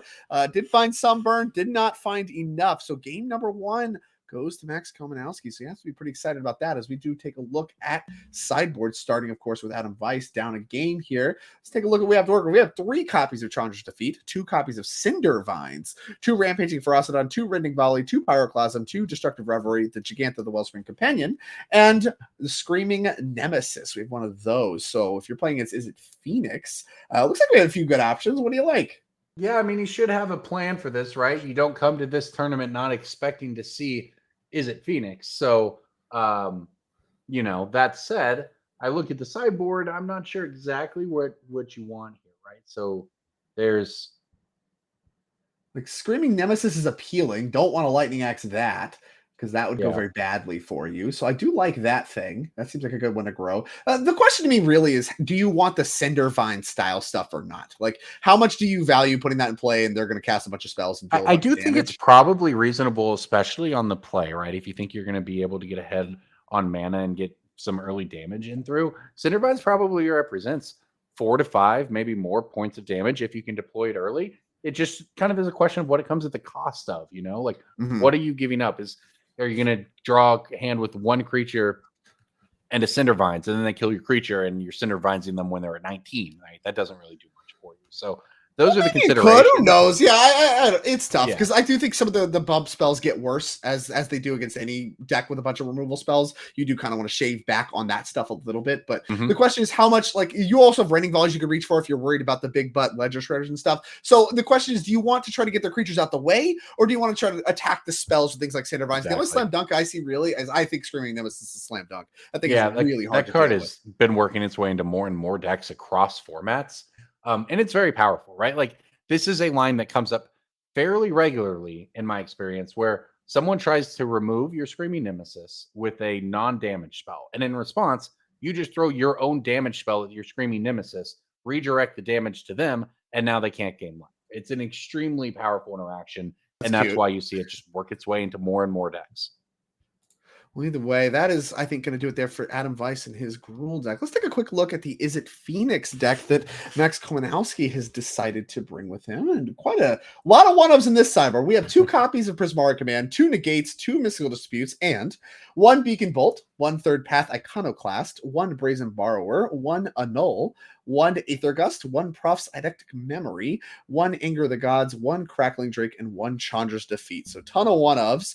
What do you want here against the Gruul Prowess strategy? Yeah, take your pick of removal and interaction, right? Like, I guess it ultimately comes down to whether or not you want more removal in the form of Anger of the Gods, Beacon Bolt, this kind of thing, or whether you actually prefer like a debris bringing the Brazen Bar, or is it better to actually bounce their things? You do have to consider the Snakeskin Veils on the other side. So I think in general, you feel pretty decently set up for this matchup. You're going to trim a couple of the spells you typically trim, right? You can cut one or two of the draw spells, etc., to bring in a few choice spells. So you do have to kind of consider the prowess angle of the deck, right? Like, do you want to try to interact with the non-creature spells, or do you just want to remove the creatures? And the beauty of is a Phoenix and a sideboard like this is that Max can go in either direction.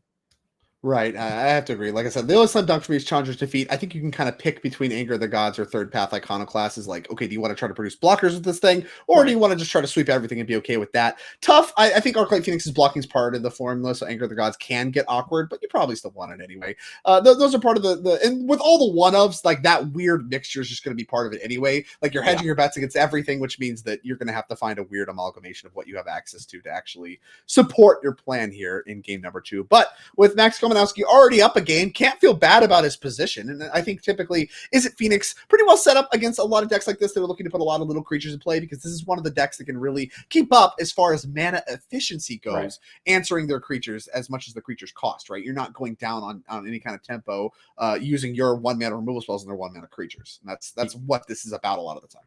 Yeah, it's a hyper efficient mana deck, which is one of the reasons why it's always been so much fun to watch for me across formats, is it just does so much with so little.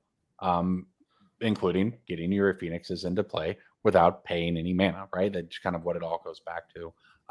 Also, the deck list, just even the main deck, the sideboard, sure, eclectic, filled with a lot of one-ofs. So was the main deck, to be honest. There's a lot of spells that are 1 or 2-ofs there. So, like you mentioned, you're kind of just going to draw an amalgamation of spells, and your deck does so much churning anyways that actually works pretty well, because in a lot of decks, maybe you just want 4x of your best removal spell. Well, in a format like Pioneer, where it sometimes requires very different removal spells for different threats, having access to those in a deck that can see more cards allows you to kind of line them up in a way that just maybe adds small percentage points. And in that context, mixing in another few of those from your sideboard makes sense. Yeah, and we see Adam Weiss here taking a mulligan, not really where you want to be on the play. I mean, obviously nobody wants to mulligan ever, but Adam Weiss really under some pressure to assemble something powerful over the first few turns. Now, especially down cards, not really set up to grind with Is It Phoenix, but at the same time, I mean, Max Komanowski kept a 7, has to like some of the stuff he's got going on. So pretty bad sign if you're an Adam Weiss fan. Like I said, I think that obviously Adam Weiss has a lot of success here. He's in our top 8, but I do wonder how good he feels about the Phoenix matchup. Can't feel it's that bad, right? It's the deck with the target on his head coming into this weekend. And even though some players managed to dodge, we talked a little bit to Kamari earlier, and he's like, yeah, I don't know. My Phoenix matchup's not great, but I just dodged it. I mean, that's okay. You did it. Congratulations. But Adam Weiss, I don't know what his story here to top 8 necessarily looks like in entirety, but what I do know is Kumano faces Kazakhstan, going to be the first play of the game, and a strong one. Let's see what the follow-up will be. These first 2 turns, a lot of pressure. Just a Chivalry. I could be wrong, but I think I spot the Screaming Nemesis. Hey, there we go. That's a good one. Here's Cindervines too. All right. This is a really nice 1, 2, 3 if he finds a land after this. Yeah, I have to agree with that. And even if he doesn't, what are the leftovers? We got. Might even is that have just it a land? already. Yeah, I think that might be Soken's his land 3. Yeah. Wow. And the others look at Cindervine. So this one actually pretty good against players casting a lot of spells, like the Phoenix deck does, gives you a damage for each of those. But also, actually, now the second line text text too against Artist's Talent, which is just like down. this. Yeah, you can crack that, deal 2 damage to the permanent's controller. So now we actually have targets for the second half of this card. And that's not always the case against Phoenix. Now certainly is. And a juicy target at that. So the question is now, how long do you want to keep Cindervines versus cashing it out for that damage and destruction right away? This is just Here comes the Screaming Nemesis. Beep, beep. 5 damage across the red zone. Here comes Etching of Kumano and Screaming Nemesis. So to remember, just to remind people, I got Screaming Nemesis wrong the first time I saw it. It is not a when it deals combat damage trigger. It is when it is dealt damage, it deals that damage to any other target. It's a Boros Reckoner, if anyone remembers. Yeah, a little Boros Reckoner callback. No Blasphemous Axe here, but would be spicy, I guess. And then, of course, if it hits a player, they can't gain life for the rest of the game. And on top of all of that, it's just a 3/3 with haste. Like, it's just very powerful here. What an amazing 1, 2, 3 from the Gruul deck. even on a mulligan. So much pressure is put on Max already. Yeah, and you mentioned this card growing in popularity. I mean, Adam's certainly leaning into that. He's got 2 in his main deck, 1 more in his sideboard. So he's a big fan of this card as part of his strategy in this weekend. Seems to be part of the formula against Phoenix and looks good here. Max in the tank, and you're kind of getting a double threat here. I mean, the Cinder Vines makes digging and trying to do the Phoenix stuff hard. Obviously just putting creatures in play facing down the Etching of Kumano and Screaming Nemesis, not great either. So not a lot of awesome options. I mean, this is really among the best draws Adam could have. And I think, did he pick up a Tarka's Command? That would be really good. It sure would.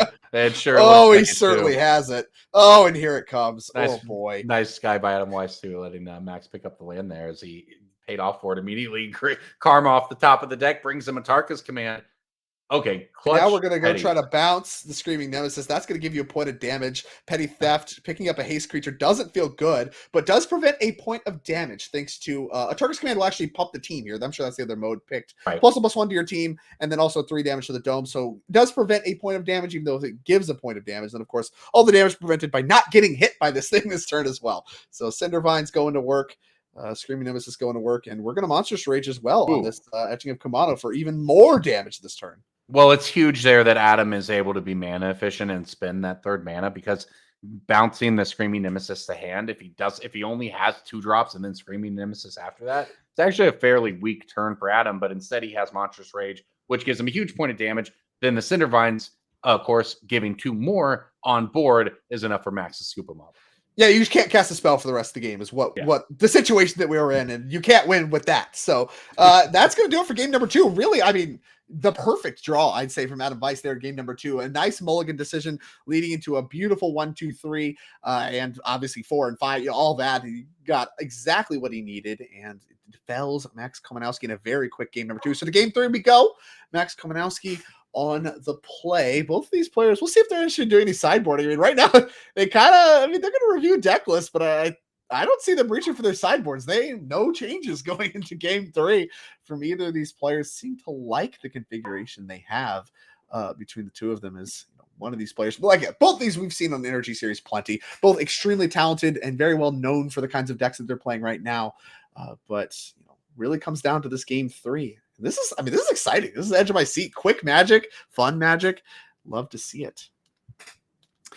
Yeah, this has been, like we mentioned, we have 6 different decks in the top 8, with only the 3 Phoenix decks being the repeats. And that's a good spot to be, because every deck came to this tournament knowing Phoenix was very popular, which means, in theory, they have at least a sideboard plan against it. Sure, yeah. Which means you don't have any deck then, even though that's the most popular deck in the top 8. Like, that means that no deck is likely to just turn out to be truly dominant over the course of the weekend. It's looked good for Pioneer, I guess, is what I'm taking a long time to say here, is that the formats look pretty enjoyable with a lot of diverse options, at least based on what we've seen so far today. And, these players, like I said, players that we've seen before, but this is actually a big tournament for both of them. Really, I think, was it Max Komanowski's number 47 on our overall leaderboard? I believe Adam Weiss number 43, which is respectable, but it is not within a range to get an invite off of points. So really, both of these players, if they want to be present in our 2024 championship, I think both these players need to win. And obviously, part of the problem here is only one player can win. So, only one of these players is going to advance. And if they want to punch their ticket to the end of their championship, they have to win this event. There's no real path that looks like it involves like an overall bid. And yeah, I think, checking real quick, Adam Weiss is number 92. Yeah, that's not even in striking distance for our season 2 leaderboard. So really, there's no path that involves the points for these players, even though they have had some finishes here. It's just not quite enough on the leaderboard alone. They need to win the event if they want to qualify for the championship. So a lot at stake here for game number 3 for both these players. Quick, we're writing something down. I wonder what that's about. Little note taking there. Okay, I love to see it. You a sideboard guide guy? Like, you write sideboard guides for your tournaments? I'm more of a, these days especially, sideboard by vibes kind of guy. Oh, a sideboard vibe guy. All right. Yeah, always been a sideboard vibe guy. I just take a look at it and I just kind of roll. I'm too dumb. If someone hands me a deck, hand me a sideboard guide, please. Right? Sure. But a lot. Other than that, it's vibes. Sideboard by vibes. No, I mean, you can find old videos of me. I pull out like a folder. I have to have it written down because I just get so wrapped up in what's happening in the game. I just kind of forget why my cards were even in my sideboard to begin with. Whereas like sideboard notes, it wasn't just like ins outs. Like I would write like think about this, like in the note boxes as well. And I don't know. That's just how my brain works. Shout out a to lot of Twitch people chat. talk about it. Shout out to Twitch chat, by the way, calling it. Oh no, vibe don't do boarding. that. Vibe Vibe boarding is horrific. That's just not great. Because like you wouldn't say guide boarding, that's horrific too. This is just horrible. None of this is good. But no, I'm very proud to be a part of the sideboard guide era. I am somebody that is a big believer. Look, here's my math. If you're going to take a test in school and they give you the option to bring like the index card with like notes from the book on it, you're going to do it, right? You're going to bring your index card. It's the same concept. These players off to the races. No one for Adam Weiss. We got an opt here from Max Komanowski. See, this may shock you, but I wasn't much of a note taker in school either. Okay, you know what? This is just in shambles. I'm in shambles. An opt in the main phase. We need a land? That usually means you need a land. Otherwise, a lot of cards to the bottom. You're incentivized to wait. We did find a land, it looks like. You can usually tell they moved one over. Sekenza, not the best follow-up land, but fine if you have a red removal spell.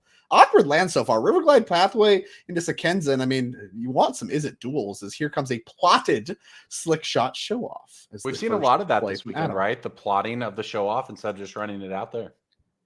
I mean, right, it just enables that double spell, right? You get to pay the mana up front, but actually end up double spelling on one turn. That's a big part of the equation. You don't want to let Max use his mana. And look, he didn't, right? He just passed the turn back as we plot another Slick Shot Show-Off and pass the turn back. So, Adam Weiss, not really able to get any pressure started all at once yet, but the Slick Shot Show-Offs could do that as here comes Free the Fae on end step. No Phoenix is going to the yard. So if you're Adam, at least your worst nightmares are not yet coming true in this winner take all game 3. Sure. Spell Pierce going to be selected from among the mix. Yeah, with Adam missing land drops, that Spell Pierce very likely to find targets. Yeah, I like Spell Pierce a lot here. Consider as well, must not be considering a bird that would have gone to the graveyard. So here we go. So now Adam, knowing he's against Spell Pierce, but this is looking pretty decent, I have to say, for Max. I mean, Adam's setting up for a big turn with the show-offs, but the mana advantage will be difficult to overcome if he can't find a third one.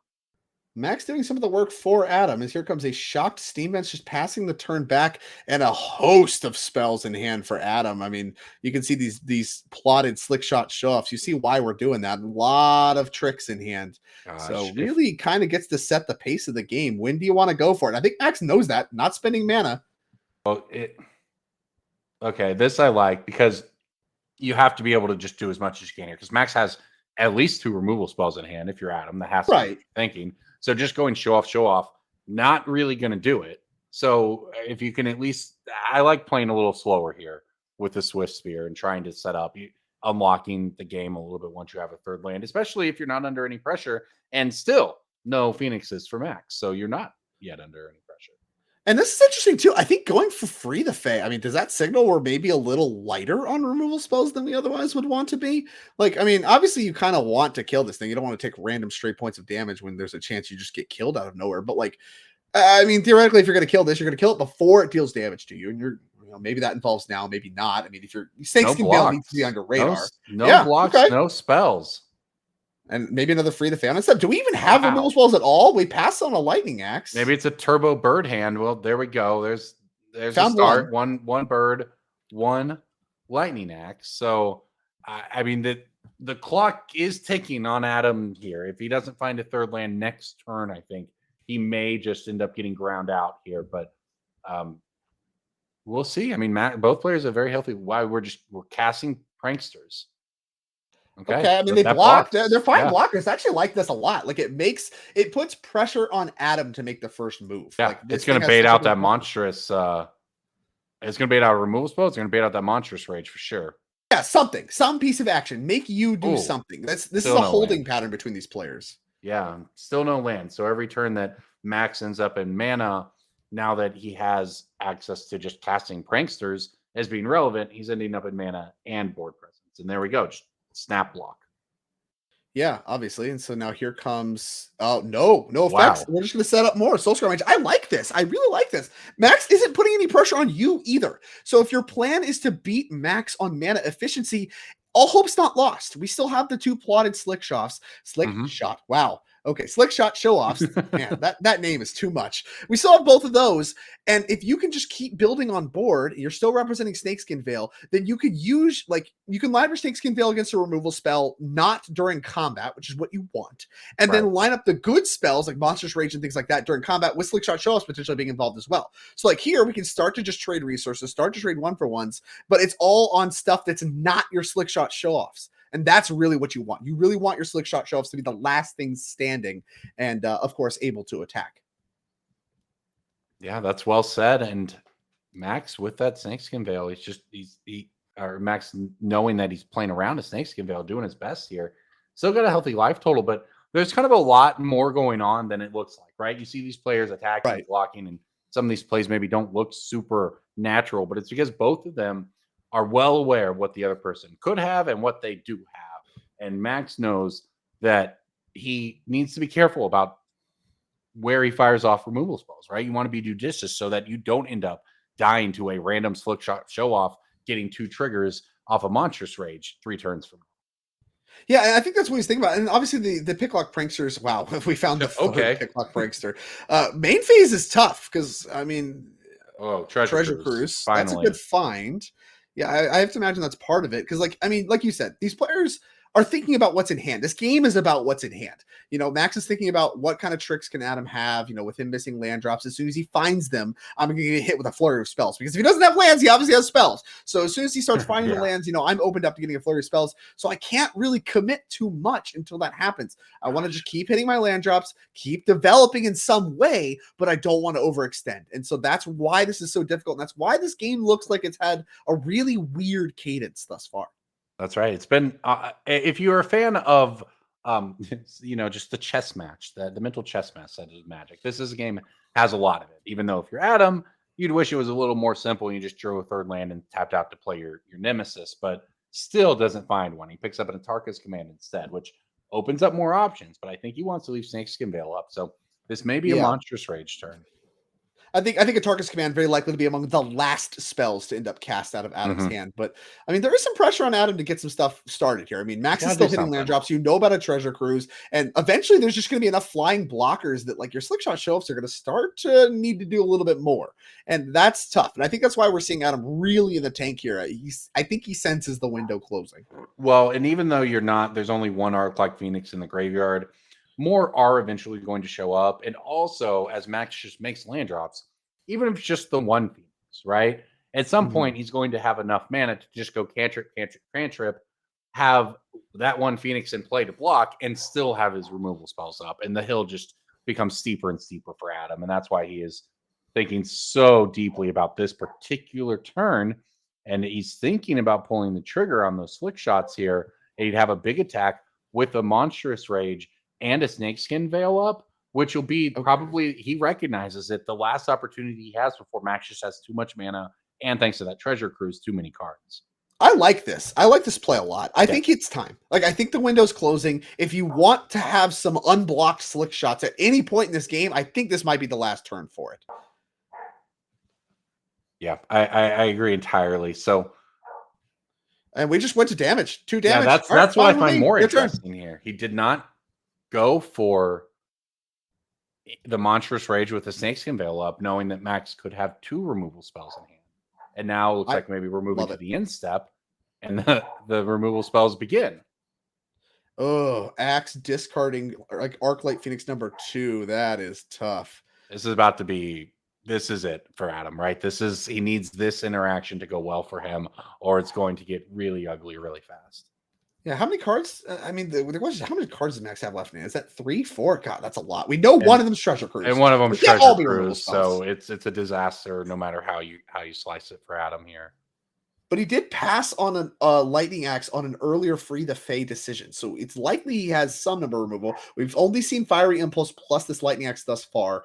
really the question is there another red removal spell hanging out? I think it's likely. I actually think it's also pretty likely to be a Brazen Borrower. I think Petty Theft is not unlikely here as well. True. And so, we're going to let this happen.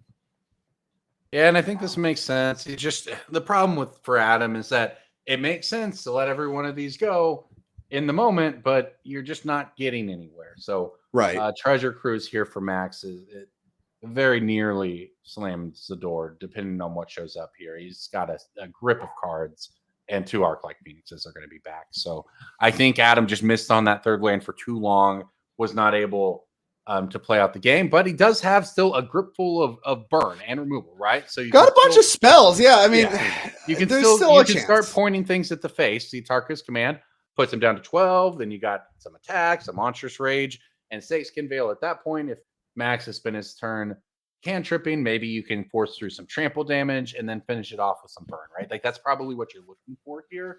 But it is going to be challenging because there's just more removal coming.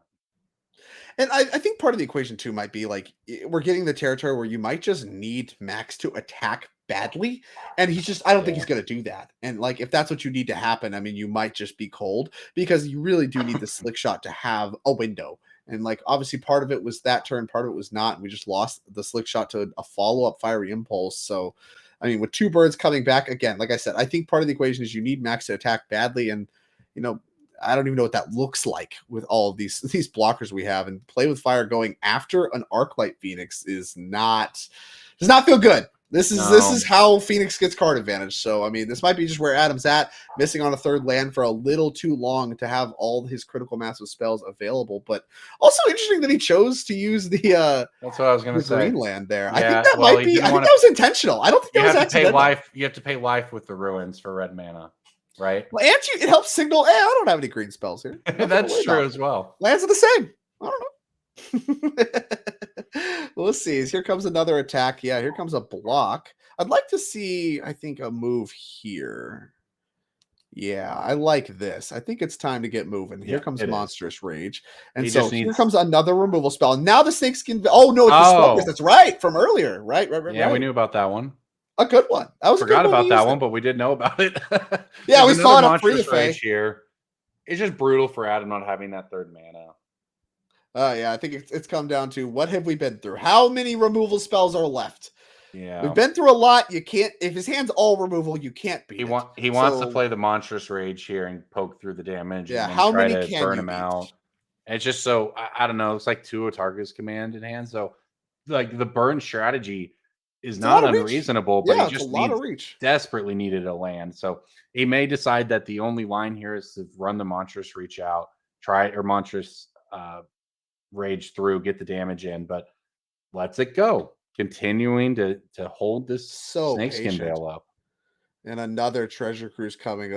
If you were worried about a removal spell last turn, it seems a lot more likely this turn. And yeah, hand is on the table here. It has 3 more cards coming from X Kaminowski, and Treasure Cruise really, I don't know. Do people really need proof that this card is powerful? Ancestral Recall has been doing it since day one. 1 mana for 3 cards has been a good exchange since the inception of the game. Not going to change here. I like that they attempted to keep this card legal in the format for so long. It was a valiant attempt by Wizards. I'll say that to prove that it didn't work. It clearly didn't work. But I mean, it's legal. We're casting it right now. Yeah. I don't know what you're on about. Max Kaminowski's entire 75 is Pioneer Legal Magic cards. So as Treasure Cruise number 3 coming down, a Graveyard Annihilated and accept the Arclight Phoenix. And I mean, again, I think really Adam just missed a land for too long. Like you could keep up for a little while with the plotting and all that kind of stuff. You're keeping up on mana expenditure. Now there's been too many missed opportunities. Obviously he's been very patient with his spells, and some of that's necessary, but it's not. You can't afford to, right? Like you're now slipping away on mana spent across the game, and now Max Kaminowski's really pulling out ahead, and that's the metric to look at. Is here comes Prof's Eidetic Memory. That's pretty good with 2 Treasure Cruise cast, I believe. Not great at math, but I think it's pretty good. The math's pretty well. Yeah, I don't know how many counters it's going to be. It looks like a lot to me. I think Adam played really disciplined Magic here, right? He recognized that if I overcommit to this, it's probably not going to work out. I have to try to just grind out this situation as long as possible, and it didn't work out for him. But Definitely committed to the bit, which is what you have to be. Oh, here we go. We're getting Prof's memory up on screen. I Look at that one. I think this card is a nightmare. This is It's the worst really design card I've funny. ever seen. You have this legendary enchantment that draws a card, gives you no maximum hand size. That part's fine. But at the beginning of combat on your turn, if you've drawn more than one card this turn, put X +1/+1 counters on target creature you control, where X is the number of cards you've drawn this turn -1. Why did we put a math problem on this magic card? It is a word problem, huh? What is this? This thing is a nightmare. 2 Phoenixes coming back, a handshake forward. I mean, a bunch of counters coming down on the Phoenix, obviously. I mean, 2 treasure cruises. The math problem might be goofy, but I tell you what, it does work out in Max Komanowski's favor, and a victory for Max Komanowski. So, decisive. So we have at least one Phoenix deck in our top 4 of the 3 potential, because of course no Phoenix mirrors happening quite yet. So I believe congratulations there, Adam Weiss, a valiant run, and obviously a lot of success with his aggressive strategies. Just did not come together there in game number 3. So tough outing. And I believe we have a backup here. They're the second round of our quarterfinals. Let's get, are we coming in live? Looks like we are. This is game number 3. Andrew with us on your left, playing Demir Ninjas versus Benjamin Unger on your right, playing Is It Phoenix as well. Thoughtseize coming down and a lot of looking at a lot of fairies from this angle. It certainly is that. So trying to catch up with the deck here. Demir Ninjas is a really sweet archetype. I'll say that. We see the Mockingbird in the graveyard. It's been playing some fun stuff. Now, in play, I'll draw attention to the Unlicensed Hearse. The Unlicensed Hearse is going to slow down that, has slowed down that Treasure Cruise. It's going to slow down the Phoenixes. Now, the Picklock Pranksters can still fill it up pretty quickly, and they keep it coming. But that Hearse is definitely going to do work for Andrew here. Yeah, that seems to be the big. I mean, obviously, we're doing some beatdowns. We see a Prof's Memory in play. We see, I believe that's a Moon Circuit Hacker in play. A little 2/1 with Ninjutsu, a common from Kamigawa Neon Dynasty, an enchantment creature. Whenever deals common damage to player, you can draw a card. If you do, discard a card unless it's entered the battlefield this turn. So you kind of get one shot at a card advantage, and after that, it's just a looter if it connects. Now, this Picklock Prankster in play is going to do quite a bit to stonewall that, and consider as a follow-up. No birds in the yard to think about, but Hearst checks those anyway, so... Well, this Prof's Eidetic Memory is not checked by the Hearst, though, is it? True. So this fairy might be getting a little bigger. Is going to start growing. And it's going to keep growing. This is a very interesting way to play this game. And we saw more Picklock Pranksters in Benjamin's hand. Now, this one looks like getting tapped by the Flood Pit Drowner. The Flood Pit Drowner. Come on, Smurfolk. Get the Merfolk guy. Let's go. Keep it together. So this is a pretty nice one here. Because look, if Andrew wants to here, he gets to attack with it. Poke 2 damage in, and then you can get rid of that Picklock Prankster, shuffle it away so that the Eidetic Memory can't keep growing it. Because the thing about the Eidetic Memory is it is going to grow a creature every turn that one's in play, and Andrew or Benjamin can cycle through his deck and cantrip, and it turns out his whole deck is supposed to do that. So when you can't get your Phoenixes going, when you can't get your Treasure Cruises going, it turns out that just one creature in cantrips and Prof's Eidetic Memory can do some work. But on the other side, here comes Ninjutsu Kaido. What a sick sequence here. Like, you don't want to remove the Flood Pit Drowner, because if you do, it just shuffles away your creature and you lose card at disadvantage. So, okay, fine, I'll just take that one. Well, here comes the Ninjutsu Kaido. Get a look at this one. A Mythic from Duskmarn. And this is kind of a weirdly templated card. This is a Planeswalker with normal Ninjutsu here. And as long as it is your turn, and it has one of our loyalty counters on it. It's a 3/4 ninja creature with hexproof. And then, of course, it has loyalty abilities as well. You can get an emblem that buffs your ninjas. Hard to get rid of emblems. Yeah. And then the 0 gives you Surveil 2 and draw a card for each opponent who's lost life this turn. So a little super preordained. And then a -2 of tapping creatures, putting stun counters on it. All relevant abilities in this matchup. Yeah, that was a huge sequence for Andrew. You said it, because now he got in the damage. He gets to activate the Planeswalker. The Picklock Prankster is still tapped thanks to that Flood Pit Drowner. So sick. It's because of that sun counter it had on it. So it can't even get at Kaido this turn. Now, a Hasty Bird could, for instance. We see one of them in Benjamin's hand. So, for instance, a cantrip and a Arc-like Phoenix could take down the Kaido. But I don't think he has that. And if he doesn't have that, then Andrew's going to untap with a world full of possibilities. Yeah, this is a really tricky spot for Benjamin. Now, he does have an artist talent, looks like, in hand, and if you have some spells to pair with that, the memory can start to set things off pretty quickly. But like you said, I mean, we might not even have time for that because we have this Kaido in play applying pressure. We have Hearse, which is really like stifling a lot of your graveyard shenanigans that you can do. That also is just growing. This is what Hearse does. This vehicle that grows really large as it is exiling cards and then can eventually start attacking for just a billion before. I think we might have birds, though. He hit a blue spell 1-drop off of that, which I could be wrong. Exile them with Hearse. Triggers on the stack. Munch. Yeah, he could. If he can get a second one into the graveyard, he could get one back here. No, Hearse exiles 2 cards. You need 3. Oh, you're right. You're right. I'm sorry. Good call. So yeah, no, he's actually just it's tough on that. Working through Hearse is hard for So Phoenix. he's just going to want to keep that in hand at this point. Right. Snare Thopter mode it. Yep. And we're actually, we're just going to deploy a blocker here. And Fatal Push going to get that out of the way very quickly. All things seem to be coming up. Andrew, notably no discard there. No exile on Instep. Maybe we do want to exile it Instep. There we go. That a little bit. Yeah, there we go. I was like, I think we want to be exiling the bird on Instep. Don't let yourself get overwhelmed. He got a little excited. He sees the path to the semifinals ahead of him here at the Pioneer Looks Showdown. good for him. I mean, everything has really lined up very nicely for Andrews, I believe. We've just made an emblem, which makes this Mutavault bigger. Talk to me. Yeah, massive attack here. Beatdowns. 4 + 3, is that 7? Is that the math? Checking. Ninja's, like your guy's a ninja, right? Yeah, it's a ninja creature. Ninjas you control. So it pumps Kaido himself, pumps the Mutavault. This looks like 7 damage. That's a 2-turn clock. And he's got Flood Pit Drowner up as well. Oh, yeah. And that gets rid of the finally untapped Picklock Prankster from earlier. I thought the Eidetic Memory was going to be a nice sequence here for Ungar to try to claw back into it, but Flood Pit Drowner buying you 2 turns against a blocker, pretty good. I mean, and obviously, of course, Kaido was devastating, but what a fun deck this Dimir Ninjas deck is. Yeah, I mean, it's so sick. And like I said, like when you can line your cards up like we've seen, I mean, this is, about as good as you could draw it up, I imagine. I mean, based on what we've seen. I don't know how the first 2 turns went, but this looked like it went really, really well for Andrew, basically every turn. Benjamin Unger does have a lot of resources to work with, except lands. A lot of spells, not a lot of lands. That's been a weird problem here. We've been cantripping, been digging, can't find lands.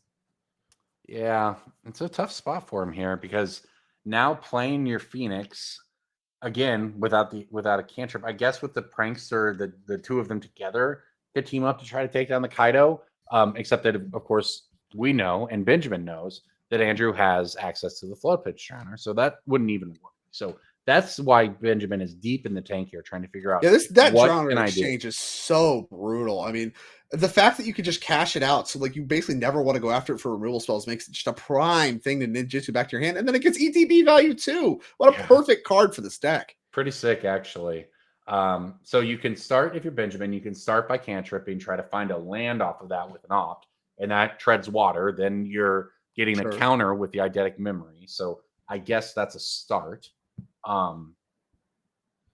Explain to me how you can get out of Kaido -2 tap plus Drowner tap crew vehicle to kill you. Like, because you can exile 2 more, get it to 7. That's a 1-shot. Yeah, Kaido can crew it.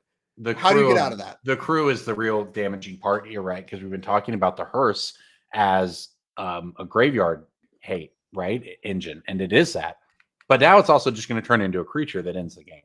Yeah, and he has more damage than that too, right? Because actually, I think the Flood Pits thing, and then we can animate Mutavault. Like we have way overkill based on just known information, what is on board and what we know is in hand. And I mean, Benjamin Unger is doing a lot of math here, but I just don't know that there's a path. Yeah, I think we have to start by just getting a bunch of blockers. But how many do you have? 2? Well, yeah, you want to, I guess, try to get a blocker, but then also grow one of the pranksters to be big enough. I don't know. We have Torch, the tower, and that's maybe okay. The emblem makes that worse. Interesting. Well, that's why I feel like attack Kaido for I think it's very possible you're supposed to just go for one of the ops or something. If you don't have a way to spend both of these mana, is you go for the main phase opt and just hope to hit another land off of it so that you get an additional. I mean, just because why not, right? It's better than doing it on the instep if you can't spend that extra mana, because I think the line would have had to involve getting one prankster as a blocker while growing another. But this Drowner is likely to. I mean, I think you have to bluff the Brazen Borrower potentially, and maybe that doesn't matter anymore now that Torch the Tower's in the mix. You do have, maybe you're just bluffing a second removal spell, and that's the only way you can even survive. Because like I said, I don't know that he can beat just unchecked what's on board.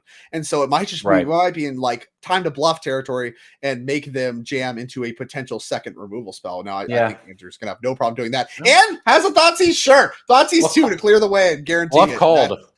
Yeah, but it's not even bluff called. It just has it all. Has it all. Everything, every single turn has just come up Andrew's way through all of the magic we've watched here. And I mean, it's looking very good that Dimir Ninjas is going to be present in our top 4, which will be, I mean, that's one of the Phoenix's felt. 1 in, 1 out, potentially. All right. Little split the difference action between Phoenixes in the top 4. But yeah, Kaido gonna go to work, tapping the other creature. And now, I mean, Mutavault plus Kaido's it. Curse by itself is it. I mean, everything is it. And here's an opt. No slaughter packs in the format. So yeah, no pitch elementals either. And there you go. That'll do it. Andrew Worthless and his Dimir Ninja is going to win it 2-1 over Benjamin Unger. Find his way into the semifinals. Again, another player that may be ready and priming himself to punch his ticket to the 2024 championship with his take on Dimir Ninjas. Deck, I haven't got to see too much, but from what I got to see there, that was pretty sweet and looked to dismantle Phoenix at every single step, thanks to the combination of Hearst plus the flash creatures plus Thoughtseizes. I mean, all were excellent and excellently timed. Yeah, I thought that looked really good. I've been wanting to catch that Dimir Ninjas deck since we spotted it in our pairings late in the Swiss, and I'm happy we got a chance to look in on it there because it looked great. And you know what? We might have a chance to watch it again because next up, I believe, will be our semifinals after this. So yeah, so quick break. That's where we're headed. Yeah, quick break as the other 2 matches wrap up. And then we will be back with the semifinals of our Pioneer 5K Showdown in Chicagoland, the last event of our 2024 Season 2 very shortly. Hold on to your horses. Don't go anywhere. We'll be back soon.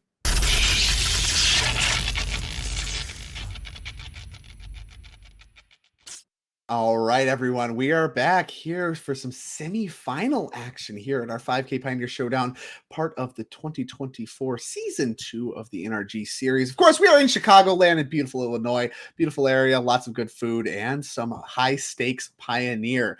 Now, I don't know if we have a top 4 bracket here for you, but what I can tell you is that only one Phoenix player advanced. Of course, I believe that is Max Komanowski, and we're going to be watching actually the other side of the bracket. Oh, here we go. Yeah, we got it up here. Pierre Smith, Selesnya Company versus Max Komanowski on Is It Phoenix. We're actually watching the other side of the bracket. We saw a little bit there, Game 3. Andrew Wolfis and his Dimir Ninjas versus Charlie Dusterberg, someone we've seen quite a bit of today. Made it to the top 4 on Rakdos Transmogrify.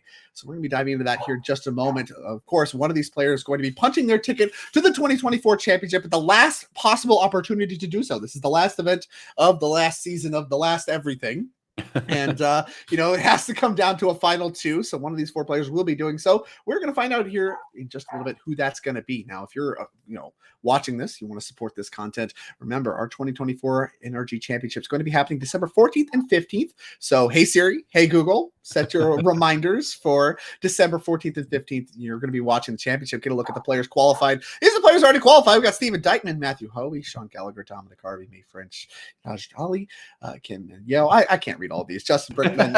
I've already done it. So we got Nick Chu, who's seen today, got Feld in our top 8. Harrison Canford, Garrick Alford, our MVP, Theo Jung, Charles Dusterberg, and Kamari, Frederick, Wesley, and Bob Gulp. Sorry, I didn't read all your names, but well done, Drake. Well got done. To move things along. Thank you. Hey, Corbin, I appreciate it. So yeah, make sure you're following us so you're notified when we go live. Follow us here on Twitch. Subscribe if you don't want any ads. We're going to be watching quite a bit more Magic left today. And of course, you're going to be subscribed when you're watching the championship too. No ads for that. But for the moment, it is time to get down to our, I say spiciest, maybe 2 decks in our Pioneer top 8 here. Dimir Ninjas, Rakdos Transmogrify. Maybe strategies we've seen before in different forms, but I mean, not to this level, right? Well, the whole top 8, right, was full of pretty cool decks. The top 4 is certainly full of cool decks. All 5 colors represented among those decks, by the way.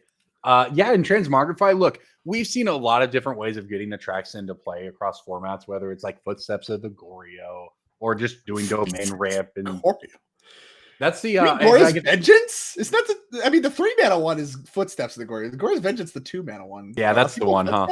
I mean, Footsteps is wild. I mean, it works. It still works. Listen. That actually did used to be a modern card, but yes, thank you. I was thinking of the wrong wrong Choreo. Spicy. But yeah, no, we've seen lots of different ways to put Atraxa into play across various formats. And this Transmogrify deck here in Pioneer is one of the more interesting ones because it gets to play just a Rakdos game plan, right? Like a very Jundish way of playing the game, except, it has Transmogrify Atraxa at the top end instead of trying to just win with, say, Tarmogoyfs, right? But it, as we've seen in previous rounds from Charlie, it can actually just win a normal game where you just activate Obnixilis a bunch until your opponent loses all of their life.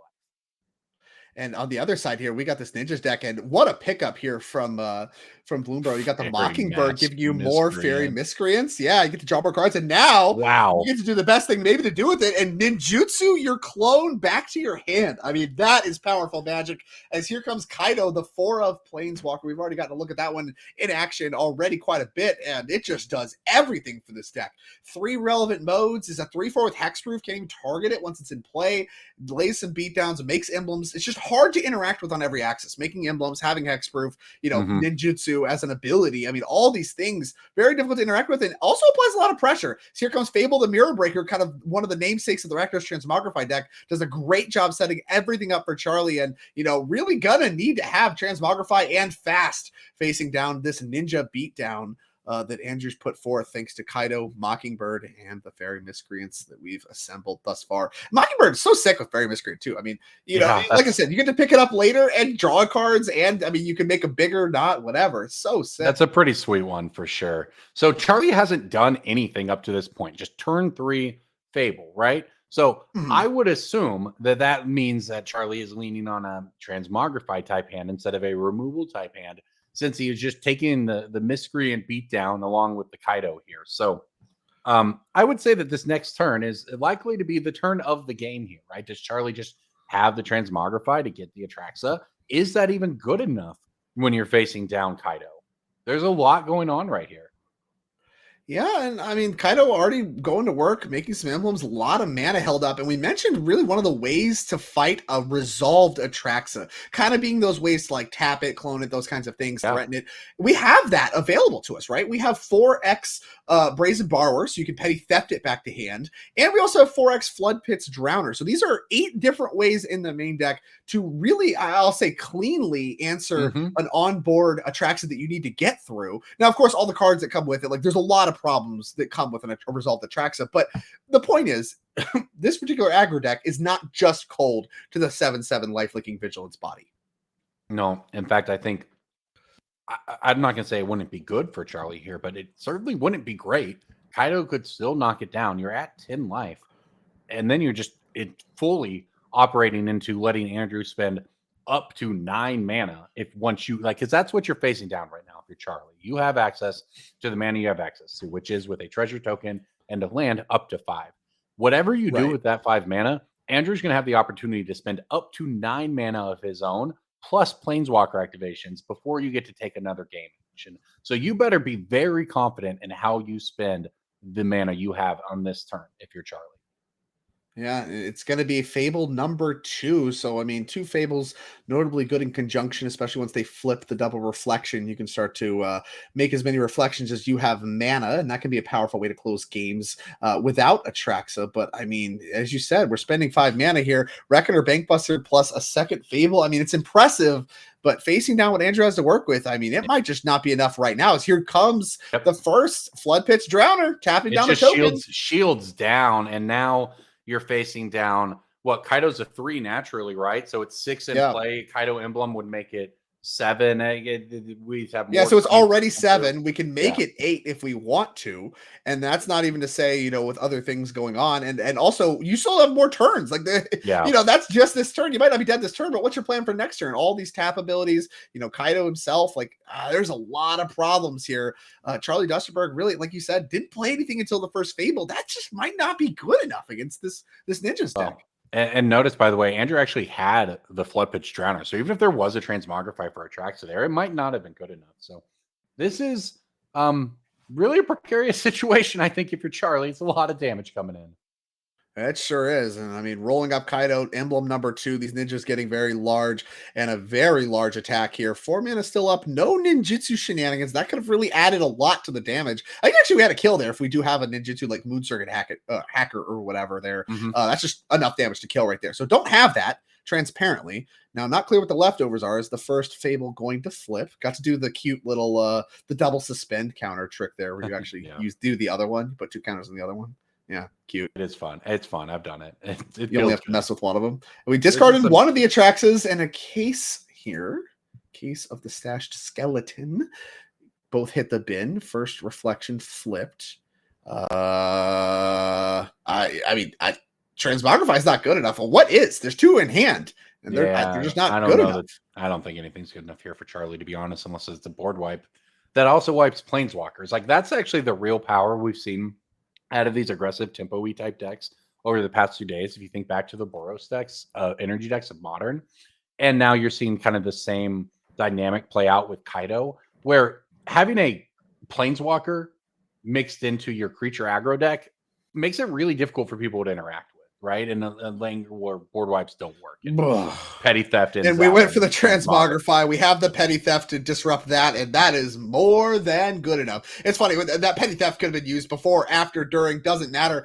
Everything coming up, Andrew. I mean, every turn of Magic I watch Andrew play, it's like, well, that was good for him. Wow, that was really good for him. Wow, that was good for him. Oh, well, what do you know? He won. So, I mean, crazy stuff here from the Ninjas deck, and we're going to have to start here with Charlie Dustenberg, see what he can even do about this Ninja Menace. A sideboard we've seen quite a few times, and that's because Charlie's done a lot of winning. Back against the wall here, has to keep it going. 3 copies of Go Blake, 2 copies of Cut Down, 2 Damping Sphere, 2 Path to Peril, 2 Urbrask's Forge, 1 Extinction Event, the Companion Gigantha, 1 Obnixilis the Adversary, and Unlicensed Hearse. What do we want against ninjas? Well, you probably do the same we've seen against all the creature decks he's run into, right? You just load up on removal.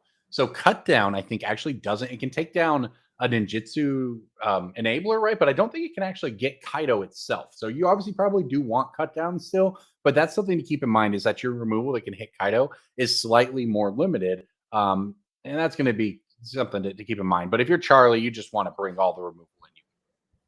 Yeah, the removal going to be big players is just keeping Kaido off the board. But yeah, shame some of these Gopher Throats and things like that can't hit Planeswalkers. I mean, that is, like you said, such a big part of the problem is hiding on the opponent's turn. Such like that, having hexproof from the opponent's turn, just really can't tag it with removal. All right, let's take a look then over at Andrew's deck. Again, a deck we've seen quite a few times. That's because he's doing a lot of winning, and that doesn't seem to be stopping at all. We got 4 copies of Unlicensed Hearse, 3 Anoint with Affliction, 3 Disdainful Stroke, 2 Cut Down, 2 Spell Pierce, and 1 Alcazat's Deepest Betrayal. What do you like in this Rakdos combo-y mid-range style setup?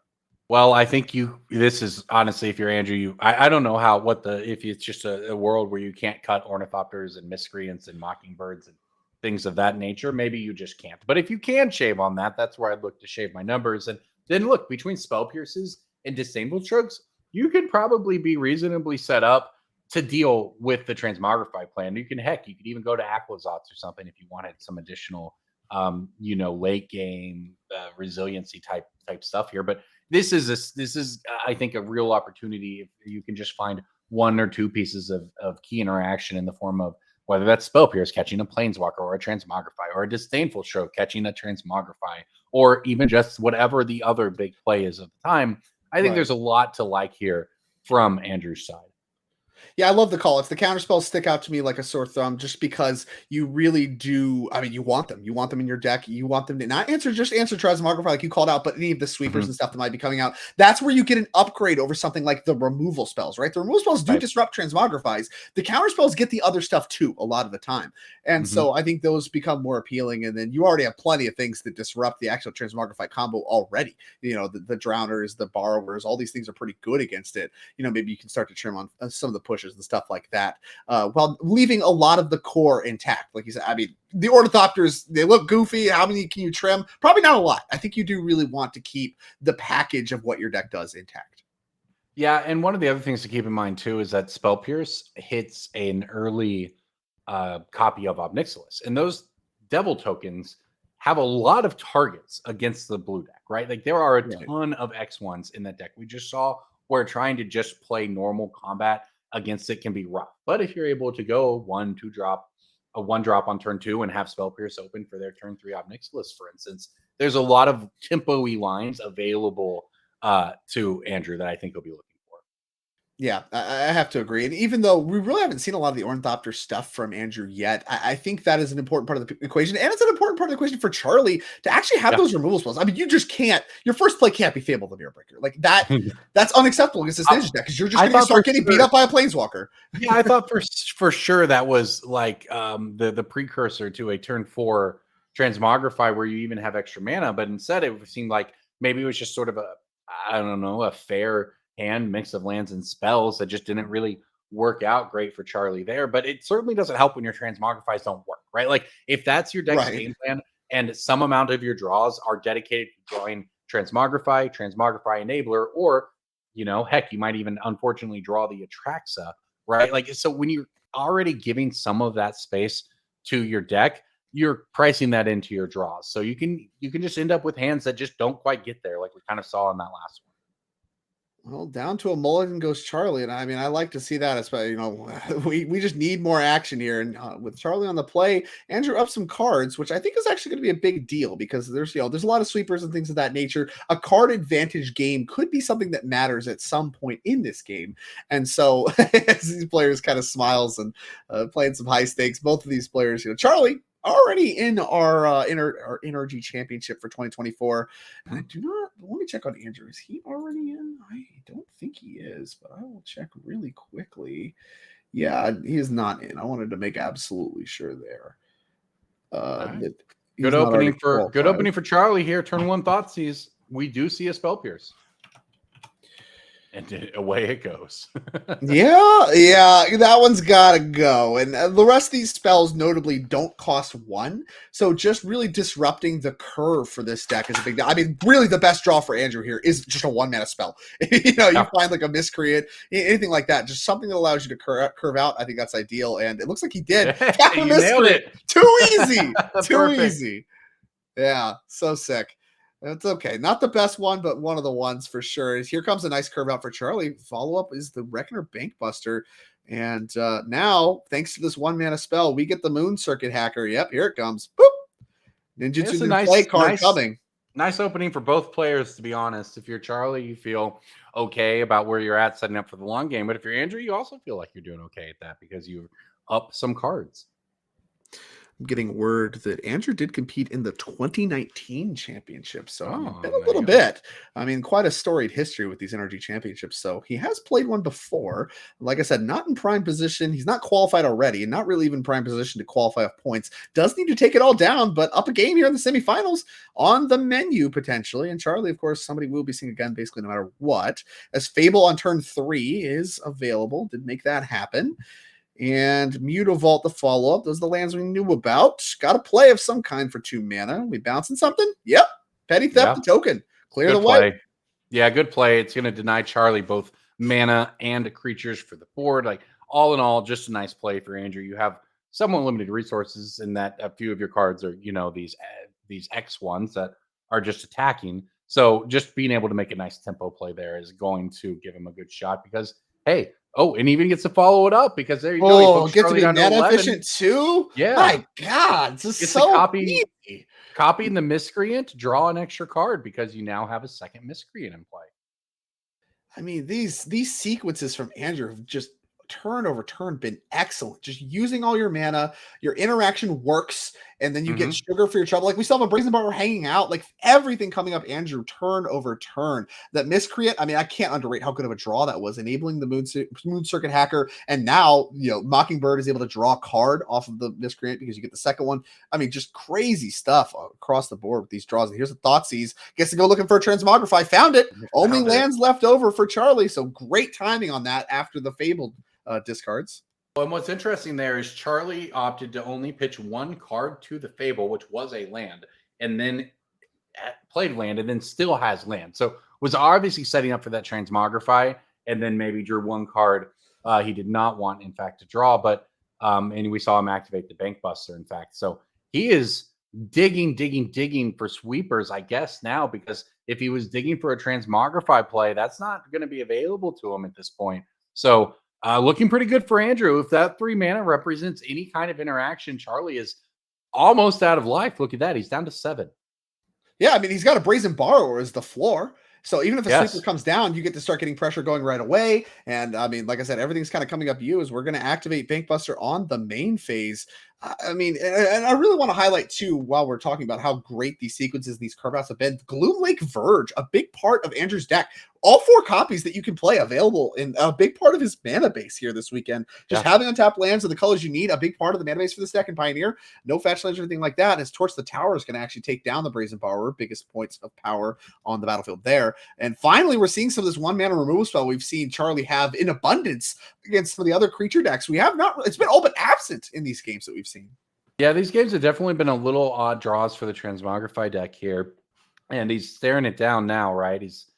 Here comes the attack. I mean, he did have a little bit Here of comes 4 more interaction there, points. but You can block 2 of it if you want to trade off with the hacker, and I think you do. you got to protect your life Yeah, total. you just need to protect this life total. It's so low. You can cash in the Bankbuster for 1 more card. Oh gosh, this will do it though. Kaido again. Boy. Kaido, that one's going to come into play. They're going to trade off, and 4 points of damage rumbling across. No creatures in play. Down to 3 life goes Charlie. And again, Kaido is the on-board insurance against Atraxix. It's like, all right, nice. Tapped. Like, then thanks for sharing. Tap target creature, 2 stun counters for that one. See you later, alligator. And you're allowed to just keep rumbling across. Now Transmogrify not even good enough. Thoughtseize in hand too. I think I spotted for Andrew. So if he wants to follow, he's actually going to bin the Thoughtseize. Okay. Sure. Yeah. Finds a land, plays a land, and now passes with 2 mana open. Not just a land, Mutavault. You have lethal in your mana base. Good point. If somehow everything on your board dies, you have 2 Mutavaults dialed up to just end the game right there. So I don't know what Charlie's outs looked here, but what a dominant performance from Andrew across these 2 games. Just mushing this top 8 and this top 4. I mean, just everything. Just absolutely dismantling everything that his opponents have put in front of him. All right, I think Charlie sees the writing on the wall. We really didn't follow-up Bankbuster is not exciting. It does present a blocker. Yeah, we just didn't get to watch him do much in these games, did we?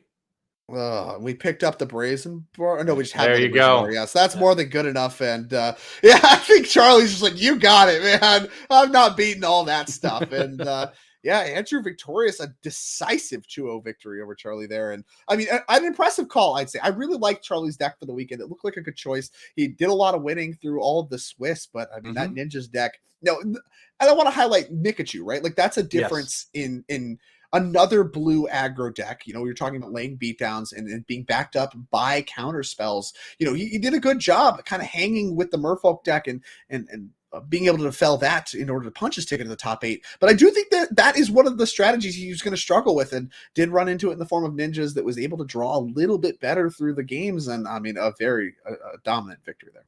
Yeah, not only able to draw better through the games, but also just able to draw more.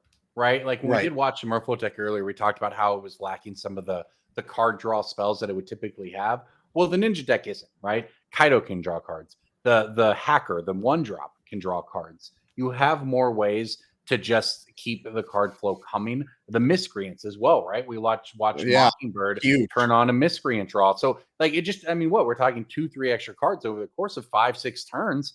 That's a big deal, and I think that's the real difference. That one of the reasons I think the Ninja deck has been so successful, because it presents that creature-based aggressive game plan, but it can also fuel its interaction in the sideboard. Absolutely. And I mean, impressive. And, you know, a finals appearance rewarded. Let's go ahead and go live into our backup game. Now, this is the other side of the bracket that you saw. I believe it's Selesnya Company versus Phoenix. Starting game number 2. So we're going to be going in, like I said, live. We got Max Komanowski. We saw him win his quarterfinals game, and he is going to be against Pierre Smith, our number 1 overall seed there on Selesnya Company. So seeing a little bit of Company through the weekend, and overall Company has looked like it should be pretty well set up for Phoenix. Here we're coming in, Max up a game.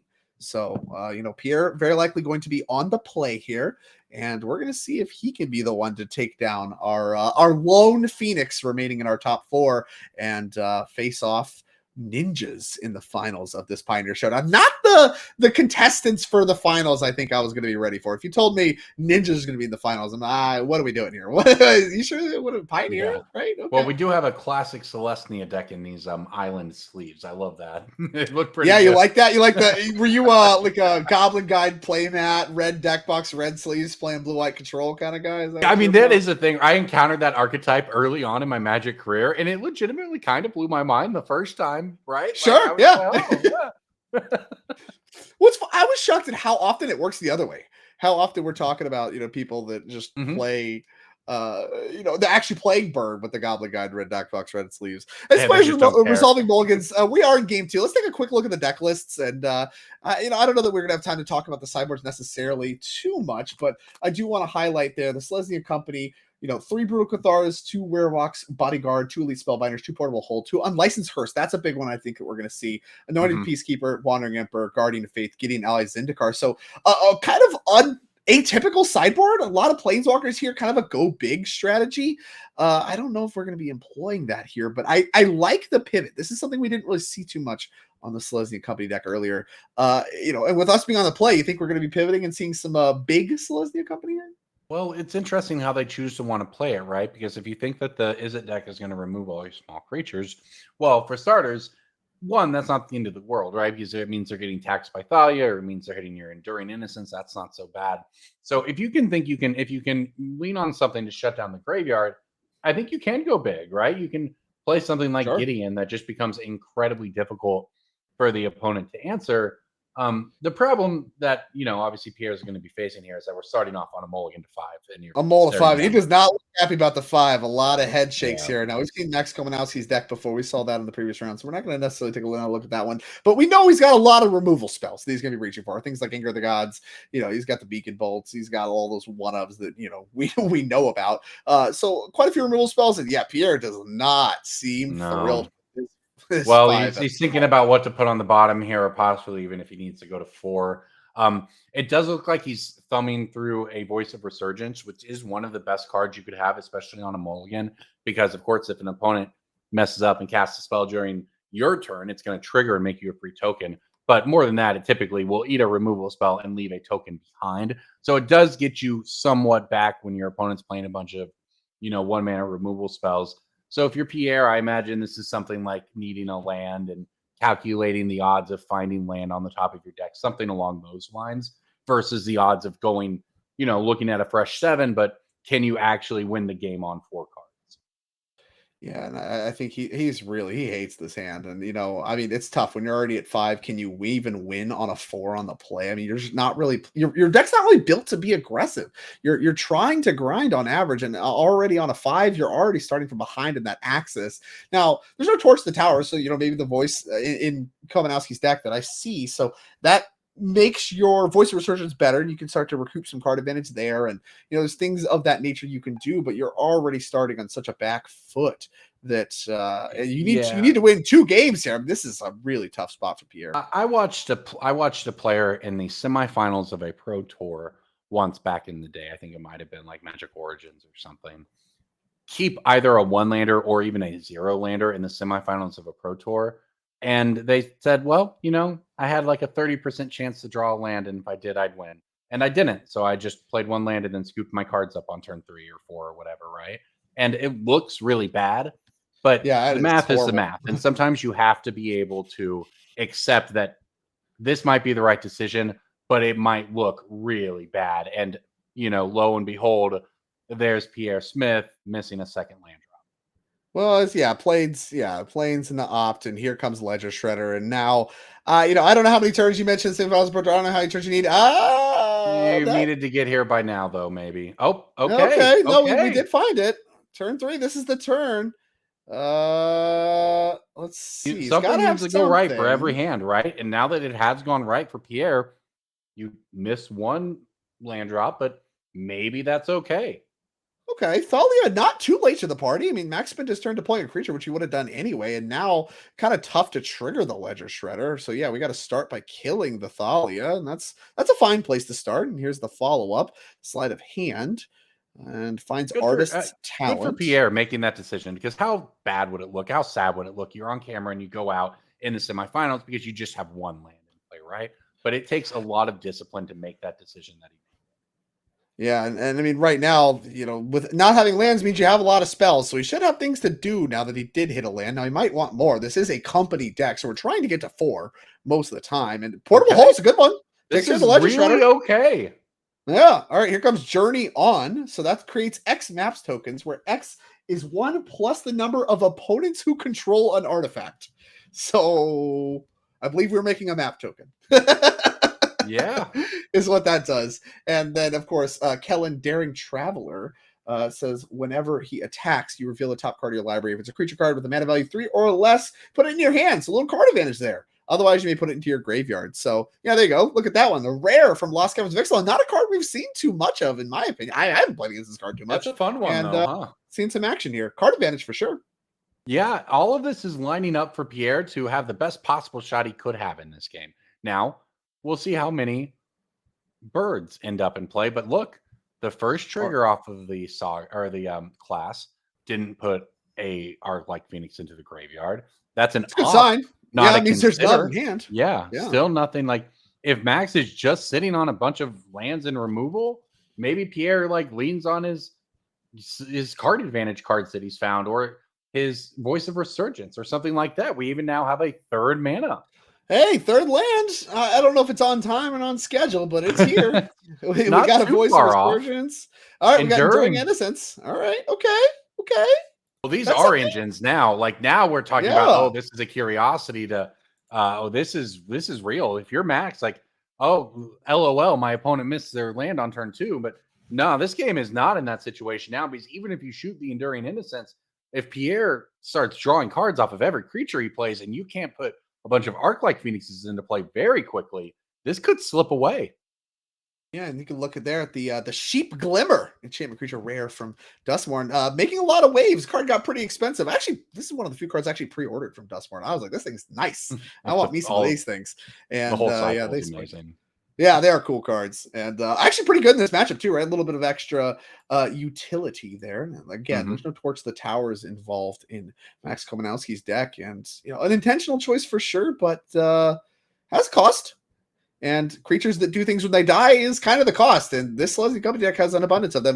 Here comes Consider, 2 Artist Talents triggers. That includes 1 Arclight Phoenix, and the second one's a land. But, I mean, we're just getting so much churn that, I mean, we're not too far away from basically Max having access to whatever he wants in his deck. Yeah, the jig is up. The jig is up for sure, because Max is now, he was dirtling for a few turns, but now he's unlocked it.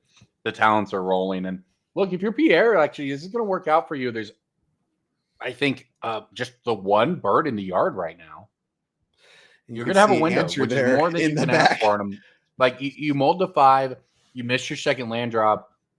This is about as the best position you could ask to be in and turn 5. These are good cards, but it's a little too late, I think. You're taking your first damage of the game. You have a lifelink creature in play. Maybe you think you can dig out of it, but the problem is now Max is going to untap with, you said it, access to essentially the ability to churn through all of his deck with these double talents in play.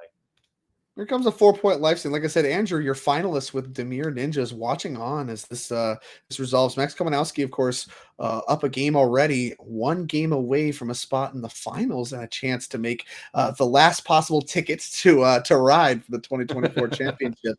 Is Pierre, like I said, stumbling here a little bit, but Enduring Innocence can start to fix the cards problem. Kellen can help with that as well. Maybe map token even involved. Like, we have tools to get some cards going, but it might be a little late as passing here with all this stuff. I mean, I'm sure Max is already thinking flash creature. It's just pretty loud declaration that you have, like something like an Aven Interrupter, which are a 4 of course, in this deck. He's got something. Yeah, something's up. But Max, I mean, having so much mana, Artist Talents gives you such a choice in the cards you want. Gosh. And here comes Prof's Memory. Oh boy. This one could get big. It's going to be a big bird pretty soon. Yeah, I think we saw Pierre very quickly reach for the mana, but is actually going to wait for the Artist Talent triggers to resolve first. And then I think we're going to go after this Memory, potentially. Yeah, here we go. Tapping stuff. And here comes Aven Interrupter. Boop. All right. Now that is plotted. Okay, so Pierre had a play. adds to the board. Draws a card. I Enduring was going to Innocence. say if we catch it, we should draw a card off of the Enduring Innocence.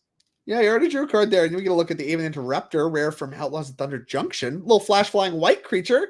Kind of gets to do the exile thing. Exile target spell, it becomes plotted. And cards you cast from graveyards and from exile cost 2 more. So that can matter against things like adventure cards and such. But we just have the second prop. So how about a that? Second plot. Yeah. How about dim apples? And of course, draws a card, but also lets you churn more. And there goes another bird. And I mean, once again, access to nearly your entire library. The prof's going to grow the Arclight Phoenix. So a lot of pressure on Pierre to start making a lot of things happen. Just doesn't have a lot of mana to make things happen with. As there goes the Aven Interrupter.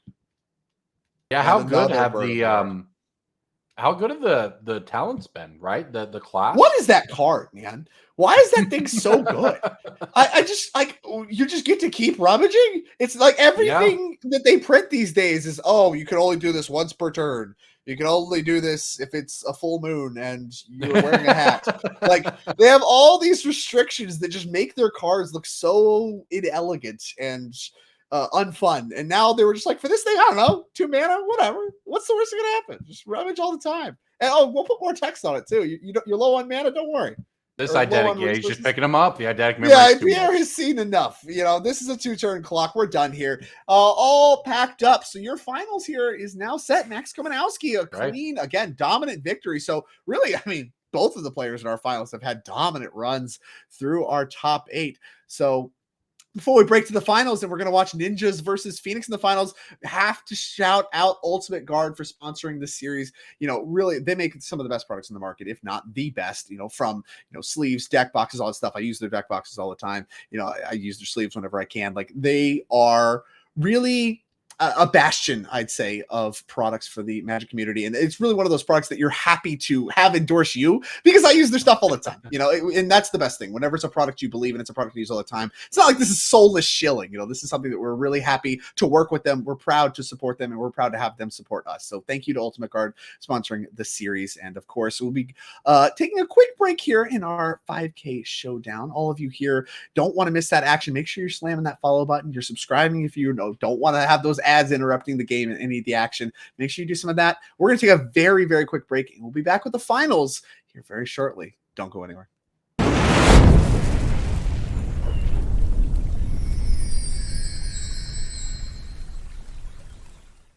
All right, we're back as promised. Final match of the final event of the season here. Of course, the final season as well here in the 2024 NRG series. The championship is next, but unfortunately, that means there's no events for you guys at home to play in for the rest of 2024 if you're not qualified for the championship. But fear not, for we already have the first 2 dates of 2025 already sorted out. So let's take a quick look at those. Format's not necessarily announced yet. That will be coming, so keep your eyes peeled and all the channels that you can follow the NRG series, Twitter, whatever your favorite is. But here you can see, mark the calendars. We're going to be back in Chicagoland right at the beginning of the 2025 Season 1, February 1st and 2nd. And you can see that we can guarantee you that Sunday is going to have a team trial there. So no matter what the formats are, it will be a team event. And then, of course, the Showdown. Both 10K events there to start the season off. So we're starting off with a bang. Following up there, March 15th and 16th, we're going to be in Madison, Wisconsin for a 10K showdown and a 5K trial. And then again in Chicagoland, this time in Mundelein instead of Elmhurst. So still in Illinois, a little bit different location, May 10th and 11th, and a 10K showdown, 5K trial. And then capping off season 1 is going to be in Indianapolis. Saw somebody in chat wanting for Indy. So we'll be back in Indy, 10K showdown. And of course, the long awaited 10K team showdown. Those are quite popular. Get your whole team qualified for the championship. And there's going to be 2 opportunities to do that at the end of each season in 2025. So I think that's going to be a pretty big event in Indy. And I like Indianapolis quite a bit. So who knows? Maybe me and you, Corbin, we'll come. I would would say that I'll say this: Indianapolis is, for one of the best cities in America to host an event that has just great infrastructure around the downtown. Love going to Indianapolis for one, and also playing in one of these next year. Team event, especially, I'd have to say that I hope that ends up on my calendar.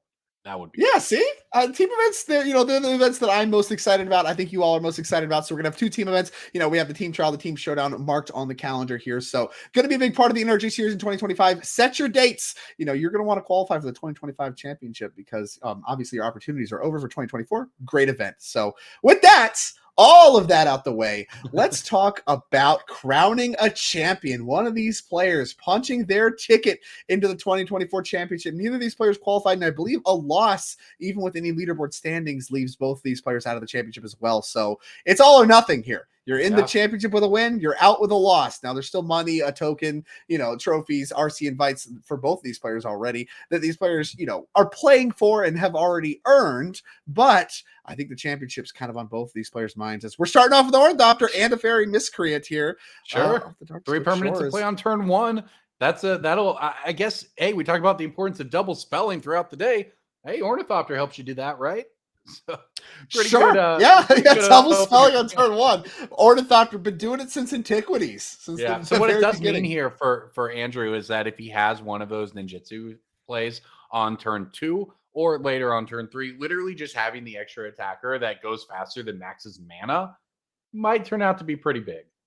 Yeah, I mean, this overwhelms one mana removal spells, right? And that's a big deal when it comes to getting your Moon Circuit hacker in play. Now Max might just say no blocks, and then you put the hacker in play, and then you hit that. But now you're susceptible to Thoughtseize. Oh, you can even line it up, right? You can line up. You can protect your hacker here if assuming you have hacker and land to be a really awesome start for Andrew, staring down just one removal spell. I mean, you can't have it all, unless you're Andrew. Maybe he has it all. But well, look, it means that the way Max does not have it all. If he does have a ninjutsu creature, he could take the impulse and actually have the way clear to guarantee himself a card with it. If that's not the case, he'll opt for something longer here and take the talent. I love this. Yeah, talent's really one of the engine cards. You talked a lot about that in the other matches we've called. I mean, Artist Talent really represents an engine for Is It Phoenix. So taking that does a lot to disrupt Max's flow of the game here. These cantrips now, instead of just getting a bunch of value off Artist Talent, now have to work. They have to actually find action. And this 1 mana removal spell, I think that's a loud signal to me that Moon Circuit Hacker is not part of the plan, but maybe Kaido is something not susceptible to Fiery Impulse. And so maybe we could just play around it. Maybe we could just beat it. And I mean, that would be an impressive aspect of this Ninjas deck to be able to do that coming out the gate very strong here in the first game of the finals. Being on the play, a big deal as well. Oh, he does have the hacker. Whoa, but that just gets impulse before damage. So that's going to happen. Just cared about taking the talent anyway. Fair enough. Fair enough. I mean, not even that bad of an exchange. Ornithopter is a 0 mana creature, so you're not even down a creature. The Ornithopter wasn't doing damage anyway. So, I mean, you're still trading a card for a card. So, in this way, in a really roundabout way, your Moon Circuit Hacker is like a Thoughtseize for the impulse as well. Sure. Here comes a sleight of hand. Yeah, it's been very mana efficient in all of this for Andrew. Now, the issue for him is that he has exactly 1 power in play and only a couple cards in hand. So clock's not big. Yeah, things could get like this game could actually turn out looking pretty badly for him if Max is able to chain together a couple of removal spells and he just whiffs. But I guess that's if you're playing Ornithopter in your deck, you are signing up for this experience because look how good it was, right? Like in a world where that hacker just connects, you're already even on the card from your Ornithopter, right? And now you're just up. So with every play past that, so it doesn't take much to make it kind of worth it. But in the games where it doesn't work out, it could look bad. So here we go. It's a big turn for Andrew here. Yeah, I have to agree there. Second Miscreant's a great way to start. Get some cards coming. I think we have a Mockingbird too, so we might just be Miscreanted up. Oh yeah, here we go. Talk to me. Oh, it's like playing limited. Land in Odawara, beatdowns of the Miscreants. So you mentioned the clock was only 1 point of power. We tripled that this turn. 3 Miscreants. And the Mockingbird actually a really good one to pick up with ninjutsu effects. Again, like the clone aspect, being able to reset it and get a little bit more utility out of it could be a big deal. And again, all these cards replace themselves. So kind of got to do that there. Consider going to bin an Odawara, draw a card. I think there's a Lightning X involved. Yeah, and the last card in hand for Andrew probably is pretty decent, right? Because if it was a land, he probably would have played that land instead of Odawara, which he did play. So I would presume that his last card is in fact a spell here. So and Max may be going through that same calculation. He hopes to have a 1 removal spell open here, but okay, we're just continuing. Sleight of hand. Well, we have an axe, so we might be able to just axe the Mockingbird, bring back Arclight Phoenix, and start just kind of getting some blocks going.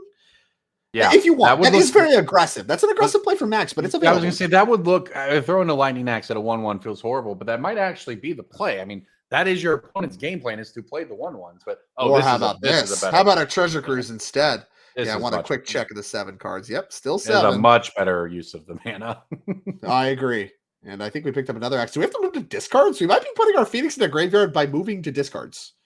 Nope. Exactly 7. Love to see it. Well, shields Easy. down, I guess, Andrew. Make the most of it. Oh, just attacking, no ninjutsu. No Kaido is big here. I mean, that has been, and I don't think Andrew looks super happy with the Gosh, draws his hand has after got to miscreants. just be removal or something, right? Could be Brazen Borrower. That's been a card that we've seen. I mean, That it's would be a 4 of in his helpful deck. one. That would be a good one. I wonder if That's he what would I just think. flash one in at this point. Oh yeah, I think so. You really need to get the clock going. I mean, really, Max just spent all that turn spinning his wheels, right? Cantrip, treasure cruise. Like, I mean, you drew cards. Yeah, that's all you did. This isn't much either, right? We were just pick lock prankstering. Well, I guess free the Fane.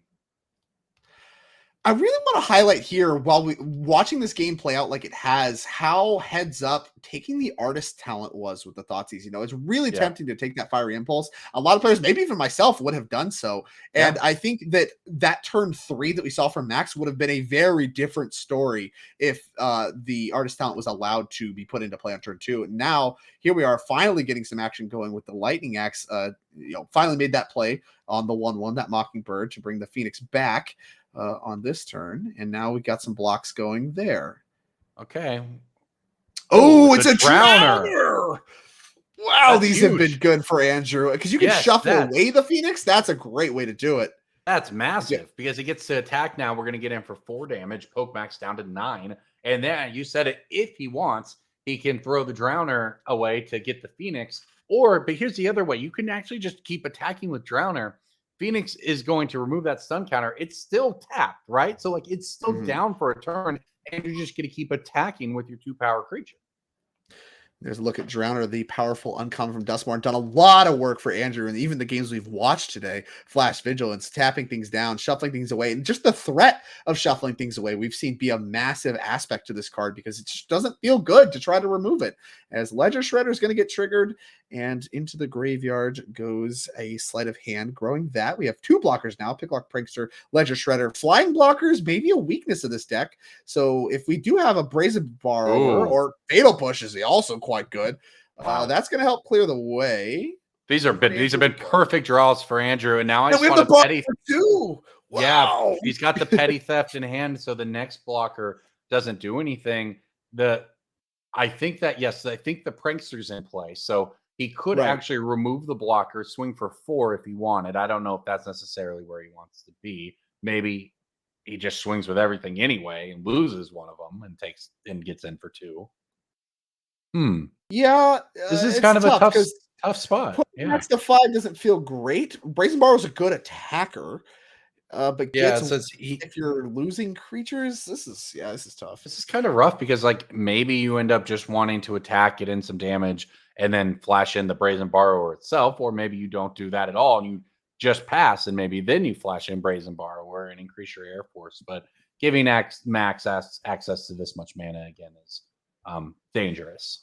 It's tough, but I will say with what's on board, it's not like he has a lot of great attacks right now. Now, obviously, Treasure Cruise and all the things that he can do, the wheels he can spin through this turn can change that math quite a bit. But with what he's working with right now, I mean, Picklock Prankster has Vigilance, so maybe you could just send it anyway or whatever. It doesn't really matter. Ornithopter checks it. But like, the Arclight Phoenix isn't really going to turn sideways. You're not under any pressure. There's not a lot of rush. And we've seen Andrew's deck really be able to assemble a burst of tap effects that allow you to punch through a hole where there otherwise wouldn't be one. You can actually grind with this Ninja's deck. So more Free the Fae. Oh, and finding 2 birds off this Free the Fae. That might be exactly what Max needed here. Wow, that was a good hit. Yeah, we've seen a lot of low rolls off of Free the Phase. We finally saw a really high roll here for Max, putting 2 more Phoenixes into the yard. That's going to overwhelm, I think, look, Andrew had a line here where if there weren't more birds this particular turn, maybe you can line up enough. But I think now it's probably going to be too much. Yeah, the removal spell and the 2 birds, that's a lot to fight through. And, that's one of the cool, exciting aspects, I'd say, of Phoenix is, you do, not an actual gamble, but there is some like Yeah. variance aspect to it with how quickly you hit your Phoenixes. And when you hit them this quickly, it feels good. Andrew lining Yeah. up the easy block. The Witch Birds the block a little bit harder.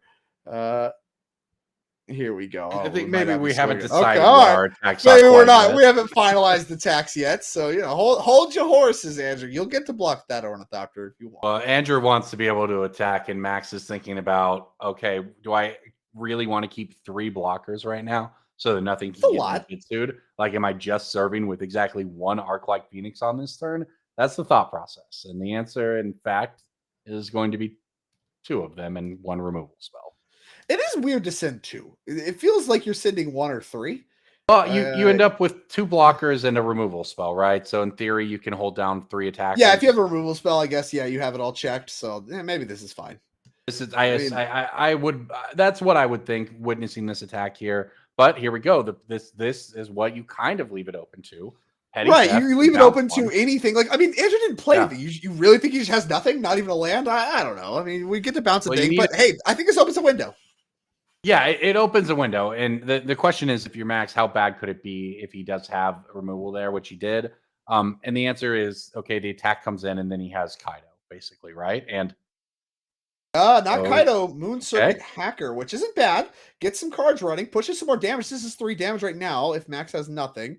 The question is, does Removal. Max have anything? And he does. Key Fiery Impulse here, and that's going to get a scoop from Andrew. You get a look there very quickly. Moon Circuit Hacker card we've looked at before. Kind of went under the radar a little bit until this new Kaido Bane of Nightmares card came out. But, like as I said, both of these players have been very dominant through their top 8s. Now, I mean, we're seeing that was some close magic there. And really, Andrew kind of lost a little bit of steam in the mid game. I really liked his sequencing, taking the artist talent and all that. It really seemed to work out his way, but Max just kind of assembled a little too much, a little too quick, and finding 2 Phoenixes off the free the Fae really just kind of sealed the deal.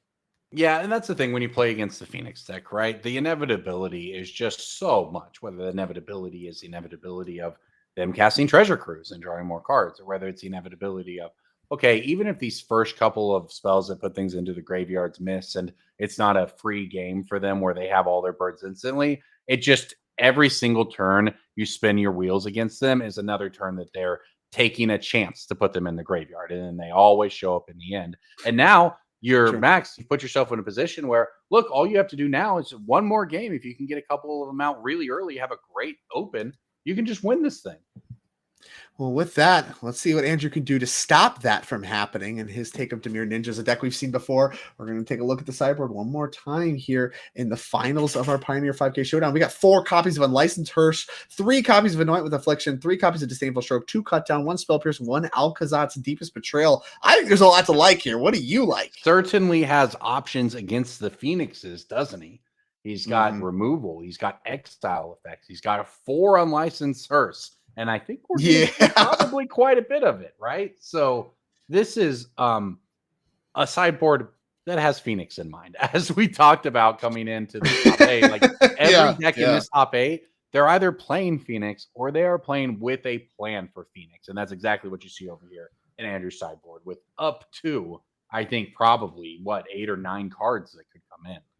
Yeah, depending on how much you want. Like the Anoint with Afflictions, I think I wish they obviously hit Phoenixes, but they only hit 3 or less. But that's still not a 0 because you have things like Ledger Shredders, Picklock Pranksters you need to get out of your way. Fatal Push probably a little bit better at that, so you have to kind of make that decision. But the 4 on Hearse, I think the 4 on Licensed Hearse, I think slam dunks. Those have been incredible every time. And like I said, if you want to reach for cut downs as an upgrade potentially to Fatal Push, you can maybe do that. Well, and that's the level. That's the level 2 of the sideboarding, right? Is where level 1, okay, if I'm bringing in the Hearses to answer the Phoenixes, I don't want to lose to the Ledger Shredders, and I don't want to lose to whatever else we have. And that's where you end up looking at that removal. So, like you mentioned, it really is a question of how much he wants to dilute sort of his deck's primary game plan, and whether he wants a bunch of, like, whether he wants to fully max out on reactive cards, or if you just slam your Hearses, eat their graveyard, and call it a day. Speaking of maxing out, let's take a look at Max Komanowski's sideboard and see what he has to work with. He has 2 copies of Prismari Command, 2 Negate, 2 Mystical Dispute, and then his list of one-ofs, 1 Beacon Bolt, 1 Third Pass Iconoclast,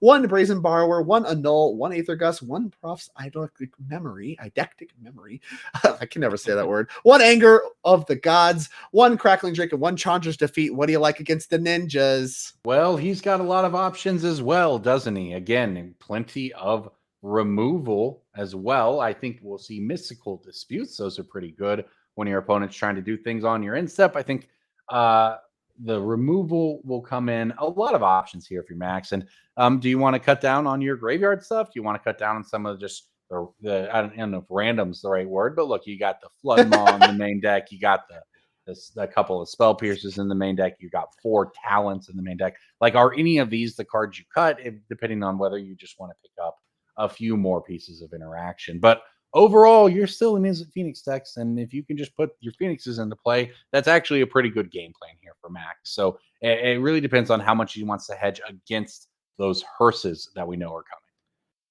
Well, of course, for these players, Max Komanowski 1 game away from his 2024 NRG championship ticket. Andrew working from behind here, but on the play here, once again, as he is on a mulligan with his take on ninjas, deck I haven't really seen too much of. And I mean, I've been extremely impressed by what I've seen. I mean, all of the Duskmorn cards, I really think this is maybe the most affected deck from Duskmorn, like really one of the decks using the most cards, right? You're using 4x of the Kaido, you're using 4x of the Flood Pits Drowner, you have 4x of the Gloom Lake Verge. Like, you have so many upgrades to whatever you were trying to do with ninjas before and what you're trying to do after with Duskmorn, that, I mean, this is something that would now be on my radar. There's a lot going on here. I mean, Andrew doesn't seem to like his hand too much. So Alcazat's among the mix, but he does not look thrilled at all with his 6. And, it's funny. This is exactly what happened with Max Komanowski's semifinals opponent, too. Yeah. We saw that one land from Pierre in the semifinals, and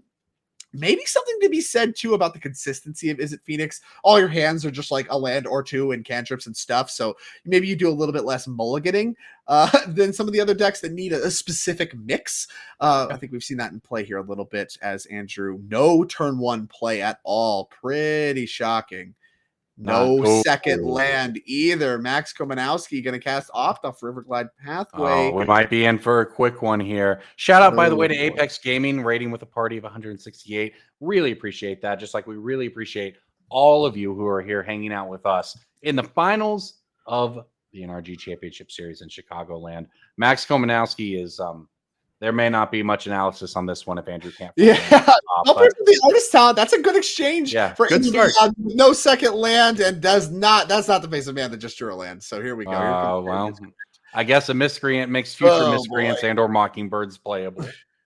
Well, shout out to everybody coming from the Apex stream. I mean, obviously, you're here because you love Paper Magic, you love Paper Magic coverage, and I'm sure, everybody at the Apex did a great job. Hopefully, the finals of your event was maybe a little bit more close than what we're seeing here as players missing land drops. An unfortunate aspect of the game. You do want to see very competitive games of Magic, but I'm sure Max Komanowski here, who is about to punch his ticket to the 2024 championship in the last possible time, is quite excited to see this as a rub of the table coming for Andrew, and combat beats for 1.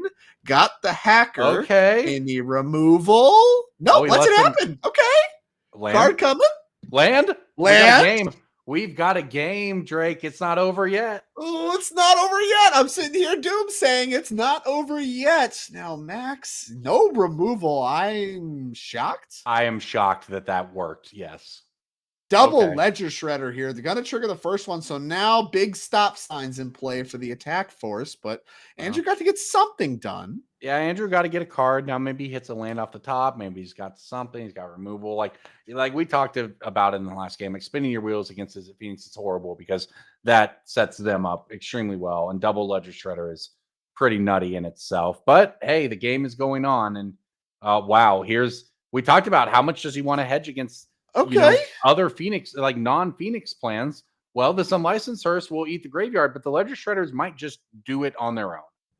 I love the proactivity there with Max discarding a Treasure Cruise to the Ledger Shredder last turn. When Treasure Cruise looks like it was going to be really good on the following turn, has to say there's more in hand, and so aggressively exiling with Hearse shuts that down to some degree. As here comes a 4-mana Treasure. You're right. Shredder. You nailed it, and you cost him a lot of mana as a result. Yep. I mean, obviously, was still able to make it happen. Ledger Shredders, it's going to be hard to stop in general. There's 2 Ledger Shredders in play, but did make it quite a bit harder and made it to where maybe Max doesn't get as much done with this turn, especially post Treasure Cruise. Well, and it might have been the difference too if he had had a bird in hand to discard. It might have been the difference between him and having an additional mana and cantrip here to to then bring it back. And the extra cruise getting discarded now that the Hearse is around, not really going to be able to cash in on that one too well. But an attack force now mounted because, Andrew really hasn't been able to get a lot going. Best draw here, I think, land for Kaido. If he has Kaido and he has a land, we have a game, I think. True. It is, in fact, shields down for Max, and land Kaido would be pretty powerful here for Andrew. And there's land, step one. Land, untapped.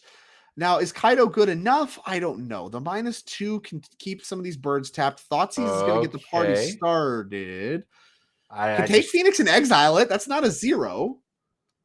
Yeah, and that's what you need to do because otherwise it is just going to come into play and attack you. So yeah, you just cast it for 4 mana. That's absolutely fine on this board state, I'd say. So yeah, we're going to take that. Normally pretty bad. A lot better when you have a Hearse in play.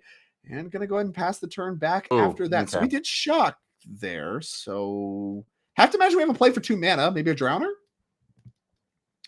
Drowner seems likely, and Drowner's not terrible here. You can tap down the big Shredder. We didn't give him an extra trigger by casting 2 spells on your turn. Yep, true.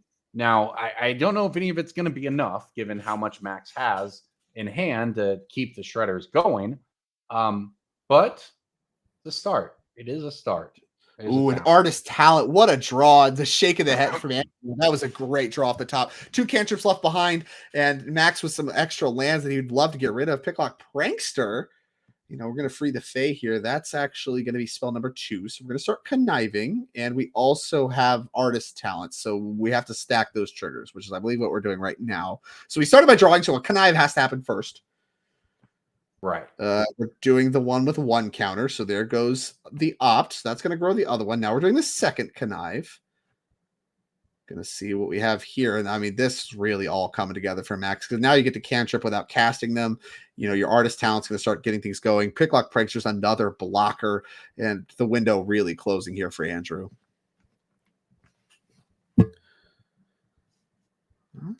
Okay. Let's see. 2 mana left over. 4 power Ledger Shredder. Andrew at 11. Memory. Oh, it's been a lot of cards drawn over the course of it. This is a really, look, this is going to be an Is It Phoenix game without a single R-like Phoenix involved. And that and who needs them? The Hearse is on duty to exile it, but that just isn't part of the equation really at all here. The Prof's Eidetic Memory is going to do a great job growing these Ledger Shredders, and the Ledger Shredders are already doing a great job growing themselves, and the churn is real. And this is the power of Is It Phoenix, right? Even the non-Treasure Cruise, like if you want to highlight Treasure Cruise as a problem, that's fine. I hear you. But also the rest of the cards, with Artist Talent now involved, Prof's Memory's got a lot better with Artist Talent because now all of these things have come together with Ledger Shredders and the like to pay you off for just spinning your wheels. That's always what Arclight Phoenix, the card, has been about. And now you really have some great options in Pioneer to really support Arclight Phoenix and keep that running. And the deck's just really powerful. There's no 2 ways about it. 3 of them in our top 8, the only repeat. And now Max looking very, very likely to punch his ticket to the NRG Championship with these Prof's Memories, these Ledger Shredders, the Artist Talent. I think we're counting spells. We're that or cards drawn. For the memory because it's going to make one of these Shredders very large. And gosh, would it even be lethal? Right. So 4 + 3 is 7. It might just be lethal. You're the math guy. What do we got? We got 4, 5, 6, 7. So that's where we start. So we need 4. I think we've drawn more than 5 cards, right? I think so. There's a miscreant to chump block here, and of course, Andrew does still have the open mana, right? So this could end in we still could have the Drowner here. We might have the petty theft, the Drowner. Okay, beep beep, stop. You nailed it. There we go. Here comes the Drowner. Yeah, tap that down. See you later. massive Ledger Shredder with a stun counter represented by the green counter. I mean, that's what Andrew had to have. I mean, this is becoming very lethal very quickly. But I mean, Max tapped out. 16's a high life total, but I mean, there's an opening. There's something. Come on. It's not hopeless. I mean, he is tapped out. He has no blockers. You have a Drowner. You have a Hirsch you can crew up. I think the actual answer here is removal, right? If you were just able to remove both of the Shredders this turn, or hey, one of them is not going to untap. So even if you can just answer one of them, maybe you got a shot here. Hall of the Storm Giants, unfortunately, not going to do it. Not on time, but hey, look who decided to show up to the party. Okay, Kaido can tap down the other one. They're both going to be stunned. Now the Drowner is back in hand, and it can stun again. No attack there with the Miscreant. Kind of interested to see that. As here comes Kaido. Yeah, we're going to look on the screen. The kind of the crux, I'd say, of Andrew's deck. This powerful Planeswalker that, static ability, ninjutsu, all these loyalty abilities. A lot of text on this card, and all of it is relevant. The 3/4 hexproof on your turn. Keeping Miscreant back means you don't die to some random Phoenix plus eidetic memory combination. Right. So Andrew, even with his back up against the wall here, is doing what he can. He's looking at it. There comes the treasure cruise for Max. I believe the last one in the deck, and of course underneath a hearse, hard to do, but Ledger Shredders plus the artist talent were able to make it happen.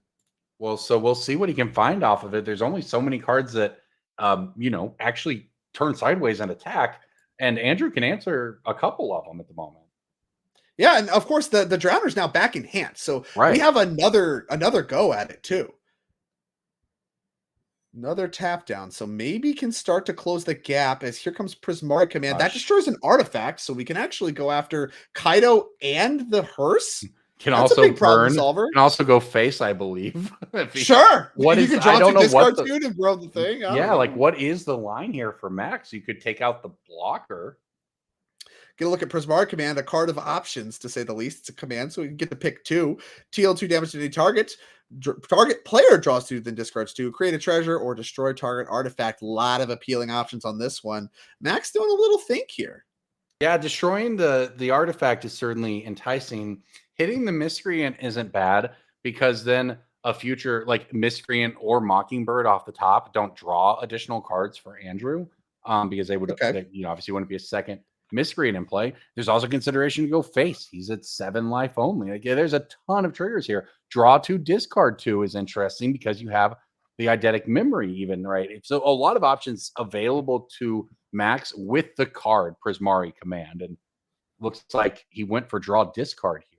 Or maybe I think these are the connives. Yeah, we got connives, you got artist talent. So the order here is you have to pick the targets for Prismari Command, then resolve all your cast triggers, your artist talents, your connives, all those things, and then we can finally start to resolve the Prismari Command. So if you're going to discard a Phoenix and you pick destroy target artifact, you can actually get the Phoenix in the yard the way you want because you could blow up the artifact as part of the Prismari Command. If the other modes draw 2, discard 2, then you get to get a Phoenix in the yard with that.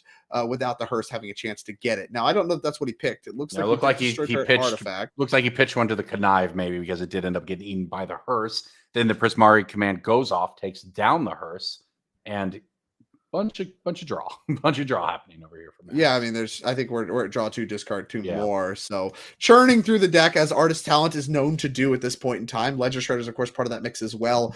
But I don't necessarily want to question Max's wisdom. He's the Izzet guy after all. Leaving Dimir Ninjas with a Kaido, not something he's going to want to do. So we have more mana. Let's see what we're going to do with the rest of the turn here.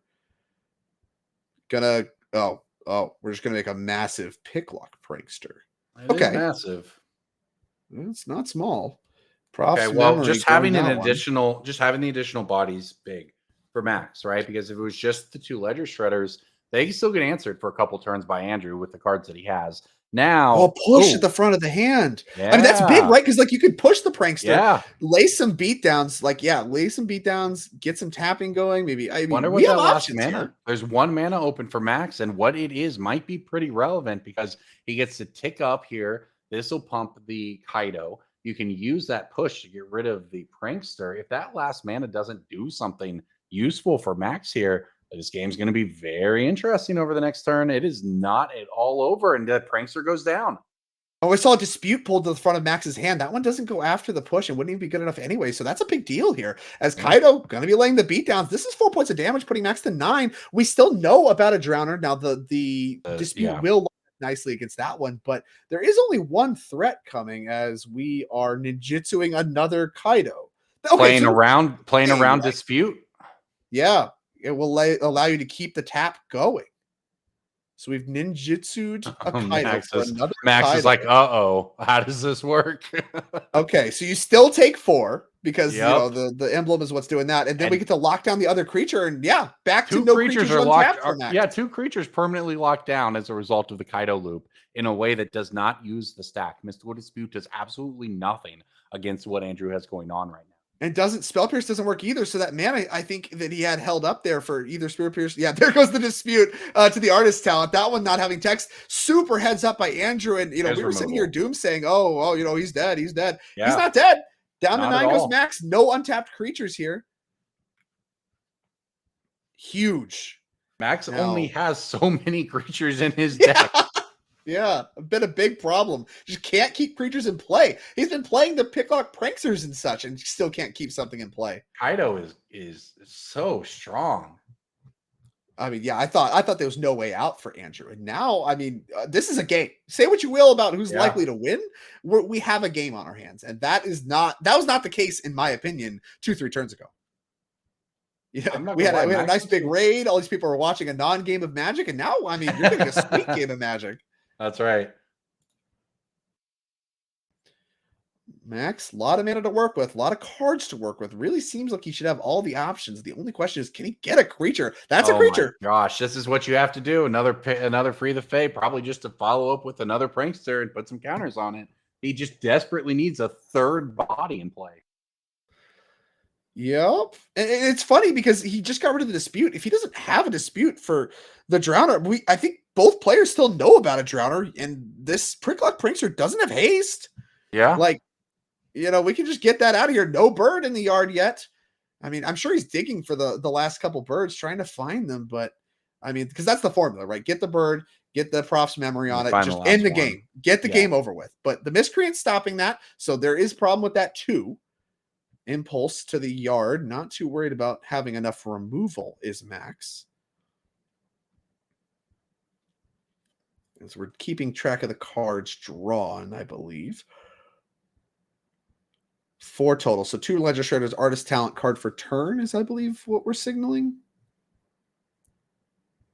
Working their way through it. Yeah. So Andrew looks pretty interested. He's just watching. He's like, wow, I thought this game was over too.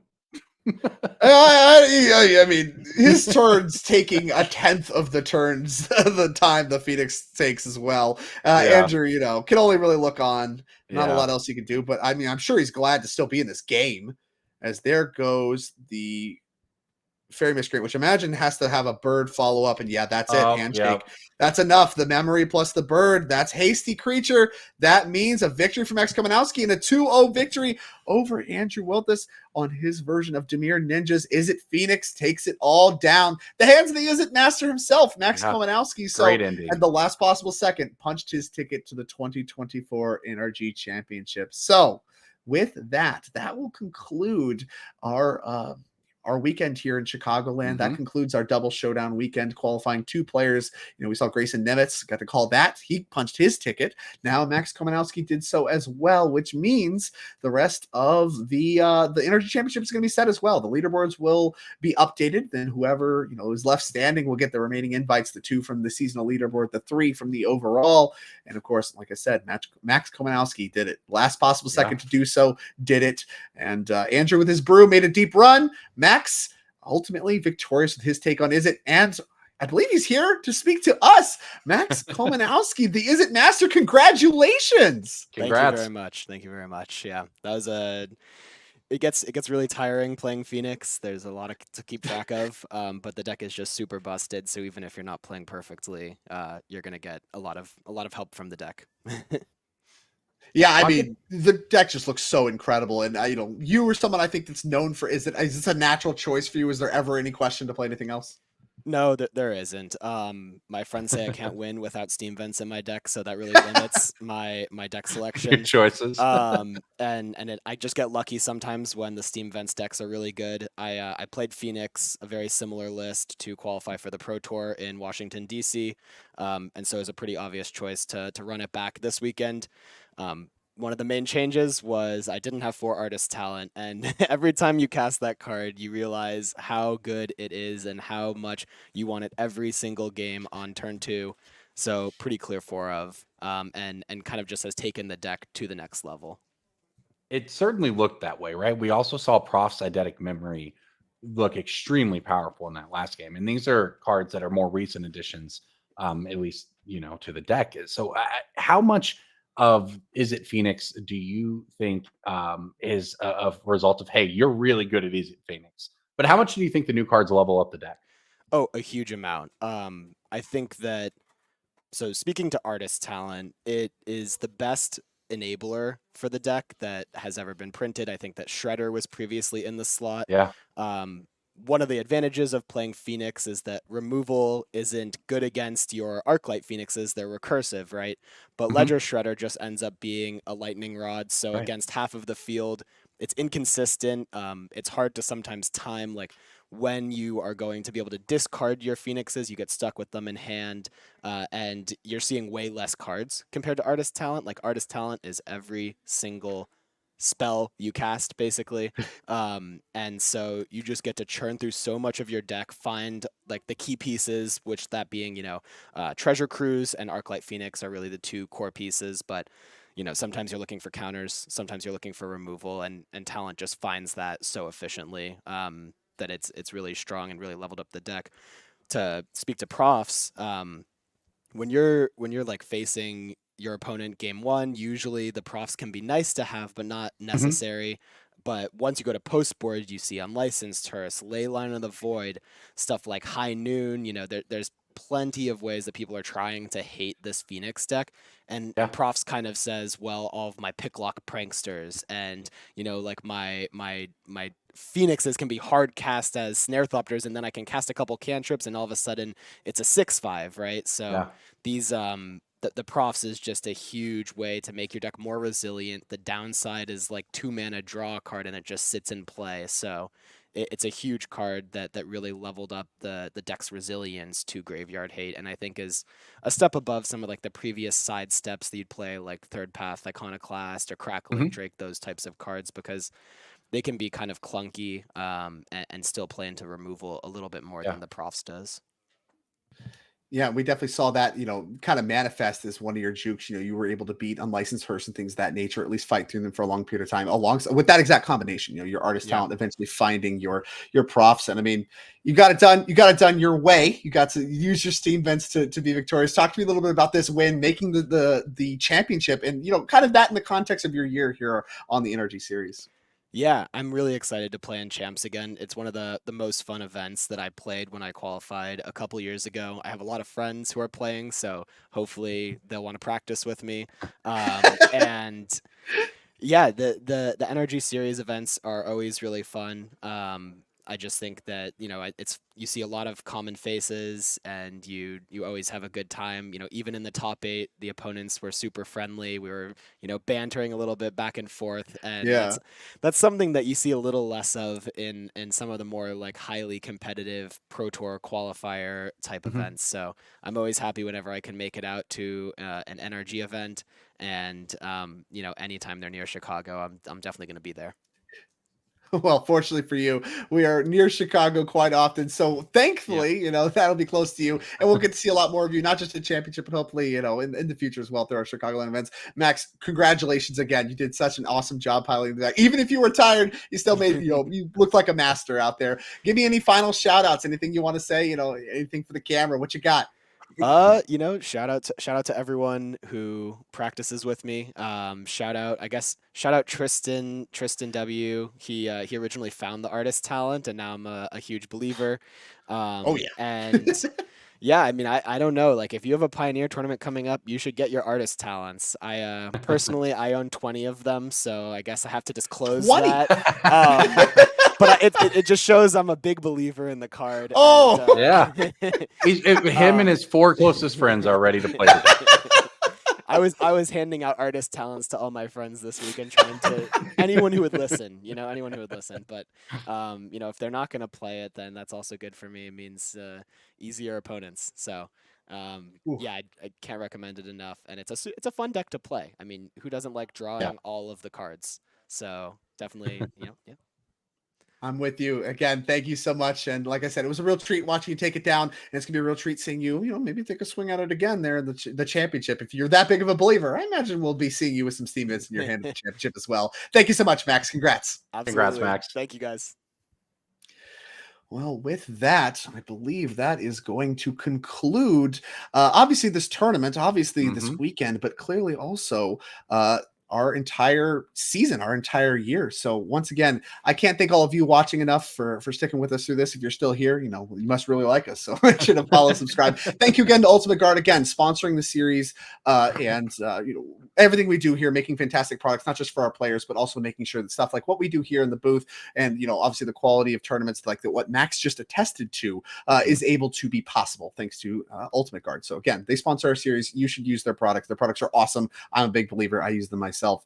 So thank you, Ultimate Guard. And one last time, this is the final event of Season 2, which means the next event on our calendar is the NRG Championship for 2024. Get a look at this one. Bam! NRG $35,000, the best of the best of our series, December 14th and 15th. Mark your calendars. Set reminders. You are not going to want to miss this if you're a fan of Paper Magic coverage, or just me and Corbin talking, because I think you're going to get some of that too. So all these faces, Steven Dykman, who got to be the champion and the MVP last year, going to be making an appearance alongside some of the other players you see here. Nikachu, Dominic Harvey, and now Max Komanowski and Grayson Nimitz, who punched their ticket this weekend. Last possible second, still good enough. We'll be seeing them on December as well, and hopefully we'll see all of you as well. Thank you all for watching, and we will see you in December. Have a good night.